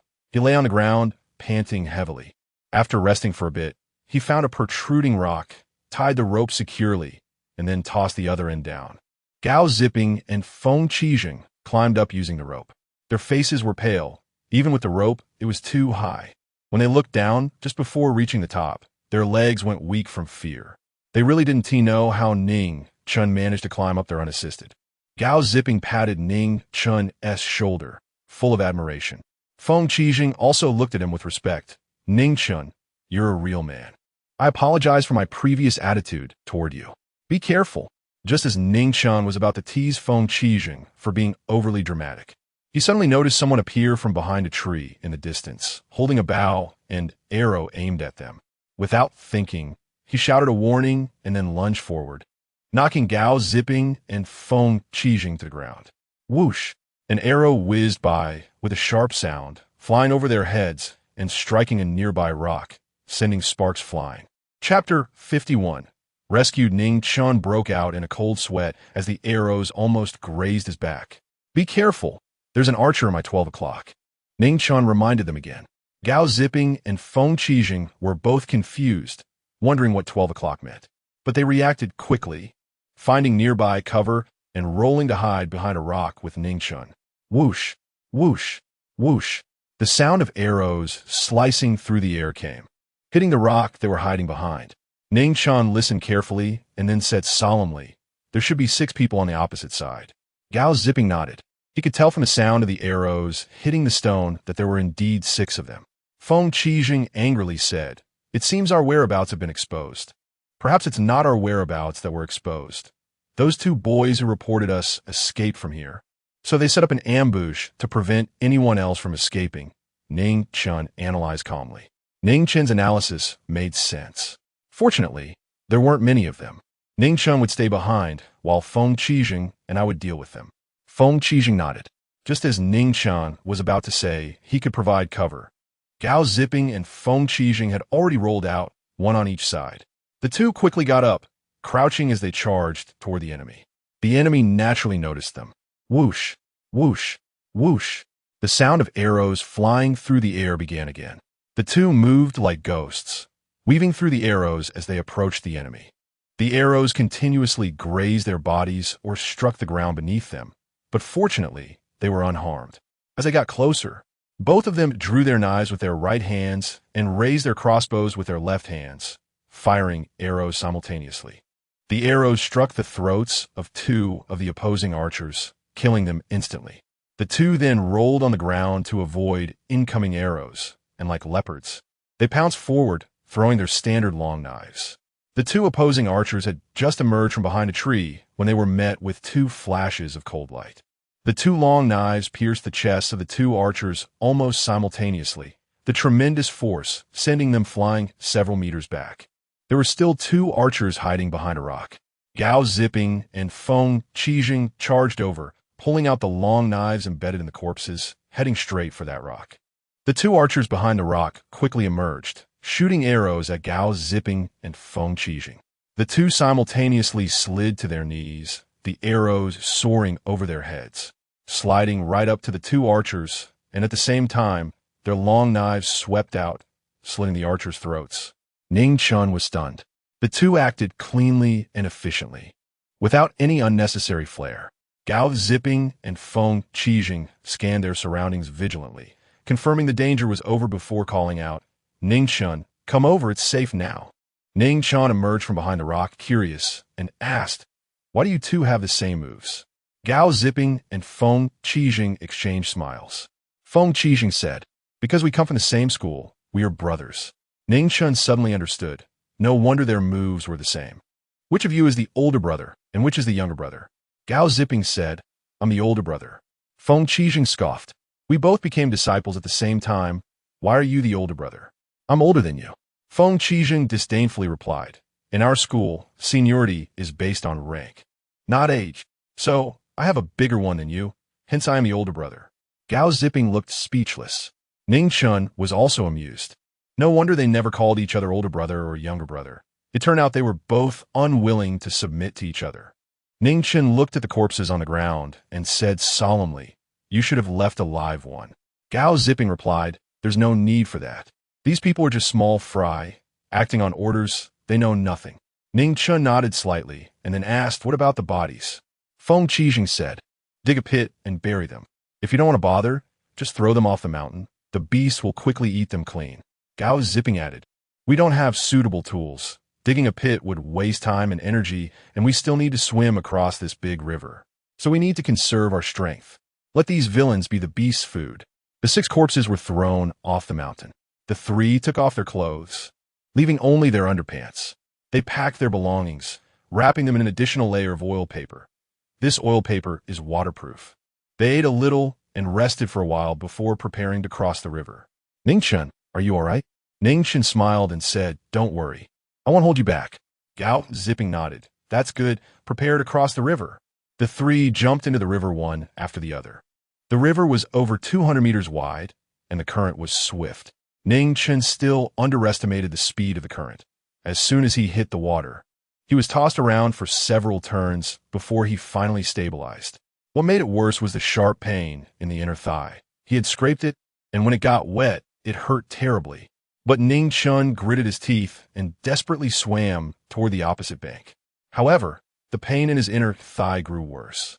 Halfway through swimming, Ning Chen was in so much pain that he could hardly use his legs. He was directly swept downstream by the rushing river. By the time Gao Zipping and Feng Qijing noticed, Ning Chen had already been carried far away. Ning Chen! Ning Chen! The 2 shouted in alarm, quickly swimming downstream to try to save him. But the current was too strong. After a few undulations, Ning Chen disappeared from their sight. The 2's faces turned pale. They swam with all their might to the opposite bank, not bothering to rest, and began searching along the riverbank. However, after walking several miles along the bank, they still couldn't find Ning Chen. Before they came, Pan Yuqing had repeatedly instructed them to protect Ning Chen well. Now, before they even reached Jinyuan County, Ning Chen had been swept away by the water, his whereabouts unknown. How would they explain this to Pan Yuqing? The key was that they had already accepted Ning Chen in their hearts, completely treating him as their own brother. Feng Qijing said solemnly, what do we do now? Gao Zipping said word by word, we search, we must find him. Although both knew that the chances of Ning Chen surviving were slim. The river was murky, and if a person inhaled the muddy water, they would quickly fall into a coma and drown. The 2 continued to search with their exhausted bodies. You're awake?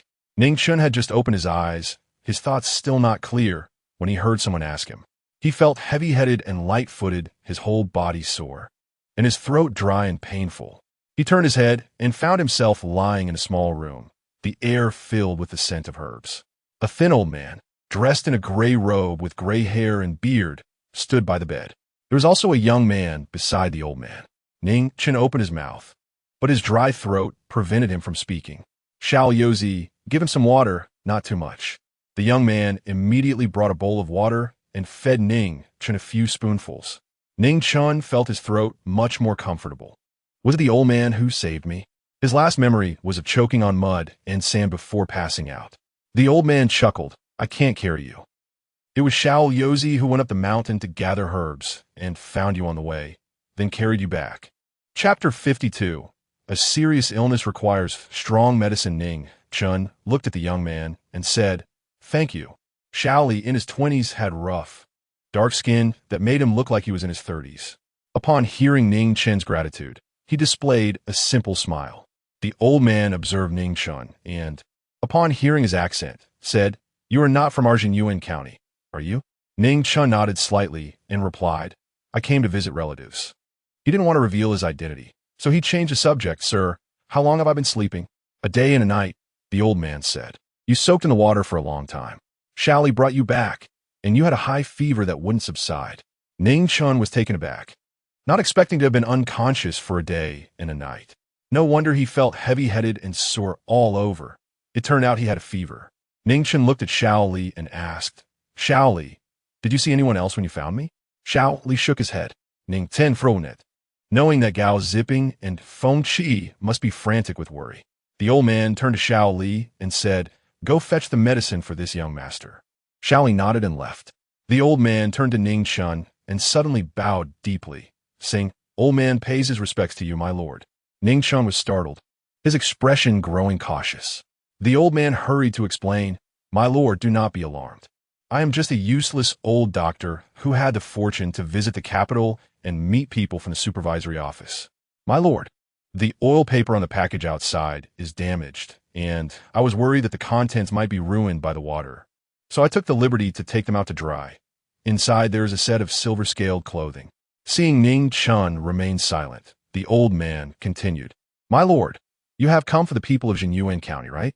Ning Chen looked at him and asked, what do you mean by that? What happened to the people of Jinyuan County?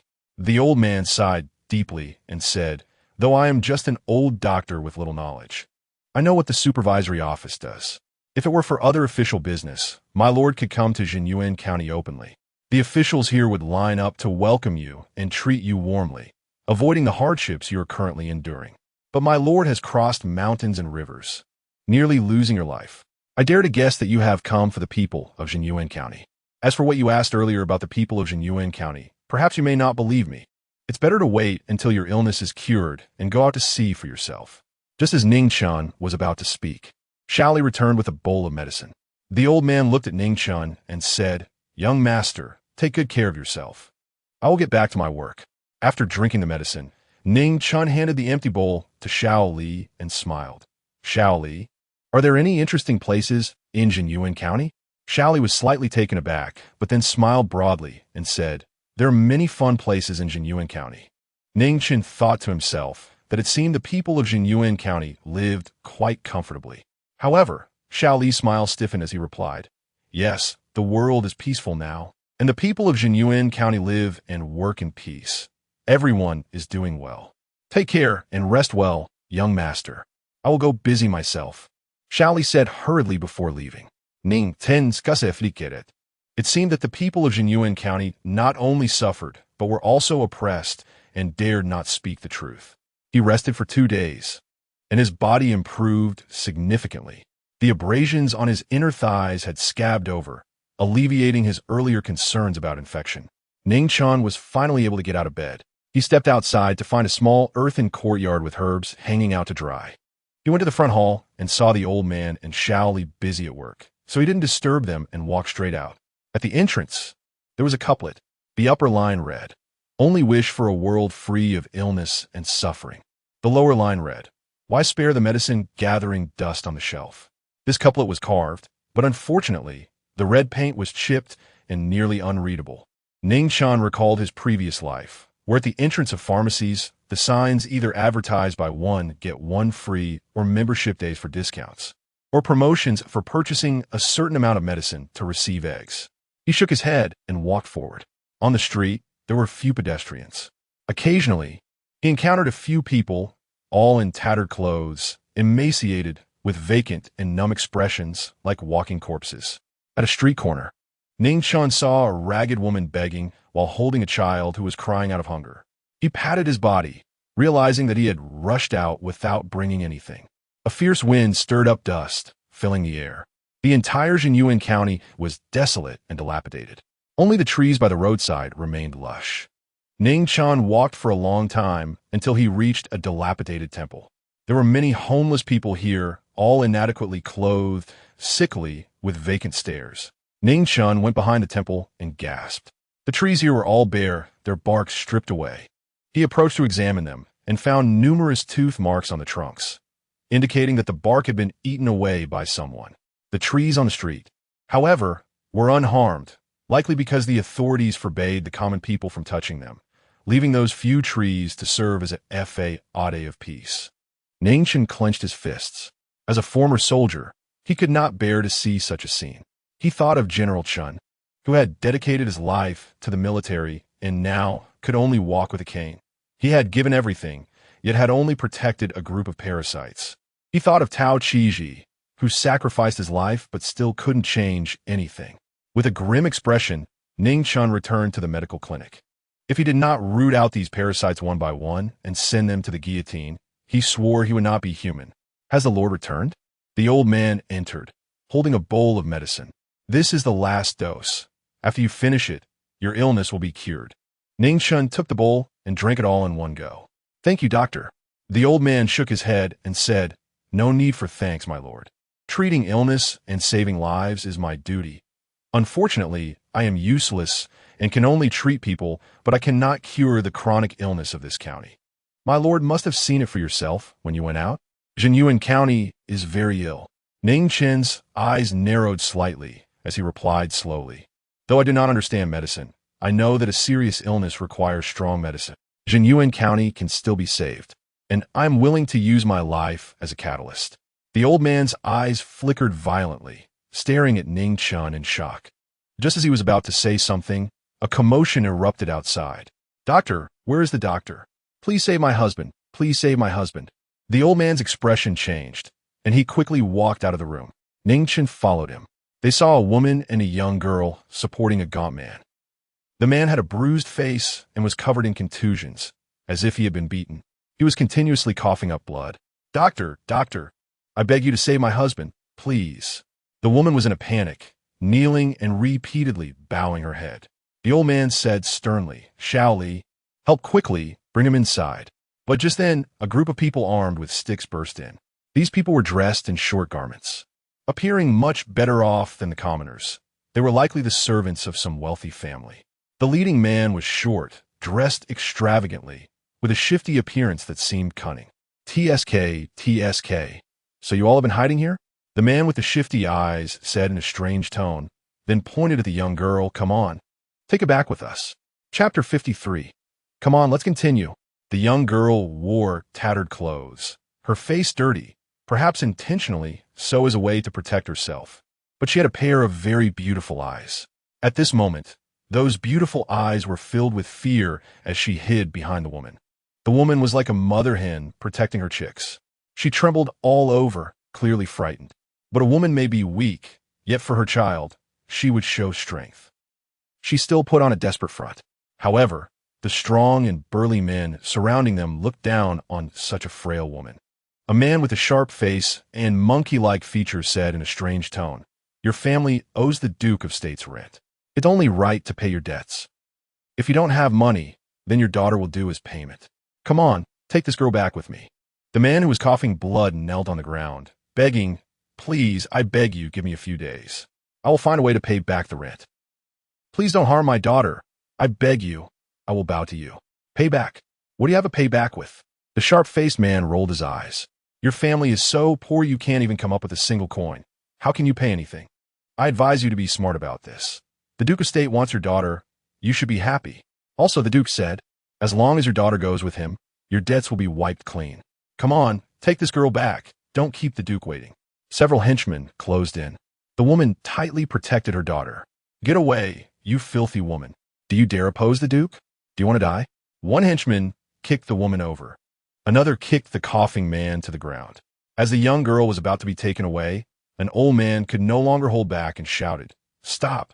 This is my clinic, not a place for you to run wild." The sharp-faced man sneered disdainfully, "Old man, this is someone the Duke wants. Do you dare oppose him? I advise you to get out of the way immediately, or you'll be beaten too. What are you waiting for? Take her back. If you make the Duke wait, I'll skin you alive. If this old man dares to stop us, take him down with him." One henchman stepped forward, and when the old man tried to stop him, he was shoved down. The henchman was about to grab the young girl when suddenly, a brick whizzed through the air and smashed onto his head. The henchman let out a cry, his eyes rolling back as he fell to the ground, blood streaming from his head, howling in pain. Everyone was stunned in shock. "Stop right there." A furious shout rang out. Everyone turned to see a young man in a silver-scaled outfit, with a long knife at his waist, striding forward with his left hand resting on the hilt. Ning Chen didn't care about exposing his identity anymore. A duke suddenly appeared. If he didn't wear the silver-scaled outfit, he feared he wouldn't be able to control the situation. Ning Chen's eyes narrowed slightly as he suddenly recalled what the emperor had told Gung Jing to pass on to him. Investigate thoroughly. It was clearly Pan Yuqing leading the team, and everything was to be directed by him. Yet this line was specifically told to him. The Duke. Did the emperor want to move against the Duke, but for some reason couldn't he act openly? Could the phrase investigate thoroughly be hinting at something? Did the emperor want him to be the blade that cuts down the royal relatives? At that moment, the sharp-faced man's expression changed dramatically. "You, silver-scaled outfit. Are you from the supervision department? How could someone from the supervision department appear here? A few days ago, a group from the supervision department had arrived in Jinyuan County. But those people were busy drinking tea and listening to music with the Duke. He looked at Ning Chen, who still had a youthful appearance and a slender figure, and thought to himself, could this be a fake? How could a little kid get into the supervision department? Are you from the supervision department? Ning Chen maintained a cold face, silent. Do you have a waist token? Ning Chen replied, no. How could someone from the supervision department not have a waist token? You must be a fake. Ning Chen had been waiting for this line. I am the silver-clad person appointed by His Majesty. You dare to slander the supervision department's silver-clad personnel? How bold. Today, I will show you whether I am a fake or not. Ning Chen unsheathed his long knife and struck down hard on the man's head. With a loud bang, the man let out a terrible scream, clutching his head as he fell to the ground. Ning Chen brandished the knife with full force, raining down blows. With each strike, the sharp-faced man would let out a scream like a pig being slaughtered. He rolled on the ground, crying out, You said I was fake. You said I was fake. You slandered me. Ning Chen swung the knife down fiercely. Help! Help! Are you all dead? Quickly take him down. He is a fake. Save me. The sharp-faced man screamed as he urged the henchman to subdue Ning Chen. Ning Chen suddenly stopped, looking at the approaching henchman, and finally revealed his waist token. Open your eyes and see clearly. My name is Ning Chen, the silver-clad person appointed by His Majesty. Attacking someone from the supervision department is akin to rebellion, punishable by extermination of 3 clans. Why aren't you kneeling? Several henchmen were instantly dumbfounded. They hurriedly dropped their clubs and knelt down, trembling. They might not recognize silver-clad or gold-clad personnel, but they had definitely heard of the infamous reputation of the supervision department, which was like the underworld. Once you entered, you wouldn't come out. The man who had just been beaten by Ning Chen turned pale and was equally terrified. Bastard, why didn't you show your waist token earlier? Ning Chen felt that using the knife was inconvenient, so he walked over, picked up a club, swung a few times, feeling quite comfortable with it. He returned and looked at the sharp-faced man on the ground, smiling, Come on, let us continue. With that, he raised the club and started striking at him, the rhythm akin to hammering iron. The sharp-faced man let out screams like a pig being slaughtered, rolling on the ground in pain. Help! Help! Spare me. I was wrong. I know I was wrong. I have no eyes. I didn't recognize the adults. Please have mercy. Ning Chen completely ignored him, swinging the club down relentlessly. I am the Duke's person. The Duke is the brother of the current Empress. If you hit me, you're going against the Duke. The Duke will not let you go. Ning Chen was slightly taken aback. The brother of the Empress? That is quite a powerful background. The officials in Chongzhou have been corrupt and have not been resolved thoroughly. Perhaps this is related to this Duke. The Duke has the Empress behind him. Could this be why the Emperor cannot act against the Duke openly? When the officials in the capital captured those 2 boys who reported, he already knew that there were officials in the capital protecting the officials in Chongzhou. But now it seems that perhaps the one protecting these pests is the Empress herself. Seeing Ning Chen stop, the sharp-faced man thought Ning Chen was afraid and shouted, Now you know fear? The Duke, your sister. Don't think that just because you're a vile slave. Even if the Duke is here today, I'll hold back. Ning Chen had become lost in thought, but at the reminder, he recalled he still had business to attend to. He raised the club and struck down fiercely again. The sounds of the sharp-faced man's screams echoed through the small courtyard, until with a crack, the club, which was about the size of a child's arm, broke. Ning Chen finally stopped. He was breathing a bit heavily. Hitting people was tiring. Chapter 54 Evidence of Crime. The man, beaten to a pulp, had his limbs broken by Ning Chen, and it was unclear how many ribs he had fractured. With a bruised face and blood pouring from his mouth, he lay on the ground groaning. The few house servants were so frightened they trembled in fear. The family of the man who was vomiting blood looked at Ning Chen with a mix of fear and, more so, gratitude. The old doctor was filled with shock. After catching his breath, Ning Chen walked over, picked up a stick, and swung it at the house servants, beating them until they cried out for their mothers, their screams echoing. After tiring from the beating, Ning Chen finally stopped. He turned to the old doctor and pointed at the man who was vomiting blood, urging him to treat him quickly, saying he would handle the rest. He planned to take these people to find the Duke of the state.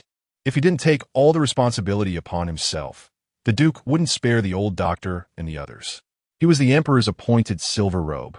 And if he couldn't bear this responsibility, the old doctor and the others would not withstand it either, and would be crushed like ants.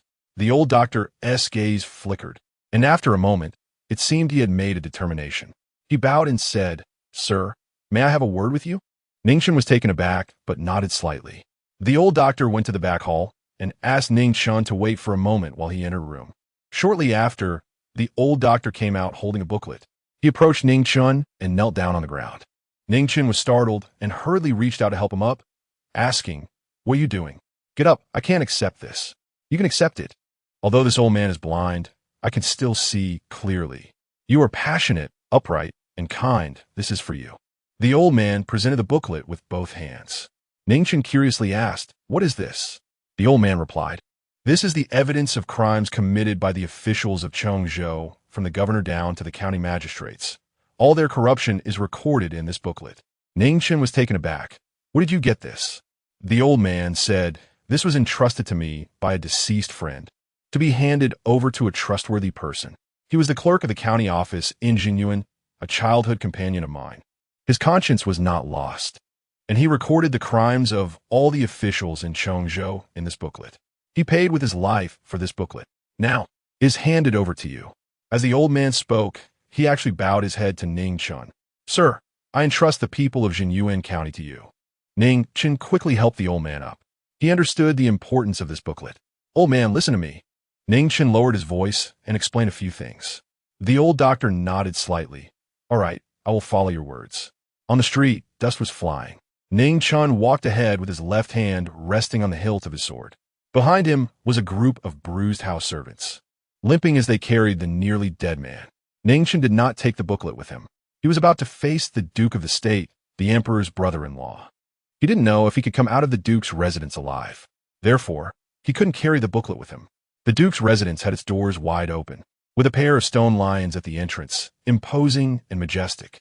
It was a grand 7-courtyard building, magnificent and luxurious, standing in stark contrast to the dilapidated buildings around it. At that moment, a stage had been set up in the Duke's residence. Below the stage were the Duke, various officials of Chongzhou, and others like Pan Yuqing, all watching the performance. The common people were starving, having even eaten the bark off trees. Yet every table here was filled with delicacies and fine wines. Beautiful women weaved through the crowd, pouring wine and toasting. These officials, plump from indulgence, hugged the alluring women while clinking glasses in a lively atmosphere. "My lords, I toast to you." Pan Genie said, "Look at our poor rural area. We have nothing to offer, and our hospitality is lacking. Please forgive us. Now, let us toast again to the distinguished guests from the capital." Pan Yusheng, along with a group of silver robes, continued to drink and exchange pleasantries with the officials of Chongzhou. The Duke, dressed extravagantly and with a corpulent figure, had his face jiggle with laughter, his small eyes narrowing in delight. He had originally served as an official in the capital, but was utterly incompetent, excelling only in debauchery. Later, Emperor Xian assigned him to Chongzhou. Officially, he was sent to supervise the officials there, but in reality, it was a nominal position allowing him to retire comfortably in Chongzhou, given that he was the emperor's brother-in-law. They couldn't just dismiss him outright. However, once he arrived in Chongzhou, far from the emperor's reach, he took advantage of the queen's name and committed all sorts of misdeeds, becoming a local tyrant. The Duke squinted at Pan Yuqing and the others, his face full of disdain. What supervision department?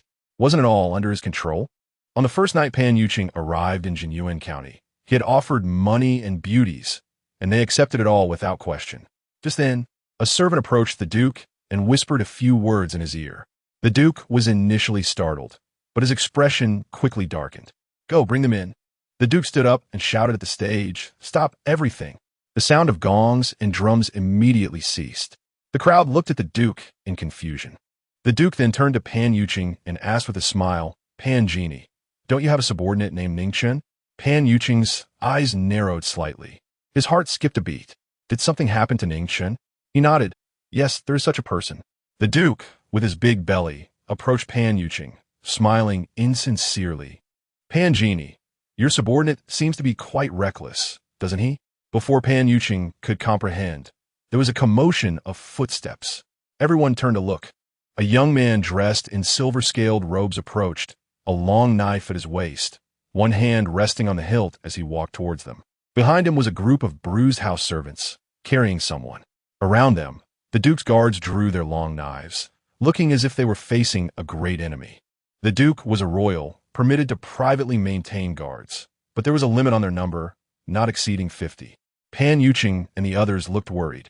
How could Ning Chen appear here recklessly, having injured the Duke's people? Where were Gao Zipping and Feng Qi? Ning Chen looked around at the extravagant stage. The tables filled with delicacies and fine wines. His anger boiled. Good, very good. The common people outside are barely clothed and starving, having eaten the bark off trees. Yet you are here building a stage, living in luxury. He shouted, you officials. What kind of parents of the people are you? I see you're merely beasts in human clothing. Ning Chen was furious and kicked over a table. I damn well let you eat and drink. Ning Chen's eyes nearly burst into flames as he continued to overturn several tables. Sir, please calm down.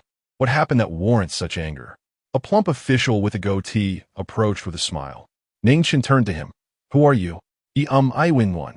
The county magistrate of Jinyuan. Ning Chen narrowed his eyes.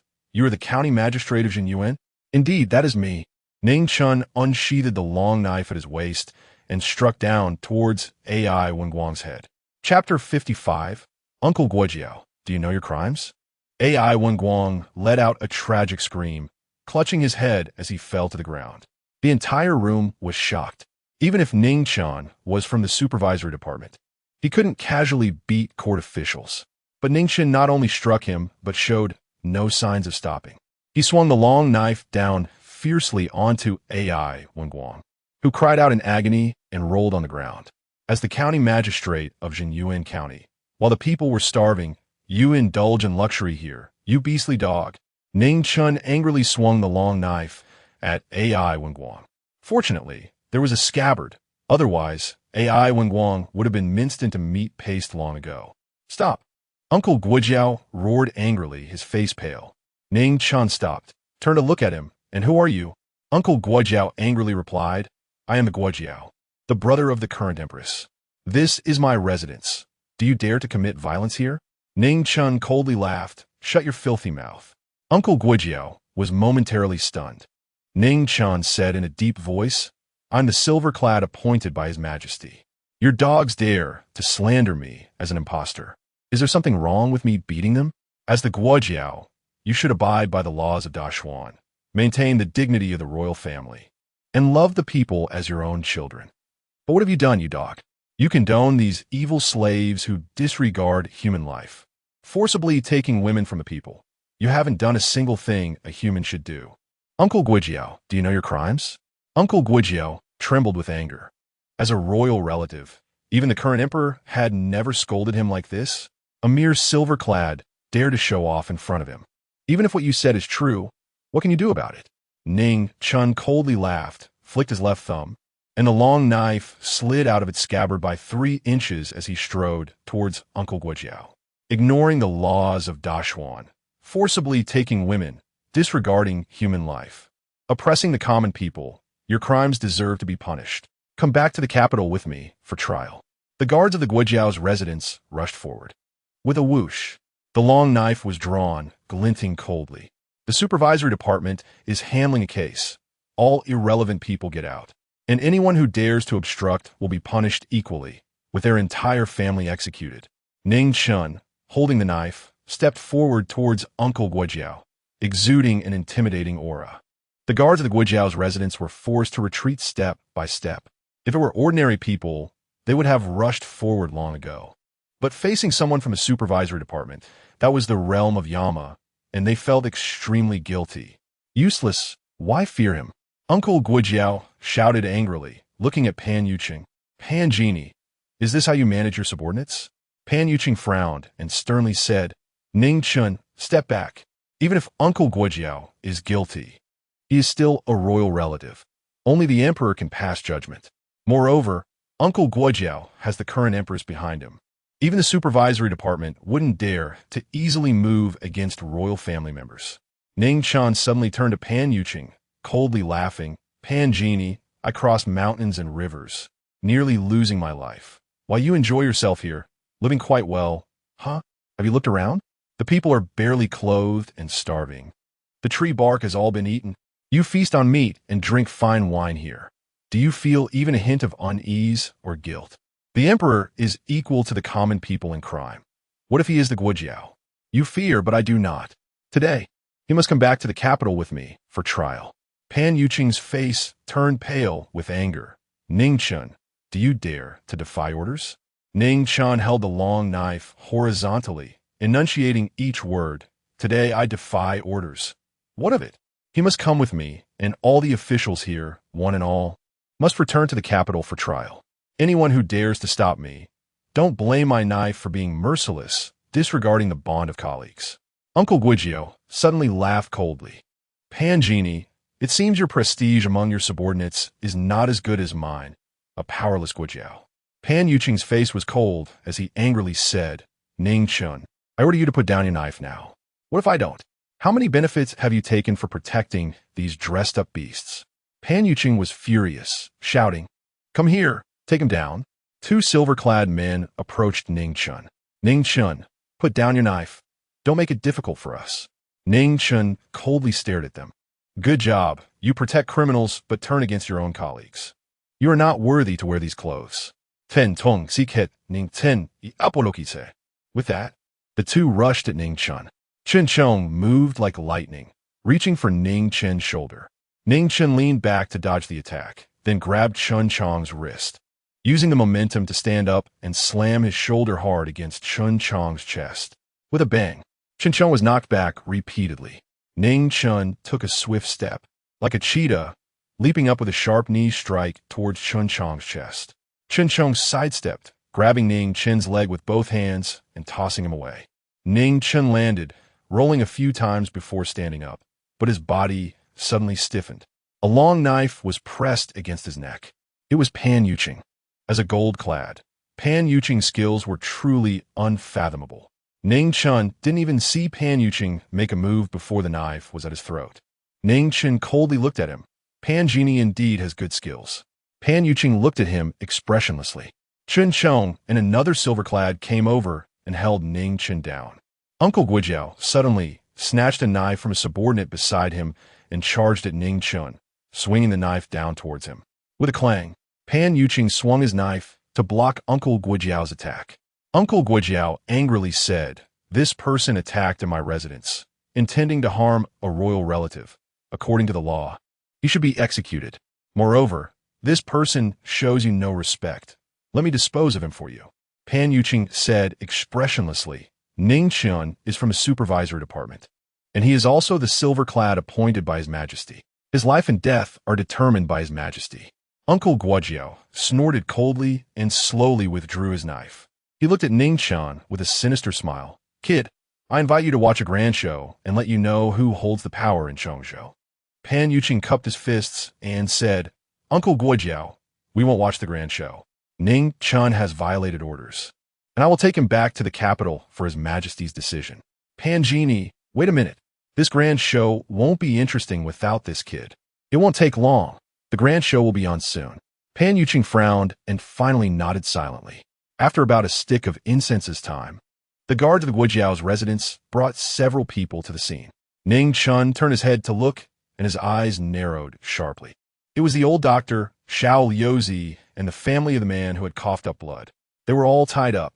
Uncle Guijiao waved his hand, bringing them over. Just now, while Ning Chen was fighting with Chen Chong, Uncle Guijiao had ordered people to capture the old doctor and others.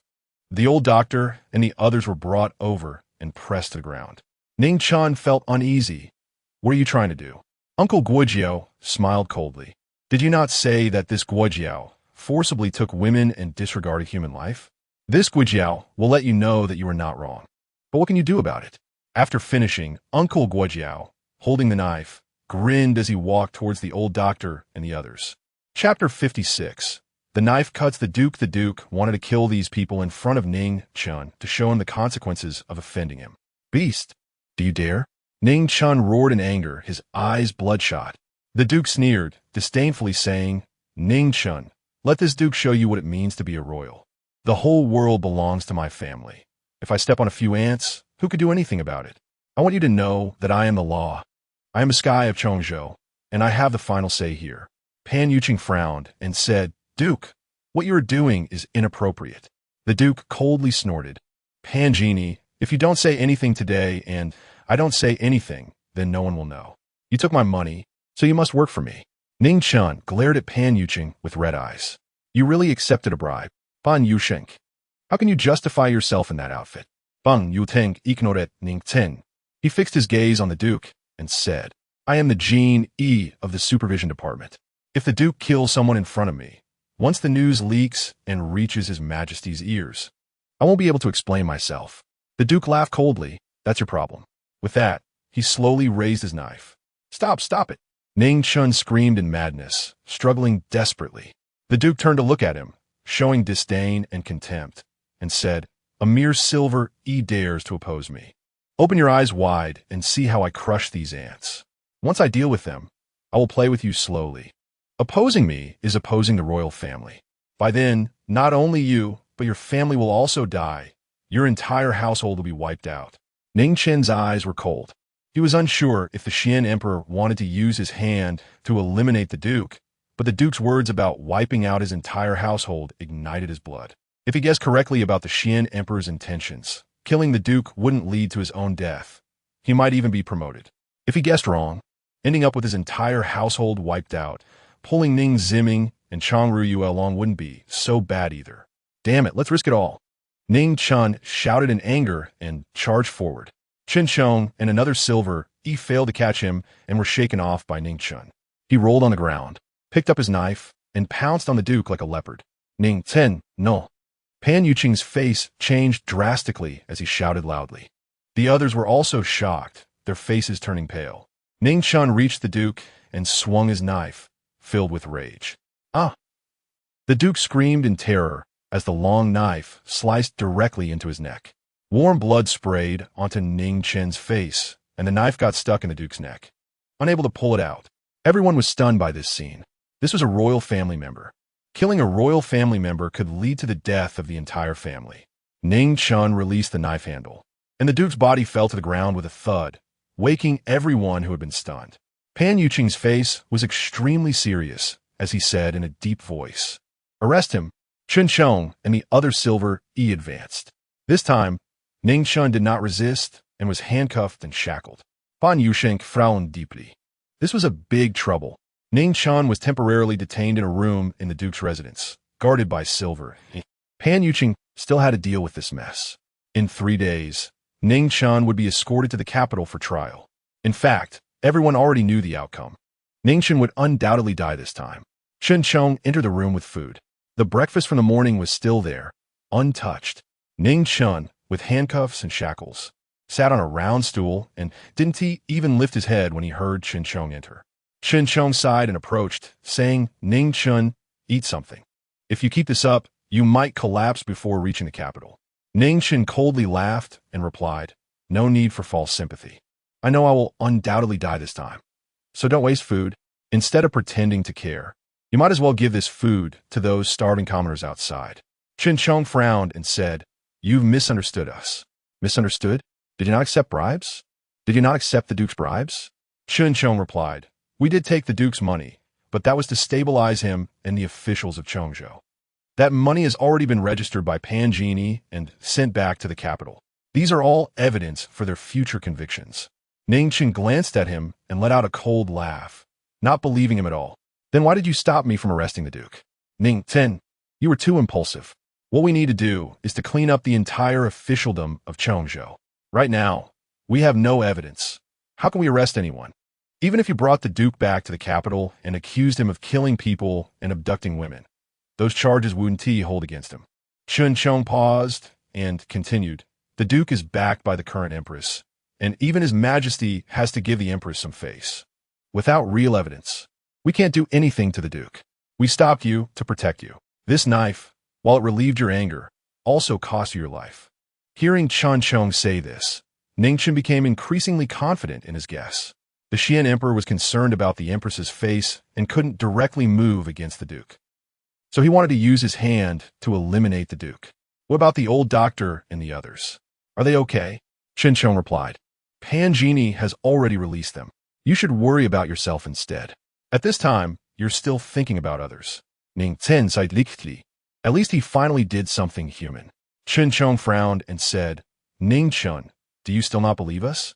Ning Chen remained silent. Of course, he didn't believe these people. If he did, he would have handed over that evidence. When he returned to the capital, he had to find a way to meet General Chen. He only believed that General Chen would give him that evidence. Chen Chong shook his head and turned to leave. The next morning, Gao Zipping and Feng Qijing arrived. The two were overjoyed to hear news about Ning Chen. But their happiness lasted only 3 seconds before they heard that Ning Chen had killed the duke. The two couldn't bother to investigate secretly and hurriedly came to meet Pan Yuqing and the others. Ning Chen, you foolish man. Why couldn't you endure a little longer? Was it worth it to give up your life for a scum?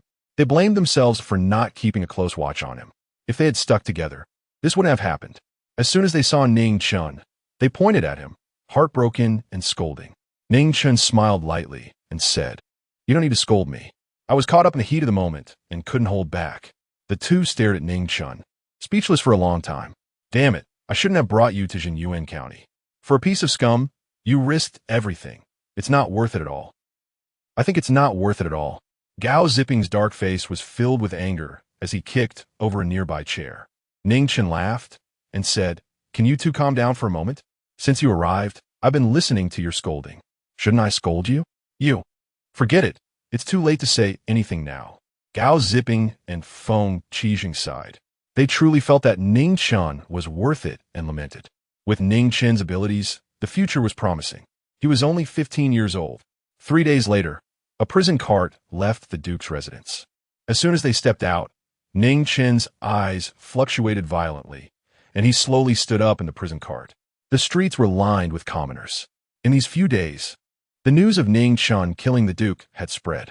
These commoners had come to see him off. Lord Ning is wronged. I beg all the lords to see clearly. Lord Ning shouldn't die. He is a good person. Lord Ning. The commoners surged towards the prison cart. The silver-clad guards responsible for escorting Ning Chen tightly gripped the handles of their swords, nervously urging everyone to step back. Step back, everyone. No one is allowed to approach the prisoner transport. Chapter 57, The People Kneel. To send off the old doctor stepped out from the crowd, looked at Pan Yuqing and bowed, saying, My lord, we just want to send off Lord Ning. Please be lenient. Pan Yuqing frowned. Ning Chen was a prisoner now, which was against the rules. After some thought, he still waved his hand to let the silver-clad guards step aside. The old doctor walked to the prison cart, looked at Ning Chen with tears streaming down his face, and said, Lord Ning, on behalf of the people of Jinyuan County, thank you. No need for that, old sir. It is our duty to oversee the officials, eliminate the tumors, and relieve the worry for the emperor, Ning Chen replied.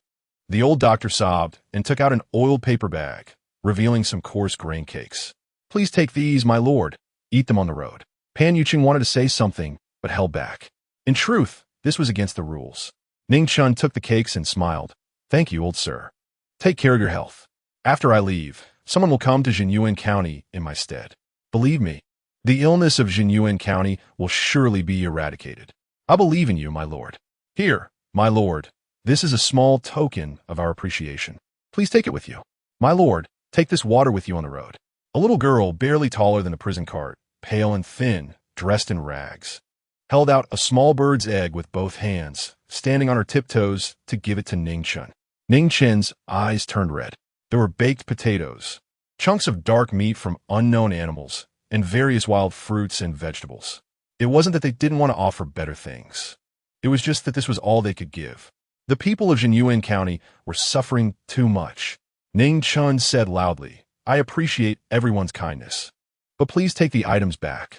I am a convicted official of the court, being escorted back to the capital for trial. They dare not mistreat me on the way. If I die, they will be punished as well, so do not worry. Forged from deep mountains, burned by fierce fire as if it were trivial, not fearing the shattering of bones, but wishing to leave a clear name in the world. If there is no justice in the world, I am willing to wield a knife as the king of hell. Ha ha ha. Ning Chen's laughter echoed through the heavens and the earth. If this gamble succeeded and he survived, he would surely gain a great reputation, his name rising to prominence. From then on, the name Ning Chen would embody justice, a solid reputation. Even if someone wanted to harm him in the future, they would have to consider public opinion. The spirit of the poem, Fearless, moved Pan Yuqing and the others, who hadn't expected Ning Chen to have such talent. Lord Ning, I thank you on behalf of the people of Jinyuan County. The old doctor knelt down. Lord Ning, Lord Ning. The people all knelt. Everyone, please get up. I do not deserve your kneeling. Quickly, get up. Ning Chen shouted with red eyes. But the people refused to rise. Ning Chen could not bear to see this scene. He looked at Pan Yuqing and said, Pan Genie, let us go. Pan Yuqing nodded slightly and waved his hand. The prison cart carrying Ning Chen slowly moved forward. After traveling a good distance, Ning Chen looked back to see the people of Jinyuan County still kneeling there, unwilling to stand. While Ning Chen was still on the way, the news had already reached the capital. What did you say? Repeat that. Gung Jing knocked over his teacup in shock, staring hard at the silver-clad guard. The guard cupped his fists and said, Ning Chen killed the national uncle, and he has been detained by Pan Genie and is on the way back to the capital. Pan Genie asked me to hurry back, and the details have been written in the memorial. The guard handed a memorial to Gung Jing. Gung Jing unfolded the memorial, read through it once, and felt a wave of darkness before his eyes. Although the national uncle was at fault first, he was still a royal relative, and it should be decided by the emperor, not through personal execution with a knife. This was a royal relative, the brother of the empress. Foolish, foolish. What is going on with this Pan Yuqing? How did he bring such a person? Gung Jing was furious and fuming. Just then, a figure in red rushed in, saluting, Your Majesty, the emperor has summoned you. You must enter the palace at once. Gung Jing's brows furrowed into a shape. I originally planned to wait until court was adjourned before meeting the emperor, but it seems the emperor is already aware. He shook his head with a bitter smile. The supervisory department was responsible for overseeing the officials, and the officials naturally disliked the supervisory department. Usually, they wouldn't dare to act against them, but now that this incident had occurred, they would certainly take the opportunity to impeach him, especially since Ning Chen was one of his subordinates. At this moment, the court was already in chaos. The officials of Jinyuan County had submitted their memorial in advance. Your Majesty, that Ning Chen is defiant against the law and has executed personal justice. According to the law, he should be executed. Your Majesty, I want to impeach Lord Ning, the Minister of Rights, for not educating his child properly and committing such a heinous crime. He should be punished equally. Your Majesty, I want to impeach Gung Jing of the Supervisory Department. Ning Chen is his subordinate, and he condoned his subordinate's violent actions, recklessly killing a royal relative, which should also be punished. These impeaching officials buzzed like flies that had smelled feces, buzzing incessantly. Finally, it was their time to shine. Ning Ziming's face turned pale, trembling all over. He cursed Ning Chen 1,000 times in his heart. How could he have produced such a thing? Reckless and lawless, daring to kill even the national uncle. This was a crime that could annihilate his entire clan. The Xian emperor maintained an expressionless face, his lips curling up several times. But he suppressed it forcefully. He had known about this matter last night. Moreover, the empress also knew. The empress had fainted from crying several times last night. The crown prince looked worried, fearing that this time Ning Chen would not escape disaster. Silence. The sharp voice of the chief eunuch echoed in the hall. He had already sensed that the Xian emperor was on the verge of exploding, and if these impeaching officials did not know how to restrain themselves, it was likely that if Ning Chen did not die, a significant number of them would die first. Finally, the Xian emperor spoke. His voice calm. Ning Chen is already on his way back to the capital. We will discuss everything when he returns. Court dismissed. Your Majesty, Ning Chen has killed the national uncle. It is an undeniable fact, and according to the law, his entire clan should be executed. An elderly official with white hair trembled as he stood up. This man was named Yu Xiangming, of mediocre ability, who had spent his life in the advisory office editing the Great Xuan laws. He was nearing 70 this year, and if he did not make a name for himself soon, his life would just pass like this. The matter of Ning Chen was his opportunity to gain fame. The Xian emperor looked down coldly at him and said, "Minister, you have worked hard, but your age is high, and your hearing has become an issue. You can't even hear what I'm saying. It's best to retire and enjoy your twilight years." After saying this, the Xian emperor turned and left. Yu Xiaoming stared blankly, sitting down on the ground. He had been dismissed. The civil and military officials secretly laughed, with no one sympathizing with him. The official world is like this. There's no one to offer help in times of need. Instead, there are always a group of people waiting by the well with stones, just waiting for you to fall in and kick you while you're down. What a fool. The emperor has already said that this matter will be discussed later, yet you have to provoke trouble. If not dismiss you, then who? They were already thinking about how to replace Yu Xiaoming's position with their own people. On the other side, the Xian emperor instructed Niel Yang, saying, "I will first go see the empress. You wait at the palace gate. Geng Jing and General Chen have arrived. Let them wait for me in the imperial study." Yes. Niel Yang quickly left. Chapter 58, A turn of events when Geng Jing arrived at the palace gate. He happened to encounter the sedan chair of General Chen. Because General Chen had difficulty walking, His Majesty had specially permitted him to use a sedan chair to move around the palace. General Chen, Geng Jing clasped his hands, showing great respect for the old general. General Chen lifted the curtain of the sedan chair and smiled. "Are you going to see His Majesty as well?" Geng Jing was taken aback for a moment. It seemed General Chen was still unaware of Ning Chen's situation. He stepped forward to the front of the sedan chair and said in a low voice, "It seems the old general is not aware that Ning Chen is in trouble." General Chen's expression changed. "What happened to Ning Chen?" "He killed the Duke of State." Geng Jing recounted the events. General Chen's face became extremely serious. "Ning Chen has killed the Duke of State. I'm sure I will be impeached. And I myself will be mired in trouble and unable to speak. I ask the old general to speak a few good words for Ning Chen when you see His Majesty." General Chen nodded gravely. After the two entered, they ran into Niel Yang, who had hurried over to greet them. "General, Lord Geng, His Majesty has ordered you both to meet him in the imperial study." Geng Jing quickly asked, "Captain Nia, what is the situation in the court?" Niel Yang replied in a low voice, "Ning Chen has caused a huge disaster this time. Those officials are eager to impeach him. And Lord Geng, you have also been impeached. His Majesty is not in a good mood." Geng Jing forced a bitter smile. He had already guessed this much. The three of them arrived at the imperial study and waited for a while before Emperor Xian arrived. "Greetings, Your Majesty." The emperor frowned tightly and waved his hand, saying, "Get up. I just came from the empress. Her condition is not good." The faces of General Chen and the others changed slightly. The Duke of State was the empress's biological brother. If the empress held on to Ning Chen, it would be troublesome. This reckless brat, so audacious, even dares to kill the Duke of State. It's simply lawless. Emperor Xian said sternly, "Your Majesty, please calm down. Your health is of utmost importance." "Calm down? How can I calm down? I should never have let him go to Jinyuan County." The emperor suddenly pointed at Geng Jing, angrily saying, "How do you manage your subordinates?" Geng Jing was so scared that he fell to his knees. "I have sinned. Please forgive me, Your Majesty." In fact, Geng Jing felt even more wronged. He didn't know Ning Chen would be so bold, to dare to kill the Duke of State. Besides, wasn't it you who sent him to Chongzhou? You even asked me to tell him to investigate thoroughly. Geng Jing's eyes suddenly narrowed slightly, as if he had realized something. General Chen said, "Your Majesty, please calm down. Ning Chen made a grave mistake and should be punished according to the law. But the old minister believes there is a reason for this.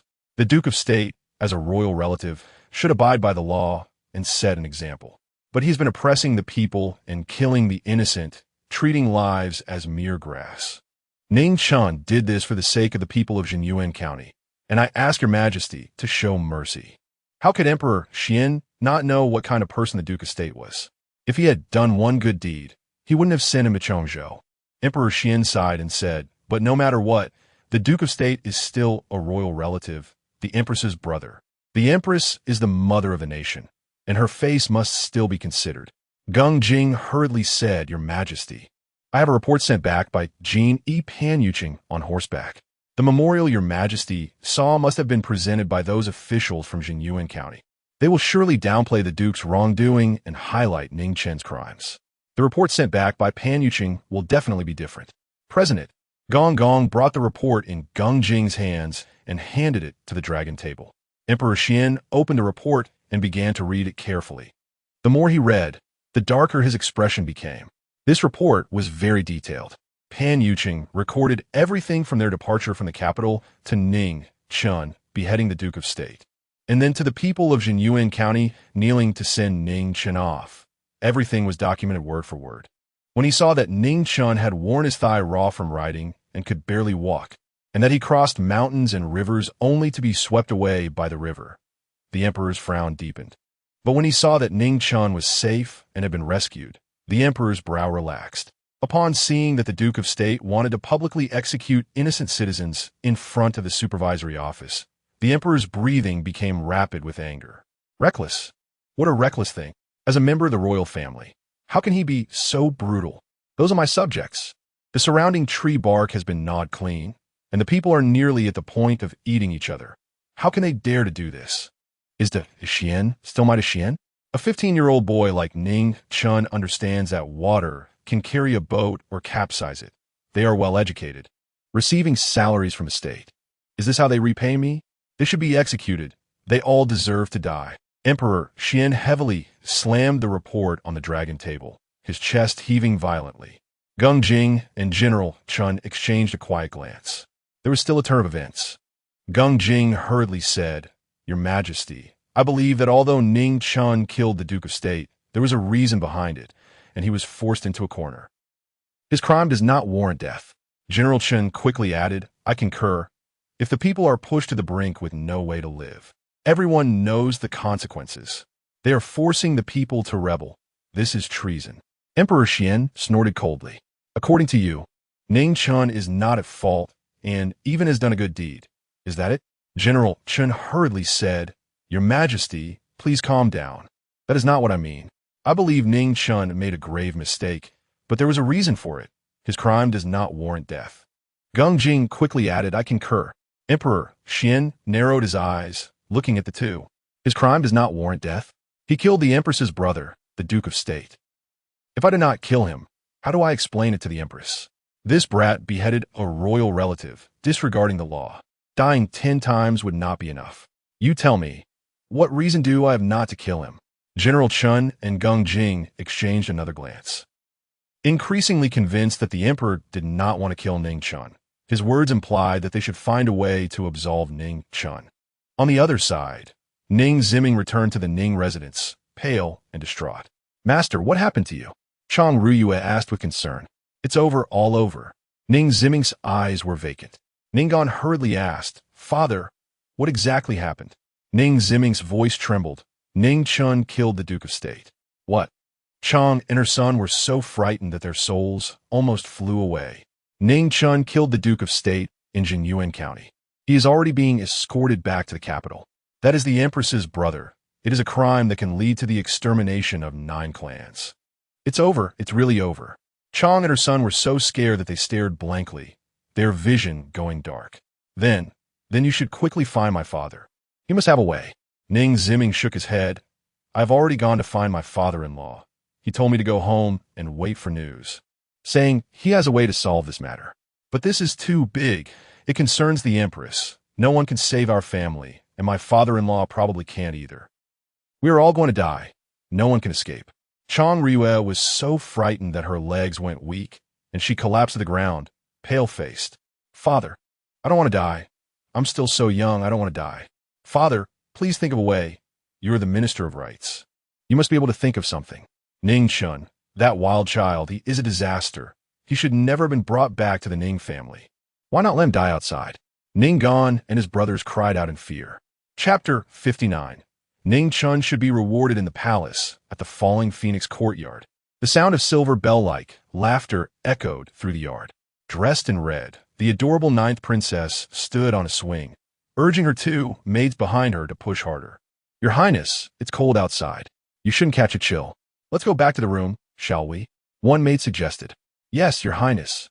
You could sit down, and we can push you gently," the other maid added. The 9th princess remained standing on the swing, and the maids dared not push too hard. If she fell, they would be in serious trouble. "Oh, come on, don't be a buzzkill.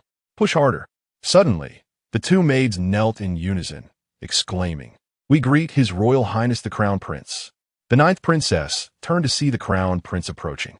"Big brother, come push me," she called out happily. The Crown Prince glanced at her and sighed deeply. Noticing his gloomy mood, the ninth princess asked curiously, "Big brother, why are you unhappy? Did father scold you again?" Before he could respond, she continued, "It's okay. You often get scolded by father." The Crown Prince's mouth twitched in silence. Sighing again, he said, "Ning Chen has gotten into trouble." "Ning Chen?" The ninth princess was taken aback and asked curiously, "Didn't he go to Jinyuan County? What happened?" The Crown Prince replied solemnly, "In a fit of anger, he killed the uncle." "What?" The ninth princess froze in shock. "Jinyuan County belongs to Chongzhou. The uncle? Isn't that mother's younger brother?" The Crown Prince and the ninth princess were not born of the empress. They called her mother because she was the mother of the nation. The Crown Prince nodded slightly. After a moment of stunned silence, the ninth princess jumped off the swing and muttered, "Then father should reward Ning Chen." "Huh?" The Crown Prince looked at her in astonishment. The ninth princess frowned. "I've seen that uncle in mother's palace. He's a gluttonous, lecherous fat man. How dare he flirt with He? I scolded him for it. He was the ninth princess's personal maid. Big brother, I've heard that this person has a terrible reputation. Everyone dislikes him. Ning Chen killed him. Father should reward him." The Crown Prince smiled wryly. "It's not that simple. No matter how bad he is, he's still a royal relative. His life and death are determined by father. Ning Chen killing the uncle is a crime that could wipe out his entire clan." The ninth princess pouted and muttered, "Then father is being unreasonable." The Crown Prince's expression changed slightly. "Huayan, don't speak carelessly. I'm just stating the facts. Although Ning Chen is quite annoying, it's excessive to punish him and his entire clan for this." The Crown Prince's gaze flickered as he sighed. "Huayan, father is in a very bad mood right now." "Father is in a bad mood? Then I'll go see him." The Crown Prince looked relieved. "Huayan has grown up. Go on. Father dotes on you the most. Seeing you will surely lift his spirits." The ninth princess smiled sweetly. "Then I'll go visit father now." "Big brother, will you come with me?" I have things to do. You go ahead. By the way, if you can, say a few good words for Ning Chen." "Oomph. I don't care about him. He's so annoying." The Crown Prince smiled, knowing that Huayan would help Ning Chen plead for mercy. This girl's temperament is quite clear-cut in matters of gratitude and resentment. "Huayan, don't blame me for putting you in a tough spot. It's because father dotes on you the most. If I go plead for mercy, I would definitely get scolded." The Crown Prince thought. 2 days later, Ning Chen was escorted to the capital and imprisoned in the inspectorate's dungeon. It was the same cell as before. Ning Chen smiled bitterly.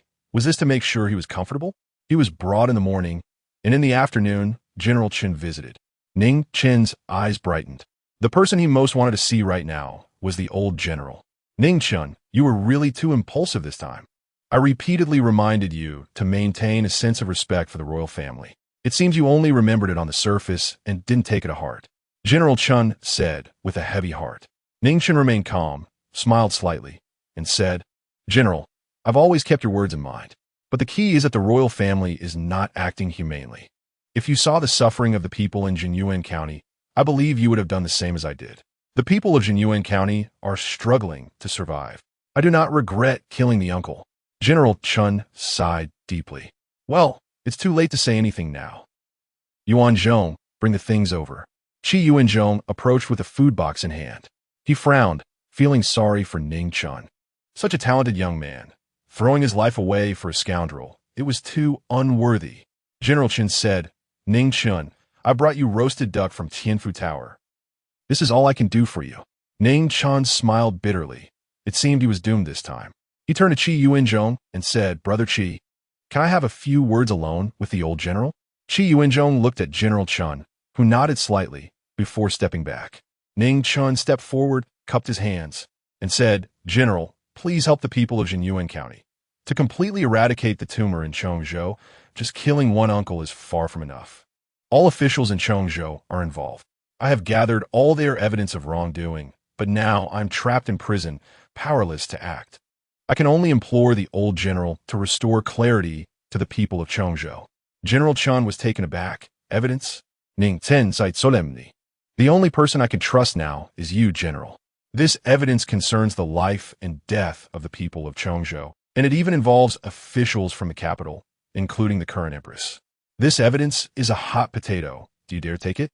General Chen looked at Ning Chen and suddenly laughed. You little brat. Trying to provoke me?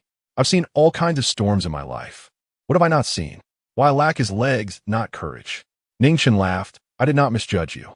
General Chen's mouth twitched. You little rascal. Speaking as if you're the elder. Ning Chen chuckled. General, please come closer. General Chen leaned in a bit. Ning Chen whispered something in his ear. All right, I'll send someone to fetch it. Ning Chen bowed deeply and said, General, I leave the people of Chongzhou in your hands. General Chen nodded heavily, then pointed to the food box on the ground. Remember to eat it while it's hot. Ning Chen replied with an General Chen left. After coming out of the inspectorate, General Chen headed straight for the palace. He thought long and hard. This matter needed to be reported to His Majesty. With this evidence, the chances of helping Ning Chen clear his name would increase. This kid, Ning Chen, doesn't even trust His Majesty. Little does he know, just a few days ago, they had discussed for hours with His Majesty to find a way to help Ning Chen. Chapter 60, He actually doesn't trust me. Old General Chen arrived at the imperial study and found Gung Jing there as well. Your Majesty, I pay my respects. The old minister said. No need for such formalities, General, replied the emperor. Zhongxing, grant the general a seat. Once old General Chen was seated, Emperor Xian asked, Have you visited Ning Chen? Reporting to your Majesty, I just came from the inspection department's prison, the old general replied. Emperor Xian nodded slightly. How's that boy doing? Ning Chen is in decent condition, old General Chen said, glancing at Gung Jing, hesitating to continue. Emperor Xian said calmly, General, speak your mind. If it concerns Ning Chen, there's no need to hold back in front of Gung Jing. Yes. Old General Chen pondered for a moment and said, When I visited Ning Chen earlier, he told me that he has evidence of all the officials in Chongzhou's crimes. Emperor Xian was taken aback and looked at Gung Jing. Gung Jing, however, was utterly confused. He knew nothing about it. Emperor Xian quickly asked, Where is the evidence? Reporting to your Majesty, the evidence is still in Jinyuan County. Because Ning Chen only trusts me, he has never mentioned this to anyone else, old General Chen said, somewhat pleased with himself. Emperor Xian, however, was not happy. That brat actually doesn't trust me? I'm doing everything I can to help him, yet he doesn't trust me? The emperor felt a pang of jealousy and was very angry. Gung Jing secretly glanced at Emperor Xian's expression and realized that the emperor was angry.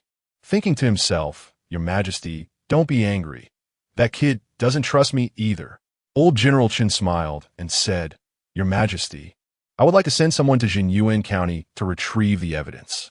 Please grant me your permission. Emperor Xian pondered for a moment. General Chen, Gung Jing, listen up. I command you to immediately send someone to Chongzhou. Old General Chen dispatched a few trusted individuals and 300 imperial guards to head to Chongzhou. Gung Jing, you assist them from the side. Emperor Xian narrowed his eyes and continued, Verify the authenticity of the evidence. Once confirmed, arrest all the officials in Chongzhou and bring them back to the capital for trial. If anyone obstructs or resists, I grant you the right to execute first and report later. Old General Chen and Gung Jing hurriedly replied, We obey your command. Emperor Xian said solemnly, A glimpse of one spot reveals the whole leopard. Chongzhou is probably not an isolated case. This time, I want those who are just sitting idle to see what happens when one does nothing. They eat the king's salary, but harm my subjects. Such people, what use is there in keeping them alive? You must act immediately. I await your good news. After old General Chen and Gung Jing bowed and left, Emperor Xian picked up a piece of rice paper on the table, which had a poem written on it. Chiseled from deep mountains, fierce flames burn as if casual. Not afraid of being crushed to dust, seeking to leave a clear reputation among men. What a good poem, what a good poem. Zhongxing, do you think this kid is a reincarnation of a poetic immortal? How else could he write such extraordinary works at such a young age? Gong Gong, hunched over, respectfully said, I do not know, but indeed, young Master Ning is exceptionally talented. Emperor Xian snorted coldly and said, He uses this little talent to infuriate me, wanting to leave a clear reputation among men. How? Does he think I'm a foolish emperor in his heart? Must he be killed? That brat is as annoying as those officials who oppose me for fame. Gong Gong lowered his head, smiling ingratiatingly. He understood the emperor's thoughts well. Despite the complaints on the surface, the emperor truly favored Ning Chen. He had never seen the emperor treat any of the princes so well. Even the crown prince was scolded 3 times a day. Has the crown prince visited Ning Chen? Gong Gong hurriedly replied, I do not know, but he should have visited. Should have? Emperor Xian frowned and said, that wooden-headed fool definitely hasn't gone. Go remind him to visit Ning Chen.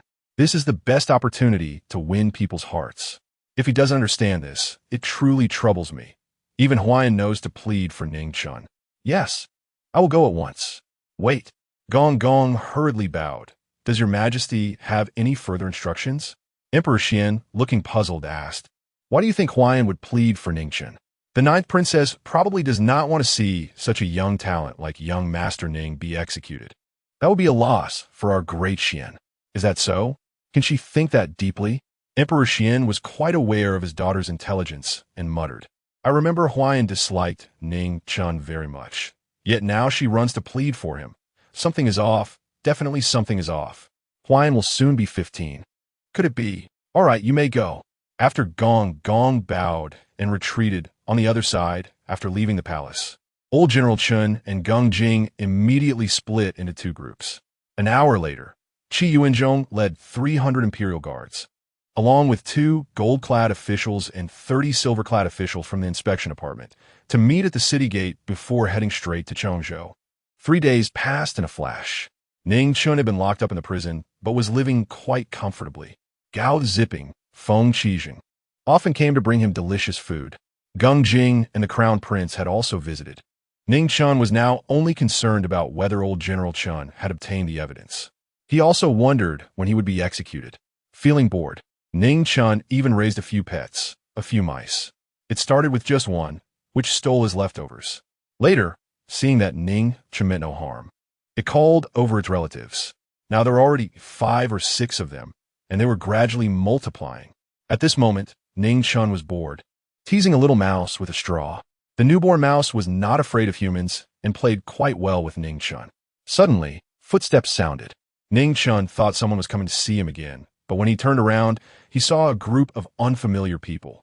At the forefront was a young man, around 23 or 24, dressed in luxurious clothing, exuding an extraordinary demeanor.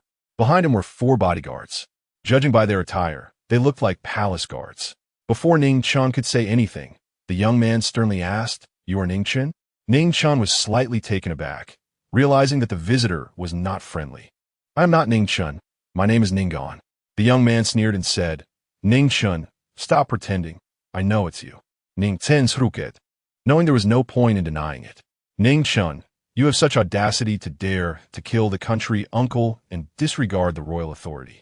Do you know your crime? Ning Chen coldly replied, You are also from the royal family, right?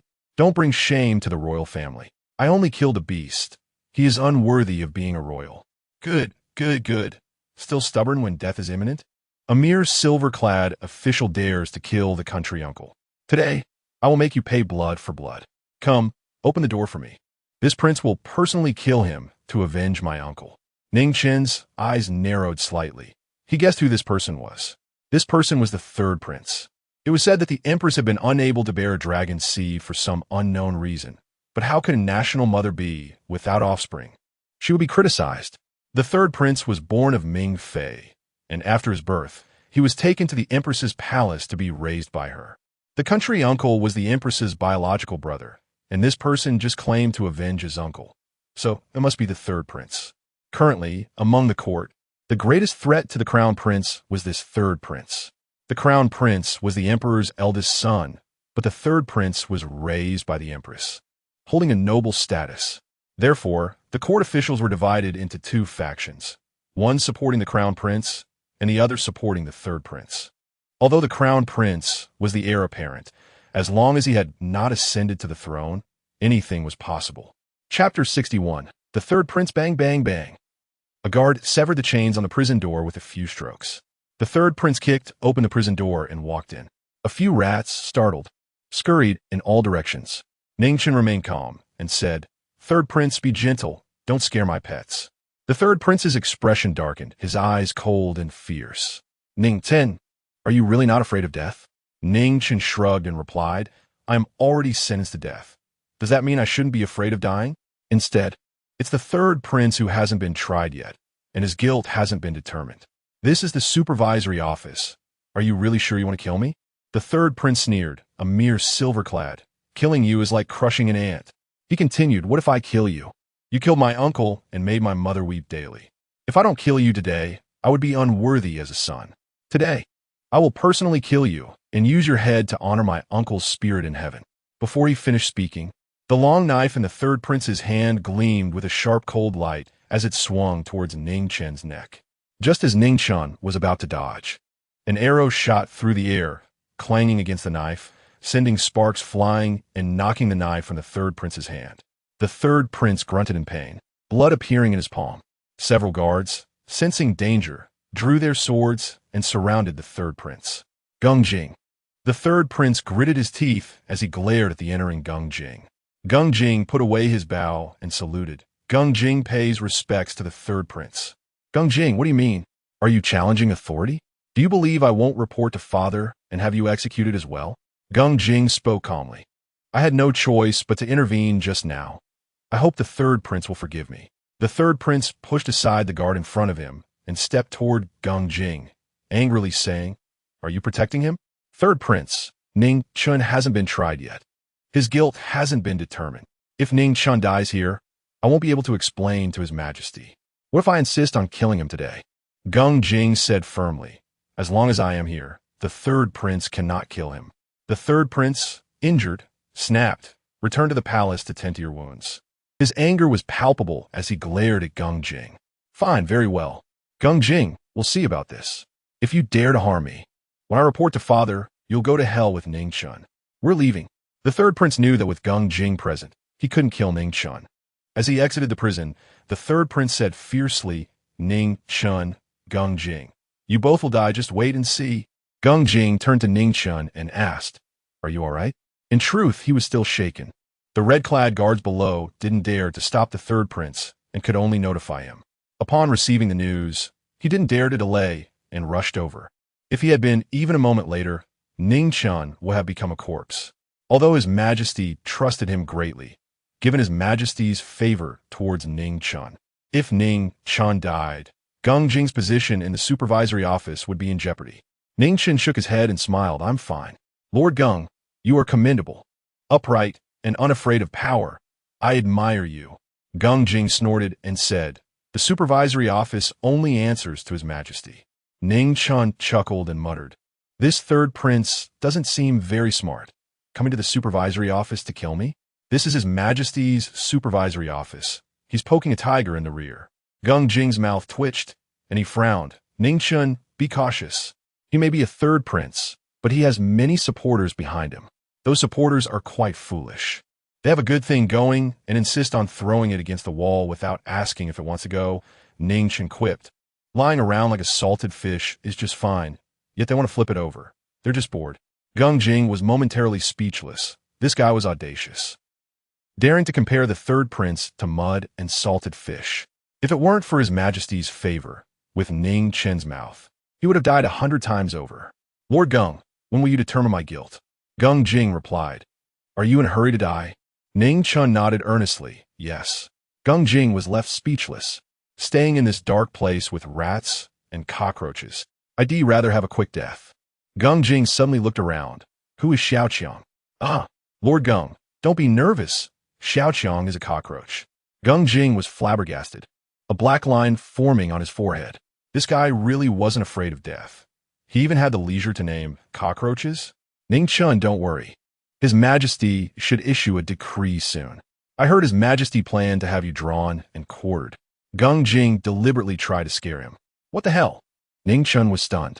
Seeing Ning Chen's reaction, Gung Jing was secretly pleased, thinking, "I can't scare you to death. Ning Chen, don't worry. His Majesty might just be saying it casually." Ning Chen nodded, cold sweat dripping from his forehead as he forced a laugh Definitely not. His Majesty is both handsome and kind. How could he draw and quarter me? Gung Jing replied, I also think that won't happen. According to the laws of the Great Xuan, in your case, you should be executed by boiling. Ning Chen's face turned pale. Being boiled meant being thrown into a pot of oil to die. He wasn't afraid of death, but he feared a gruesome one. He didn't want to be drawn and quartered or fried into dough sticks. All right, just stay put. It shouldn't take long for the imperial decree to come down, and then you could be a good man again in 18 years. Seeing Ning Chen's face turn white with fear, Gung Jing felt quite pleased. So this kid could actually be scared? Gung Jing walked to the door and then returned. It was clear that Ning Chen was afraid of being drawn and quartered or boiled. What if this guy, in a bid to keep his whole body, committed suicide? He called the jailer aside and instructed them for a long time to keep a close watch on Ning Chen for 12 hours straight to prevent him from doing anything foolish. After leaving the prison, Gung Jing had a horse brought to him and headed straight for the palace. The third prince's unauthorized entry into the supervisory office's prison was no small matter. It needed to be reported to His Majesty. Most importantly, the Empress was currently intent on killing Ning Chen. His Majesty was quite troubled about this. Perhaps the third prince's trespassing into the supervisory office's prison could provide an opportunity for Ning Chen. This scoundrel, having done so much for him. Yet this kid didn't trust him at all. It was utterly ridiculous. In the palace, the imperial study, the Xian emperor slammed the memorial in his hand to the ground, his expression dark, as it was yet another denunciation of Ning Chen. These officials were utterly despicable. Ning Chen had no grievances with them. Why did they want to put him to death? Eunuch Quan didn't dare to breathe, stepping carefully as he picked up the memorial from the ground and placed it on the dragon desk. The Xian emperor glanced at him and said in a deep voice, Quan Sheng, do you think someone is instigating this behind the scenes? Eunuch Quan hurriedly lowered his head, speaking with trepidation. This servant does not understand court politics. I only know how to serve your majesty.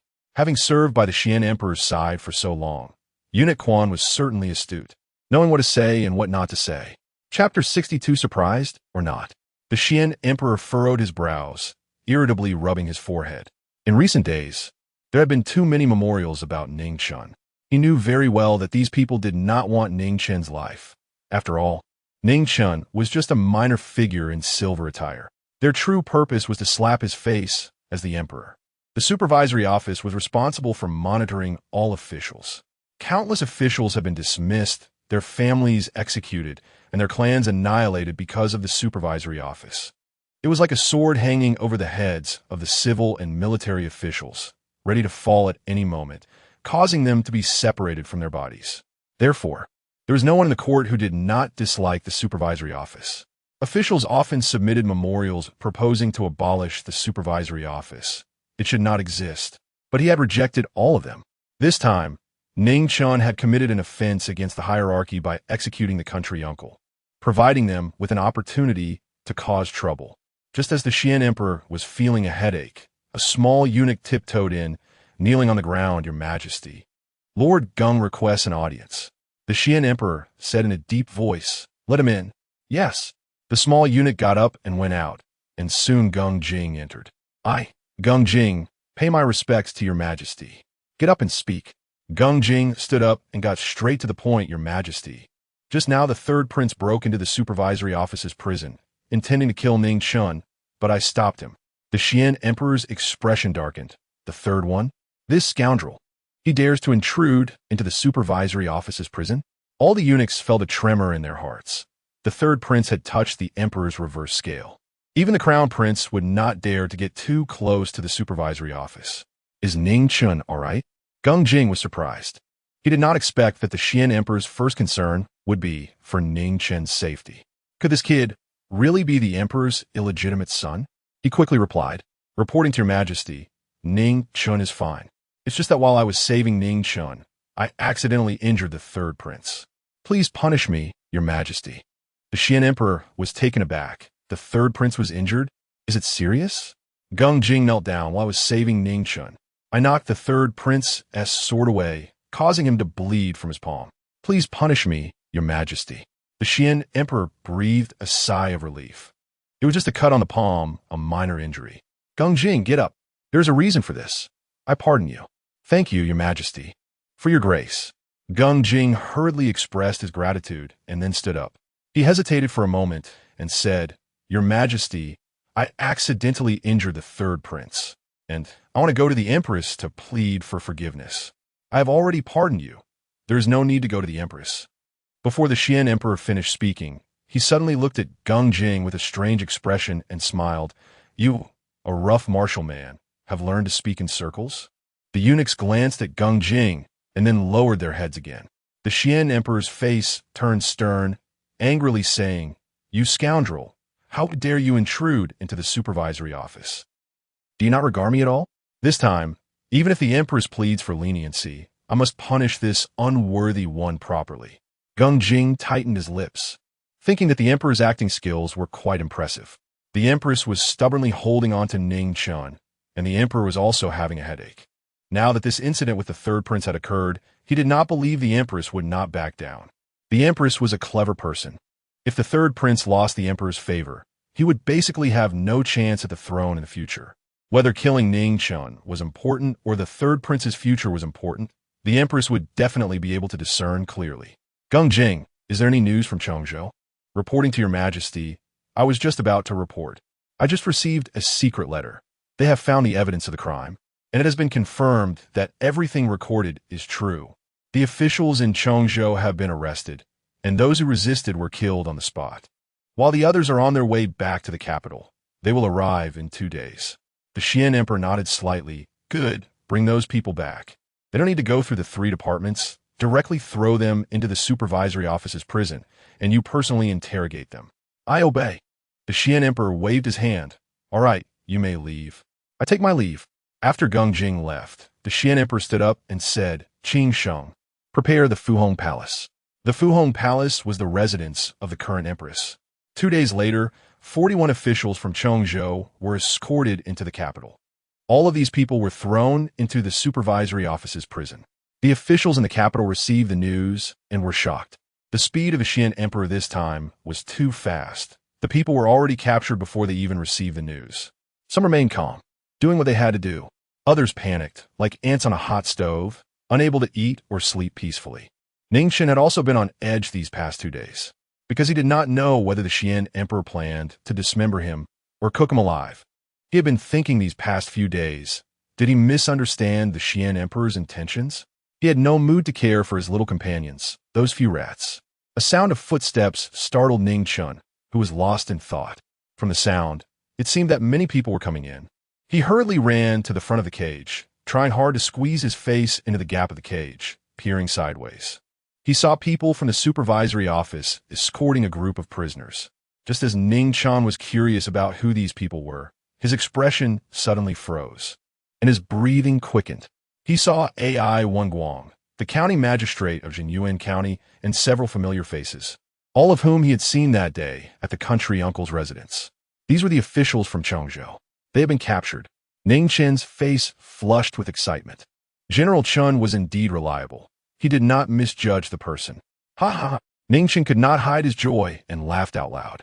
You beasts in human clothing. Have you received your retribution?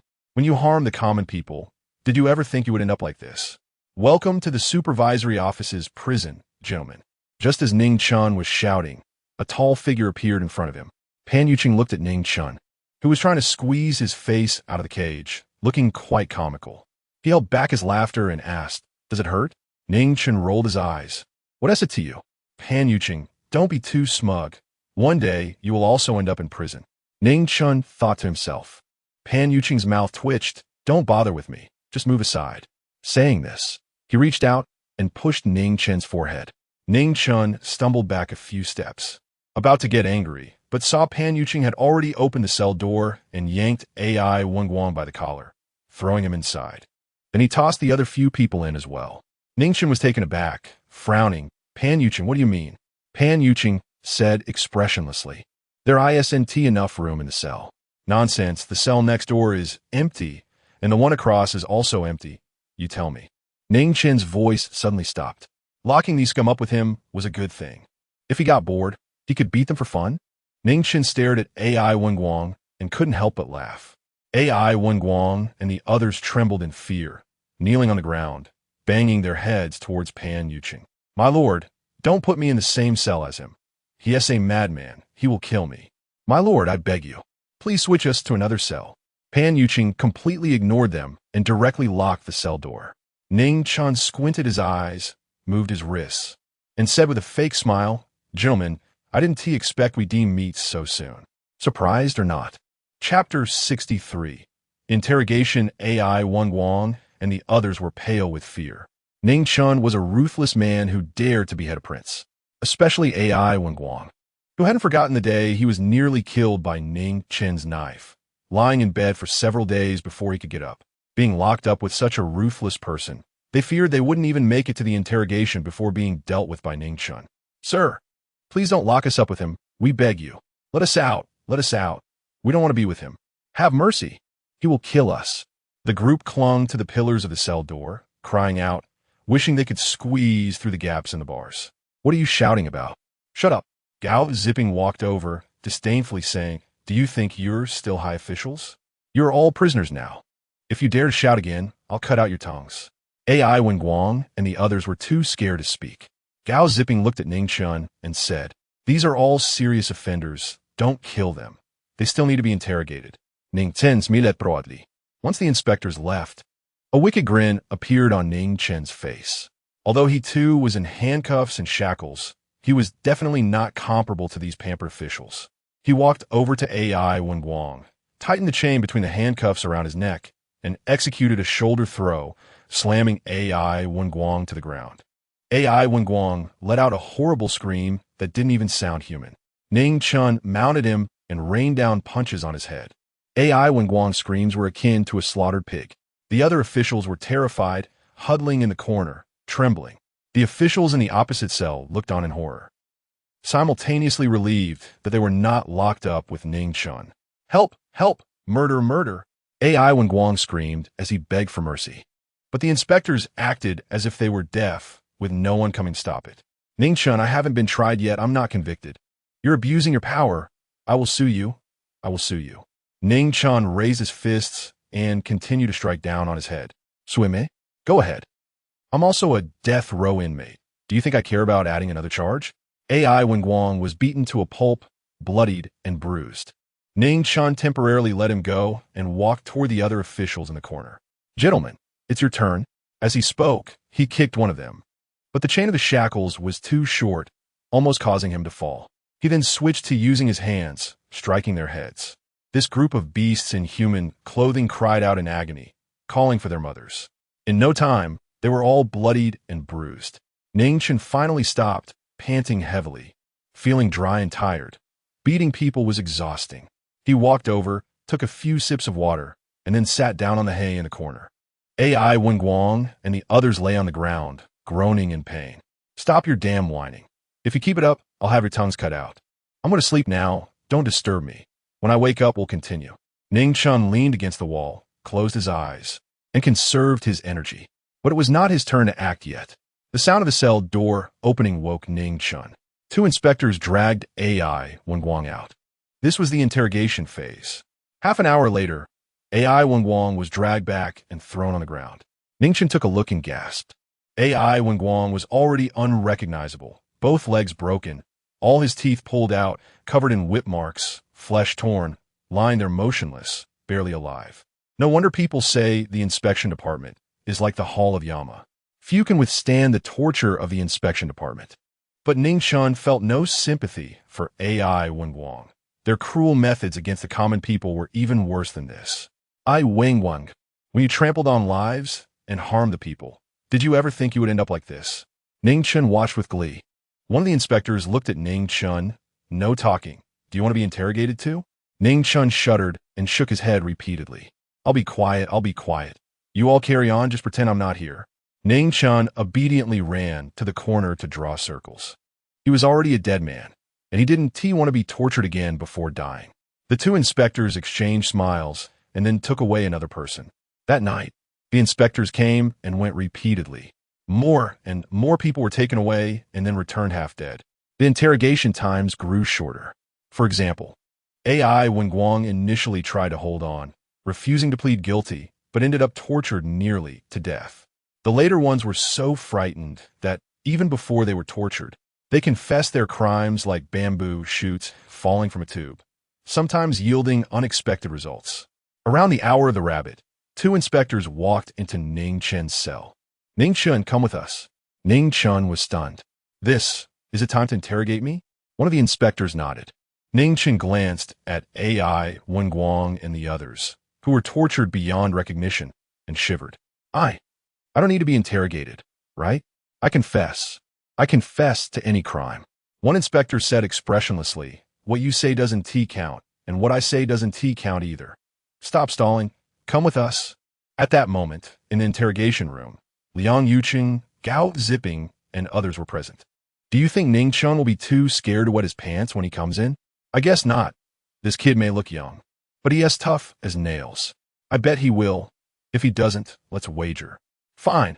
I wager he won't wet himself." "Count me in. I also bet he won't." "I bet he will." Just then, a knock sounded at the door. The group immediately became serious. "Sir, Ning Chen is here." Pan Yuqing spoke up. "Bring him in." Ning Chen was brought in. The air was thick with a nauseating smell of blood. The floor was dark red, stained by years of blood seeping into it. The entire interrogation room was dim and cold, filled with a ghostly atmosphere. One wall was lined with various torture devices, some still stained with fresh blood. Ning Chen's scalp tingled, and he couldn't help but shiver. This place was too terrifying. He looked at Pan Yuqing and the others, only to see their expressionless faces, looking at him as if he were a corpse. "Hi, everyone, long time no see. I've missed you all. May I ask where the charges are? I'm ready to confess and sign. It's getting late, and you all must be tired, so let us wrap this up and take care of yourselves." Ning Chen wore a charmingly obedient smile, polite, grinning in a sycophantic manner. The crowd stared coldly at him. In fact, someone was already unable to hold back, their lips quivering, about to burst into laughter.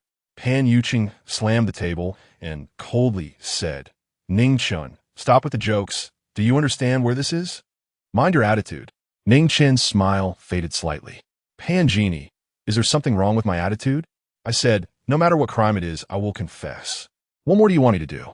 Pan Yuqing's face was stern as he coldly said, "Still not being honest? Bring in the big punishment." Chapter 64. You can consider yourself a person. Ning Chen panicked. Being tortured to the brink of death before dying was not worth it at all. He glared coldly at Pan Yuqing and angrily said, "You Pan, if you have the ability, give me a quick end." "What kind of ability is using these petty tricks?" Pan Yuqing's face darkened. "Ning Chen, this is not a place for you to act recklessly." Ning Chen sneered, "I know. From the first day I entered the supervisory department, you've looked down on me. It seems you finally caught a chance to mess with me. It looks like I can't avoid punishment today, so bring on whatever tricks you have. If I frown, then I'm not your father. But listen well, Pan. What people do, heaven watches. Sooner or later, all the tortures I've endured will fall upon you." Pan Yuqing's face turned ashen with rage, his chest heaving violently. "Ha ha, I won." Feng Qijing suddenly cheered. "I told you, this kid has a backbone. No cheating, one person, one tail of silver." Feng Qijing extended his hand, and the others rolled their eyes, reaching into their pockets to throw him their silver. "A total of 12 tails. Each of us gets 4. Feng Qijing distributed 4 taels of silver each to Gao Ziping and Chen Chong. Chen Chong weighed the silver in his hand and winked at Ning Chen. "Ning Chen, if you can survive this time, I'll treat you to music at the music bureau." Feng Qijing laughed. "I'll treat you to a meal." Gao Ziping put away the silver. "Then I can only treat you to drinks." Ning Chen was completely bewildered. "What is going on?" Feng Qijing chuckled. "We're just playing with you. Let us see if you'll get scared to death." Ning Chen, he was furious. They thought this was a joke? Did they know it could scare someone to death? Who's playing with him? "Tie him up for me and prepare for punishment," Pan Yuqing said with a stern face, expressionless. Ning Chen shot him a cold glance. Feng Qijing smiled. "Chief, don't scare him. This kid has a backbone. It's useless to frighten him." Pan Yuqing snorted coldly. He truly wanted to beat Ning Chen up. The words he just said were too harsh, almost making him furious. Pan Yuqing said, "I want my share of the silver." Feng Qijing hurriedly stuffed the silver into his pocket. "On what basis?" Pan Yuqing maintained a serious face. I also bet that this kid wouldn't T get scared to death. You didn't T say anything while we were betting. Pan Yuqing said earnestly. I said it in my heart. You didn't T hear it. Feng Qijing had a face full of black lines. Chief, that is a bit of cheat. Pan Yuqing replied. Then if I punish him and make him pee himself, does that count as you losing? Feng Qijing's mouth twitched as he helplessly said, fine. I'll give you a share, okay? Pan Yuqing said, remember to put the silver on my table later. Ning Chen rolled his eyes furiously. What the hell kind of people are these? Betting with my life, a bunch of inhumane beings. His gaze fell on Pan Yuqing. Pan Yuqing glared at him, then said to Gao Zipping, bring the food over. Let him eat and drink enough before the journey. Journey? Ning Chen jolted. Were they going to execute him? No. Feng Qijing looked at him and said, the emperor has decreed that he will personally interrogate you during today's court session. Ning Chen, we urgently interrogated the officials of Chongzhou last night.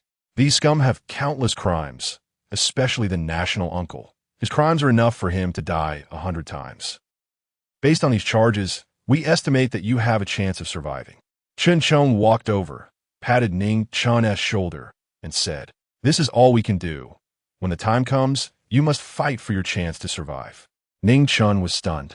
So they had been interrogating the officials of Chongzhou last night to secure a chance for him to live. Chen Chong added, Ning Chen, don't hold a grudge against the chief. He hasn't had a good rest for several days because of you. The officials of Chongzhou were captured by the chief himself. After returning, they were interrogated overnight, and it's still ongoing. He hasn't even had a sip of water. Ning Chen looked at Pan Yuqing, somewhat incredulous. Had he misunderstood him all along?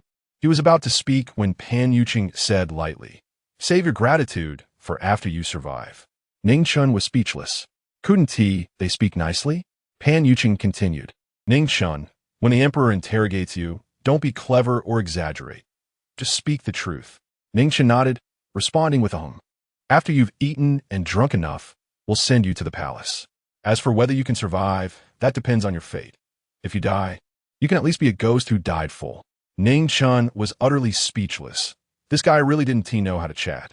In a left minister's residence, in a secret chamber, a person cloaked in black stood opposite the left minister. The third prince trespassed into the supervisory department, and the emperor is furious. The empress has promised not to pursue Ning Chen's case to protect the third prince. There is nothing more she can do. The person in black spoke, their face obscured, but their voice revealed they were a eunuch. The left minister with a big belly asked, what does the empress mean? The person in black replied in a sharp voice, the empress said Ning Chen must die. The left minister should know what to do. The left minister bowed and said, please convey to the empress, I've already arranged everything. I will not let Ning Chen appear alive in court. He did this not just for the empress, but also for himself. Ning Chen had committed a crime worthy of exterminating his entire clan. And the Ning family and the minister's family were related by marriage. This matter would implicate him. Only by killing Ning Chen could there be room for the situation to turn around. The person in black said sharply, left minister, the Chongzhou matter won implicate the empress, right? The left minister bowed, please rest assured, this matter will not implicate anyone. Mentioning the Chongzhou affair made the left minister grind his teeth in hatred. He wished he could swallow Ning Chen alive. He had worked hard for several years, only to have it all ruined by Ning Chen. The person in black said, Chongzhou has no more benefits to reap. It should be cut off. However, the third prince needs a large sum of silver to maintain relations. The empress said this matter requires the left minister's extra effort. The old minister understands. Then I won't disturb the left minister any longer. Farewell. On the other side, Ning Chen had eaten and drunk enough and was taken out of the supervisory department. Personally escorted by Pan Yuqing to the palace. Ning Chen, do you have any unfulfilled wishes? Gao Zipping asked in a low voice. Ning Chen glared at him. You make it sound like I'm definitely dead? Didn't you say I have a chance of surviving? Gao Zipping awkwardly smiled. I ascend this just in case. After all, you killed the national uncle. Although he has scum, he has still royal kin. If you have any unfulfilled wishes, tell me. I promise to help you fulfill them. Ning Chen thought for a moment and said, I'm still a virgin. I haven't slept with a woman yet. Can you help me fulfill this wish? Gao Zipping scratched his head. I can't help with that. How about you change your wish? Ning Chen. Feng Qijing leaned over. What is so difficult about it? In the past, I went to the music bureau with old Gao and slept with one woman. In the future, when we go, we'll sleep with two each time. One more will be for you. Ning Chen was struck with a black line on his forehead, laughing and cursing, get lost. Can you consider yourselves human? Chun Chong and the others overheard and couldn't help but burst into laughter. Chapter 65. Assassination. Ning Chen was utterly speechless. I'm here to face judgment. My life is on the line, and you guys are still making jokes, treating me like I'm not even human. Feng Qijing laughed and said, so, how does it feel? Are you less nervous now? We're trying to help you relax. During the trial, use your silver tongue to fight for your life. Ning Chen huffed proudly and said, I'm not nervous at all. Life and death are fated. Wealth and honor are determined by heaven. I've long since come to terms with it. Oh. Look at you, acting all tough, little chick who hasn't even slept with a woman. The crowd burst into laughter. Ning Chen rolled his eyes in anger. Suddenly, the leader, Pan Yuqing, stopped walking. The others followed suit. Boss, what is wrong? Shoo. Pan Yuqing made a hushed gesture, then listened intently. Suddenly, his expression changed, and he shouted, everyone, get down. The people from Inspection Division were all skilled fighters, well trained. Before their brains could catch up, their bodies had already reacted. Ning Chen was also pressed down by Gao zipping, lying flat on the ground. Whoosh, whoosh, whoosh. Long spear-like arrows shot out from the walls on both sides, flying just past everyone's bodies and piercing through the opposite wall, leaving fist-sized holes. The walls on both sides have been thinned out. Be careful, it's a crossbow. Pan Yusheng warned. A crossbow was a large siege weapon used on the battlefield. Its arrows were like spears and could easily kill warhorses. Gao zipping, Feng Qijing, go left. Chen Chong, Haoying, go right. The rest, watch the rooftops. Pan Yuqing ordered calmly. Yes. The others responded quickly. Feng Qijing and Gao zipping got up, holding a long knife in one hand and a crossbow in the other. They rushed forward and disappeared over the left wall. But soon, a piercing scream came from the other side of the wall. Chun Chong and Haoying also climbed over the right wall, and soon the sounds of weapons clashing could be heard. At that moment, a sharp whistling sound pierced the air. Numerous archers appeared on the rooftops. Pan Yuqing grabbed Ning Chen and moved sideways, his long knife creating a flash of cold light. Clang, clang, clang. More than 10 arrows were sliced in half, falling to the ground. Clear the rooftops, Pan Yuqing ordered. Several silver-clad soldiers raised their crossbows and shot at the black-clad figures on the rooftops, forcing them to dodge. Other silver-clad soldiers took the opportunity to leap onto the wall and sprint along it. One jumped onto the rooftop. With a flick of his left hand, he shot an arrow, then pounced on the enemy. Screams rang out. Several black-clad figures were hit by arrows and fell from the rooftop. The silver-clad soldiers acted swiftly. Rushing up, regardless of whether they were dead or alive, they slashed down with their blades. In an instant, screams and the sounds of metal clashing filled the air. The skills of these assassins were quite impressive. However, the Inspection Division members were seasoned veterans, working in perfect harmony. Gaining the upper hand, Gao zipping and Feng Qijing climbed over the wall. Boss, we've taken care of everyone inside. Behind the wall was a courtyard, where several assassins had been dispatched by the two. At this moment, Yang Chong and Haoying also climbed over from the other side of the wall and nodded to Pan Yuqing, indicating that all the assassins inside were dealt with. Pan Yuqing said in a deep voice, You four, escort Ning Chen to leave first. The rest, follow me to confront them. Not a single one must escape. Yes. Gao zipping and the others, while slashing arrows, protected Ning Chen as they retreated. They only dashed toward the palace after exiting the range of arrow attacks. Ning Chen narrowed his eyes slightly and sneered. Looks like there are quite a few people who want my life. Gao zipping glanced at him and, seeing Ning Chen calm and unafraid, couldn't he help but feel admiration. He lowered his voice. Everyone, be careful for any more ambushes. Ning Chen, can you guess who wants to kill you? Ning Chen smiled. It's not hard to guess. There are only a few people who want my life. First, the Empress and the Third Prince. They both want revenge for the Guo family. Second, the left Prime Minister. I killed the Guo family head, which is a crime that could wipe out 9 generations. The Ning family is related to the Prime Minister's residence, and this matter will implicate them. This is the imperial city under the Emperor's feet. If I die on the street, the Emperor will definitely be enraged and will shift his focus to finding the murderer, giving them a chance to absolve themselves. Third, the high-ranking officials in the capital. With the officials from Chengzhou being captured, some must be panicking. However, their probability of killing me is low because the officials from Chengzhou have already been caught. Killing me would be pointless. Gao Zipping and the others looked at Ning Chen, speechless. Ning Chen paused. What's wrong? Am I wrong in my analysis? Feng Qijing's mouth twitched as he said, your analysis is very accurate. But have you realized that your ability to cause trouble is too strong? Each of these people wanting your life is not someone to be trifled with. The Empress, the third prince, the left prime minister. You really have a knack for offending big shots. Ning Chen was taken aback. Upon reflection, it was true that he had offended some of the most powerful figures. But so what? I'm willing to risk it all to bring down the emperor.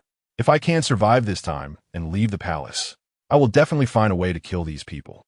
After all, offending these few means either I die or they perish. After thinking it over, it's better that they die.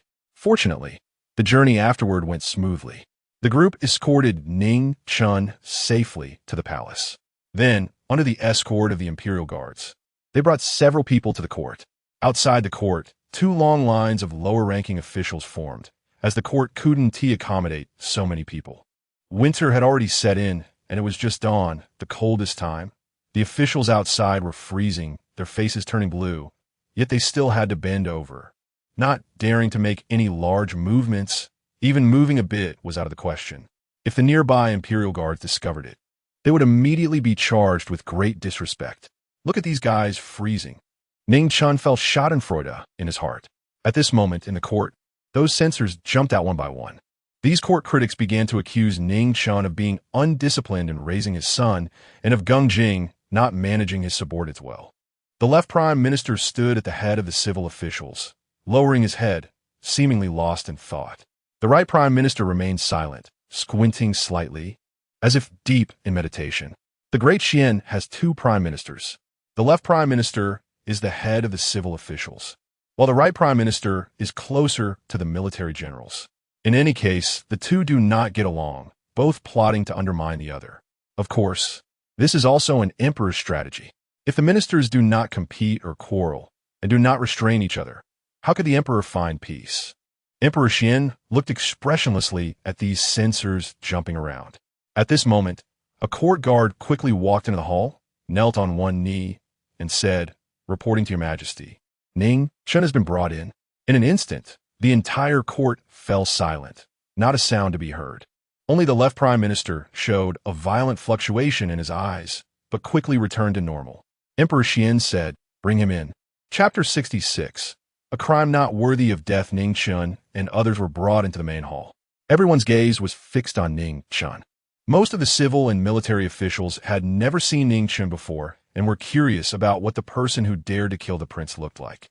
However, they were astonished to find that he was just a youthful boy, not yet mature.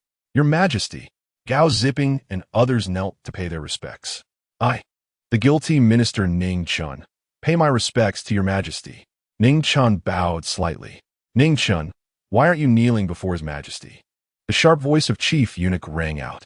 He was reminding Ning Chen that it could be overlooked on ordinary days, but now, if Ning Chen did not kneel, it would provide these officials with a reason to attack him.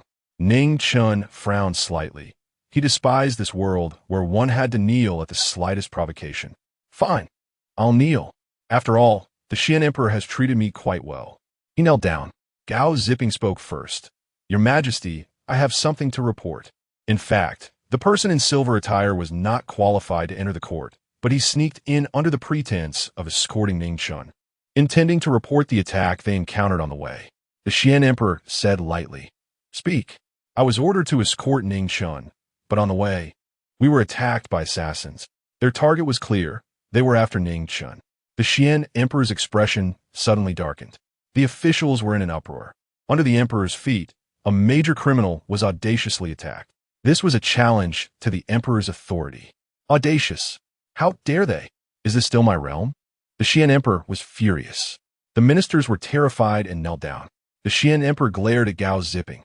Who did this? Gao Ziping trembled as he spoke. The situation was urgent. Pan Genie led the men to counter the enemy. The four of us escorted Ning Chen here for trial.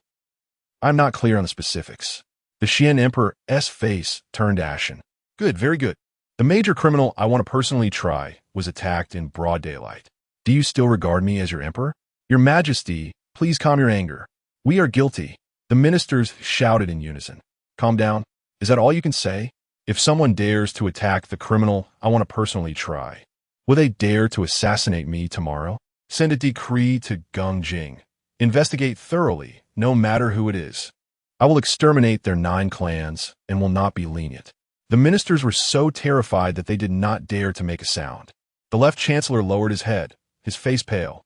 If any of these people were captured by the supervisory division, he would be finished. These useless fools can't even kill one person and have now angered the emperor. The left chancellor cursed inwardly. Your Majesty, please calm your anger. We are guilty. The ministers called out again.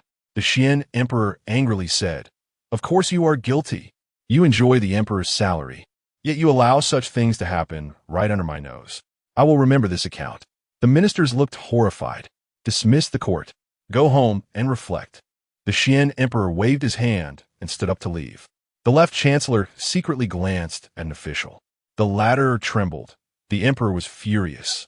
And for him to jump out now would be asking for death.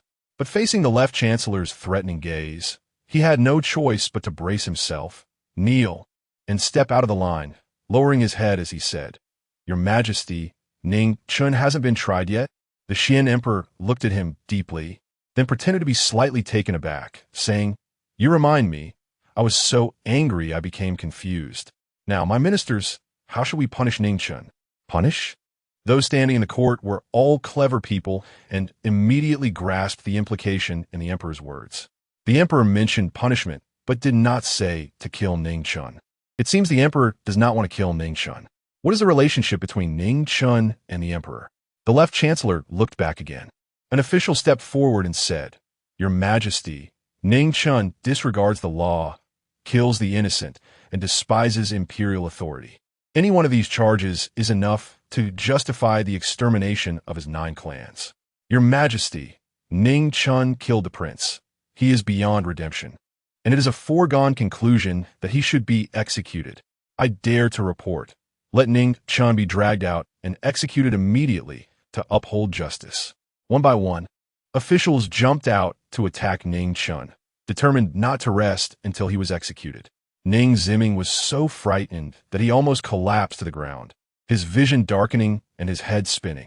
How'd he end up with such a child? He wondered if it was too late to sever ties with Ning Chen now. The left chancellor lowered his head, a hint of joy on his face. As long as they killed Ning Chen, the empress would have a justification, and even if it was traced back to him, the empress would find a way to protect him. As for Ning Ziming, even his own daughter and 3 grandsons, he had not considered them at all. A married daughter is like spilled water, and those 3 grandsons all bear the surname Ning, not Chong. Whether they live or die is of little importance. The Xian emperor said lightly, It seems all of you believe Ning Chen should die? Your Majesty, Ning Chen disregards the law, despises imperial authority, and is beyond redemption. Such a villain, if not executed, how can he quell the public? I implore your Majesty to decree that Ning Chen be dragged out and executed publicly to uphold the law. The officials held their heads high, looking like embodiments of justice. The Xian emperor glanced at Ning Chen, then said lightly, Since everyone believes Ning Chen should die, then drag him out and execute him. Ning Chen was jolted awake. What? Is this called questioning? Nothing was asked, and these officials just chattered a few sentences before dragging me out to be executed? Is this a game? Gao Ziping and the others turned pale. Your Majesty, the old minister has something to say. The silent old General Chen stood up, leaning on his cane. The Xian emperor glanced at General Chen, coughed, and asked, What does General Chen want to say? Ning Chen has indeed committed a heinous crime, but when he went to Chongzhou, your Majesty specially granted him a royal sword, allowing him to strike first and report later. The royal sword is actually a special sword of authority. General Chen continued, as a member of the royal family, The prince should care for the people and set an example. Yet he acted recklessly, harming innocent lives, causing the people of Chongzhou to suffer. Ning Chen's killing of the prince was also out of necessity. At that time, the prince was about to kill innocent people in front of Ning Chen. If Ning Chen turned a blind eye to it, he would be failing the grace of heaven and the trust of the people. In his youthful impulsiveness, he acted rashly and killed the prince. Although Ning Chen made a mistake, the old minister believes there was a reason behind it. His crime does not warrant death. The civil and military officials were all stunned. A royal sword? His Majesty granted Ning Chen a royal sword? Not to mention them. Even Ning Chen was confused. When did the emperor grant him a royal sword? What does a royal sword look like? The Xian emperor's face darkened, and he coldly snorted, angrily saying, I granted him a royal sword to kill corrupt officials, not to kill royal family members. General Chen said, although the prince is a royal family member, he is also a corrupt official. Therefore, Ning Chen's killing of him does not count as despising imperial authority. The left chancellor's eyes flickered, feeling uneasy, sensing that something was amiss. Chapter 67 Ning Chen is blue, the court officials were whispering. Why did His Majesty give the imperial sword to an unknown nobody like Ning Chen? Your Majesty, I don't understand. Ning Chen is just a minor silver-clad official. Why give him the imperial sword? A censor voiced the doubts everyone had. The Xian emperor smiled slightly. He was waiting for this question. After a moment of silence, the Xian emperor said with great sorrow, because I greatly appreciate Ning Chen's talent, I bestowed upon him the imperial sword. I never expected he would disappoint me so much. The civil and military officials exchanged glances, whispering to each other, Apreciating Ning Chen's talent. What talent could a mere silver-clad official possess? The Xian emperor said in a deep voice, You should have heard recently, right? The Scholars Building has produced several extraordinary works. After countless hammering, it emerges from the deep mountains, as if the fierce fire burns it carelessly. Kill one person every 10 steps. Leave no trace for 1,000 miles. The court officials immediately thought of the recent famous poems. These extraordinary works have been spreading quickly these days, and the author was the blue star they had been searching for. Many had sent people to the Scholars Building to inquire about Blue Star's whereabouts, offering large sums of money for his poems, but all returned disappointed, as no one had seen what Blue Star looked like. There were even rumors that Blue Star was a reincarnation of the poetry immortal. Everyone thought this rumor was reasonable, as every poem written by Blue Star was extraordinary.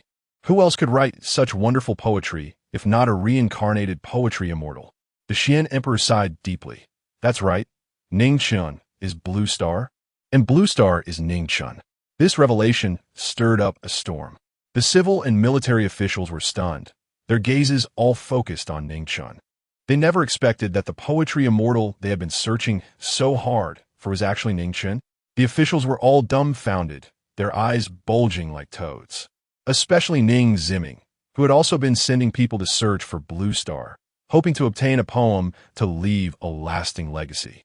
He never expected that this person was his son, whom he had never taken seriously. He suddenly remembered that Ning Gan was dismissed because he had stolen 2 lines of poetry from Ning Chen. I'm so stupid, hopelessly foolish. I should have thought of this earlier. Otherwise, why would His Majesty favor Ning Chen so much? Ning Ziming felt he was the biggest fool in the world. Shocked as they were, everyone was still half-believing. Could Ning Chen, a person from the Supervisory Bureau, a rough warrior, really be the one who wrote so many extraordinary works? I can testify, Ning Chen is Blue Star. In drunkenness, I light my lamp to look at the sword. Dreaming back to the camp with the sound of horns, this poem was written by Ning Chen for me.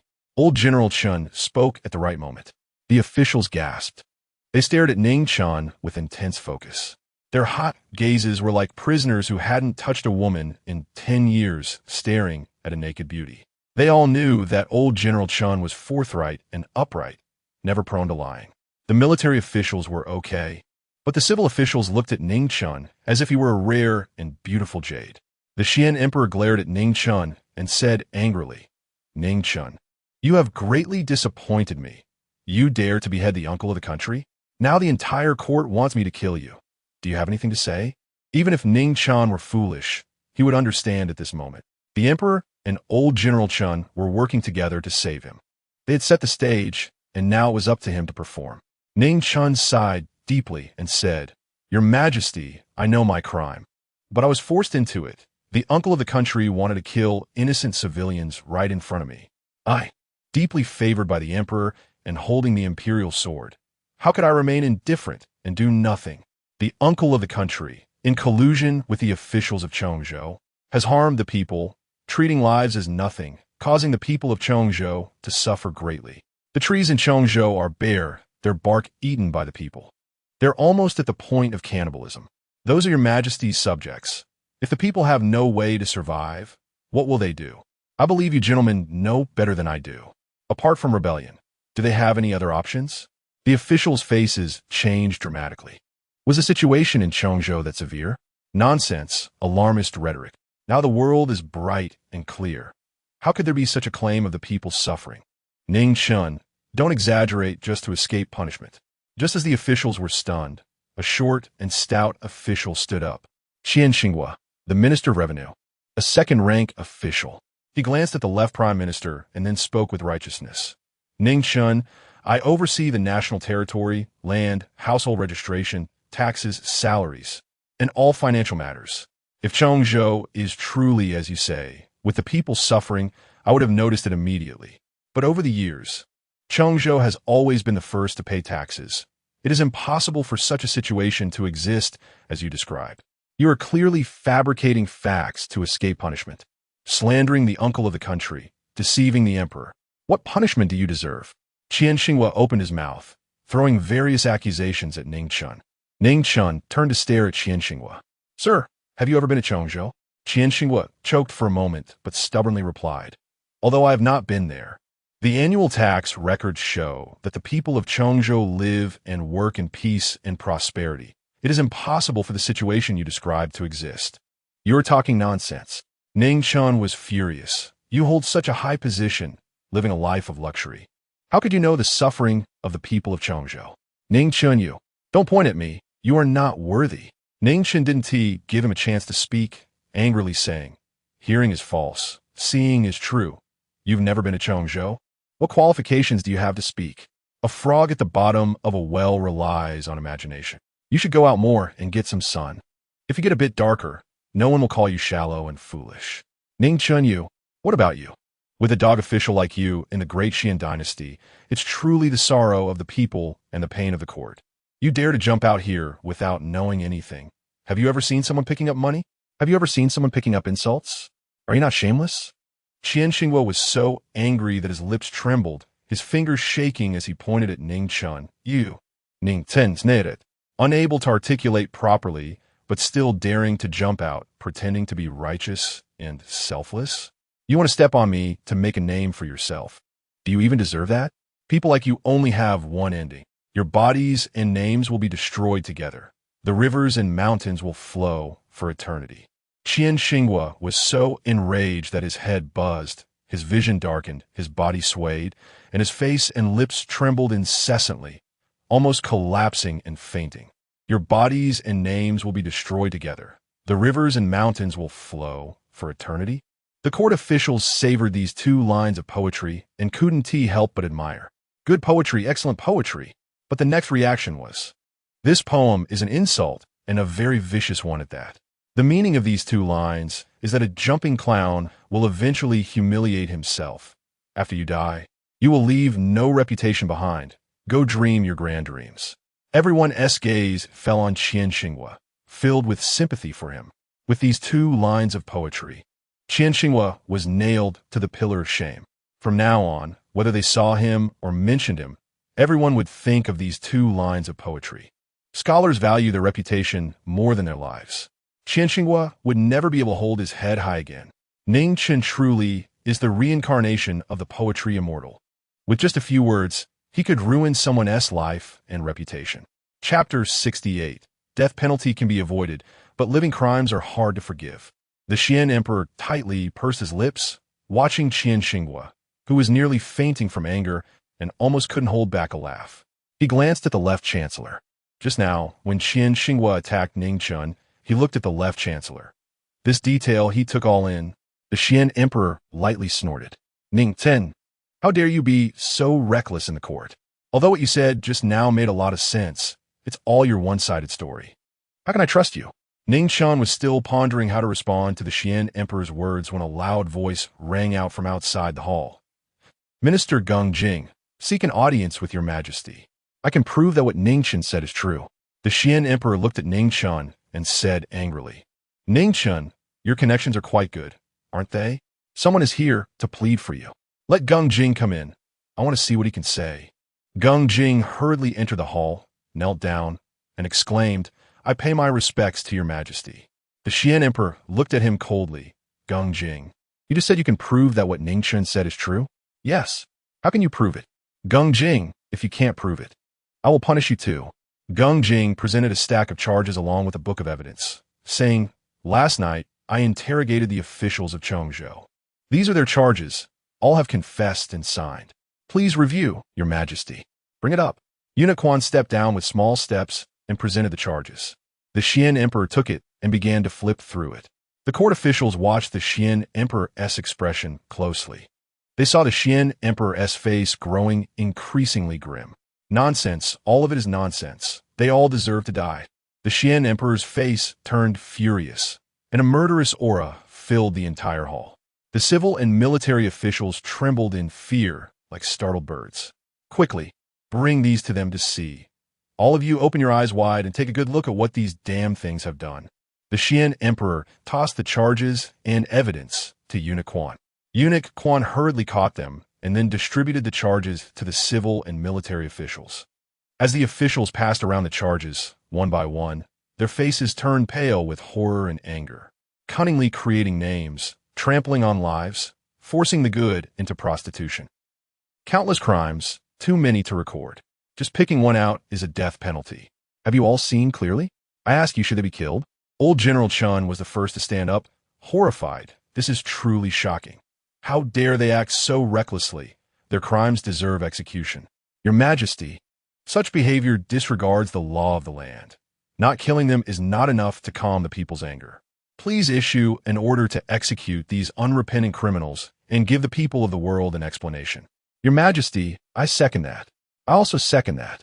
The censors just want to gain fame, but they weren't foolish. They were quite adept at sensing the wind and adjusting their sails. The Xian emperor's face was filled with anger. Who would dare to be ungrateful at this time? The Xian emperor turned to Qian Xinghua and coldly asked, Qian Aiqing, did you just say that the people of Chongzhou live and work in peace? Qian Xinghua's vision blurred, and his mind buzzed, drenched in cold sweat. He knelt on the ground, trembling like a sieve. I am guilty. I was confused for a moment. I ask your Majesty for mercy. Confused for a moment? I see you are thoroughly confused. To offend for such worthless things, how much benefit have you received from them? Qian Xinghua nearly died of fright and said tremblingly, I dare not. Please, your Majesty. See clearly. I will see clearly. Qian Aiqing, go home and think it over. I will choose a suitable person to temporarily replace you as the Minister of Revenue. Qian Xinghua turned pale, collapsing to the ground. He looked at the left chancellor, but the left chancellor had his head down and didn't even glance at him. I thank your Majesty for your great grace. Qian Xinghua kowtowed in gratitude, looking like he had lost everything. The entire court was terrified, not daring to breathe. Cold sweat streaming down their foreheads. The Minister of Revenue, a second-grade official, could be dismissed just like that. The Xian Emperor was truly angry this time. Gung Jing, listen to the decree. I am here. The Xian Emperor coldly said, the officials of Chongzhou kill all these worthless things. Execute their entire families. Carry it out immediately. I do not allow them to see the sun tomorrow. Yes, I obey. Gung Jing thought for a moment and said, Your Majesty, according to these people's confessions, there are officials from the capital involved. Investigate. I want a thorough investigation. There will be no leniency. Yes, I will carry out the order. The entire court was like startled birds, trembling in fear. Some were so frightened they were almost fainting. The Xian Emperor glanced at the officials, fell silent for a moment, and said, What do you all think should be done to punish Ning Chen? I believe that Ning Chen, holding the imperial sword and carrying the emperor's grace, although he killed the uncle, is indeed a great crime. But the uncle's deeds have incited the wrath of heaven and man. Ning Chen's crime does not deserve death. I ask your majesty to show mercy. Old General Chen stood up again. Your majesty, the uncle's wicked deeds are numerous, his crimes too great to record. The people are outraged. Not killing him is not enough to quell their anger. Ning Chen's actions were to preserve the dignity of the royal family. I also feel he does not deserve death. The Right Chancellor, who had been silent, suddenly spoke up. Your majesty, I believe what old General Chen and the Right Chancellor said makes a lot of sense. I second that. Those who followed the Right Chancellor jumped out one by one to echo his words. Your majesty, Ning Chen is talented in both civil and martial affairs. A reincarnation of the poetry immortal. He will surely become a pillar of our Great Xuan in the future. If he is killed, it will be a loss for our Great Xuan's literary world, and even more so a loss for our Great Xuan. I implore your majesty to issue a lighter punishment. Li Hanru, the head of the Hamlin Academy, also stood up to plead. Seeing this, others jumped out one after another to speak for Ning Chen. This old rascal Li Hanru usually keeps his distance and never participates in factional strife. Now, jumping out, he must want to sell Ning Chen a favor so he can ask for poetry later. Such good fortune cannot be monopolized by Li Hanru alone. Moreover, at this time, it is indeed beneficial to follow and dangerous to oppose. Anyone who dares to go against the Xian Emperor now, Qian Xinghua, is a forewarning. The Xian Emperor revealed a satisfied look in his eyes, his gaze falling on the Left Chancellor as the head of the officials. What do you think about this matter? The Left Chancellor trembled slightly, feeling extremely anxious. Why did the Emperor suddenly ask him? I report to your majesty. I believe what the officials have said is very much. Although Ning Chen killed the uncle, there's a reason for it, and he should be punished lightly. The situation is stronger than the individual. Although he's the Left Chancellor, he did not dare to go against the Xian Emperor and the officials. He could only grit his teeth and endure the pain in his stomach, going with the flow. This little bastard's life is really tough. It is impossible to kill him today. I can only find an opportunity later. The Left Chancellor thought fiercely in his heart. The Xian Emperor lightly hummed, looking at Ning Chen, and said, all of you are pleading for you. Ning Chen, do you have anything to say? The guilty minister thanks your majesty, and thanks the various officials for their just words. I have a few words I want to share with you all. The Xian Emperor asked, what words? Ning Chen cleared his throat and said loudly, your salaries and your provisions are from the people's oil and fat. The common people are easily bullied, but heaven is not to be deceived. These few words have always been my motto. As ministers, we should diligently fulfill our duties and relieve the emperor's worries. The Xian Emperor felt extremely satisfied. Although he knew Ning Chen was flattering him, he enjoyed this flattery. The civil and military officials looked astonished. No wonder he is a reincarnation of the poetry immortal. He truly speaks beautifully, with exquisite talent. What a good saying. Your salaries and your provisions are from the people's oil and fat. The common people are easily bullied, but heaven is not to be deceived. All of you should remember what Ning Chen said, and do not let me down again. The Xian Emperor was in great delight, showing his first smile since the morning court session. We will certainly remember it in our hearts, and not fail your majesty's great grace. The ministers knelt and spoke in unison. The Xian Emperor suddenly became stern and said in a deep voice, Ning Chen, although all the lords plead for you, you have killed the royal uncle and disregarded the majesty of the royal family. You may escape the death penalty, but you cannot avoid a life sentence. Ning Chen looked at the Xian Emperor in shock. Damn, what kind of trouble is this going to cause now? Chapter 69, An Opportunity for Redemption. The entire court of civil and military officials was stunned, their faces filled with confusion. What does His Majesty mean? Have they misunderstood His Majesty's intentions? Is His Majesty not planning to spare Ning Chen? The Xian Emperor slightly squinted his eyes and said, Ning Chen, do you know your crime? Your servant knows his crime. That's good. You have beheaded the country uncle. You can escape the death penalty, but you cannot escape the living punishment. However, I grant you an opportunity for redemption. General Chen and Gung Jing exchanged a quiet glance. They hadn't accounted for this when they were discussing saving Ning Chen. Ning Chen, are you willing to redeem your crime with merit? Ning Chen felt speechless. With such a statement, Could he say he was unwilling? I am willing. The Xian emperor nodded and said, very well. The Tuoyuo kingdom has repeatedly plundered our border citizens.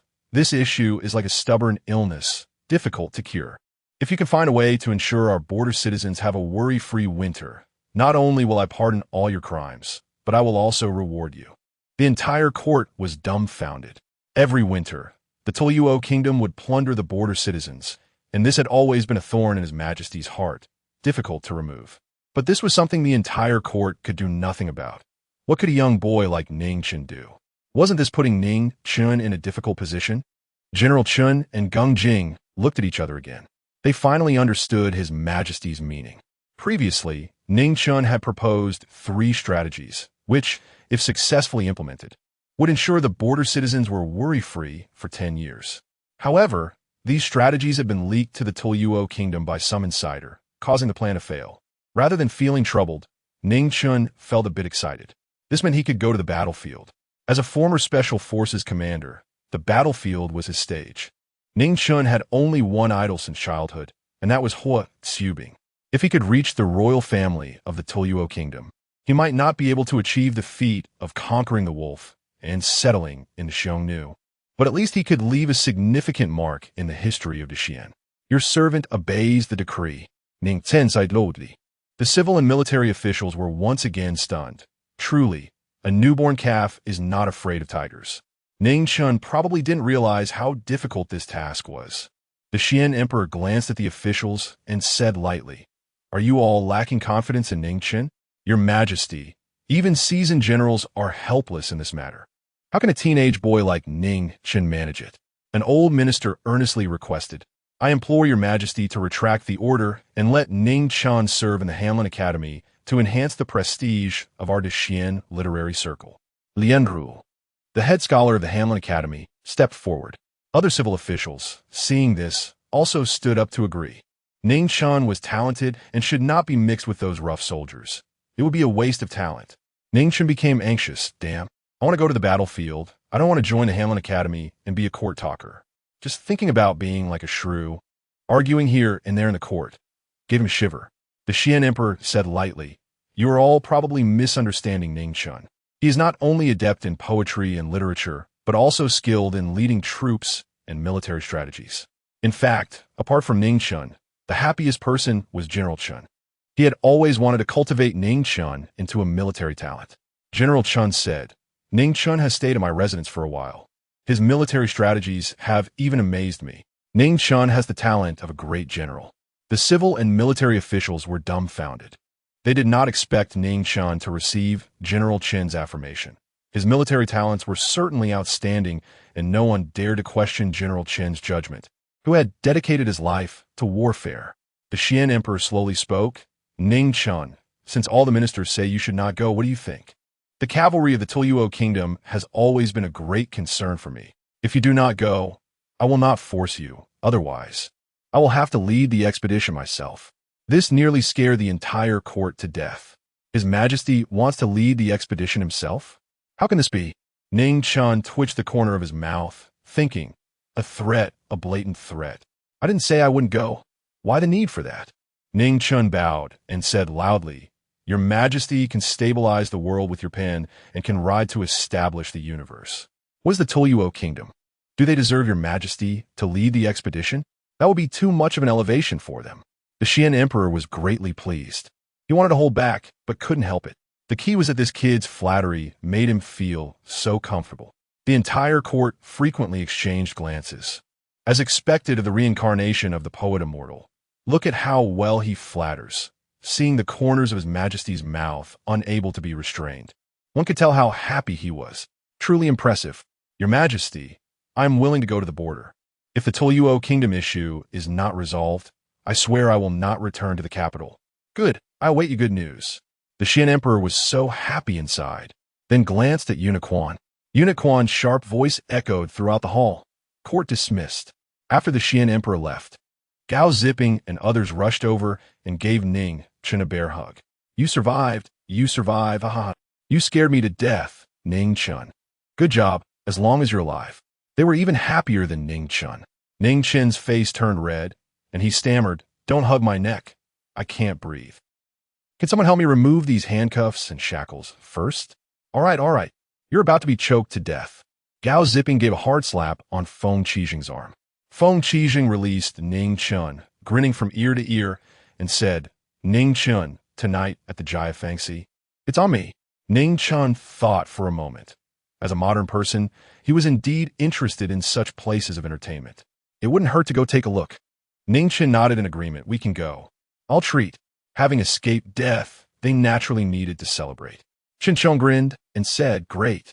From now on, you can sleep with women yourself. You don't need us to do it for you. Ning Chen laughed and cursed. Get lost. Ning Chen, congratulations. General Chun and Gung Jing walked over. The others quickly bowed. Ning Chen clasped his fists and said, Thank you, General Chun, Lord Gung. If it weren't for you this time, I fear I wouldn't have escaped so easily. General, I will definitely pay a visit to express my gratitude. General Chun smiled and nodded. Gung Jing waited for a long time and couldn't help but ask, Why don't you come to thank me? Ning Chen laughed and said, Lord Gung, don't we see each other every day? Is there need for a visit? Gung Jing rolled his eyes. You should hurry home to wash up. You smell too bad. Ning Chen raised his arm and sniffed. Indeed, he had been locked in the dungeon for several days without a bath, and he was almost rotten. General Chun and Gung Jing chatted for a few moments before hurriedly leaving. They still needed to see the emperor. Gao Zipping said, Let's go too. As they walked out of the hall, they saw a crowd surrounding Ning Zimming from afar. Congratulations, Lord Ning. Your teaching of your son is remarkable. I must seek your advice another day. My son is useless, good for nothing, and never has enough to eat. Truly, a tiger father has no dog son. Lord Ning is so talented, and your son is even more gifted, making people envious. Lord Ning, come to my residence as a guest another day. Remember to bring your son along. Ning Zimming felt a bit lightheaded. Previously in the court, he had almost scared himself to death, thinking of severing ties with Ning Chen. Who would have thought that in the blink of an eye, his son had become the reincarnation of the poet immortal and gained the emperor's favor? While others fell from heaven to hell, he had flown from hell to heaven. This feeling was too exhilarating. Facing the compliments of his peers, even Li Hanru, who usually did not engage in factional struggles, came over to build connections.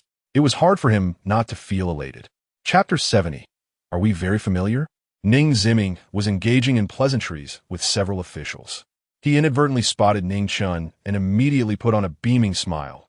Waving at Ning Chen, Chenner, come here. He wanted to call Ning Chen over to enhance his reputation. Ning Chen indeed walked over. Greetings, esteemed officials. Ning Chen bowed and then said, I would like to thank all the esteemed officials for speaking up for justice in the court earlier. If there's an opportunity, I will definitely pay a visit to express my gratitude. Ning Ini replied politely, This is what we should do. Yes, it's all in service of His Majesty. We cannot just stand by and watch Ning Ini suffer injustice. Ning Ini is exceptionally talented, a reincarnation of a poet immortal. If you don't mind, you're always welcome to visit my residence. Ning Chen smiled and replied, Sure, definitely. Let's keep in touch more often. Seeing this, Ning Zimming's face was filled with joy, and he immediately said, Chenner, in the future. Before Ning Zimming could finish his sentence, Ning Chen turned to him and asked, Who are you? Are we very familiar? Ning Zimming's face turned beet red. Ning Chen clasped his fist to the other officials and said, Esteemed officials, I have matters to attend to, so I must take my leave. After saying that, he turned and left, saying to Gao Zipping and others beside him, Some people really have no shame, scum who abandon their wives and children, yet they dare to shamelessly try to associate with me. They truly don't know how ugly they are. Just like a horse that doesn't know how long its face is. Gao Zipping and the others nodded seriously. Gung Jing had them investigate Ning Chen, so they knew a little about his family matters. Ning Zimming's face turned green and white in turns, which was quite a sight. The officials looked at him with strange expressions. Abandoning wife and children? We all know that Lord Ning's legitimate wife is the daughter of the Prime Minister. How could there be any talk of abandoning his wife and children? I heard that Lord Ning has only 3 sons. Which number son is Ning Chen? I've met all 3 of Lord Ning's sons, and there's no Ning Ini. Lord Ning, who is Ning Ini's mother? I haven't heard of you taking a concubine. Hey, Lord Ning, don't leave. Let us chat some more. Ning Zimming's face darkened. and he quickened his pace. This ungrateful son, this bastard. How could I want to harm him like this? If his political enemies found out that he abandoned his wife and children and reported him, with His Majesty's favor towards Ning Chen, his position as Minister of Rights would be finished. How could he have given birth to such a scoundrel? Ning Ziming cursed angrily in his heart. It seems that Ning Ini does not hold his father in high regard. I remember someone had reported on Lord Ning before, saying he abandoned his wife and children, but that matter ended up being unresolved. The officials watched Ning Ziming's retreating figure, their eyes flickering, pondering whether to investigate this matter when they returned. Perhaps they could sell Ning Ini a favor, and if Ning Ini was pleased, he might even gift them a masterpiece. Ning Chen had sent General Chen a poem, which elevated General Chen's reputation by several levels. Today, he sent His Majesty 2 lines of poetry, making His Majesty so pleased he couldn't stop smiling. If he could send himself a poem, he would surely be remembered for generations. Meanwhile, Emperor Xian was already in the imperial study, writing vigorously. He was writing the 2 lines of poetry that Ning Chen had flattered him with. After finishing, Emperor Xian admired it for a while, becoming more and more satisfied. Literature can stabilize the world, and martial prowess can secure the realm. These 2 lines were simply tailor-made for me. Then, he added a line of small text at the bottom, writing, Ning Chen presented to His Majesty the Great Xuan Emperor. He looked at it but still felt unsatisfied. He added a character before presented to make it kneeling presented, so it became Ning Chen kneeling presented to His Majesty the Great Xuan Emperor. That way, anyone who saw it would think that it wasn't him, the emperor, boasting. He truly couldn't bear such praise. But unfortunately, Ning Chen was kneeling on the ground without getting up, and this emperor, being considerate of his subjects, had to reluctantly accept it. Qing, frame these 2 lines of poetry and hang them behind my dragon throne. Eunuch Quan hurriedly said, Yes, this servant will get it done right away. On the other side, Ning Chen was walking out with Gao Zipping and others. Ning Ini, please wait. Someone called out to him from behind. Ning Chen and the others turned to see a small eunuch running over, panting. This esteemed eunuch, is there something you need? The little eunuch hurriedly said, Ning Ini, His Royal Highness the Crown Prince requests your presence. Ning Chen was taken aback for a moment, then turned to Gao Zipping and the others, saying, You'll go back first. Gao Zipping nodded. Feng Qi, with a knowing look, whispered, Don't forget, tonight at the Music Bureau. I won't forget. After I meet the Crown Prince, I'll go find you at the Supervisory Bureau. Ning Chen followed the little eunuch to a pavilion. The Crown Prince was sipping tea. Ning Chen rubbed his arms, feeling that the Crown Prince was not quite normal. Who drinks tea in a cold pavilion in the middle of winter? Ning Chen, congratulations. The Crown Prince smiled warmly. Thank you, Your Royal Highness. Ning Chen perfunctorily povet. But in his heart, he thought, how is my acquittal related to you? In the court, this fellow didn't even speak a word. Ning Chen, your acquittal this time, aside from my father's mercy and the civil and military officials' intercession. You must also thank one person. Ning Chen curiously asked, Who? Huayan. Who is Huayan? The Crown Prince. Huayan is the 9th princess. Ning Chen looked confused. The 9th princess? I don't know her. Why would she plead for me? The Crown Prince looked speechless. You've met her once at the top scholar tower. And you saw her again the last time you went to Jinyuan County when I sent you. Ning Chen thought for a moment, suddenly realizing, is she the little girl who was with you? So she is the 9th princess? The Crown Prince's mouth twitched slightly. Only Ning Chen would dare to call the dignified 9th princess a little girl. That's right, she is the 9th princess, the Emperor's most favored princess. Ning Chen was puzzled. Why would she plead for me? I invited her. When you beheaded the uncle of the state, those days my father was in a bad mood, and I didn't dare to go, so I asked Huayan to plead for you. Ning Chen looked at him with a strange expression.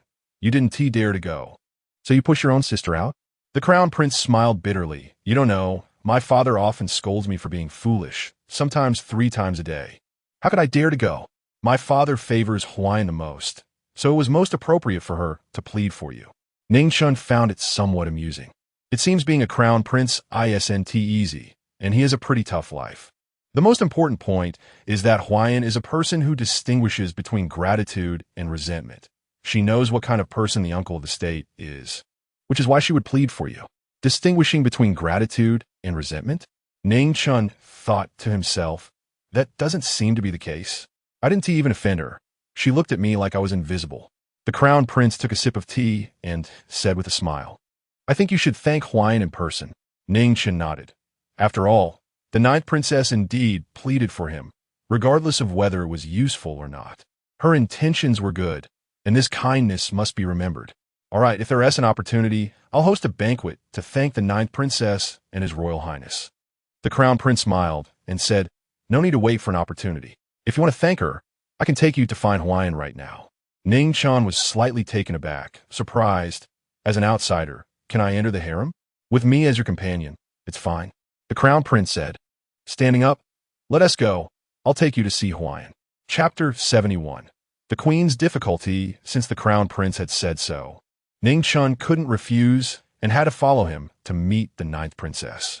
However, just as they walked through a long corridor, a well-dressed maid approached them with small, quick steps. This servant greets His Highness the Crown Prince. The maid knelt down, performing a deep bow. The Crown Prince looked at Ning Chen, his brows furrowed. Ning Chen asked curiously, what's wrong? The Crown Prince lowered his voice and said, her name is Lian Xiang. She is the Queen's personal maid. Ning Chen's expression changed. No wonder the Crown Prince was frowning. The Crown Prince then spoke to Lian Xiang. Get up. Thank you, Your Highness. Lian Xiang stood up and said, Your Highness, this servant is ordered by Her Majesty the Queen to request Ning Ini to go for a visit. The Crown Prince's expression changed slightly as he looked at Ning Chen. Ning Chen's face turned cold. Going to see the Queen definitely meant trouble. He asked in a low voice, what if I don't go? The Crown Prince replied, if the Queen summons you, you must go. Ning Chen bitterly smiled in his heart. It seemed he had no choice but to go. Let's go. The Crown Prince nodded and said to Lian Xiang, lead the way. Please follow this servant. Lian Xiang turned around and led the way. They crossed the corridor and a small bridge. Arriving at the Furong Palace, Lian Xiang suddenly turned around and said, Her Majesty the Queen has only summoned Ning Chen. Your Highness, please wait here. The Crown Prince frowned slightly, looking at Ning Chen, giving him a glance to signal him to be careful. Ning Chen bitterly smiled in his heart, slightly nodding, and followed Lian Xiang into the Furong Palace.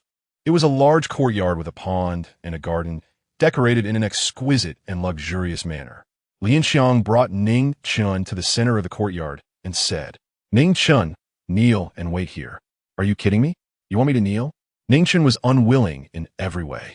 This was the Furong Palace, the Queen's territory.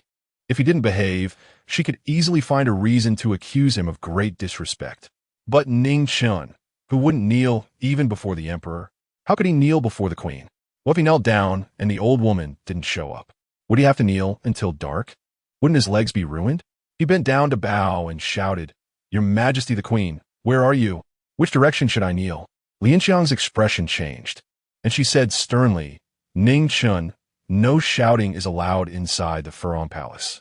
Ning Chen smiled and said, Sister, I just want to know which room the Queen is in. If I kneel in the wrong direction, wouldn't that be disrespectful? Just kneel without so much talk. Lian Xiang snapped.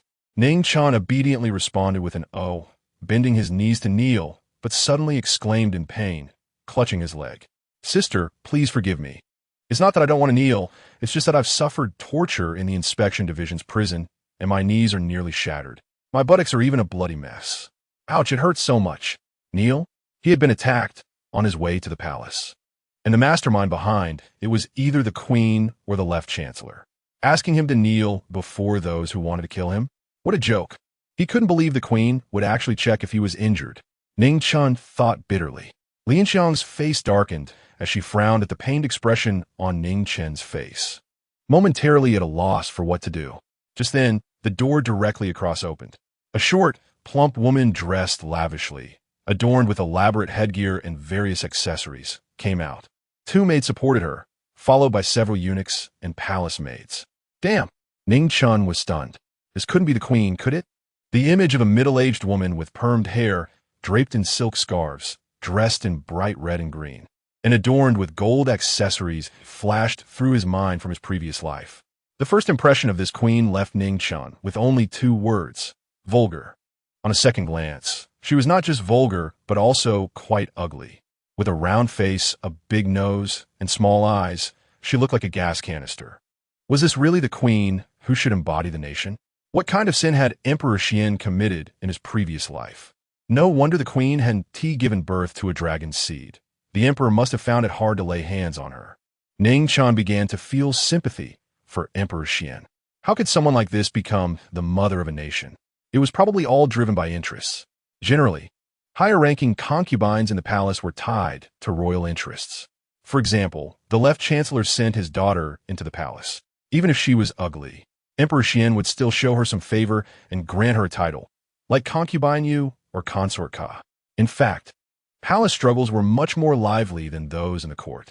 After all, so many women were vying for one man. How could they not use some tricks? Generally, daughters from prominent families had someone behind them, and if they had money, they could bribe their way into the emperor's favor during the selection. When the emperor summoned them, their cards would be placed in the most prominent position.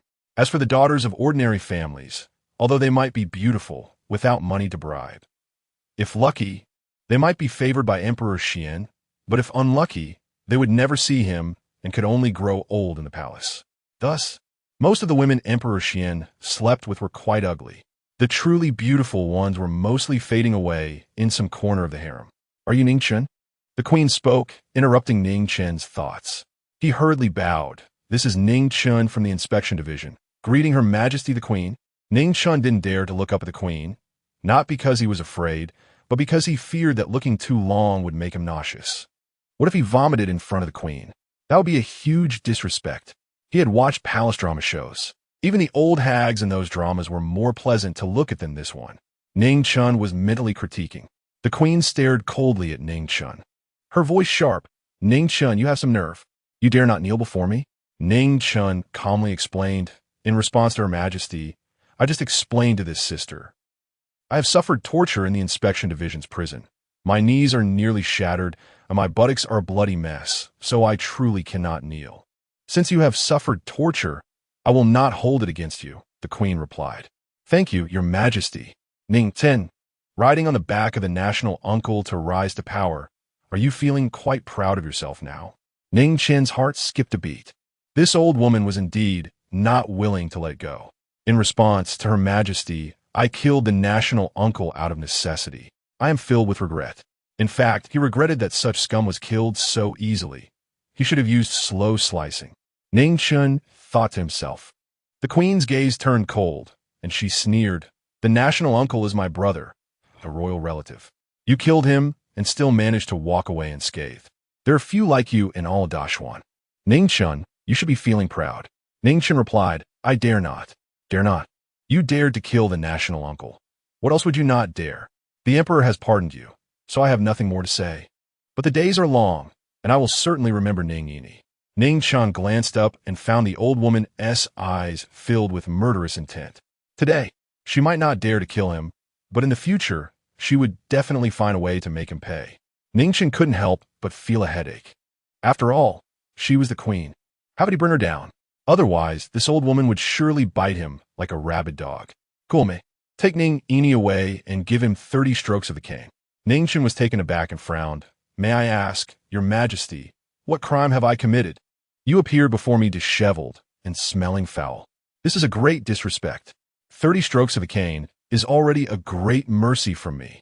Gulme, take him away and beat him for me." Ning Chen was stunned. Damn, this is even possible? Chapter 72. Isn't this just making it difficult for me? Fat Tiger? Looking at a few eunuchs walking towards him, Ning Chen's mind raced. What to do? With just these few little eunuchs, he could easily knock them down. But this is the Furong Palace, the queen's territory. If he dared to make a move, it would be a big deal. The queen could take the opportunity to kill him, and even the emperor would have nothing to say. But he also couldn't just stand there and take a beating. 30 strikes would leave his small frame either dead or crippled. "Your Majesty, I beg for mercy. I cannot accept punishment," Ning Chen said with a serious expression. The queen sneered and said, "What? Do you still dare to resist?" "I wouldn't dare. It's just that His Majesty ordered me to go to the border, and I already have injuries. If I am punished, I fear I won't be able to set out in the short term, which would delay the military campaign, and I cannot bear that responsibility. If Your Majesty insists on punishing me, I wouldn't dare to resist and would gladly accept the punishment. The queen's face turned ashen, her chest heaving violently, clearly enraged. This dog dared to use his majesty to threaten her? However, she truly did not dare to punish Ning Chen. Delaying the military campaign was a matter of national importance. If the emperor were to be enraged, even as queen, she couldn't bear that responsibility. Ning Chen, for the sake of his majesty, I will spare you today for your disrespect. But remember this, no matter how lively an ant may be, it is still just an ant. I am the mother of a nation, and crushing an ant is effortless. The queen's face was iron gray, her gaze sinister, as she spoke through clenched teeth. Ning Chen bowed deeply, saying loudly, "Thank you, your majesty, for your mercy. I will remember your words." The queen snorted coldly, saying, "Lian Xiang, escort him out. I take my leave." Ning Chen sight. The queen stared at Ning Chen's retreating figure, her murderous intent evident between her brows. Outside the Furong Palace, the crown prince was anxiously pacing back and forth. Upon seeing Ning Chen come out, he hurried over. "Ning Chen, are you okay?" Ning Chen glanced at Lian Xiang, who was leaving, then wiped the cold sweat from his forehead and said, still trembling, "I almost got a beating." "Almost? So the queen didn't make it difficult for you?" Ning Chen rolled his eyes. "Have you always been this naive? I killed the uncle of the country. How could she not make it difficult for me? It's just that she didn't find the right opportunity." The crown prince looked guilty. "Ning Chen, I'm really sorry. It's all my fault. If it weren't for me taking you to find Huayan, you wouldn't have been called away by the queen." Ning Chen's eyes flashed slightly as he looked at the crown prince, and after a moment of silence, he jokingly said, "Your Highness, you wouldn't have brought me here on purpose, would you?" The crown prince looked at him speechlessly. Ning Chen smiled widely. "Just kidding. Let's go. We're going to see the 9th princess." Ning Chen followed the crown prince to the Luo Wang palace. The 9th princess was playing with several maidservants. One maidservant covered her eyes and groped around for the others.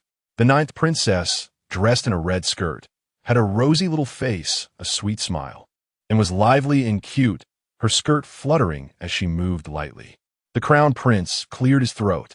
The 9th princess and the others noticed the crown prince. "Greetings, your highness." The maidservants hurriedly bowed. The 9th princess giggled. "You all go on and do your thing. We'll play again later." Saying this, she lightly ran over. "Brother Crown Prince, are you not busy today? How come you have time to come here?" As she spoke, her little nose sniffed the air. "Why does it smell so bad?" Ning Chen awkwardly dug his toes into the ground. "It's just a few days without a bath. Is it that exaggerated?" He bowed and said, "Greetings, 9th princess." Only then did the 9th princess notice Ning Chen. She continued to sniff and then covered her nose, retreating a few steps. "You smell so bad. You didn't fall into a latrine, did you?" Ning Chen's forehead twitched. This little girl was young, but her mouth was so sharp. Ning Chen had been locked up in the inspection division's prison and was only just released today. He hadn't had time to bathe or change clothes, so a bit of smell was unavoidable. The crown prince explained for Ning Chen. The 9th princess curiously asked, "What did brother crown prince bring him here for?" "He's here to thank you on my behalf." Ning Chen specifically came to thank you. "Who asked him to thank me?" This princess just said a few fair words. Ning Chen pouted and bowed.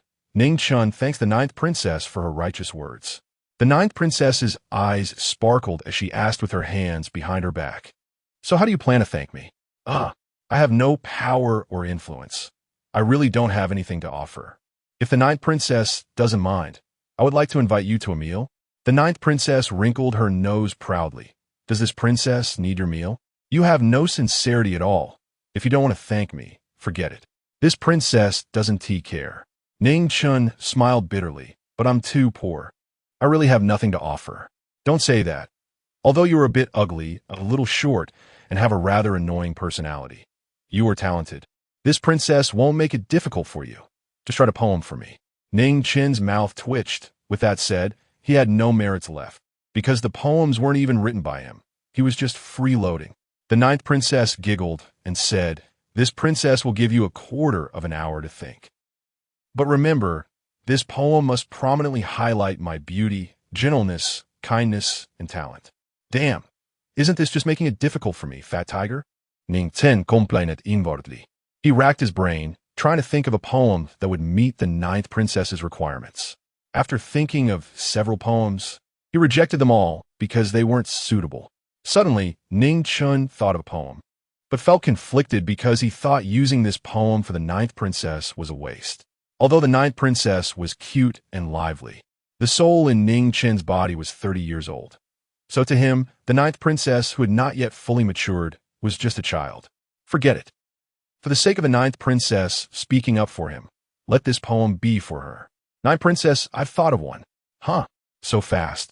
The ninth princess was surprised, then suspicious in her heart, thinking, this guy wouldn't he just casually write a poem to fool me?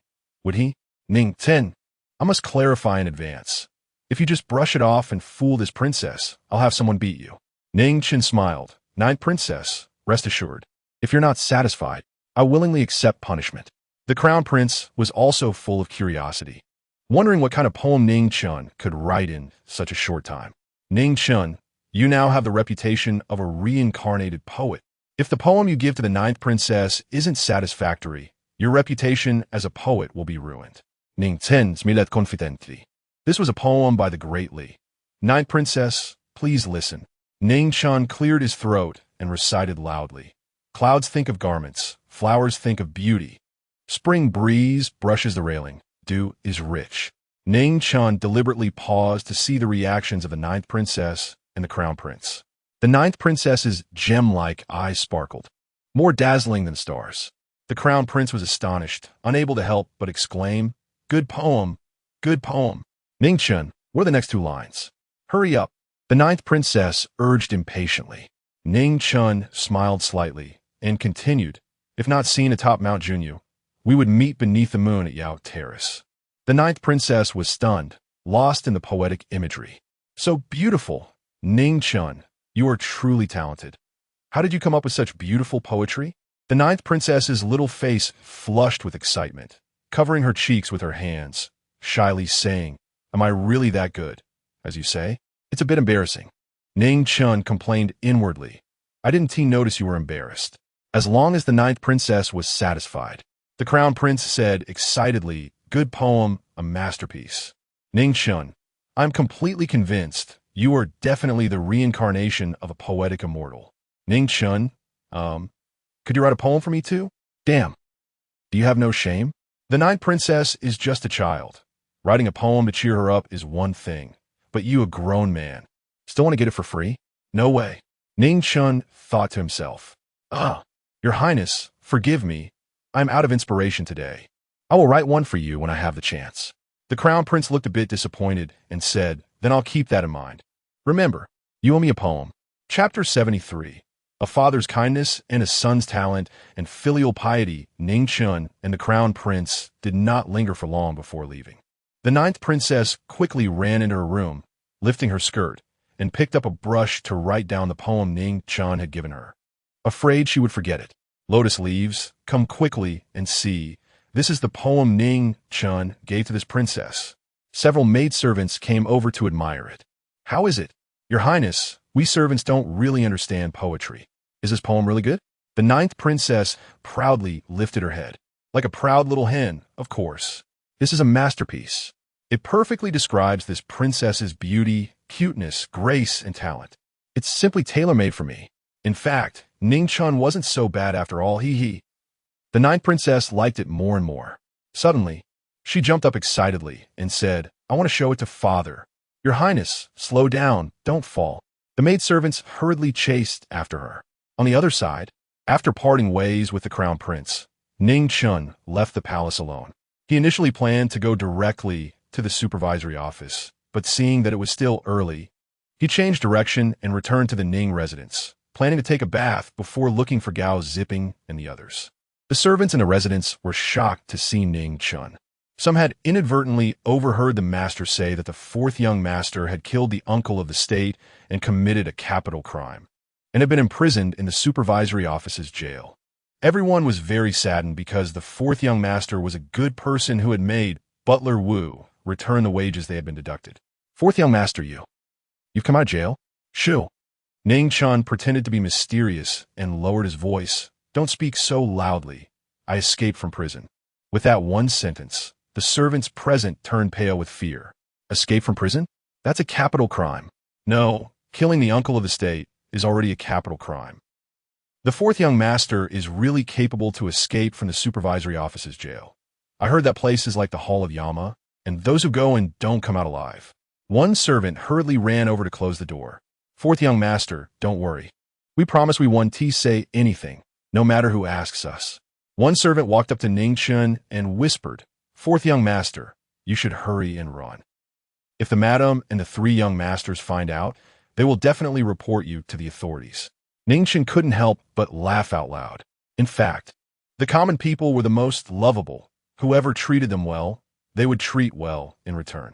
Of course, except for those born bad. There are many impoverished and bad people, which is the so-called bad people come from poor mountains and evil waters. Just kidding. His Majesty is wise. My charges have been cleared. I am now not only innocent, but still a silver-clad officer of the supervisory office. The servants were once again stunned. Killing the uncle of the state, who is a royal relative, and still being fine. The fourth young master is truly impressive. At that moment, Butler Wu ran over. Fourth young master, you are finally back. The master wants you to see him as soon as you return. Ning Chen sneered and said, Let him wait. Immediately prepare hot water for me. I need to take a bath. I'm all smelly. Butler Wu had a troubled expression. Fourth young master, why don't you go see the master first and then take a bath later? Ning Chen slightly squinted his eyes and smiled coldly. Butler Wu, how about I go wash in the supervisory office and you come with me to help scrub my back? After that, I'll take you to visit the supervisory office's jail. Old servant will prepare hot water for the fourth young master right away. Butler Wu was so frightened he shuddered and hurried to comply. In the room, Ning Chen was soaking in the bathtub, comfortably squinting his eyes. Butler Wu, are you scrubbing my back or groping me? Haven't you eaten? Use some strength. Butler Wu nodded repeatedly with a smile. Fourth young master, my hands are rough. How about I find a maid for you? Speaking of which, the fourth young master didn't even have a personal attendant. What kind do you like? I'll help you choose one. Ning Chen rolled his eyes. I like one that weighs 800 pounds. Can serve as a chair when sitting and a bed when lying down. Huh? Butler Wu looked dumbfounded. 800 pounds? Is that even human? He said with a troubled expression. Fourth young master, that. It's indeed hard to find someone who weighs 800 pounds. Ning Chen felt a headache coming on. Are you a pig? Can't you tell I'm joking? Butler Wu, can you act like a human? Don't you know there are differences between men and women? The maidservants in the residence will eventually get married. If their husbands find out they serve a man in the bath, they will look down on them. Do you understand? I'm not like Ning Gan and the others. The scum who disregard a girl's dignity for their own pleasure. Also, if you dare to bully the maidservants in the future, I'll twist your head off and make it into a chamber pot. Enough, clumsy, get out. Ning Chen kicked Butler Wu out. After taking a bath, he changed into clean clothes. Fortunately, he had extorted 100 taels of silver from Ning Ziming last time, allowing him to buy a few new clothes. Otherwise, he wouldn't even have a change of clothes. Ning Chen wandered to the east courtyard. Ning Ziming was already waiting for him in the main hall. Chang Ruyue and Ning Gan were also there. Chang Ruyue and her son looked at Ning Chen with dodging eyes, slightly fearful. He killed the uncle of the state and is still fine. This little bastard's life is indeed tough. Ning Ziming had a stern face as he looked at Ning Chen and snorted coldly. Ning Chen lazily walked over and sat down. Does the minister have something to discuss with me? Ning Ziming looked at Ning Chen's nonchalant attitude and could no longer suppress his anger. He said angrily, Ning Chen, even if I have 1,000 faults, I'm still your father. Today, in front of all the officials, you made me lose face. This is great unfiliality. Ning Chen looked at him with a playful expression. Minister Ning, you are well read. Do you not understand the principle of a father's kindness and a son's talent and filial piety? A father's kindness leads to a talented and filial son.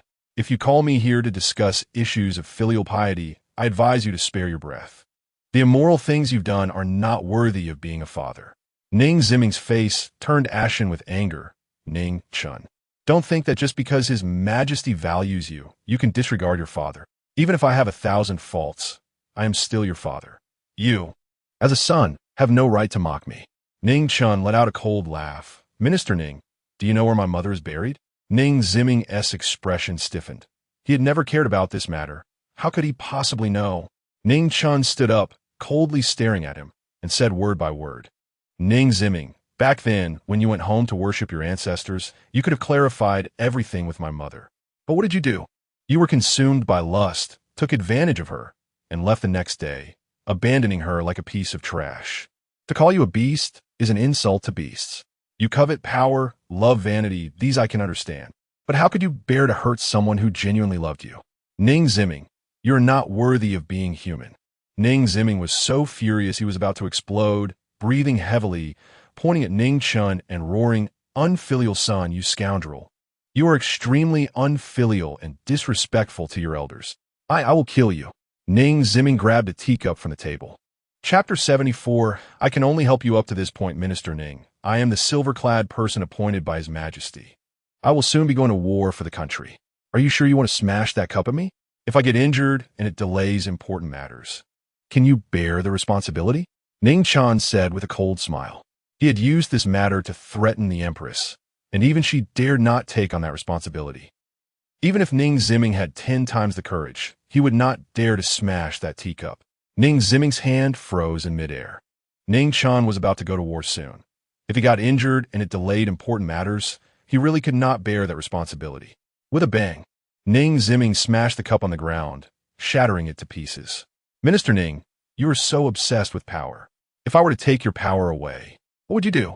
Would you willingly become a commoner, or would you be unable to bear the blow and hang yourself? I'm really curious, Ning Chen said, shifting his gaze to glance at the Chong family mother and son. He coldly continued, that black Yama did not take my life. I will let you see the real Yama. Chong Ryue, Ning Xing, and Ning Mao looked confused, as if they did not know about the black Yama. But Ning Gan's face turned pale, his eyes evasive. Ning Chen took note of his reaction, but he did not say anything more. Without evidence, Ning Gan would not admit to anything. But there's still a long time ahead. He had plenty of time to investigate. I, as an outsider, will not disturb your family reunion. After saying this, Ning Chen turned and left. Unfilial son, a rebellious scoundrel. The furious roar behind Ning Chen was like that of a mad dog. Master, master, father. Immediately after, the panicked screams of the Chong family mother and son echoed. Ning Chen raised his eyebrows slightly. Isn't this temper a bit too big? At his age, he should take better care of his health. I wonder if he die from anger? He decided to go to the inspection department to find Gao Zipping and the others, and then go to the music bureau to celebrate. His horse was at the inspection department, so he had to go on foot. By the time he arrived at the music bureau, it was almost dark. Gao Zipping was already getting impatient. If you don't come soon, we'll have to send someone to the Ning residence to look for you. Ning Chen ignored Gao Zipping and looked at Pan Yuqing in astonishment. You're going to? Pan Yuqing's mouth twitched. He coughed lightly and said, I have to keep an eye on you guys. There is important business tomorrow. I can't drink too much. Good excuse, Ning Chen thought. This guy looks serious. But it turns out he is quite reserved. Let us hurry. If we're late, there won't be any pretty girls left to choose from. Feng Qijing urged anxiously. Chen Chong scoffed. You rough man, as if you could pick a beautiful one just by going early? We can let those cultured scholars say that about us. But you shouldn't say it.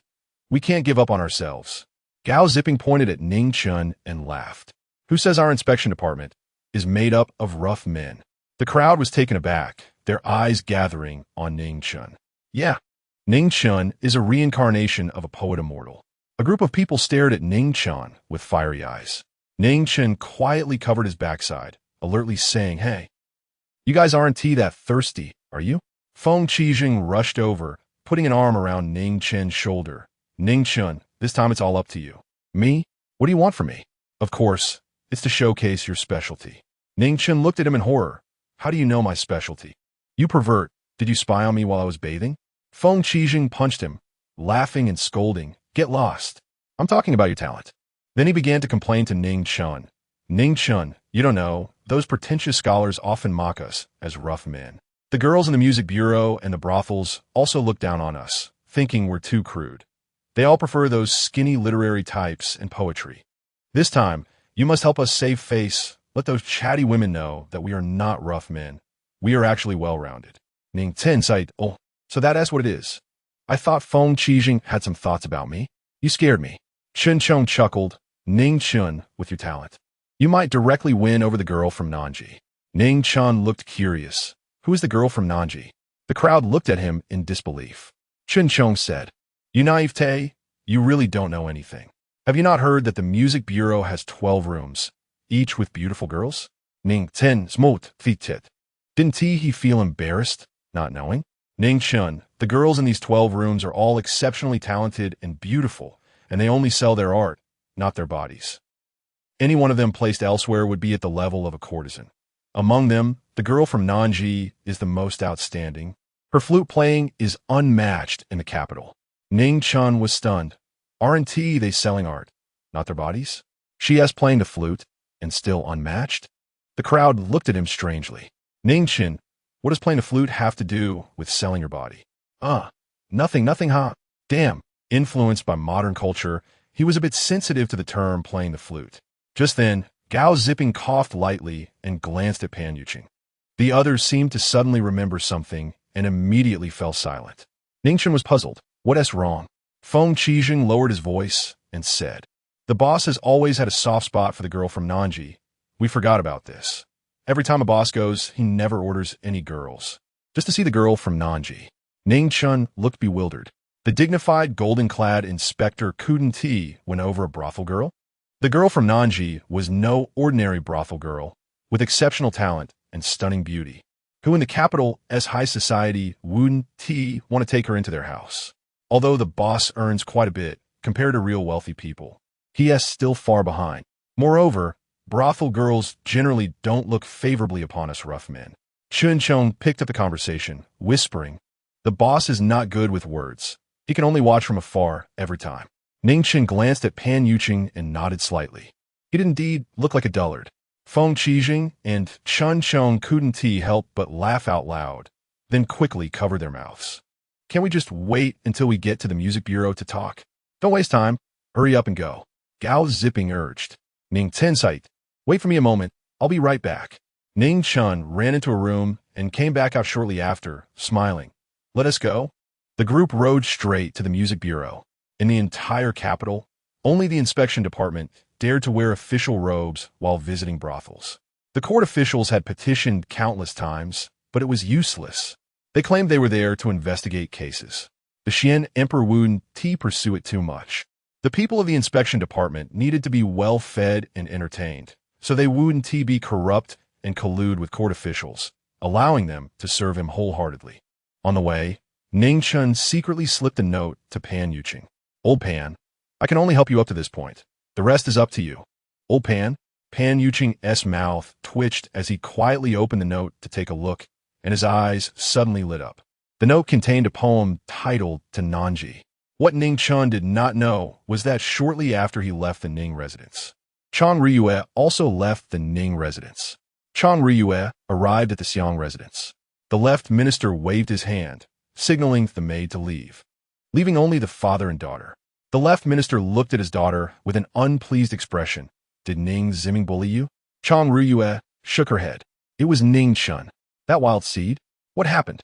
Chang Ryue's eyes showed panic as she said, Father, it seems he already knows that the Black Yama was placed on his bed by Goner. The left minister frowned slightly, his heart startled, because this Black Yama involved a person. The Poison Lord. The Poison Lord is skilled in poisoning, with dozens of lives on his hands, making him a wanted criminal by the court. And now, he is at his service. Once the Poison Lord is found, it will inevitably implicate him. Chang Ryue continued, Father, this wild seed is now a silver robe in the supervision department. I'm really afraid that one day he will discover the true cause of his mother's death. And then the left prime minister coldly snorted, interrupting her. Now, fear?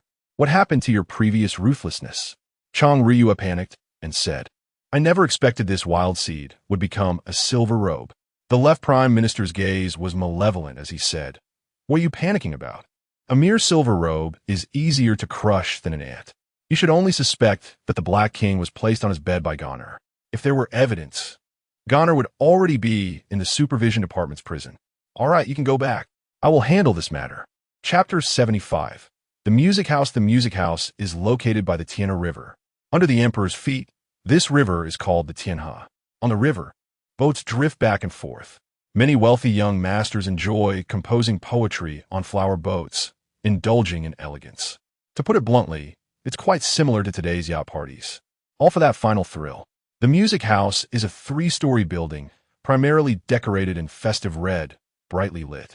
Ning Chen and his companions arrived at the music house and tied up their horses. Ning Chen curiously surveyed everything around him. The girls here really wear little fabric, bloomers, belly wraps, and a thin veil over them, flesh peeking through. The girls greet and bid farewell at the entrance. The group entered inside.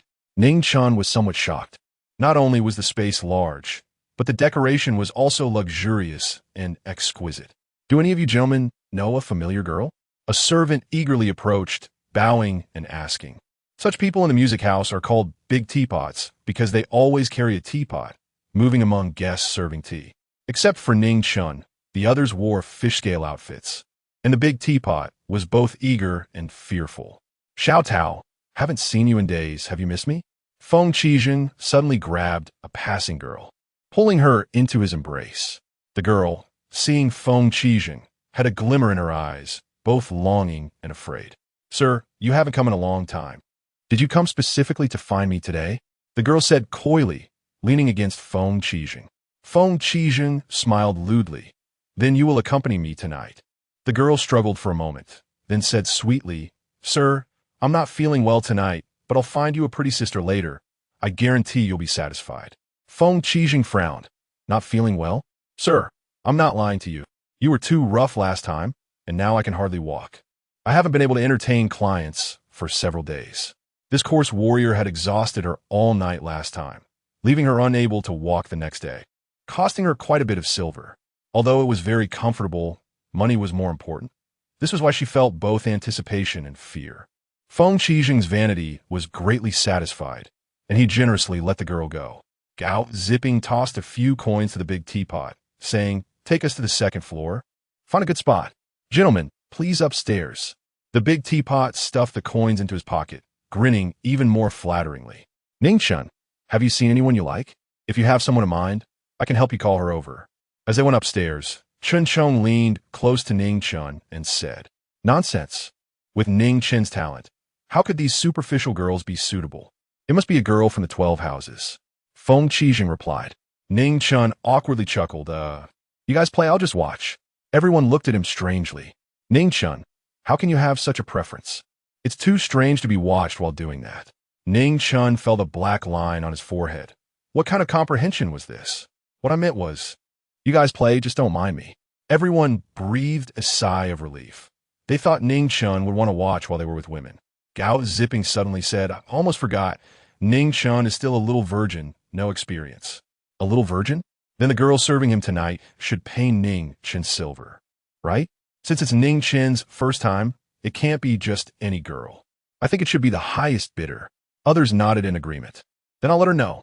Feng Qizhen said, leaning over the railing and shouting, Ladies, we have it.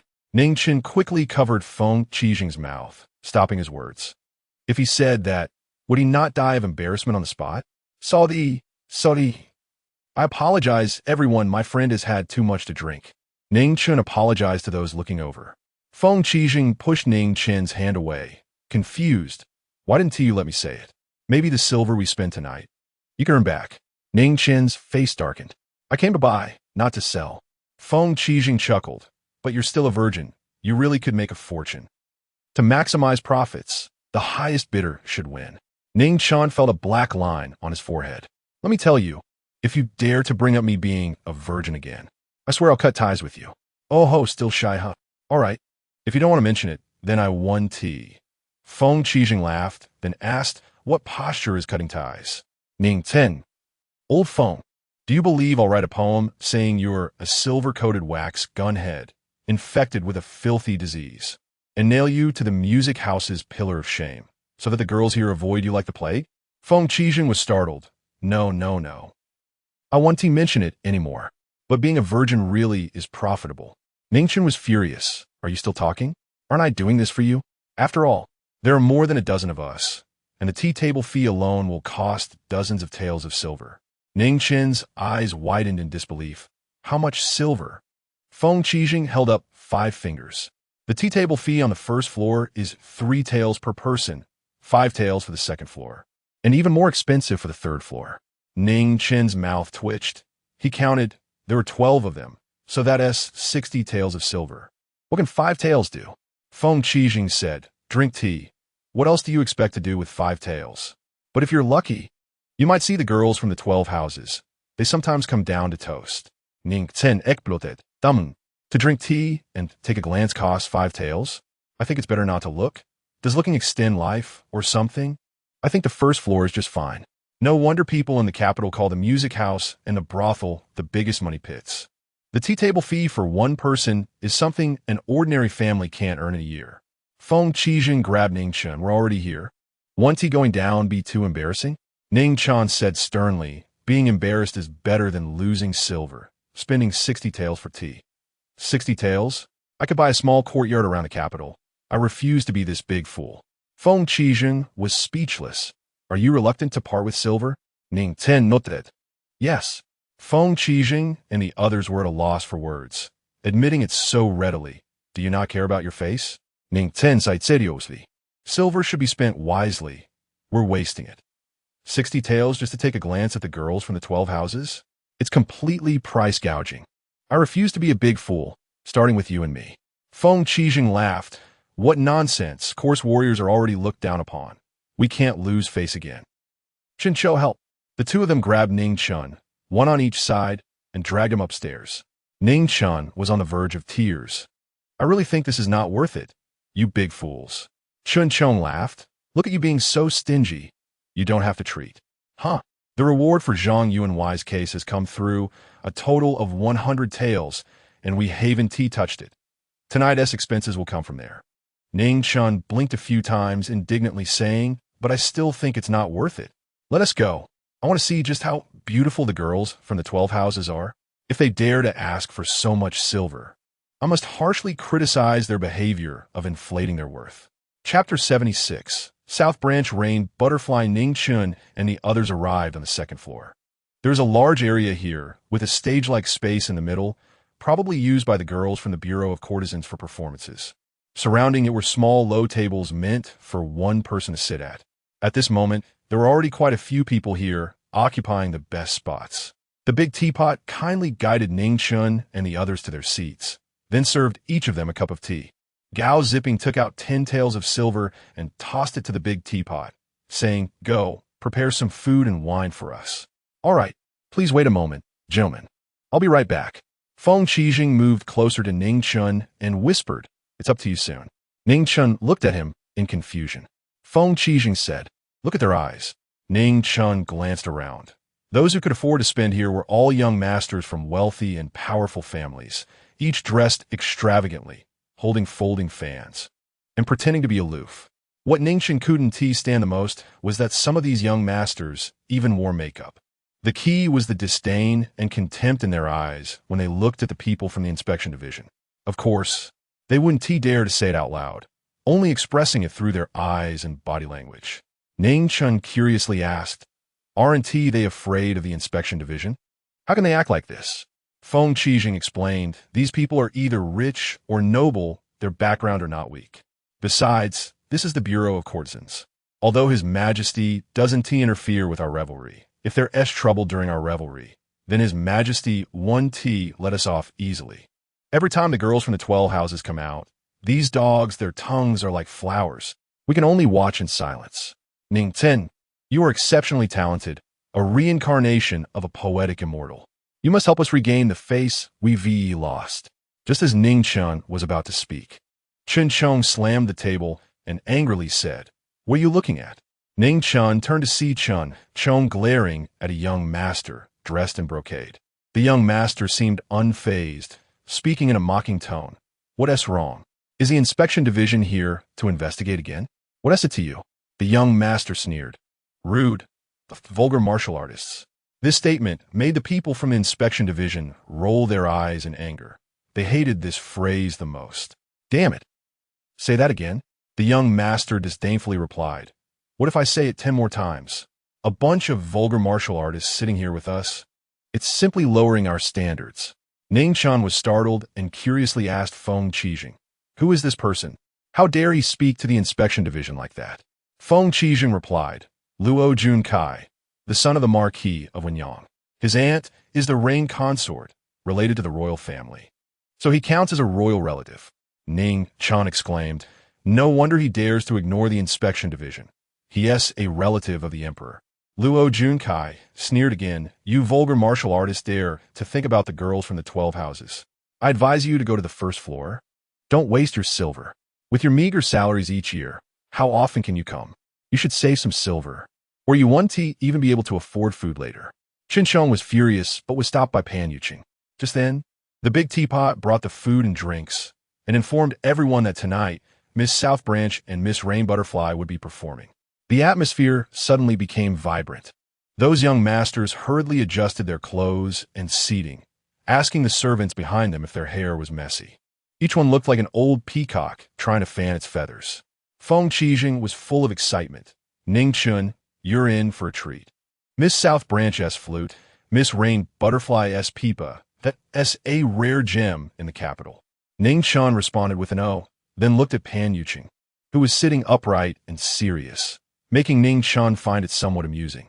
Everyone was drinking and waiting for Miss South Branch and Miss Rain Butterfly to take the stage. The literati at the back didn't mock the people from the inspection division either.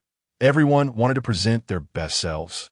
The winemaking craft in this world was generally average, with low alcohol content. It was all sweet rice wine.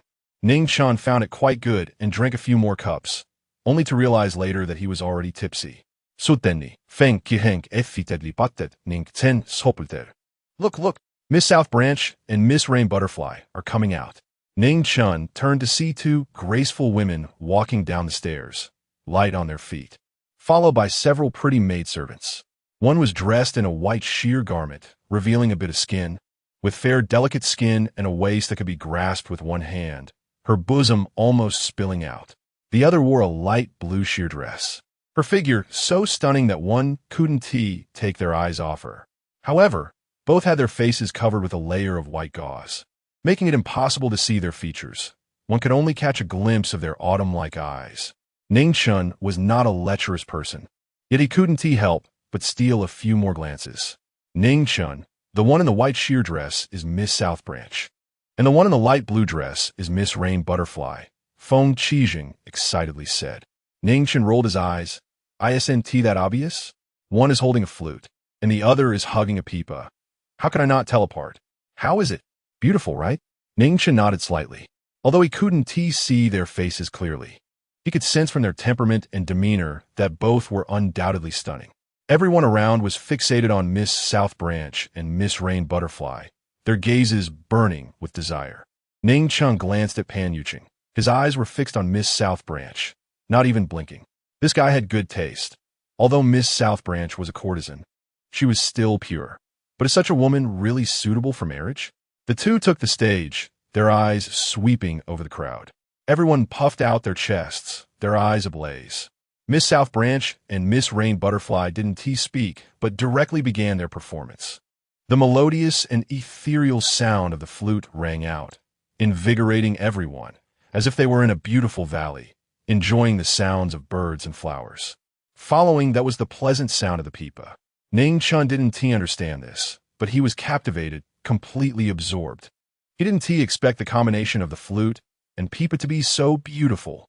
Unknowingly, the first piece ended, yet everyone was still immersed in it, unable to extricate themselves. "Gentlemen, I'll take my leave first." The melodious voice rang out, waking everyone up. Luo Junkai was the first to stand up, walking to the edge of the stage, saying, "Miss South Branch, this is a poem I wrote for you. Please don't disdain it." Others also rushed up. "Miss South Branch, this is a night pearl I specially sent someone to find for you from abroad." "Miss South Branch, this is a headpiece I spent a lot of money to make for you." "Miss Rain Butterfly, this is my family heirloom jade pendant. Please accept it." Ning Chen was dumbfounded. These sycophants, to woo a girl, they even brought out family heirlooms. Why don't they dig up their ancestors' coffins to give to Miss Rain Butterfly? Suddenly, Ning Chen's eyes narrowed. He saw Ningguan. It should be Ningguan sitting on the other side of the stage, and the stage blocked his line of sight, which was why he hadn't noticed. This bread actually came too. I wonder what Ning Gan will give. Chapter 77. Actually, I understand a bit about martial arts. Ning Gan was holding a long wooden box. He squeezed at the front of the stage and said loudly, "Miss Nanji, this is the jade flute I had someone find for you. I hope you like it." As he spoke, he opened the box. Inside was a jade flute with a warm and lustrous color. Miss Nanji's eyes brightened slightly. Ning Chen was somewhat surprised. Ning Gan had quite the talent for charming girls, knowing how to cater to their tastes. Ning Chen turned to look at Pan Yuqing. Pan Yuqing stood there like a wooden statue, gripping the poem Ning Chen had given him so tightly that it was almost wet. Ning Chen couldn't bear to watch any longer and walked over, saying, "Old Pan, what are you hesitating for? If you don't go up now, Miss Nanji might be taken by someone else." Pan Yuqing hesitated for a moment, then shook his head slightly, sighed, and said, "Forget it. We rough martial men are not worthy of her. Just being able to watch her quietly is enough for me." Ning Chen felt a black line on his forehead. In some aspects, we rough martial men are much better than those thin literary types. "Old Pan, don't be cowardly. With me backing you up, what are you afraid of? I have the literary talent, and you have the skills. Together, we are invincible." Without further ado, Ning Chen pulled Pan Yuqing up and pushed him to the edge of the stage. "Miss Nanji, over here, look this way." Ning Chen shouted a few times, but Miss Nanji did not turn around. His voice did catch Ning Gan's attention. He looked over, his expression slightly changing. Miss Nanji was very interested in his jade flute, and he felt that he was close to winning the beauty, so he couldn't let Ning Chen ruin his good fortune. "Miss Nanji, don't mind him. I know this person. He's rude and vulgar, with ugly thoughts." Ning Gan bekan toslander Ning Chen. Seeing that Miss Nanji didn't turn around, Pan Yuqing sighed and said, "Forget it." "Forget what? Do you know the 3 rules of pursuing a girl?" "What?" "First, persistence. Second, shamelessness. Third, persist in being shameless." Pan Yusheng. "Old Pan, just watch me," Ning Chen said as he began to sing loudly. "The girl across the way, look over here, look over here. There is a handsome guy here. Please don't pretend to ignore me." This strange song not only caught Miss Nanji's attention, but also drew the gaze of others. Pan Yuqing felt a bit embarrassed and wanted to slip away, but was grabbed by Ning Chen. "Miss Nanji, let me introduce you. This is our boss, Pan Yuqing, also known as Pan Jin. This year, anyway, not very old, tall and handsome, strong and healthy. Everything he eats is delicious, and most importantly, he is both literate and martial. Our boss is reliable, honest, and kind, and has admired Miss Nanji for a long time. If you think our boss is good, you could try getting to know him. What do you think?" Before Miss Nanji could respond, Ning Chen smiled and said, "By the way, our boss even wrote a poem for you. Old Pan, quickly take out the poem you wrote." Pan Yuqing hesitated for a moment, then lowered his head and shyly handed the poem to Miss Nanji, not even daring to look her in the eyes. Ning Chen couldn't help but laugh. The day he was sent to the palace for trial and encountered an assassination, Pan Yuqing had fought fiercely, dodging and cutting down arrows with one hand. And when he killed, it was 1 strike per person. What a display of power. Yet, when facing the girl he liked, he became so timid. A rough martial man could actually write poetry. It was truly a wonder in the world, though he probably didn't even understand the tones and rhymes, right? A piercing voice of mockery sounded from his side. Ning Chen turned to see it was Lu Junkai, although others didn't speak. Their eyes were filled with disdain as they looked at Pan Yuqing. Ning Chen stared at Lu Junkai and said with a smile, "While our boss is pursuing a girl, could you please keep your mouth shut?" Lu Junkai sneered coldly, mocking, "What? The inspection department controls everything. Do you want to control when others speak too?" Ning Chen frowned. "I'm curious how you manage to make sounds with your backside. Is this what they call mouth skills?" Lu Junkai's expression darkened as he pointed at Ning Chen angrily. "Rough martial man, do you dare to insult me?" Ning Chen rolled up his sleeves, his gaze turning dangerous as he stared at Lu Junkai. "Since you don't understand reason, I actually understand a bit about martial arts." Lu Junkai stepped back in fright. What do you want? Do you know who I am?" Pan Yuqing hurriedly grabbed Ning Chen, shaking his head. "Don't do anything reckless. Ning Chen just escaped from a life-and-death situation and has just come out of prison. If another incident happens, it will be difficult to get away." Feng Qijing was walking over and pointed at Ning Chen, asking Lu Junkai, "Do you know who he is?" Lu Junkai felt he had lost face, stepping back, snorted coldly, and said disdainfully, "Just a rough martial man, an insignificant character." Insignificant character? Feng Qijing sneered. This so-called insignificant character is Ning Chen, the one who beheaded the country's uncle. Lu Junkai's face turned pale, and his eyes filled with fear. Others reacted the same way. The common people might not know about this, but the sons of high officials and nobles were already aware. Ning Chen had beheaded the country's uncle and walked away unscathed. Facing such a ruthless person, who wouldn't he be afraid? Ning Chen shot a glare at Feng Qijing. Feeling speechless, Pan Yuqing frowned, saying, "Let us not bring this up again. If this reached the emperor's ears, it would make it seem like Ning Chen was arrogant due to favoritism, which would be unfavorable for him." Feng Qijing shrank his neck, chuckling awkwardly. "All right, we won't mention it again, but we can talk about another identity of Ning Chen." He looked at the literary types, hands on his hips, and said proudly, "You guys who criticize us as rough martial men every day, the poems you've written in your lifetime don't compare to one of Ning Chen's. Drunk, I light a lamp to look at my sword, dreaming of blowing the horn in the camp. 10 paces to kill a person, leaving no trace over 1,000 miles. I fear not the shattering of my body, but I want to leave a clean reputation in the world." You all must have heard these poems, right? These are all written by Ning Chen. Suddenly, everyone was in an uproar. These extraordinary works were all written by Ning Chen. Even Miss Nanji and Miss Yudi looked at Ning Chen in surprise. The incident of Lanxing happened in the court, and the civil and military officials had tacitly agreed not to spread it outside, because once everyone knew that Ning Chen was Lanxing, those who came to seek poems would surely be as numerous as fish crossing a river. It would be difficult for them to seek poems again. Who can't boast? Everyone knows these masterpieces were written by Lanxing. How did they become attributed to Ning Chen? Lu Junkai sneered, and others nodded in agreement. Feng Qijing sneered and said, "A bunch of idiots.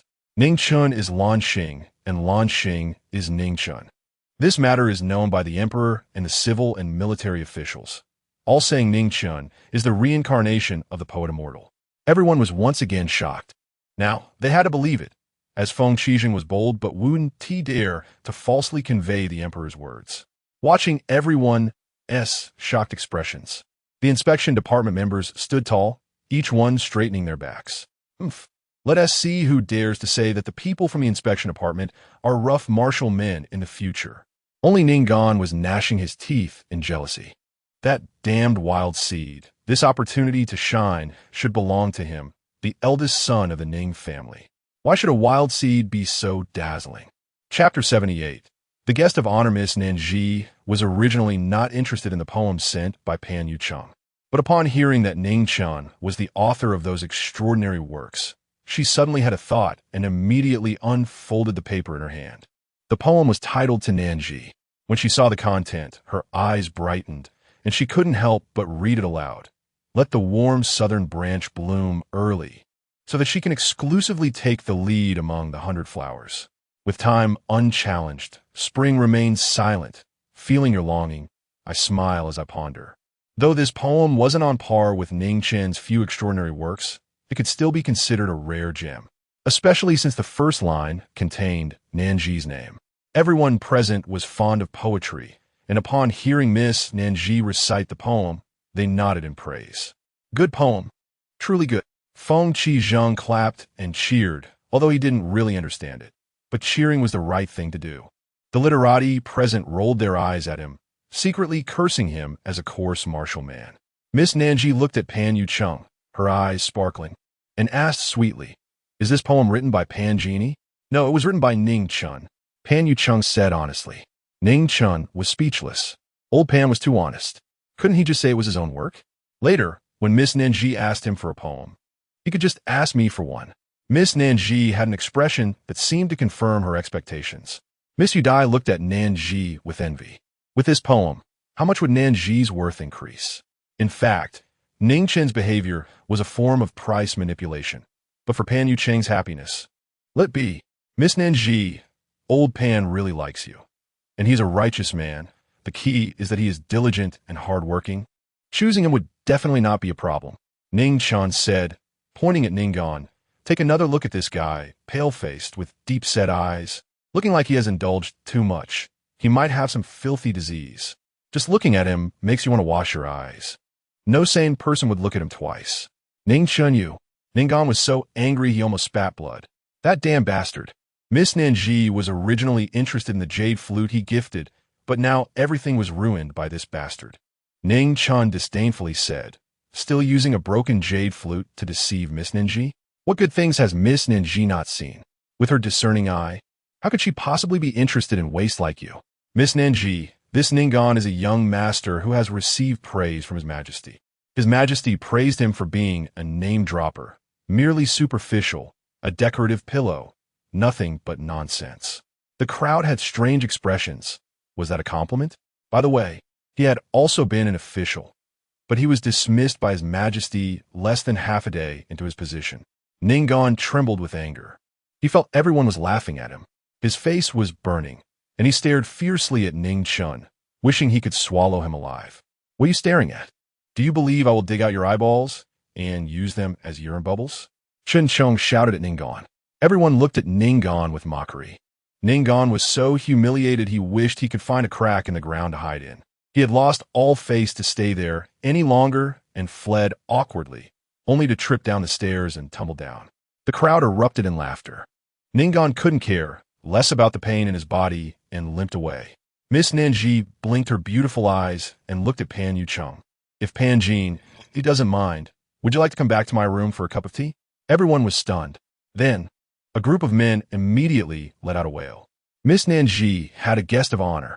Bringing a man back to her room didn't necessarily mean surrendering.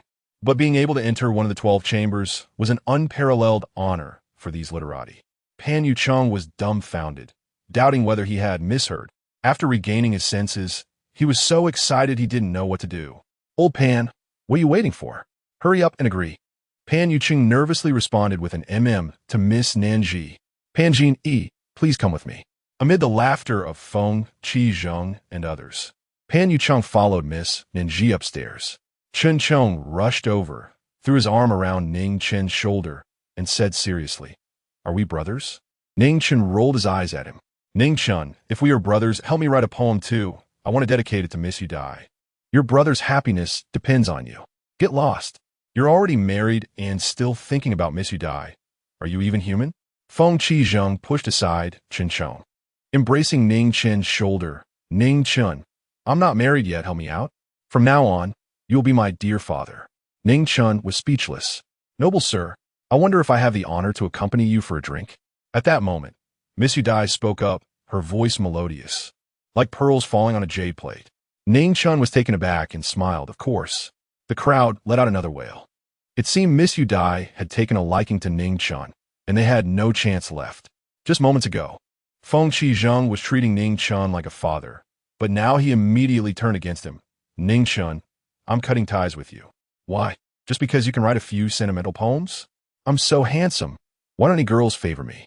Chen Chong stroked his stubbly chin, feeling sorry for himself. The others glared at Ning Chen, wishing they could take his place. Yu-Dai descended from the stage, came to Ning Chen's table, poured 2 cups of wine, handed one to Ning Chen, and looked at him affectionately. This woman's eyes were truly beautiful. He wondered what her face looked like. Ning Chen took the wine cup and drank it in one go. Ning Chen, you've drunk this wine. You have to write a poem for Miss Yu-Dai. Feng Qi Zheng started to cheer. The others looked forward to it, all fond of poetry. Yu-Dai looked at Ning Chen with hopeful eyes, sweetly saying, I wonder if I have the honor? Ning Chen thought for a moment. Wasn't it just a poem? He had plenty. Anyway, they were all free. All right, then I'll write one for you. Yu-Dai's eyes sparkled with anticipation. Ning Chen pretended to think, then snapped his fingers and smiled. Got it. After countless calls, she finally appears, still holding the pipa, half concealing her face. With a few plucks of the strings, before the melody forms, feelings already arise. After Ning Chen finished, he glanced at the crowd. The literati were all excited, their faces flushed, because they had witnessed the birth of an extraordinary work. Miss Yu-Dai was also so excited that her breathing quickened, her autumn-like eyes fixed tightly on Ning Chen. Are you satisfied, miss? Miss Yu-Di nodded repeatedly. She was very satisfied to receive a poem from the noble sir. I have no regrets in this life. Noble sir, what is the title of this poem? Ning Chen smiled. Let's call it to You Die. Miss You Die was overjoyed, her watery big eyes curving into crescent moons. With this title, this poem belonged to her. No one could take it away. Thank you, noble sir. You die gracefully bot. She looked at Ning Chen with eager eyes. If the noble sir doesn't mind, I have some fine wine in my room. Would you like to move to my room for a drink? The surrounding men let out another wail. It was over. Miss You Die also had a guest of honor. Chapter 79, You, I Want You. Ning Chen thought for a moment and nodded in agreement. He just wanted to try some fine wine, not to covet Miss You Dai's body. You Dai's eyes sparkled with joy. Young Master Ning, please follow me. Ning Chen followed Miss You Dai upstairs amidst the envious and jealous gazes of a group of men. Miss You Dai, Ning Chen is still a naive little chick. You must be gentle with him, Feng Qi shouted loudly. Ning Chen stumbled slightly, almost falling down the stairs. He turned back and glared fiercely at that scoundrel Feng Qi, who was clearly jealous of him. Everyone wore a teasing expression, realizing that Ning Chen was still a little chick. Ning Chen followed Miss You Dai into a spacious room. The room was large, elegantly decorated, and a faint orchid fragrance lingered in the air, which was very pleasant. Young Master Ning, please take a seat. There was a low table in front of a screen, with snacks like pastries on it. You Dai sent the maid away, closed the door, and soon returned with a pot of wine. She sat down opposite Ning Chen and poured 2 cups of wine. Young Master Ning, this is top-quality apricot blossom wine. Please have a taste. Ning Chen raised his cup and drank it in one gulp. The wine was indeed good, much richer than what he had drunk before. At that moment, You Dai removed the white veil covering her face. Ning Chen was instantly mesmerized. Her small face, about the size of a palm, was fair and delicate with a straight, prominent nose and a rosy cherry-like mouth, complemented by a pair of watery big eyes, making her look like a finely crafted doll. It was no exaggeration to say that, whether in this life or the previous one, he had never seen a woman who could compare to You Dai.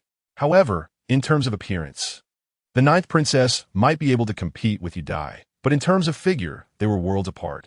The 9th princess was still a child, her development not yet complete. Who knows how she would turn out in the future? You Dai was not much older, looking only about 18 or 19. Am I beautiful? You Dai asked with a smile, looking at Ning Chen. Ning Chen noted, beautiful. Thank you for the compliment, young master. Come, let's drink another cup. With a beauty by his side and the aroma of wine, Ning Chen unknowingly drank too much. Young Master Ning, you seem a bit tired. Would you like me to give you a massage? Ning Chen had just come out of prison and was indeed a bit fatigued. He nodded in agreement. You Dai moved next to Ning Chen and gently began to knead his shoulders. Her technique was good, and Ning Chen looked very relaxed. Young master, lie down, and I'll massage your head. Ning Chen turned around and noticed there was nothing to rest his head on. If you don't mind, you can rest it on my legs. I don't mind, of course. Ning Chen lay down, resting his head on You Dai's legs. You Dai gently pressed the acupoints on his head. Ning Chen realized that his line of sight was blocked, and he couldn't see You Dai's face. Her ample curves obstructed his view. So slim? How can she be so well endowed? There's no such thing as breast enhancement in this world. You Dai's figure was definitely genuine. A woman who can't see her toes when looking down is a rare beauty. Lying on You Dai's soft and elastic thighs, enjoying the massage from the beauty, combined with the effects of the wine, Ning Chen unknowingly fell asleep. When Ning Chen woke up, he had no idea what time it was. Young master, you're awake? Ning Chen sat up, stretched a bit, and asked, how long did I sleep? You slept for about 2 hours. Ning Chen was taken aback. 2 hours was 4 hours. He looked at You Dai. You didn't move for 2 hours? Why didn't you wake me? You Dai shyly nodded, saying, you looked so peaceful while sleeping. I didn't dare to disturb you. As she spoke, she slowly got up, but after not moving for 2 hours, her blood circulation was poor. She couldn't stand up immediately, and her legs gave way, causing her to fall towards the ground, letting out a sharp scream. Ning Chen reacted quickly, reaching out to catch the fallen You Dai. You Dai fell directly into Ning Chen's arms, knocking him down to the ground. Ning Chen could clearly feel her astonishing elasticity. Their eyes met, staring at the exquisite face so close, and her rosy little mouth made Ning Chen's breath quicken as he leaned in for a kiss. At that moment, any hesitation would be disrespectful to Yu-Dai was momentarily stunned, her watery big eyes widening even more, and when she came to her senses, she symbolically struggled. But her strength was not much. Ning Chen suddenly let go of her. Yu-Dai was taken aback, a hint of disappointment in her eyes. And then she climbed off Ning Chen. Ning Chen sat up, looked at her, and asked, "Have you been with a man before?" Yu-Dai gently shook her head. Ning Chen smiled and said, "Good. From now on, you will have one. I want you, so come with me. Of course, if you're unwilling, I won't force you." Yu-Dai lowered her head in thought, her little face flushing, and she gently nodded. Although she was one of the 12 houses in the brothel, as long as she was in the brothel, her purity would eventually be given away. The women in the brothel all had their first night auctioned off by the madam, going to the highest bidder. Yu-Dai was one of the 12 houses, a signature of the brothel, and the madam generally wouldn't make things difficult for them. But one could never tell when the madam might see money and sell off Yu-Dai's first night. Rather than letting someone else take advantage, she might as well give herself to Ning Chen. Ning Chen was talented, and most importantly, he was a little chick, so she wouldn't be a loss. Then, I will help young master bathe. Ning Chen laughed. I just took a bath before coming. Saying that, he directly picked up Yu-Dai and strode towards the inner room. Young master, do we need to call the madam? The madam was the owner of the brothel, also known as the madam. Ning Chen was slightly taken aback. What do we need her for? To guide us. Although I've heard a lot from my sisters, I have no experience at all, and I'm afraid I won't serve young master well. Ning Chen was filled with black lines. Did such things really need guidance? It's not like they were filming an adult movie. Cough, there's really no need, Yu-Dai shyly said. But aren't you also a first-timer? Ning Chen thought to himself, this life is indeed a first time, but in the previous life, I had plenty of experience. I'm naturally intelligent. I can learn many things without a teacher. As he spoke, he carried Yu-Dai into the inner room. The inner room wasn't large, but the bed was big, and Ning Chen was quite satisfied. He gently placed Yu-Dai on the bed. Young master, please wait a moment, Yu-Dai said as she got off the bed and searched for a while, finding a piece of white silk and spreading it on the bed. Ning Chen understood. This was to catch the blood. Yu-Dai shyly climbed back onto the bed, obediently lying down, her watery big eyes blinking, filled with anticipation and fear. Ning Chen's lips curled up as he took off his boots, then climbed onto the bed and casually lowered the bed curtains. Soon, pieces of clothing flew out from behind the curtains, scattering everywhere. Young master, please take care of Yu-Dai. I'm afraid it will hurt. Yu-Dai's weak voice rang out. In response, Ning Chen exclaimed in surprise, wow, so big. Chapter 80. We are ashamed to be associated with you. When the light blue gauze skirt was removed and the bodice fell to the floor, Yu-Dai nervously trembled slightly. She tightly closed her eyes, and her trembling eyelashes revealed her anxiety and unease. Ning Chen's breath quickened, and his throat felt dry. What a treasure. This figure is unbeatable. Don't be nervous. It might hurt a little at first. Just bear with it. Ning Chen softly comforted her. The flower path had never been swept for guests. The thatch door now opens for you. With Yu-Dai's cry of pain, the room fell into a brief silence. After a moment, the big bed began to sway rhythmically. What followed is paid content. The next day, in the morning, after waking up, Ning Chen turned to look at the beauty sleeping beside him, and his hands wandered over her creamy skin. Yu-Dai let out a soft whimper. Her long eyelashes fluttered a few times, and she slowly opened her eyes. Upon finding Ning Chen looking at her, along with his mischievous hand, her little face flushed red, and she sweetly asked, "Young master, are you awake?" Ning Chen replied with a hum. "Then I will serve you to change your clothes." Yu-Dai attempted to get up, but immediately cried out in pain, her willow-like brows slightly furrowing. Ning Chen chuckled. "You rest well, I'll do it myself." He originally wanted to add a morning shift, but thinking that it was Yu-Dai's first time last night, he gave up that idea. Ning Chen stretched. "I want to lie down. I don't want to go to work." Yu-Dai blinked her big eyes and shyly said, "It's Yu-Dai who didn't serve the young master well. Next time, when a young master lies down, I will serve you." She thought Ning Chen was dissatisfied with her performance last night. Ning Chen couldn't help but laugh, pinching her little nose. So cute. He let Yu-Dai continue to rest while he got out of bed and dressed. "Rest well. I'll come to see you in a few days." Yudi obediently replied with a hum. Ning Chen left. He went outside and found Yudi's maid standing at the door. The little maid looked at Ning Chen with an ambiguous expression. Ning Chen tossed her a few coins. Take good care, Miss Yudi. Thank you, young Master Ning. Ning Chen waved his hand and went downstairs. When he reached the bottom, he suddenly stopped for a moment. Should he pay? Yudi didn't say anything, and neither did her maid, so it shouldn't require payment. Bah! Paying would tarnish the pure relationship between him and Yudi. Another day of freeloading. Freeloading makes him happy. He called for the big teapot, asking it to bring his horse to the door. Young master, your colleagues have already taken your horse. They are waiting for you at the door. Ning Chen responded with an "oh" and went to the door.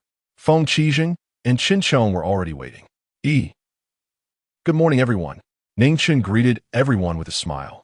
Feng Qijing and Qin Chong rushed over, one grabbing his neck and the other shaking his shoulder.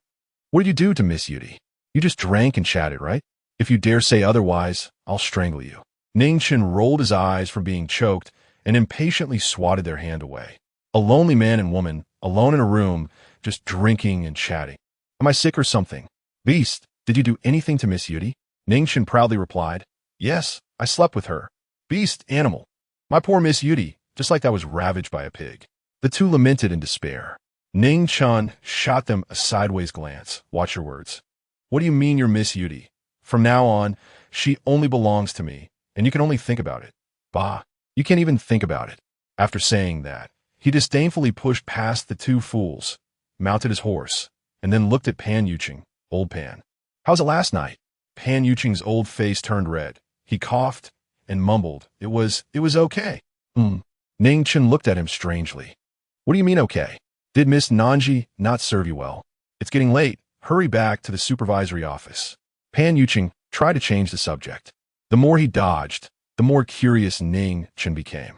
Just as he was about to ask more, Feng Qijing ran over with a smug grin. The boss sat alone all night last night, huh? Ning Chen was taken aback. Sat alone all night? Or did something else happen? Feng Qijing grinned. The boss sat alone all night. He even made Miss Nanji fall asleep. Ning Chen looked at Pan Yuqing in shock. Old Pan, do you have some kind of issue? Pan Yuqing's old face turned red, glaring at him. I won't touch her until I'm sure Miss Nanji likes me. What the hell? She brought you back to her room, and you're acting like a gentleman? You had your chance, and you wasted it. Old Pan, let me tell you a story. A man and a woman lay on a bed, and the girl said to the boy, If you dare touch me, you're a beast. As a result, the boy didn't dare to move all night, and the next morning, the girl slapped the boy. Do you know why? Pan Yuqing shook his head, and the others looked on with curious faces. Ning Chen smiled, because touching is being a beast. Not touching is worse than being a beast. Do you think he deserved that slap? Everyone burst into laughter. Pan Yuqing's old face turned red. That's nonsense. Ning Chen laughed. This is not nonsense. Since Miss Nanji brought you back to her room, and you sat alone all night, then Miss Nanji would fall into deep suspicion. Pan Yuqing asked in confusion. Suspicion of what? Suspecting her own charm? Suspecting that you don't like her? Suspecting that there's something wrong with your body? Pan Yuqing froze. Would she really think that? Ning Chen nodded seriously. Old Pan, this is the Jiaofeng division. What do men come here for? The girls in the Jiaofeng division can't be unclear about that. No one should pretend to be pure. Otherwise, it's too hypocritical. Pan Yuqing fell into deep thought. After a while, he looked at Ning Chen and asked, Should I explain it to Miss Nanji? Of course, very necessary. Then I'll go explain now. Pan Yuqing dismounted and hurried into the Jiaofeng division. Ning Chen chuckled, Brothers, let us go. Aren't we waiting for boss? What are we waiting for? Being late to work costs money. With old Pan's position, being late once incurs a fine of 10 taels of silver. Next time, one tea that be our drinking money? Everyone looked at each other. Feng Qijing indignantly said, Ning Chen, you dare to scheme against the boss? You're too bad. That's right, too shameless. We are ashamed to be associated with you. Let us go. Oh, and take the boss's horse too. That way he can't avoid being late. Ning Chen rolled his eyes in anger. You bunch of animals. Not acting like human sons? Wait for me. As Ning Chen and the others ran off, they took Pan Yuqing's horse with them. Along the way, Ning Chen curiously asked, How did you know the boss sat alone all night? Feng Qijing pointed at Qin Chong. He eavesdropped outside Miss Nanji's door for half the night. Chun Chong spat. Didn't you hear? Ning Chen's forehead twitched. You guys are too perverted. Eavesdropping like that? What the hell? You didn't eavesdrop on me, did you? A group of people snickered. Ning Chen's mouth twitched. You guys really don't act like human sons. Chapter 81. Going home for a nap, Ning Chen and his group returned to the supervisory office. Ning Chen, what are you looking at? Feng Qijing and the others were tying up their horses when they noticed Ning Chen staring intently at the hitching stone. Chen Chong walked over, glanced at Ning Chen, and then at the hitching stone, asking, "What are you looking at? Is this hitching stone a treasure?" Ning Chen nodded excitedly. Indeed, it's a treasure, a great treasure. Upon hearing it was a treasure, the others gathered around. However, after looking for a long time, they still couldn't figure out what was special about it. Isn't this just a broken stone? Feng Qijing muttered. Ning Chen looked at him and asked, "Where did this stone come from?" Feng Qijing replied, "From the West Mountain. Most of the stone materials used in the capital are transported from the West Mountain." Is the West Mountain far? Not far with a good horse. You can make a round trip in a day. Ning Chen smiled mysteriously and turned to run into the supervisory office. Feng Qijing and the others exchanged glances, then stared at the hitching stone for a long time, still unable to discern anything special about it. When they returned, they found Ning Chen already preparing to draw. Feng Qijing watched for a long time and asked, "Ning Chen, what are you drawing?" "Good stuff. You'll know when the time comes." Ning Chen continued to draw. After a while, he put down his brush, looked at what he had drawn, and nodded in satisfaction. Then, Ning Chen tucked the completed drawing into his clothes and asked, "Do you know where the best blacksmith shop in the city is?" Feng Qijing thought for a moment and said, "For private ones. Lu's blacksmith shop in the outer city makes the best ironware. Are you going to forge some weapons? You can go to the Ministry of War. The best blacksmiths are there." Ning Chen pondered and said, "Let's go. Take me to Lu's blacksmith shop." The two rode to Lu's blacksmith shop in the outer city. The sounds of hammering iron echoed continuously. Seeing the two, a muscular man with his upper body bare approached. "Gentlemen, what do you need?" he asked, noticing Feng Qijing's fish scale uniform. Ning Chen asked, "Are you the shopkeeper?" The man hurriedly replied, "My father is not here. You can talk to me about anything." Ning Chen took out the drawing and handed it to him, saying, "Take a look. Can the things on this paper be forged?" The man took the drawing and, although he couldn't understand what was on it, he said, "Sir, it can be forged." Ning Chen's expression brightened. "Great, help me forge the items on it. How long will it take?" "One day. You can come and pick it up at this time tomorrow," he replied. "They are all small parts. It won't take much time." Ning Chen nodded. "All right, I'll come and pick it up tomorrow. By the way, what's your name?" "Commoner Lu Tieshu," he replied. Ning Chen suddenly became serious and said, "These things must be kept confidential. If word gets out, the prison of the supervisory office will be your future home." Lu Tieshu was frightened and nodded repeatedly.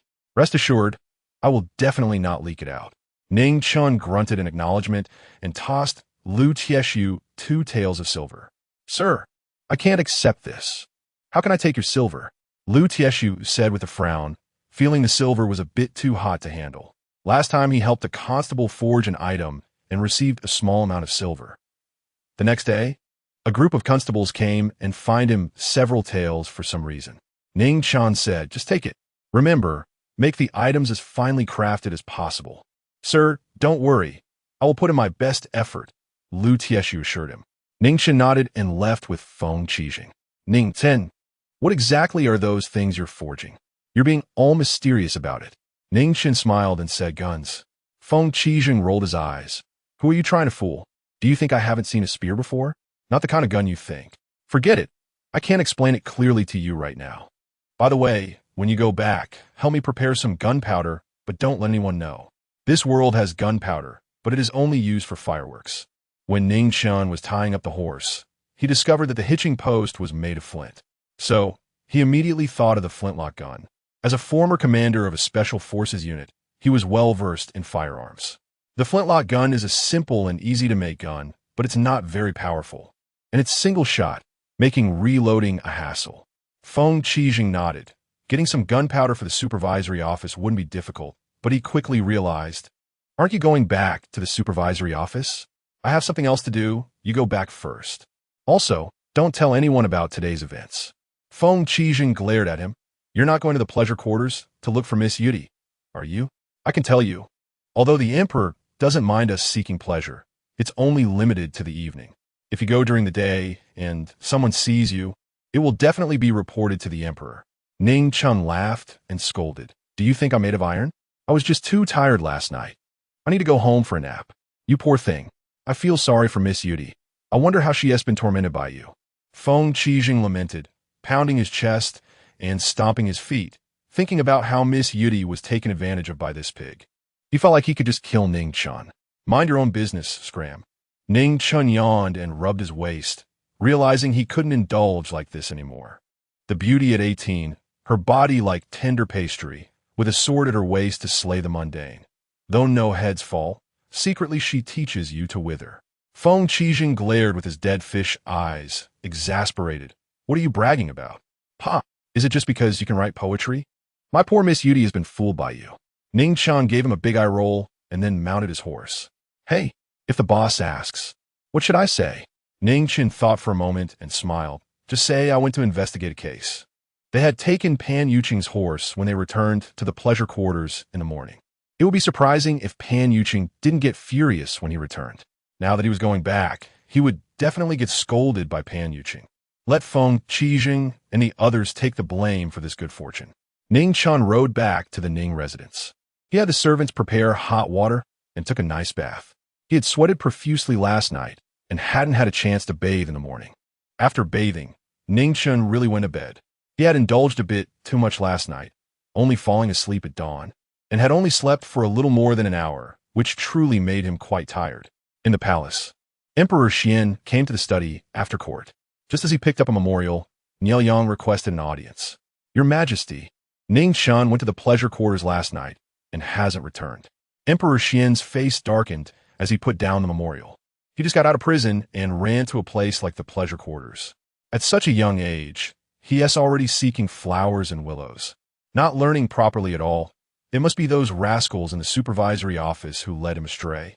Nielyang lowered his head, feeling a bit sympathetic towards Ning Chen's colleagues. If Ning Chen didn't want to go, could they really force him? Your Majesty favors Ning Chen too much. What did he do at the pleasure quarters? This? Nielyang was a bit confused. What else could one do at the pleasure quarters? But since the emperor asked, he couldn't dare to not answer. Returning to your Majesty, Ning Chen went to the pleasure quarters, wrote 2 poems, and then went to Miss Yudi's room, only coming out in the morning. After returning to the supervisory office, he stayed for a short while before going to the outer city, and then he went home. Chapter 82. Poor Your Majesty, as soon as the Xian emperor heard the poem, his eyes brightened slightly. What poem? Nielyang quickly recited the 2 poems written by Ning Chen the night before. The Xian emperor had a good memory. After hearing them once, he picked up a brush and wrote the 2 poems down on paper. Good poems, especially this second one, another masterpiece. The Xian emperor praised it without reservation. However, when he saw the title of the poem, his brow furrowed, and he angrily exclaimed, "What nonsense! Such a good poem, yet given to a woman of the brothel? It's simply a waste. I was thinking he had just come out of prison and should rest for a few more days. I didn't expect this useless fellow to have thoughts of seeking pleasure." With a stern expression, he issued a decree. Ning Chen was to go to the border in 5 days. If he did not resolve the issues with the Tuo Luo kingdom, he was not allowed to return to the capital. Eunuch Quan bent down respectfully and said yes. The Xian emperor frowned and glanced at Nielyang. Have you investigated the background of that woman named Yudai? Nielyang bowed and respectfully replied, reporting to your Majesty, I have investigated. Yudai is the daughter of Lu Chen, the former magistrate of Qinghe County in Xiuzhou. Lu Chen was sentenced to death for corruption. The male members of his family were exiled 3,000 miles away, and the female members were sent to the Imperial Music Bureau. Yudai is intelligent and talented, skilled in music, chess, calligraphy, painting, poetry, and song. She became the top courtesan in the Imperial Music Bureau and remained a virgin until last night. When she met Ning Chen, the Xian emperor's expression grew increasingly grim. The daughter of a criminal? This rascal Ning Chen. Why choose someone like her? Is he trying to infuriate me? Nielyang was so frightened that he didn't dare to breathe. The Xian emperor's eyes hardened as he said, Nielyang, Go and secretly execute that woman named Di. I cannot allow someone I value to have any association with a woman of the brothel. It would be detrimental to his reputation in the future and would invite criticism. Niel Yang's heart skipped a beat, and he hurriedly said, I obey. Just as Niel Yang was about to leave, the Xian Emperor called him back. With a sigh, the Xian Emperor said, forget it. After all, she is his boy's first woman. If we execute her, he will surely resent me. Never mind. Let's keep her. Fortunately, she is still a virgin. Let her serve Ning Chen. Ni Liang va stunt. This was the first time he had seen the emperor retract a decree. The emperor was truly too indulgent of Ning Chen. The Xian emperor rubbed his temples. He had originally considered marrying the 9th princess to Ning Chen, but it seemed Ning Chen was not interested in the 9th princess. This was what angered him the most. He would rather find a woman of the brothel than his own daughter. Thinking of this, he almost issued a decree to castrate Ning Chen. Ning Chen was still unaware that by sleeping with Di, he had nearly cost her life. If it weren't for the Xian emperor's moment of mercy, Di would undoubtedly be dead. Ning Chen was sleeping soundly. On this cold day, hiding under the blankets was simply too comfortable. However, the loud knocking on the door startled him awake. Fourth young master, come out quickly, there's something in the palace. It was the voice of Steward Wu. Before he could finish, Ning Chen angrily shouted, get lost. If you knock again, I'll castrate you and send you to the palace. After cursing, Ning Chen was fully awake. It seemed Steward Wu mentioned something about the palace. What's going on in the palace? Ning Chen asked. Steward Wu shouted, someone from the palace has arrived, asking for the fourth young master to receive the decree. Receive the decree? Ning Chen didn't dare to delay, hastily getting out of bed, putting on a cloak, and heading out. When he arrived at the main hall, Ning Ziming was on duty today and was not in the residence. Besides the Chong family mother and son, there was also a eunuch delivering the decree and several guards. Just as Ning Chen was about to enter, he heard the eunuch's sharp voice calling out, Ning Chen, kneel outside to receive the decree. Ning Chen was taken aback. Why was he kneeling outside to receive the decree? It was freezing out there. However, he didn't ask further and knelt down on the steps, thinking it wouldn't take long, right? Then he waited for a long time, but didn't hear the eunuch speak. Ning Chen looked over suspiciously and saw the eunuch holding the decree, his eyes slightly squinted, as if he were asleep. Damn, did this little eunuch also go to the brothel last night? He looked even more exhausted than Ning Chen, standing there and falling asleep. Eunuch, read the decree. Ning Chen couldn't help but remind him. He was only wearing undergarments, with a cloak over it, and was already freezing. The eunuch seemed deaf, continuing to squint his eyes without any response. Hey, eunuch, wake up. Quickly read the decree. Finally, the eunuch reacted, opened his eyes to look at Ning Chen, and coldly snorted, the emperor has decreed that Ning Yi's temper is too strong, and you should calm down. Huh? Ning Chen was baffled. What does this mean? The emperor said he was too hot-tempered? Damn, the emperor wouldn't have found out that he went to the Imperial Music Bureau last night, would he? This was the only thing related to being too hot-tempered. Wasn't the emperor indifferent to the inspectors going to the brothel? Eunuch, how long should I calm down? The eunuch ignored him. Ning Chen was furious. What kind of nonsense is this? Is the emperor bored? It must be that the emperor's harem is filled with ugly women, and he is envious of him. If you're envious, you can go to the brothel too. Why take it out on me? Almost forgot. The emperor is the ruler of a nation. Going to the brothel wouldn't be appropriate. Poor emperor, facing that old witch of a queen every day, truly too pitiful. This damn emperor, it's better if he doesn't do anything. Ning Chen complained in his heart and began to sympathize with the Xian emperor. But half an hour passed, and the eunuch still didn't seem to have any intention of speaking. The Chong family mother and son were full of glee. The emperor's decree reprimands him. It seems this little wild seed is about to lose favor. Ah! A sneeze. Ning Chen sneezed. It was too cold, and snot was freezing. Only then did the eunuch open his eyes and ask, Ning Yi, are you calmer now? Calmer? I'm too calm. I'm almost frozen solid. The eunuch finally opened the decree and sharply declared, the emperor has decreed that Ning Chen is to go to the border in 5 days. There must be no mistakes. If the Tuo Luo kingdom issue is not resolved, you are not allowed to return to the capital. Ning Chen's mot tichet. What kind of wind blew through the emperor's head? Forget it. The emperor's heart is as deep as the sea, and it's not something one can fathom. Minister, I received the decree. The eunuch handed the decree to Ning Chen and then left with his entourage. Ning Chen stood up shakily, rubbing his knees, inadvertently noticing the Chong family mother and son wearing glee on their faces. A bunch of fools, as if you haven't knelt before? After cursing them, Ning Chen limped away. The decree is as if the Xian emperor himself is present. Who would dare not kneel? The Chong family mother and son also knelt for more than half an hour, but they were inside while Ning Chen was outside. With the help of the maid, the Chong family mother and son stood up, trembling. Mother, what does the emperor mean by this? Can't you see? This little wild seed is about to lose favor. The emperor is sending him to the border for battle. Does this wild seed know how to fight? Better yet, it would be best if he dies at the border and never comes back. Meanwhile, Ning Chen returned to his room, casually tossing the decree on the table, then jumped onto the bed and wrapped himself tightly in his little blanket. It was too cold. He was completely frozen. Unknowingly, he dozed off again. On the other side, the eunuch returned to the palace and reported to the Xian emperor. Originally, the emperor was quite happy to punish Ning Chen a little, but when he heard that Ning Chen had sneezed from the cold, the emperor's expression suddenly turned very grim. You worthless thing! I told you to punish him a little, not to freeze him sick. You useless thing! If he gets sick, I will take your head. The Xian emperor was furious, slamming the memorial in his hand onto the eunuch.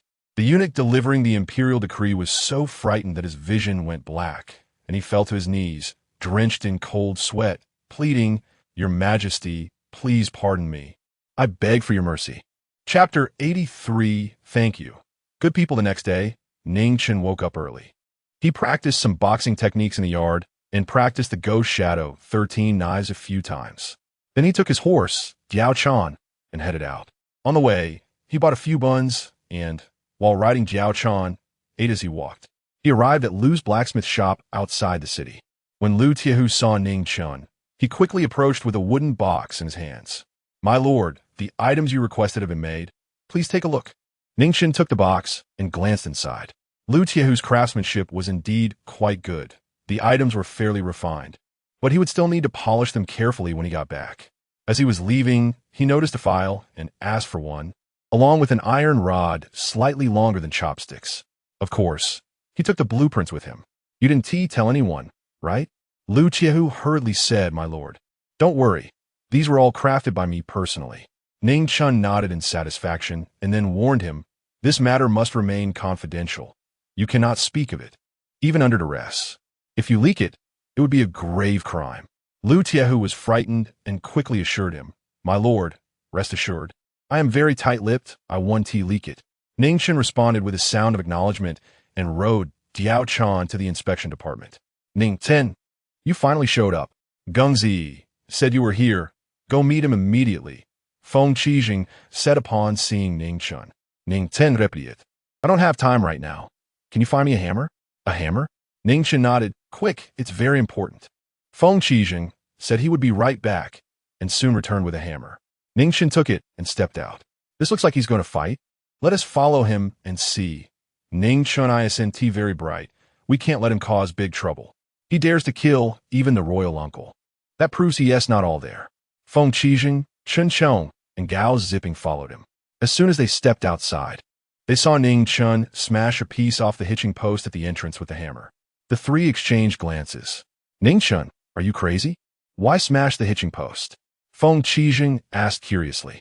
Ning Chen picked up the broken stone, smiled mysteriously, and said, You'll find out soon enough. I really envy you for knowing me, because next you will witness a miracle. The group was left bewildered. Ken Tong upbrottet, doket Ning Ten's for the head. Then his own. He doesn't have a fever. Why is he talking nonsense? They thought Ning Chen was acting strangely. Ning Chen returned to the inspection department and asked Feng Qijing to bring the gunpowder that had already been prepared, and asked for an empty room. Feng Qijing and the others watched as Ning Chen entered the room and closed the door, looking worried. I think Ning Chen is a bit off. He looks like he is acting weird. Could he be possessed? Gao Zipping said, Should we get him a shaman to drive out the ghost? Feng Qijing said seriously, I don't think he is possessed. Maybe he just shot his brains out the night before. Everyone's mouth twitched in disbelief. What are you all doing here? Has Ning Chen come? Gung Jing approached, curious about the crowd. Feng Qijing and the others hurriedly bowed.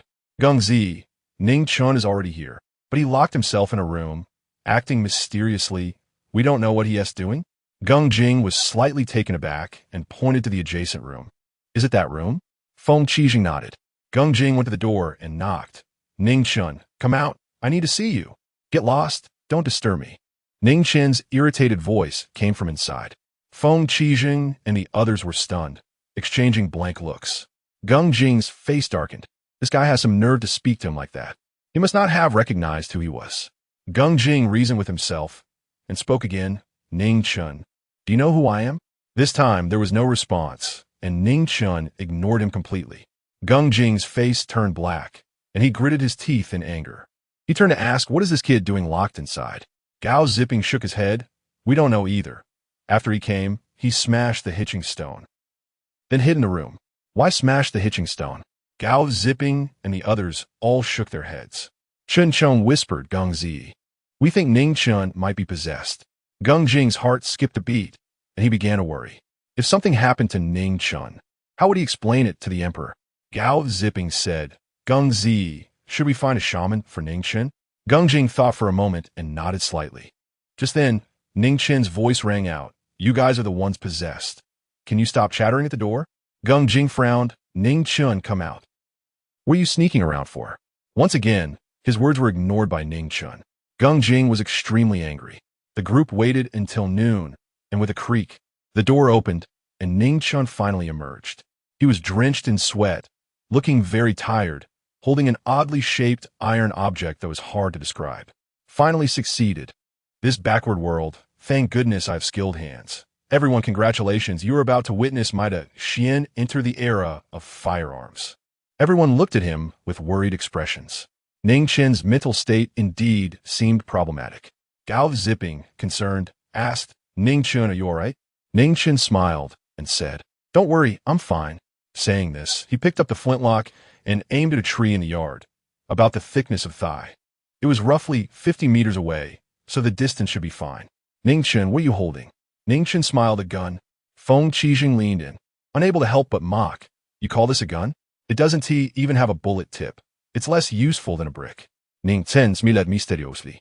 Who says it can't kill without a bullet tip? Come on, everyone cover your ears.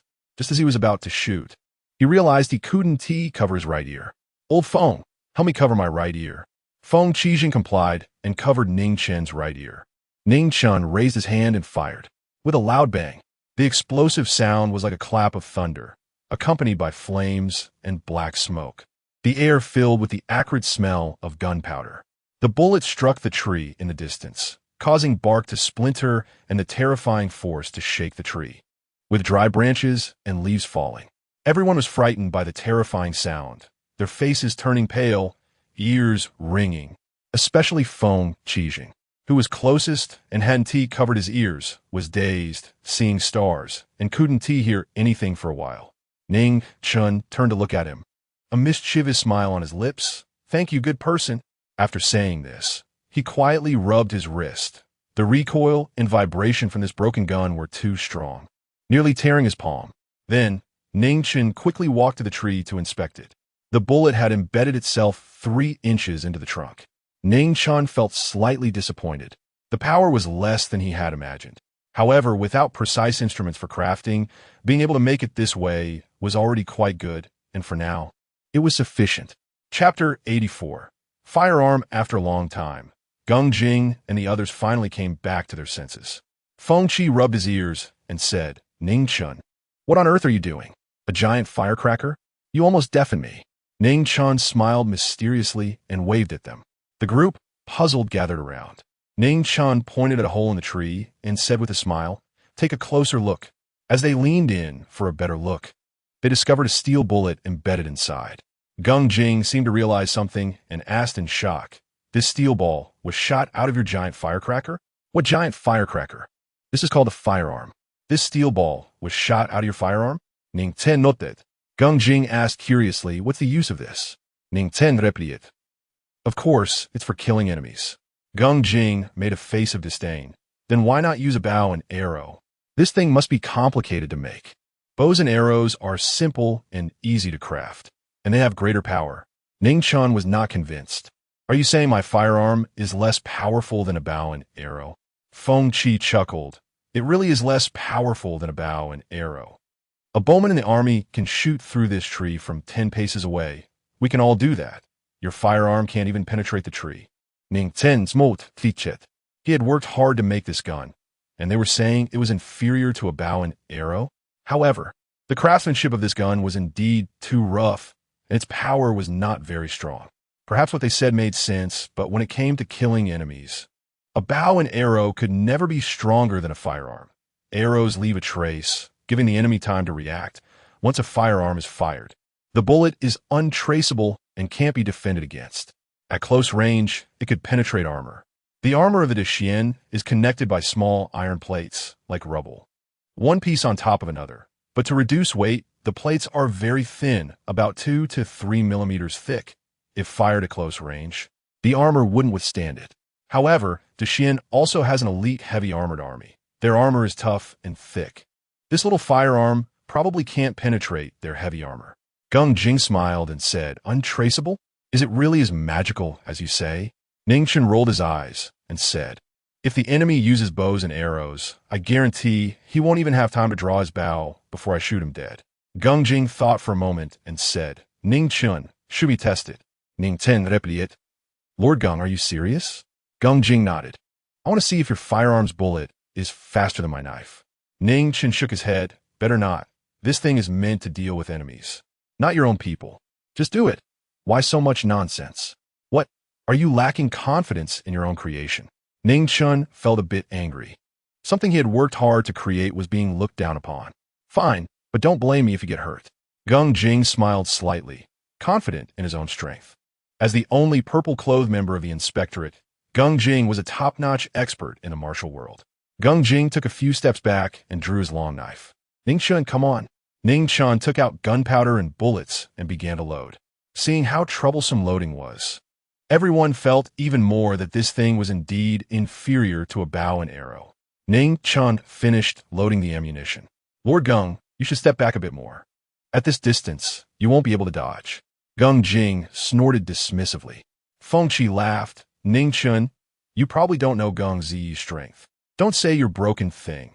Even 100 great bows aimed at him, 100 arrows fired at once, wouldn't hurt him at all. Ning Chen didn't respond, just smiled. He raised the gun and aimed at Gung Jing, asking with a smile, Lord Gung, are you ready? Gung Jing confidently said, bring it on. With a bang, the sound was like thunder, and flames along with black smoke spread out. This time, everyone smartly covered their ears. After the gunshot, they hurriedly looked at Gung Jing. But they saw Gung Jing looking dazed. He looked down and noticed he wasn't injured, then looked at Ning Chen and asked, what are you playing at? Why didn't the steel ball come out? Ning Chen smiled slightly and pointed behind Gung Jing, saying, Lord Gung, look at the wall. Gung Jing turned to look, and his expression changed dramatically, his pupils constricting. He saw a hole the size of a child's fist in the wall. He walked over to inspect it, his expression growing more serious. The wall bricks were shattered, and the steel bullet was embedded 3 or 4 inches into the wall. Feng Qi and the others were all shocked. Gung Zi, he actually didn't block it? Gung Jing was even more shocked. Not only did he fail to block it, but he hadn't even seen the bullet's trace. This thing was truly, as Ning Chen said, untraceable. If Ning Chen had shot at him just now, would it mean he wouldn't have had time to react and would have been dead? A chill ran down Gung Jing's spine, and he felt a lingering fear. Ning Chen smiled and asked, Lord Gung, how about that?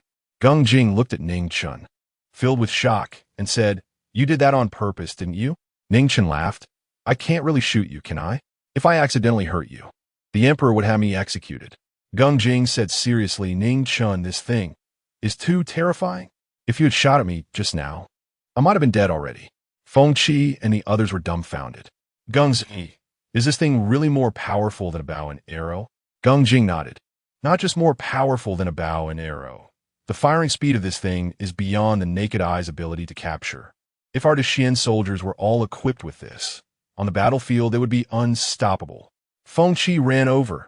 Ning Chen, let me see your firearm. Ning Chen handed it over casually, reminding him, remember, never point the gun at your own people. Feng Qi nodded and examined the firearm, muttering, "It's quite heavy. This thing is actually so powerful that even He couldn't block it. If I carry this, won't I be invincible?" Ning Chen loket. It's not as exaggerated as you say. It's okay for dealing with regular soldiers, but it's not enough against experts. He is a top expert. Even he couldn't block it. Ning Chen continued, "That's because He was startled by the gunshot and was a bit dazed. Also, if I were to use this against him, I'm afraid I wouldn't even have time to raise the firearm before he could slice my throat. Not to mention He. Even regular experts could dodge before I had a chance to shoot. After all, this is just a rough, simple product. Its accuracy and firing speed can't compare to modern firearms in civilized societies." Chapter 85. I wish to take your majesty to the Bureau of Music. Ning Chen, how did you come up with such a brilliant mind? You can write poetry and also create something so powerful. Ning Chen, can you give me one of those? Go on, go on. If this thing can be made, I help quite a bit, so I should get one first. A group of people surrounded Ning Chen, flattering him, all wanting a piece. All right, go do what you need to do. Ning Chen, come with me to the palace to meet the emperor. Jing dismissed the crowd and took Ning Chen straight to the imperial palace. This thing's lethality is too great. The emperor must know about it. The Xian emperor was in the Yangxin palace reviewing memorials. A little eunuch came in, knelt on the ground, and said softly, "Reporting to your majesty. Lord Gung has brought Ning Ini to seek an audience." The Xian emperor put down the memorial and couldn't help but smile. For some reason, whenever Ning Chen was mentioned, his mood inexplicably improved. "Let them in." Yes. The little eunuch exited.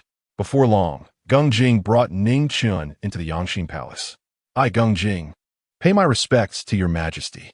"I, Ning Chen, pay my respects to your majesty."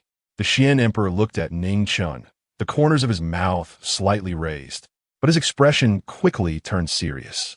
Jing, rise." "Thank you, your majesty."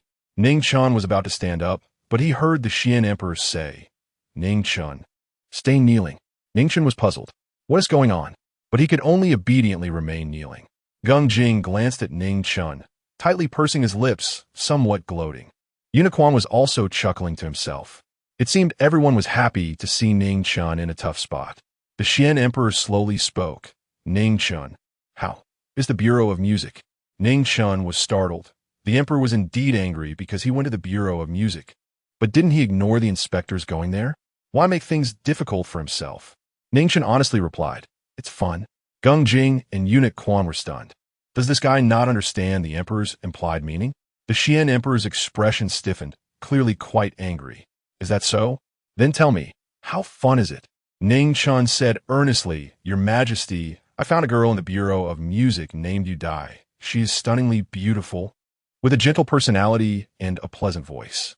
After speaking, he looked up at the Xian emperor.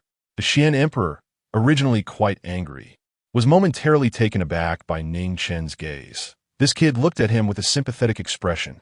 "Ning Chen, what kind of look is that?" Ning Chen thought for a moment and said, "I feel sorry for your majesty, thinking that you are quite pitiful." This statement made Jing and eunuch Quan's faces go pale. This guy really has the audacity to say the emperor is pitiful. The Xian emperor was not only not angry, but found it amusing. "I hold the world in my hands. What could possibly be pitiful?" Ning Chen replied seriously, "Your majesty can use literature to stabilize the world and martial prowess to establish peace, with unmatched culture and martial skills. Your achievements are eternal, absolutely deserving of being called a peerless emperor, a remarkable ruler." The Xian emperor couldn't help but smile widely, his lips curving up uncontrollably. This kid's flattery always made him feel comfortable and pleasant. "Stop flattering me, I ask you. Were I pitiful?" Ning Chen said, "Although your majesty rules over vast territories, you have not seen beautiful women. This is very unfair to you. I believe that your majesty, being so outstanding, should wake up to rule the world and indulge in the company of beautiful women." Jing and eunuch Quan were sweating profusely. Had this guy lost his mind? How dare he say the emperor has not seen beautiful women? The Xian emperor could no longer hold back and laughed out loud. "I have 3,000 beauties in my harem. Do you dare say I have not seen beautiful women?" Ning Chen thought for a moment and said, "Your majesty, may I speak honestly? Sincerity is the greatest weapon. The Qian Emperor smiled and said, "Speak, do you dare to lie in front of me?" "I do not dare. Because if this is said, it would offend many people. But for your majesty, I am willing to go through fire and water, never shying away from death." The Qian Emperor had a smile on his face, but snorted, "Stop the flattery and speak quickly." Ning Chen said, "I think the women of your majesty are all less than beautiful." Geng Jing and Eunuch Quan were so shocked they nearly fainted. They couldn't even pull him back. This audacious guy was talking about the emperor's women, saying they were all less than beautiful. Now, even the Qian Emperor's face darkened. "Ning Chen, do you know what you were saying? I understand, but I do not want your majesty to be kept in the dark, favoring ugly women every night while the truly beautiful women wither away in some corner of the palace." The Qian Emperor furrowed his brows. "What do you mean? Explain yourself." Ning Chen said, "Your majesty, the daughters of the high-ranking officials who enter the palace have money and connections. They can spend a little money to make themselves more presentable. So when your majesty draws lots every night, they put their names in the most conspicuous positions. Those daughters from poor families with no money to make a fuss. Even if they are beautiful, your majesty might not even see their names, so they could grow old and die in the palace without ever meeting your majesty." The Qian Emperor furrowed his brows and glanced at Eunuch Quan. "Is what Ning Chen said true?" Eunuch Quan was so frightened he knelt down. "Your majesty, this. Seeing Eunuch Quan's reaction, the Qian Emperor realized that Ning Chen was speaking the truth. "Shenzheng, did you also take their money?" Eunuch Quan was so scared he felt dizzy, hastily saying, "This servant does not dare. Please enlighten your majesty." "So you have known about this for a long time?" Eunuch Quan tremblingly said, "Reporting to your majesty. This is an unwritten rule in the palace." "Unwritten rule? How come I didn't know?" Eunuch Quan trembled in fear, wishing he could strangle Ning Chen. "What were you thinking? Why tell the emperor these things?" The Qian Emperor was very angry, which meant that among his 3,000 beauties, he might be favoring the less than attractive ones every night while the truly beautiful women were hidden away in the depths of the palace, aging gradually. These damn dogs dared to deceive him about such matters. They all deserved to die. It also made him the butt of Ning Chen's jokes, with the dignified emperor not having seen beautiful women. Ning Chen raised his head and glanced at the Qian Emperor, hesitating to speak. The Qian Emperor glared at him. "Speak your mind." Ning Chen grinned. "Your majesty, it's not worth getting angry over such trivial matters. I am willing to take your majesty to the Bureau of Music. The 12 rooms have beautiful girls, apart from Nanji and you die. The rest are up to your majesty to choose. I will pay." Geng Jing's mind was buzzing. Had this guy gone mad? He actually suggested taking the emperor to visit a brothel. The Qian Emperor's lips twitched violently. "Ning Chen, what do you take me for? A man. Your majesty is the son of heaven, but he's also a healthy man. The entire Qian belongs to your majesty. Is it too much to go to the Bureau of Music?" The Qian Emperor was taken aback, actually finding Ning Chen's reasoning quite persuasive. "Damn, how could I have such thoughts? This little brat has led him astray." "Ning Chen, stop talking nonsense." Geng Jing, sweating coldly, hurriedly spoke up, fearing Ning Chen might say something shocking again. He scolded Ning Chen and then took out that firearm, saying, "Reporting to your majesty.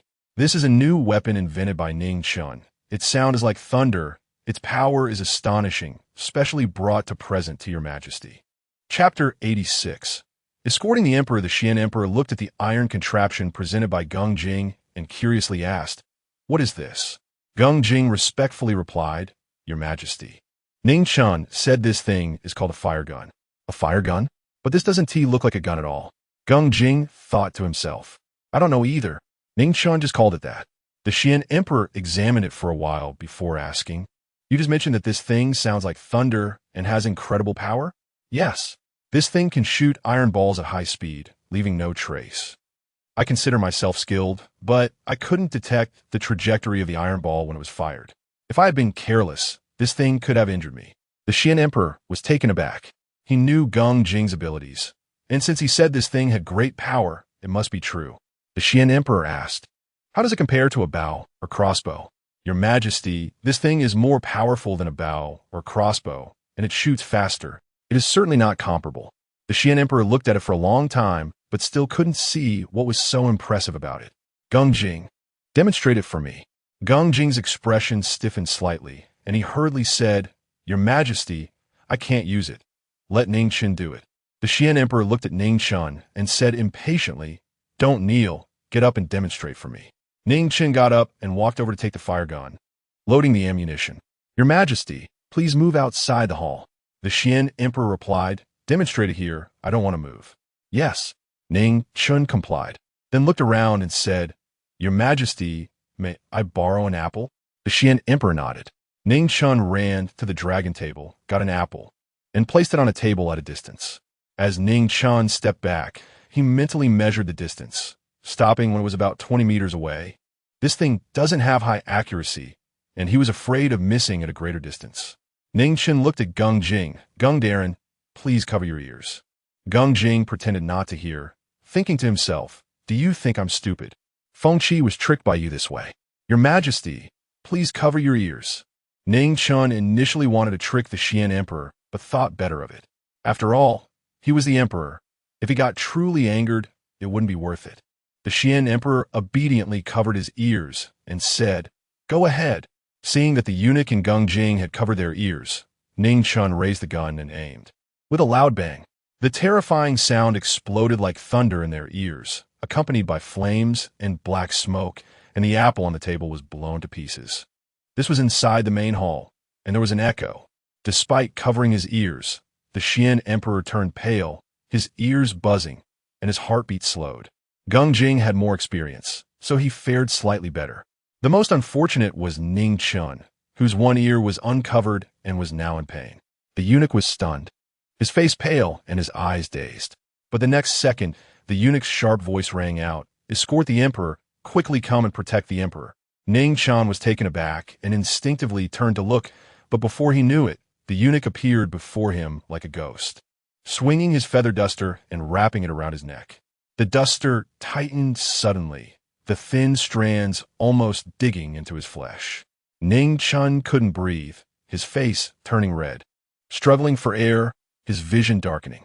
He instinctively reached for his knife. But as soon as his hand touched the hilt, the eunuch's fingers struck like a sword, quickly pressing against his wrist. Ning Chen's arm went numb, completely losing feeling. Just then, Nielyong burst in with a group of Imperial guards, standing in front of the dragon table, drawing their long knives and aiming at Ning Chen. Gung Jing's face changed drastically. Eunuch Quan, be merciful. The Xian Emperor shook his head to clear it, and, seeing that Quan Sheng had subdued Ning Chen, his expression darkened. Quan Sheng, what are you doing? Your Majesty, are you all right? I'm fine, let go. The eunuch hurriedly replied, Yes. As he spoke, he released the duster. Ning Chen fell to the ground, gasping for fresh air, inhaling too quickly and starting to cough violently, tears streaming down his face. Gung Jing rushed to help Ning Chen up. Are you all right? Ning Chen rubbed his neck and shouted angrily, Damn it, you dead eunuch. I'll chop you up. Ning Chen's arm had regained feeling, and he reached for his knife, but was pushed back by Gung Jing. Don't act recklessly.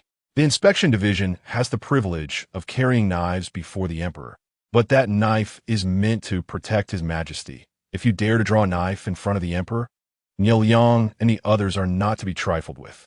Don't stop me. I want to kill this dead eunuch. He was both frightened and angry, not realizing that this dead eunuch, with his feminine demeanor and strange appearance, was actually a master. Gung Jing held Ning Chen's hand down. Calm down. Drawing a knife before the Emperor, no one can save you. Nielyong looked confused. They had just heard a thunderous sound, then heard the eunuch shout to protect the Emperor, and they rushed in. But no one explained what was happening. Was Ning Chen trying to harm His Majesty? Eunuch Quan, what is going on? Quan Sheng replied. Ning Chen was holding a strange object and almost harmed His Majesty. The Xian Emperor was finally coming to his senses. Rubbing his temples and seeing Ning Chen's frantic expression, he spoke. Ning Chen, stop messing around. Don't blame Quan Sheng. The noise from your fire gun is indeed a bit frightening. You're not injured, are you? Should I call the imperial physician to take a look? Ning Chen suppressed his anger, looking aggrieved. Your Majesty, my neck might be broken. I'm afraid I can't go to the border. The Xian Emperor snorted. If your neck is broken, you need to take good care of it. How about I allow you to recuperate in a music bureau for 2 months? Ning Chen's mouth twitched, knowing the Xian Emperor was mocking him. But still, he said gratefully, "Thank you, Your Majesty." The Xian Emperor's face turned stern. "You really dare to agree? How about this? The Music Bureau is filled with all sorts of people, not conducive to healing. It's better to recuperate quietly in the Inspection Division's prison. I allow you to rest for 3 months in the Inspection Division's prison.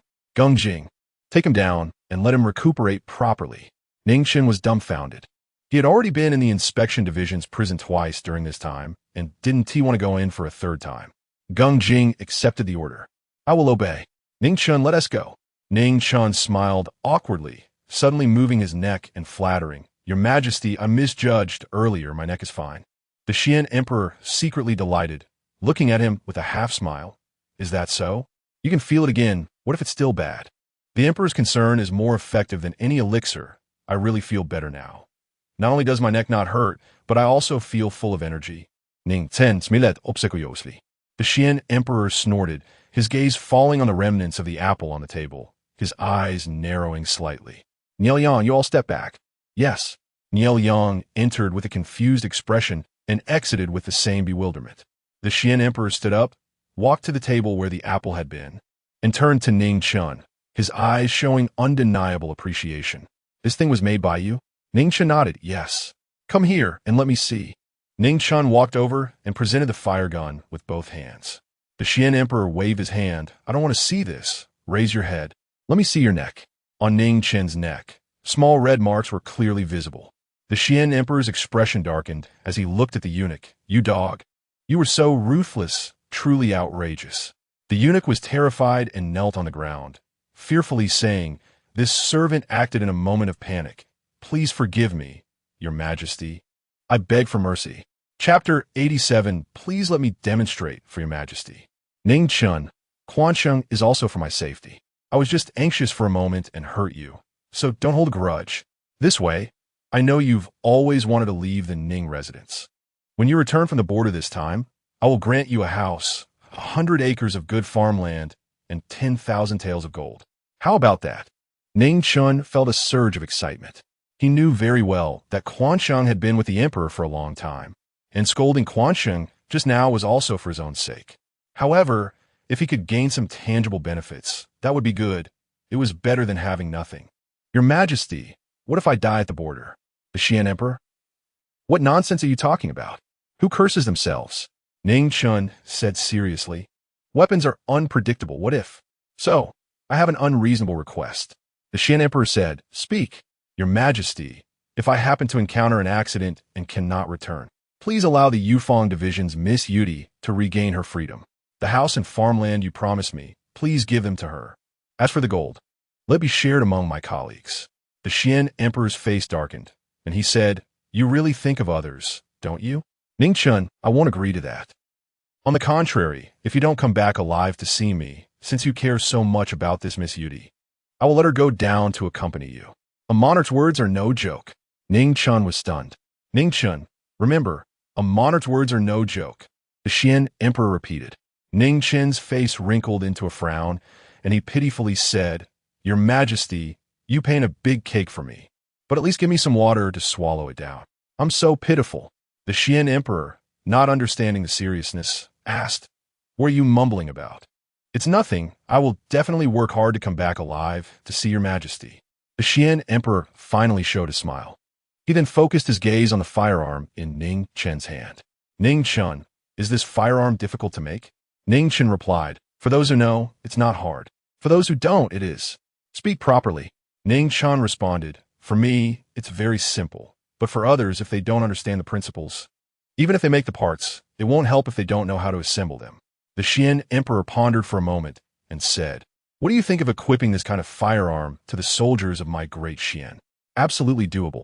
Your Majesty can reassign some soldiers, equip them all with firearms, and form a firearms camp. This will also facilitate management." Ning Chen paused and continued, "In combat, the firearms camp has a strong suppressive effect against cavalry. Cavalry are generally lightly armored and fast, and defense is their weakness. A round of bullets will definitely disrupt their formation, and then our cavalry can charge in, achieving twice the result with half the effort. The Xian Emperor listened with sparkling eyes. Ning Chen bowed and said, Your Majesty, I want to make 3,000 firearms to take to the border and test their effectiveness against the cavalry of the Tua Luo kingdom.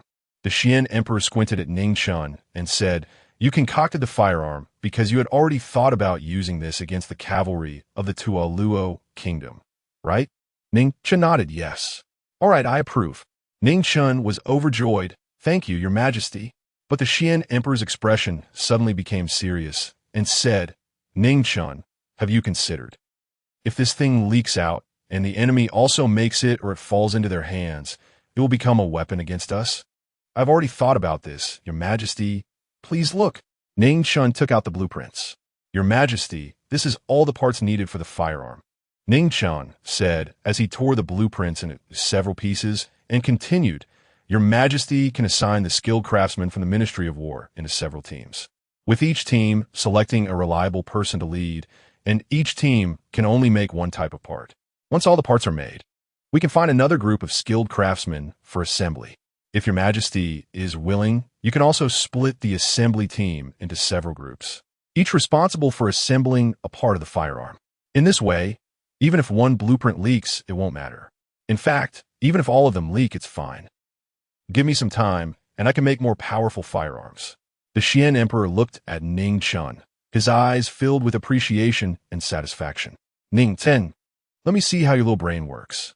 At such a young age, you are talented and resourceful, truly a man of both literature and martial arts. I am very fortunate that you were born in Great Xuan. If you were born in an enemy country, you would probably be the most terrifying enemy of Great Xuan. Ning Chen suddenly became extremely serious and said, Your Majesty, you are mistaken. Where did I go wrong? Ning Chen stated with righteousness. Your Majesty said, I am a man of both literature and martial arts. But in fact, Your Majesty is the most formidable person in the world. I am not flattering you. Our Great Xuan is blessed with talented people, and there are countless extraordinary figures. But not everyone is as fortunate as I am to be recognized by Your Majesty. If I had not met you, I would still be poor and destitute, and my life would surely end in obscurity. Therefore, this world lacks talents. But it lacks a wise ruler like Your Majesty who has a keen eye for talent. As the saying goes, a scholar dies for a kindred spirit, and a woman adorns herself for a man who appreciates her. Your Majesty has a keen eye, discovered me, and provided me with a stage to showcase my talents. I am deeply grateful, and I will remember this in my heart. I am willing to go through fire and water for Your Majesty, and I will not hesitate to die 1,000 deaths. The smile at the corner of the Xian Emperor's mouth gradually widened. He tried to hold it back, but Ning Chen's flattery made him feel so good that he couldn't help but laugh heartily, his dragon countenance filled with delight. Gung Jing was stunned, seeing the Xian Emperor so unrestrained with his emotions, not hiding his joy at all. Ning Chen, this kid, not only is he talented in both literature and martial arts, but he also knows how to flatter so well. Eunuch Quan looked at Ning Chen with a sidelong glance, feeling a sense of crisis, sensing that he might lose favor. The Xian Emperor, in a good mood, walked to the dragon throne and sat down, saying, Ning Chen, I will have someone take care of making these parts. When it's time to assemble, I will need you to guide us. Ning Chen obey. Ning Chen, who made the parts for this firearm. Ning Chen was about to answer when he suddenly realized something was wrong. The Xian Emperor might kill to keep the blueprints from leaking. Ning Chen said, assembling this firearm is not easy at all. I ran around all the blacksmith shops in the capital, fearing the blueprints would leak. So each blacksmith shop could only make one part, and in the end, I personally assembled them. The Xian Emperor hummed in acknowledgement and said, All right, you two step back. I take my leave. Gung Jing bowed, preparing to withdraw, but Ning Chen glanced at Eunuch Quan and said, Your Majesty, this firearm has another advantage. Oh, what advantage? Ning Chen said seriously, This advantage is that it can hit precisely. Please let Eunuch Quan balance a grape on his head from 10 zhang away, and I can shoot the grape to pieces without harming Eunuch Quan in the slightest.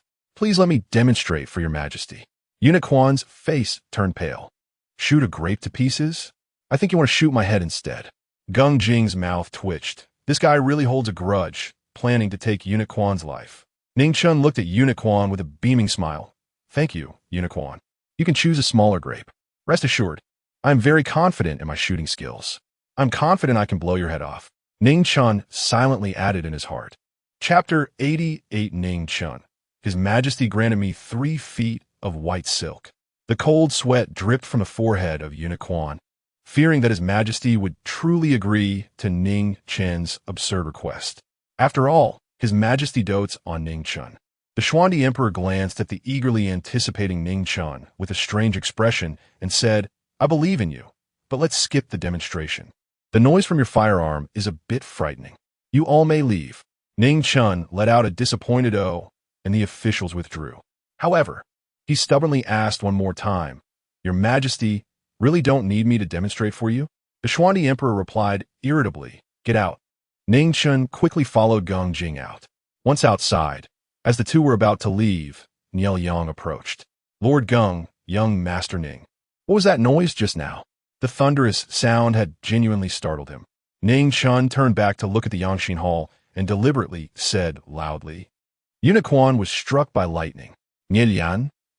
Ning Chen continued, Unicorn must have done something immoral, and heaven sent down thunder, striking off his little thing. If you don't believe me, you can check under his pants. Niel Yang had a strange expression. Unicorn didn't have a little thing to begin with. Ning Chen said seriously, Commander Nya, you should keep your distance from such people. So you want to get caught in the crossfire if he gets struck by lightning. I can't say more. Saying more would be revealing secrets. Commander Nya, remember, we must take our leave.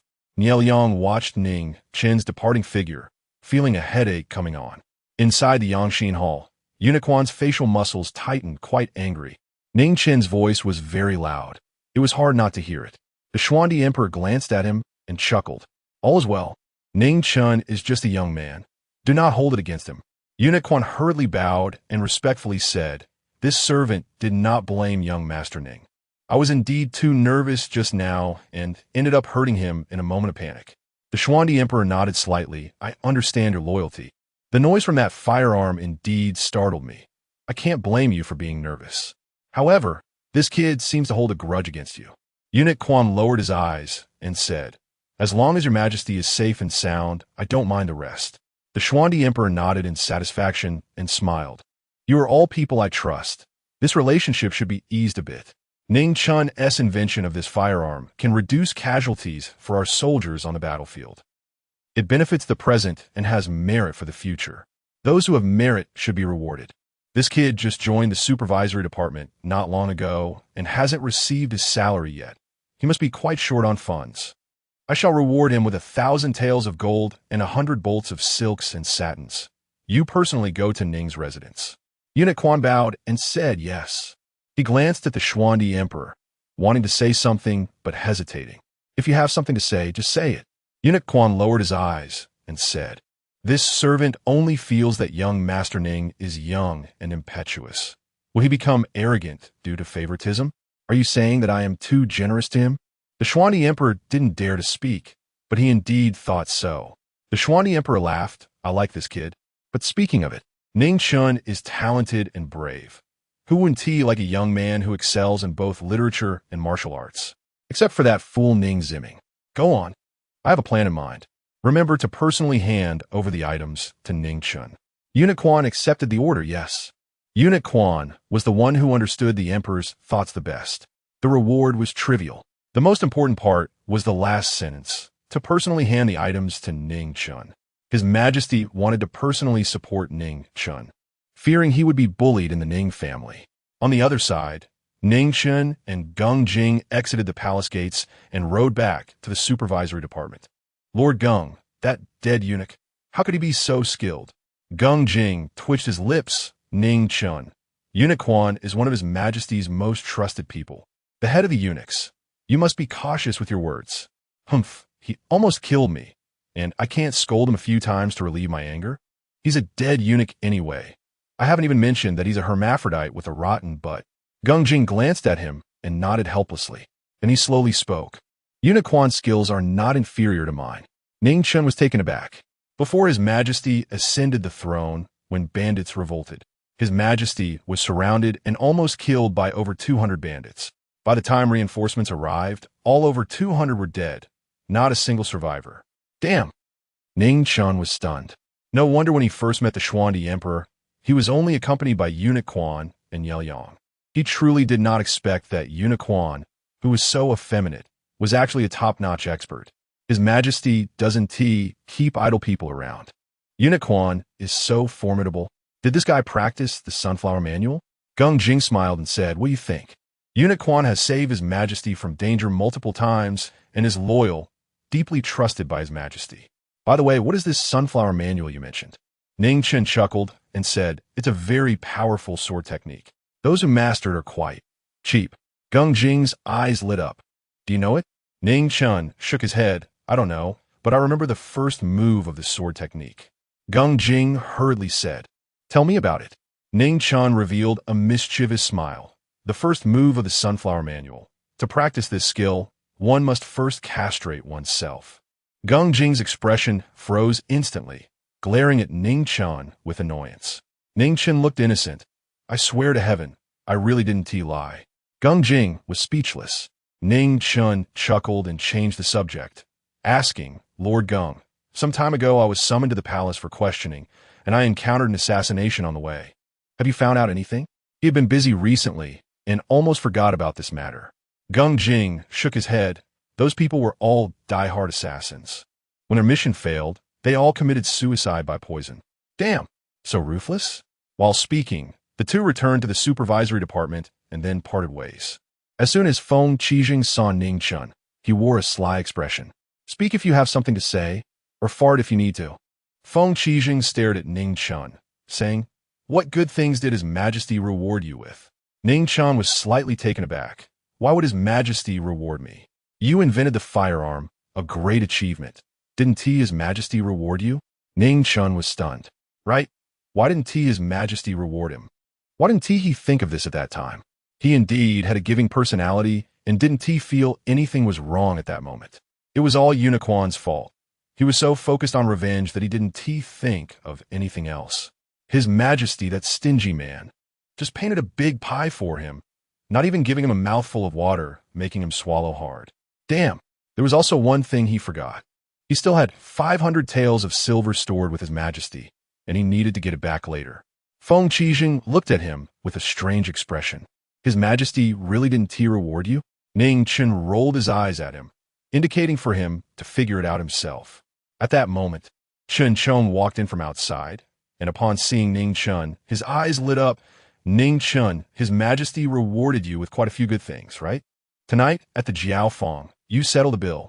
Ning Chen was even more frustrated. What kind of expression is that? Don't tell me His Majesty didn't reward you? Ning Chen weakly said, he rewarded me. He rewarded me with 3 feet of white silk, asking me to hang myself at the entrance of the supervisory department. Huh? Chen Chong's expression instantly froze, completely dumbfounded. Chapter 89. Raiding the house. Feng Qijing said, don't listen to his nonsense. But the emperor hasn't rewarded Ning Chen. Chen Chong sighed in relief and jokingly scolded, you almost scared me to death. I really thought the emperor had given you 3 feet of white silk.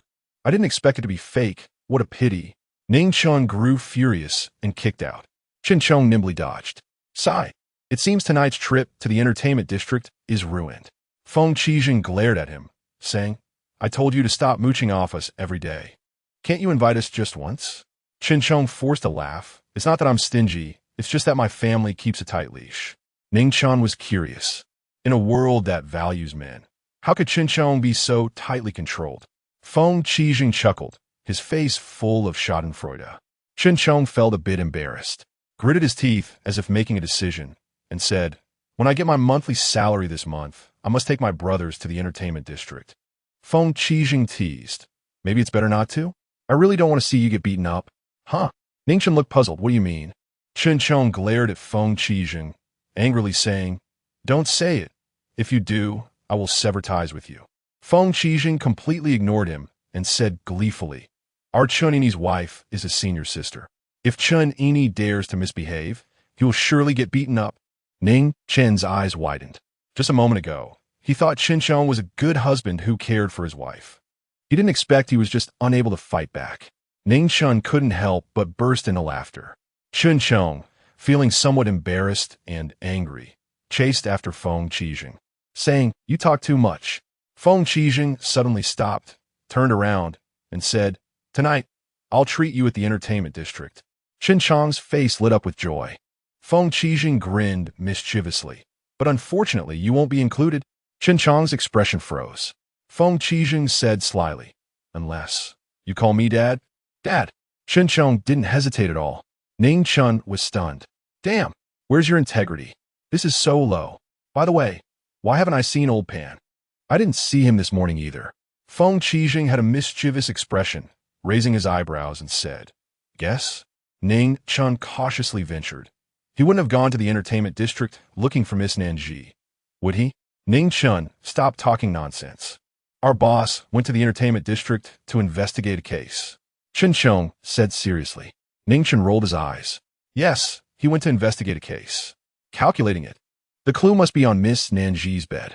I guess Old Pan's case process should be first catching the two ringleaders, giving them a verbal warning, and later interrogating them. Surely the truth will come out." Feng Qijing and Qin Chang were stunned for a moment, then finally understood what Ning Chen meant. The two exchanged glances and chuckled slyly. "Mr. is quite talented. Qin Chang admires you. Many literary figures in Xian are countless, but Mr. can be said to be the most flamboyant one." The two wore mischievous expressions and bowed to Ning Chen. "Get lost, you rascals." Ning Chen laughed and scolded. Just then, Gao Zipping walked in. "Ning Chen is back." Ning Chen noted it. Gao Zipping seemed anxious and didn't engage in small talk, directly saying, "Feng Qijing, Qin Chang, come with me. There's a case." Feng Qijing curiously asked, "What case?" Gao Zipping replied, "Raiding a house." Ning Chen became interested. He had never seen a house raid before. "Old Gao, take me with you?" Gao Zipping thought for a moment and nodded. On the way, Gao Zipping briefly explained the situation. The Deputy Minister of Revenue, Su Xinjue, was guilty of corruption and bribery, forming cliques for personal gain. The emperor issued an order to dismiss him and investigate. Male members would be exiled, and female relatives would be sent to the entertainment district. Geng Jing handed this matter over to Chun Lezhang and Chen Jini, along with Gao Zipping and others assisting in the investigation. The group rode their horses to the deputy minister's residence. It was already under control by the inspection department. The guards at the entrance saw Ning Chen and the others and let them pass directly. Entering the deputy minister's residence, Ning Chen couldn't help but marvel. It was truly wealthy. This deputy minister's residence was a four-courtyard compound, with rockeries, ponds, and small bridges, very luxurious, resembling a small Su-style garden. Feng Qijing laughed. How could the deputy minister of revenue not have money? As they reached the inner courtyard, they could hear a sound of crying from afar. The people in the deputy minister's residence had also been controlled. The men were on one side, and the female relatives on the other. The elderly, weak women and children were terrified by the inspection department and were sobbing quietly. In the center of the courtyard, there were large boxes placed all open, filled with gold, silver, jewelry, famous paintings, calligraphy, jade artifacts, and antiques. Damn! Ning Chen's eyes almost popped out. This deputy minister, Su, had really embezzled a lot. A tall, middle-aged man dressed in golden robes stood with his back to them in front of the confiscated loot. Beside him, a scholarly-looking person was registering the stolen goods. Gao Zipping stepped forward, bowing respectfully. Chen Jini, Chun Lezhang turned around, glanced at Gao Zipping and the others, and faintly acknowledged with an "You all wait over there. This is only part of it. The stolen goods haven't all been searched out yet. Once everything is found, you can check the accounts and then go back to report." "Yes." Gao Zipping led Ning Chen and the others to the side. They were there to assist, so they had to listen to Chun Lezhang's orders. Ning Chen examined Chun Lezhang, who was tall and strong, with a face full of flesh, a scruffy beard, triangular eyes, and a fierce appearance. Ning Chen didn't like him because he believed that appearance reflects one's character. "Damn it, there's no profit to be made." Feng Qijing muttered softly. Ning Chen looked at him. "What do you mean? Do you still dare to take these stolen goods privately?" Feng Qijing lowered his voice and said, "This is an unwritten rule of the inspection department. During house raids, most of it is stolen goods. Taking a little bit secretly is fine, as long as it's not excessive. If only the boss were here, Such a good thing wouldn't fall to Chen Jini. Geng Jing and Pan Yuqing entered the inspection department at the same time. Pan Yuqing had a more reserved personality and was not competitive. So, usually, Geng Jing took better care of one department. The inspection department is divided into 8 major divisions. Ning Chen is in one of them, each led by a golden-robed official. Ning Chen was just about to ask Feng Qijing how much he had secretly taken during previous house raids, when suddenly a scream came from the west wing behind them. Ning Chen was startled and turned to look. What's going on? Feng Qijing was about to speak when Gao Zipping spoke first. It might be that someone is resisting. Ning Chen shook his head, thinking it was quite foolish to resist in front of the inspection department. From the sound, it was still a woman. Before he could finish speaking, a door in the west wing opened, and a man in silver robes walked out, pants in hand, with a lewd smile on his face. Ning Chen's face suddenly darkened. He quickly walked towards the west wing. Gao Zipping's expression changed. Ning Chen, come back. Ning Chen ignored him. Chun Lezhang turned around to look. So you are Ning Chen? Gao Zipping replied, yes. Chun Lezhang sneered and said sarcastically, he has been quite famous recently. On the other side, Ning Chen had already entered the room, and the air was filled with a pungent smell of blood. He turned his head to look. In an instant, his face darkened to a terrifying degree, and a murderous intent surged in his eyes. Chapter 90. Imprisoned again on the bed in the room lay a naked corpse. It was a girl about 13 or 14 years old, her body covered in bite marks. She had been slashed across the neck with a single stroke, her head nearly severed. The walls and curtains were splattered with blood. On the floor, blood flowed like a river. Her eyes were still open, unblinking in death. Endless rage made Ning Chen tremble all over. He clenched his fists tightly, his knuckles turning white. Ning Chen slowly approached, reached out to close the girl's eyes, then tore down the curtains to cover her with a light cloth. Immediately, he stood up and walked out of the room. Seeing Ning Chen emerge, Chen Chang's face changed drastically. Quick, stop him. Chen Chang's voice trembled as he rushed forward. Ning Chen's eyes were just like that when he beheaded the prince. At that time, Gao Zipping and Feng Qijing were not present, but he was there. He would never forget Ning Chen's gaze from that moment. Ten Tong look at Ning Chen, trying to persuade him gently. Ning Chen, calm down. These are the families of the officials. These women are to be sent to the teaching bureau. Such things happen often, and you will get used to it in time. Don't be impulsive. Ning Chen coldly stared at him. Happen often? Get used to it? Ning Chen suddenly raised his leg and kicked. Chen Chen was caught off guard, sent flying out with a single kick. Gao Zipping and Feng Qijing were taken aback.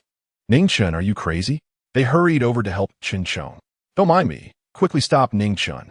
Chen Chen was sweating nervously. Ning Chen had already reached the silver-clad man who had just emerged from the room with his pants half done. This man was named Wu Deyuan, the right-hand man of Chun Lezhang. Chun Lezhang frowned and said in a deep voice, Ning Chen, what do you want? They all noticed the uncontrollable killing intent in Ning Chen's eyes. Where's Geng Zi? Ning Chen suddenly said, looking behind the two. Chun Lezhang and Wu Dian instinctively turned to look, but they did not see Geng Jing's figure. However, at that moment they turned back. Ning Chen made his move. With a whoosh, the long knife was drawn. Ning Chen held the knife with both hands, filled with rage, and struck fiercely at Wu Deyuan. Both Chun Lezhang and Wu Deyuan were skilled fighters. They sensed the danger and immediately retreated. But it was still a step too late. Swoosh! The tip of the knife sliced through Wu Deyuan's silver-scaled armor, tearing into his flesh and leaving a gaping wound over 20 centimeters long on his chest, blood gushing out. Ah! Wu Deyuan let out a scream like a slaughtered pig, collapsing to the ground in a mess, rolling several times before coming to a stop. Ning Chen roared and charged at Wu Deyuan with his knife. Impudent! With Chun Lezhang's furious shout, a fierce whip kick swept towards Ning Chen. Bang! Ning Chen was sent flying back as if hit by a cart, crashing several meters away, cold sweat pouring from his body, feeling as if his intestines were twisted. He coughed up a mouthful of blood, severely injuring a fellow officer. Must be executed. Chun Lezhang's eyes flashed with killing intent as he drew his long knife and approached Ning Chen. Gao Zipping, Chen Chen, and Feng Qijing rushed over to block in front of Ning Chen. Chun Lezhang shouted angrily, "Get out of the way!" Chen Jini suppressed his anger, saying, Even if Ning Chen made a mistake, he is still one of my people and should be dealt with by Pan Genie. Gao Zipping said in a deep voice.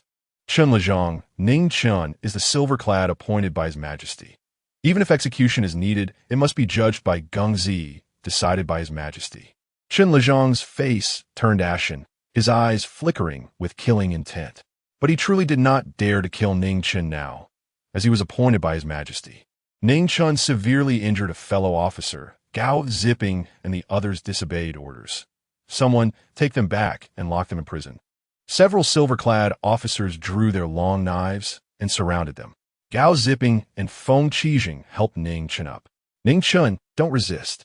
Wu Deyuan is Chen Genie's confidant. Genie has the right to execute first and report later. If you force it now, it won't end well. Gao Zipping said in a low voice. Ning Chen noted. He knew he could not kill Wu Deyuan now. Chen Lezhang was Genie, and his skills were needless to say. Plus, there were so many silver and red-clad officers. If he resisted now, not only would he be putting himself in danger, but he would also implicate Gao Zipping and the others. He coldly stared at the agonizing and howling Wu Din. Wu Deyuan's chest wound was terrifying, blood staining his silver-scaled armor. Ning Chen only hated that his knife had not killed this beast. She was only in her teens. How could you do this? Wu Din, I, Ning Chen, swear to heaven, if I don't kill you, I will never be human. If you don't die, I won't rest. Ning Chen said coldly, word by word. Chen Lezhang let out a sinister laugh. Ning Chen, you should think about how to survive. Severing a fellow officer. Even Gung Zi cannot protect you. Take them back, lock them in prison. Ning Chen and the others were taken back to the supervisory office and locked in prison. Ning Chen, are you okay? Gao Zipping noticed Ning Chen holding his stomach. A bit worried. Chen Lezhang's kick was not light. Ning Chen shook his head and smiled bitterly. I'm fine.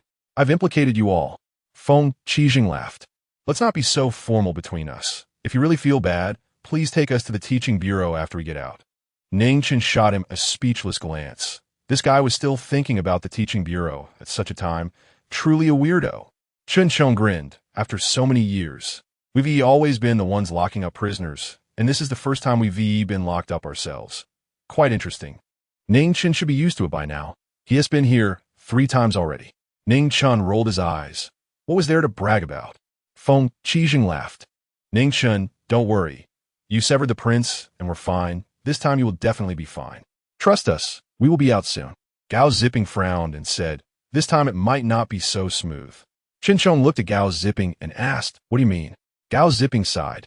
Ning Chen severed the prince, and His Majesty showed mercy, sparing him. But now, just a few days later, he has severed a silver-clad officer again. I'm afraid His Majesty will think he is arrogant and spoiled, which could provoke His Majesty's displeasure, and that would be troublesome. Chen Chong was unconcerned. Don't worry. With our head's relationship with Gung Zi, she will definitely speak well of Ning Chen in front of His Majesty. You think too simply. Gung Zi leads the supervisory office. She must be fair. This time the fault lies with Ning Chen, and Gung Zi cannot favor him. Ning Chen frowned and said, what do you mean it's my fault? Wu Deyuan is a beast, a pervert. We didn't see that child was only in her teens, covered in bite marks, her head nearly severed. I now only hate that my knife didn't split this beast in half. Feng Qijing said, we don't need to know how tragic that girl was. Everyone in the supervisory office knows Wu Deyuan is a beast. Even the girls from the teaching bureau and the brothels refuse to entertain him. Ning Chen's brow furrowed tightly, angrily saying, has no one ever managed him? Chen Chong sighed. Wu Deyuan is Chen Genie's confidant. Generally, no one wants to provoke him. Moreover, no one would stand up for a fallen official's family. The supervisory office is solely under His Majesty. Showing sympathy for a fallen official is questioning His Majesty's judgment. If this matter reaches His Majesty's ears, what do you think he will think? Ning Chen's face darkened as he coldly laughed. His Majesty will think I colluded with a fallen official. This completely touches His Majesty's reverse scale. Feng Qijing said angrily, since you understand, why are you sticking your neck out for the family of a criminal official? Are you stupid? Ning Chen smiled calmly. Some things in this world need to be done by someone. I may be a bit foolish, but I have no regrets. Chapter 91. I didn't hear anything. Inspection Department, prison.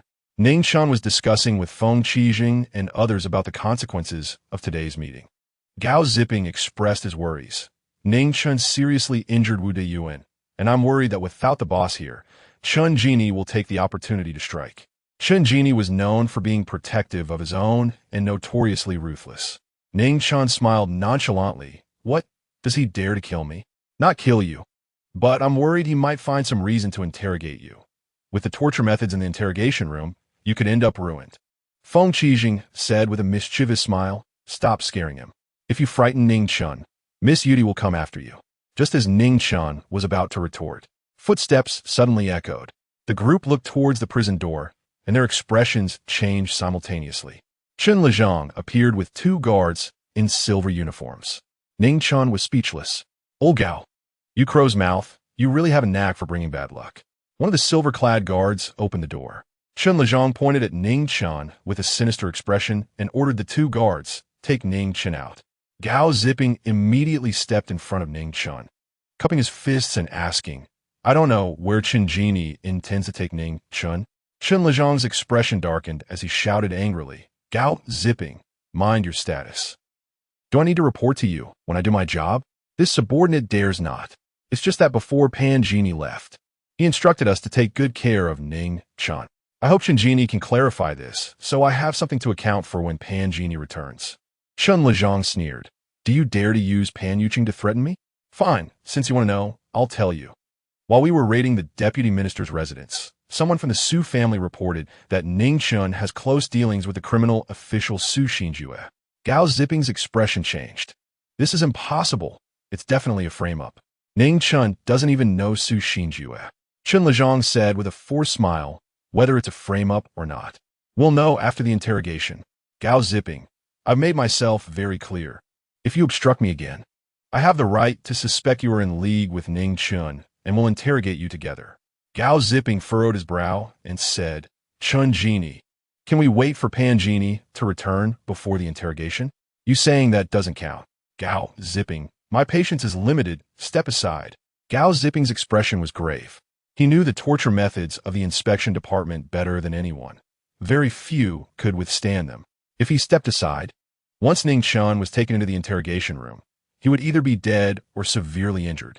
Ning Chen remained calm, slowly standing up, stretching, and smiling. Old Gao, step aside. Can't you see? This guy is determined to mess with me today. Feng Qijing grabbed Ning Chen. You can't go with them. I know those torture methods better than anyone. With your thin arms and legs, you won't be able to handle it. Chen Lezhang grinned ominously. You should know the rules of the inspection department. Interrogating a prisoner, no one is allowed to obstruct it. Otherwise, they will be treated as accomplices. Ning Chen, do you want them to accompany you for the interrogation? Ning Chen shrugged helplessly, saying, fine, I'll go with you. Chen Lezhang grinned. You're smart enough. Ning Chen, you can't go with them. It's clear they're framing you. If you die in the interrogation room, they can come up with 100 reasons to absolve themselves. Gao Ziping and the others once again stood in front of Ning Chen. Chen Lezhang, furious, shouted, Gao Ziping, are you 3 planning a rebellion? You keep obstructing my investigation. If that's the case, don't blame me for being rude. Come here, take Ning Chen away. If they dare to obstruct, kill without mercy. Ning Chen pushed past the 3, saying in a deep voice, one person does the deed, one person bears the consequences. I'll go with you. Gao Ziping looked anxious. Ning Chen, don't say any more. I'm going with them. Ning Chen interrupted Gao Ziping, stepping forward and extending his hand to the 2 approaching guards, cooperating as they put handcuffs and shackles on him. Just as one of the guards was about to cuff Ning Chen, he suddenly looked outside the prison, excitedly calling out, Pan Jini, you're finally here? Chen Lezhang and the 2 guards instinctively turned to look. But outside the prison was empty. There was no sign of Pan Yuqing at all. Chen Lezhang realized he had been tricked. He quickly turned back, but it was too late. Ning Chen, like a cheetah, delivered a fierce knee strike to the abdomen of the guard who was about to cuff him, followed by a headbutt that smashed into the guard's face. The guard let out a scream, bending over and staggering back, unsure whether to clutch his stomach or cover his face. Chen Lezhang was furious and was about to make a move. Ning Chen sneered, Chen Jini, don't move. Ning Chen held a sharp, long knife against his own neck. He attacked the silver-clad guard just to seize the knife. Chen Genie, don't you dare move. If you do, I'll show you what it means to die. Gao Zipping and the others were dumbfounded. What kind of bizarre operation was this? Chen Lezhang wished Ning Chen would die. Yet Ning Chen was threatening him with his own life. Was he trying to prevent Chen Lezhang from acting? Chen Lezhang didn't move, not out of feeling threatened, but because he was stunned by Ning Chen's actions. Ning Chen, are you threatening me with your own life? Chen Lezhang felt his intelligence was insufficient. Ning Chen seriously noted. Yes, as you can see, I'm threatening you with my own life. Let me ask you, are you afraid? Chen Lezhang's eyes became dazed, and he even began to doubt himself. Was it him who was crazy, or was it Ning Chen? Ning Chen, what are you doing? Ning Chen had a teasing expression, saying, can't you see? I'm threatening you. Why do you have to threaten me?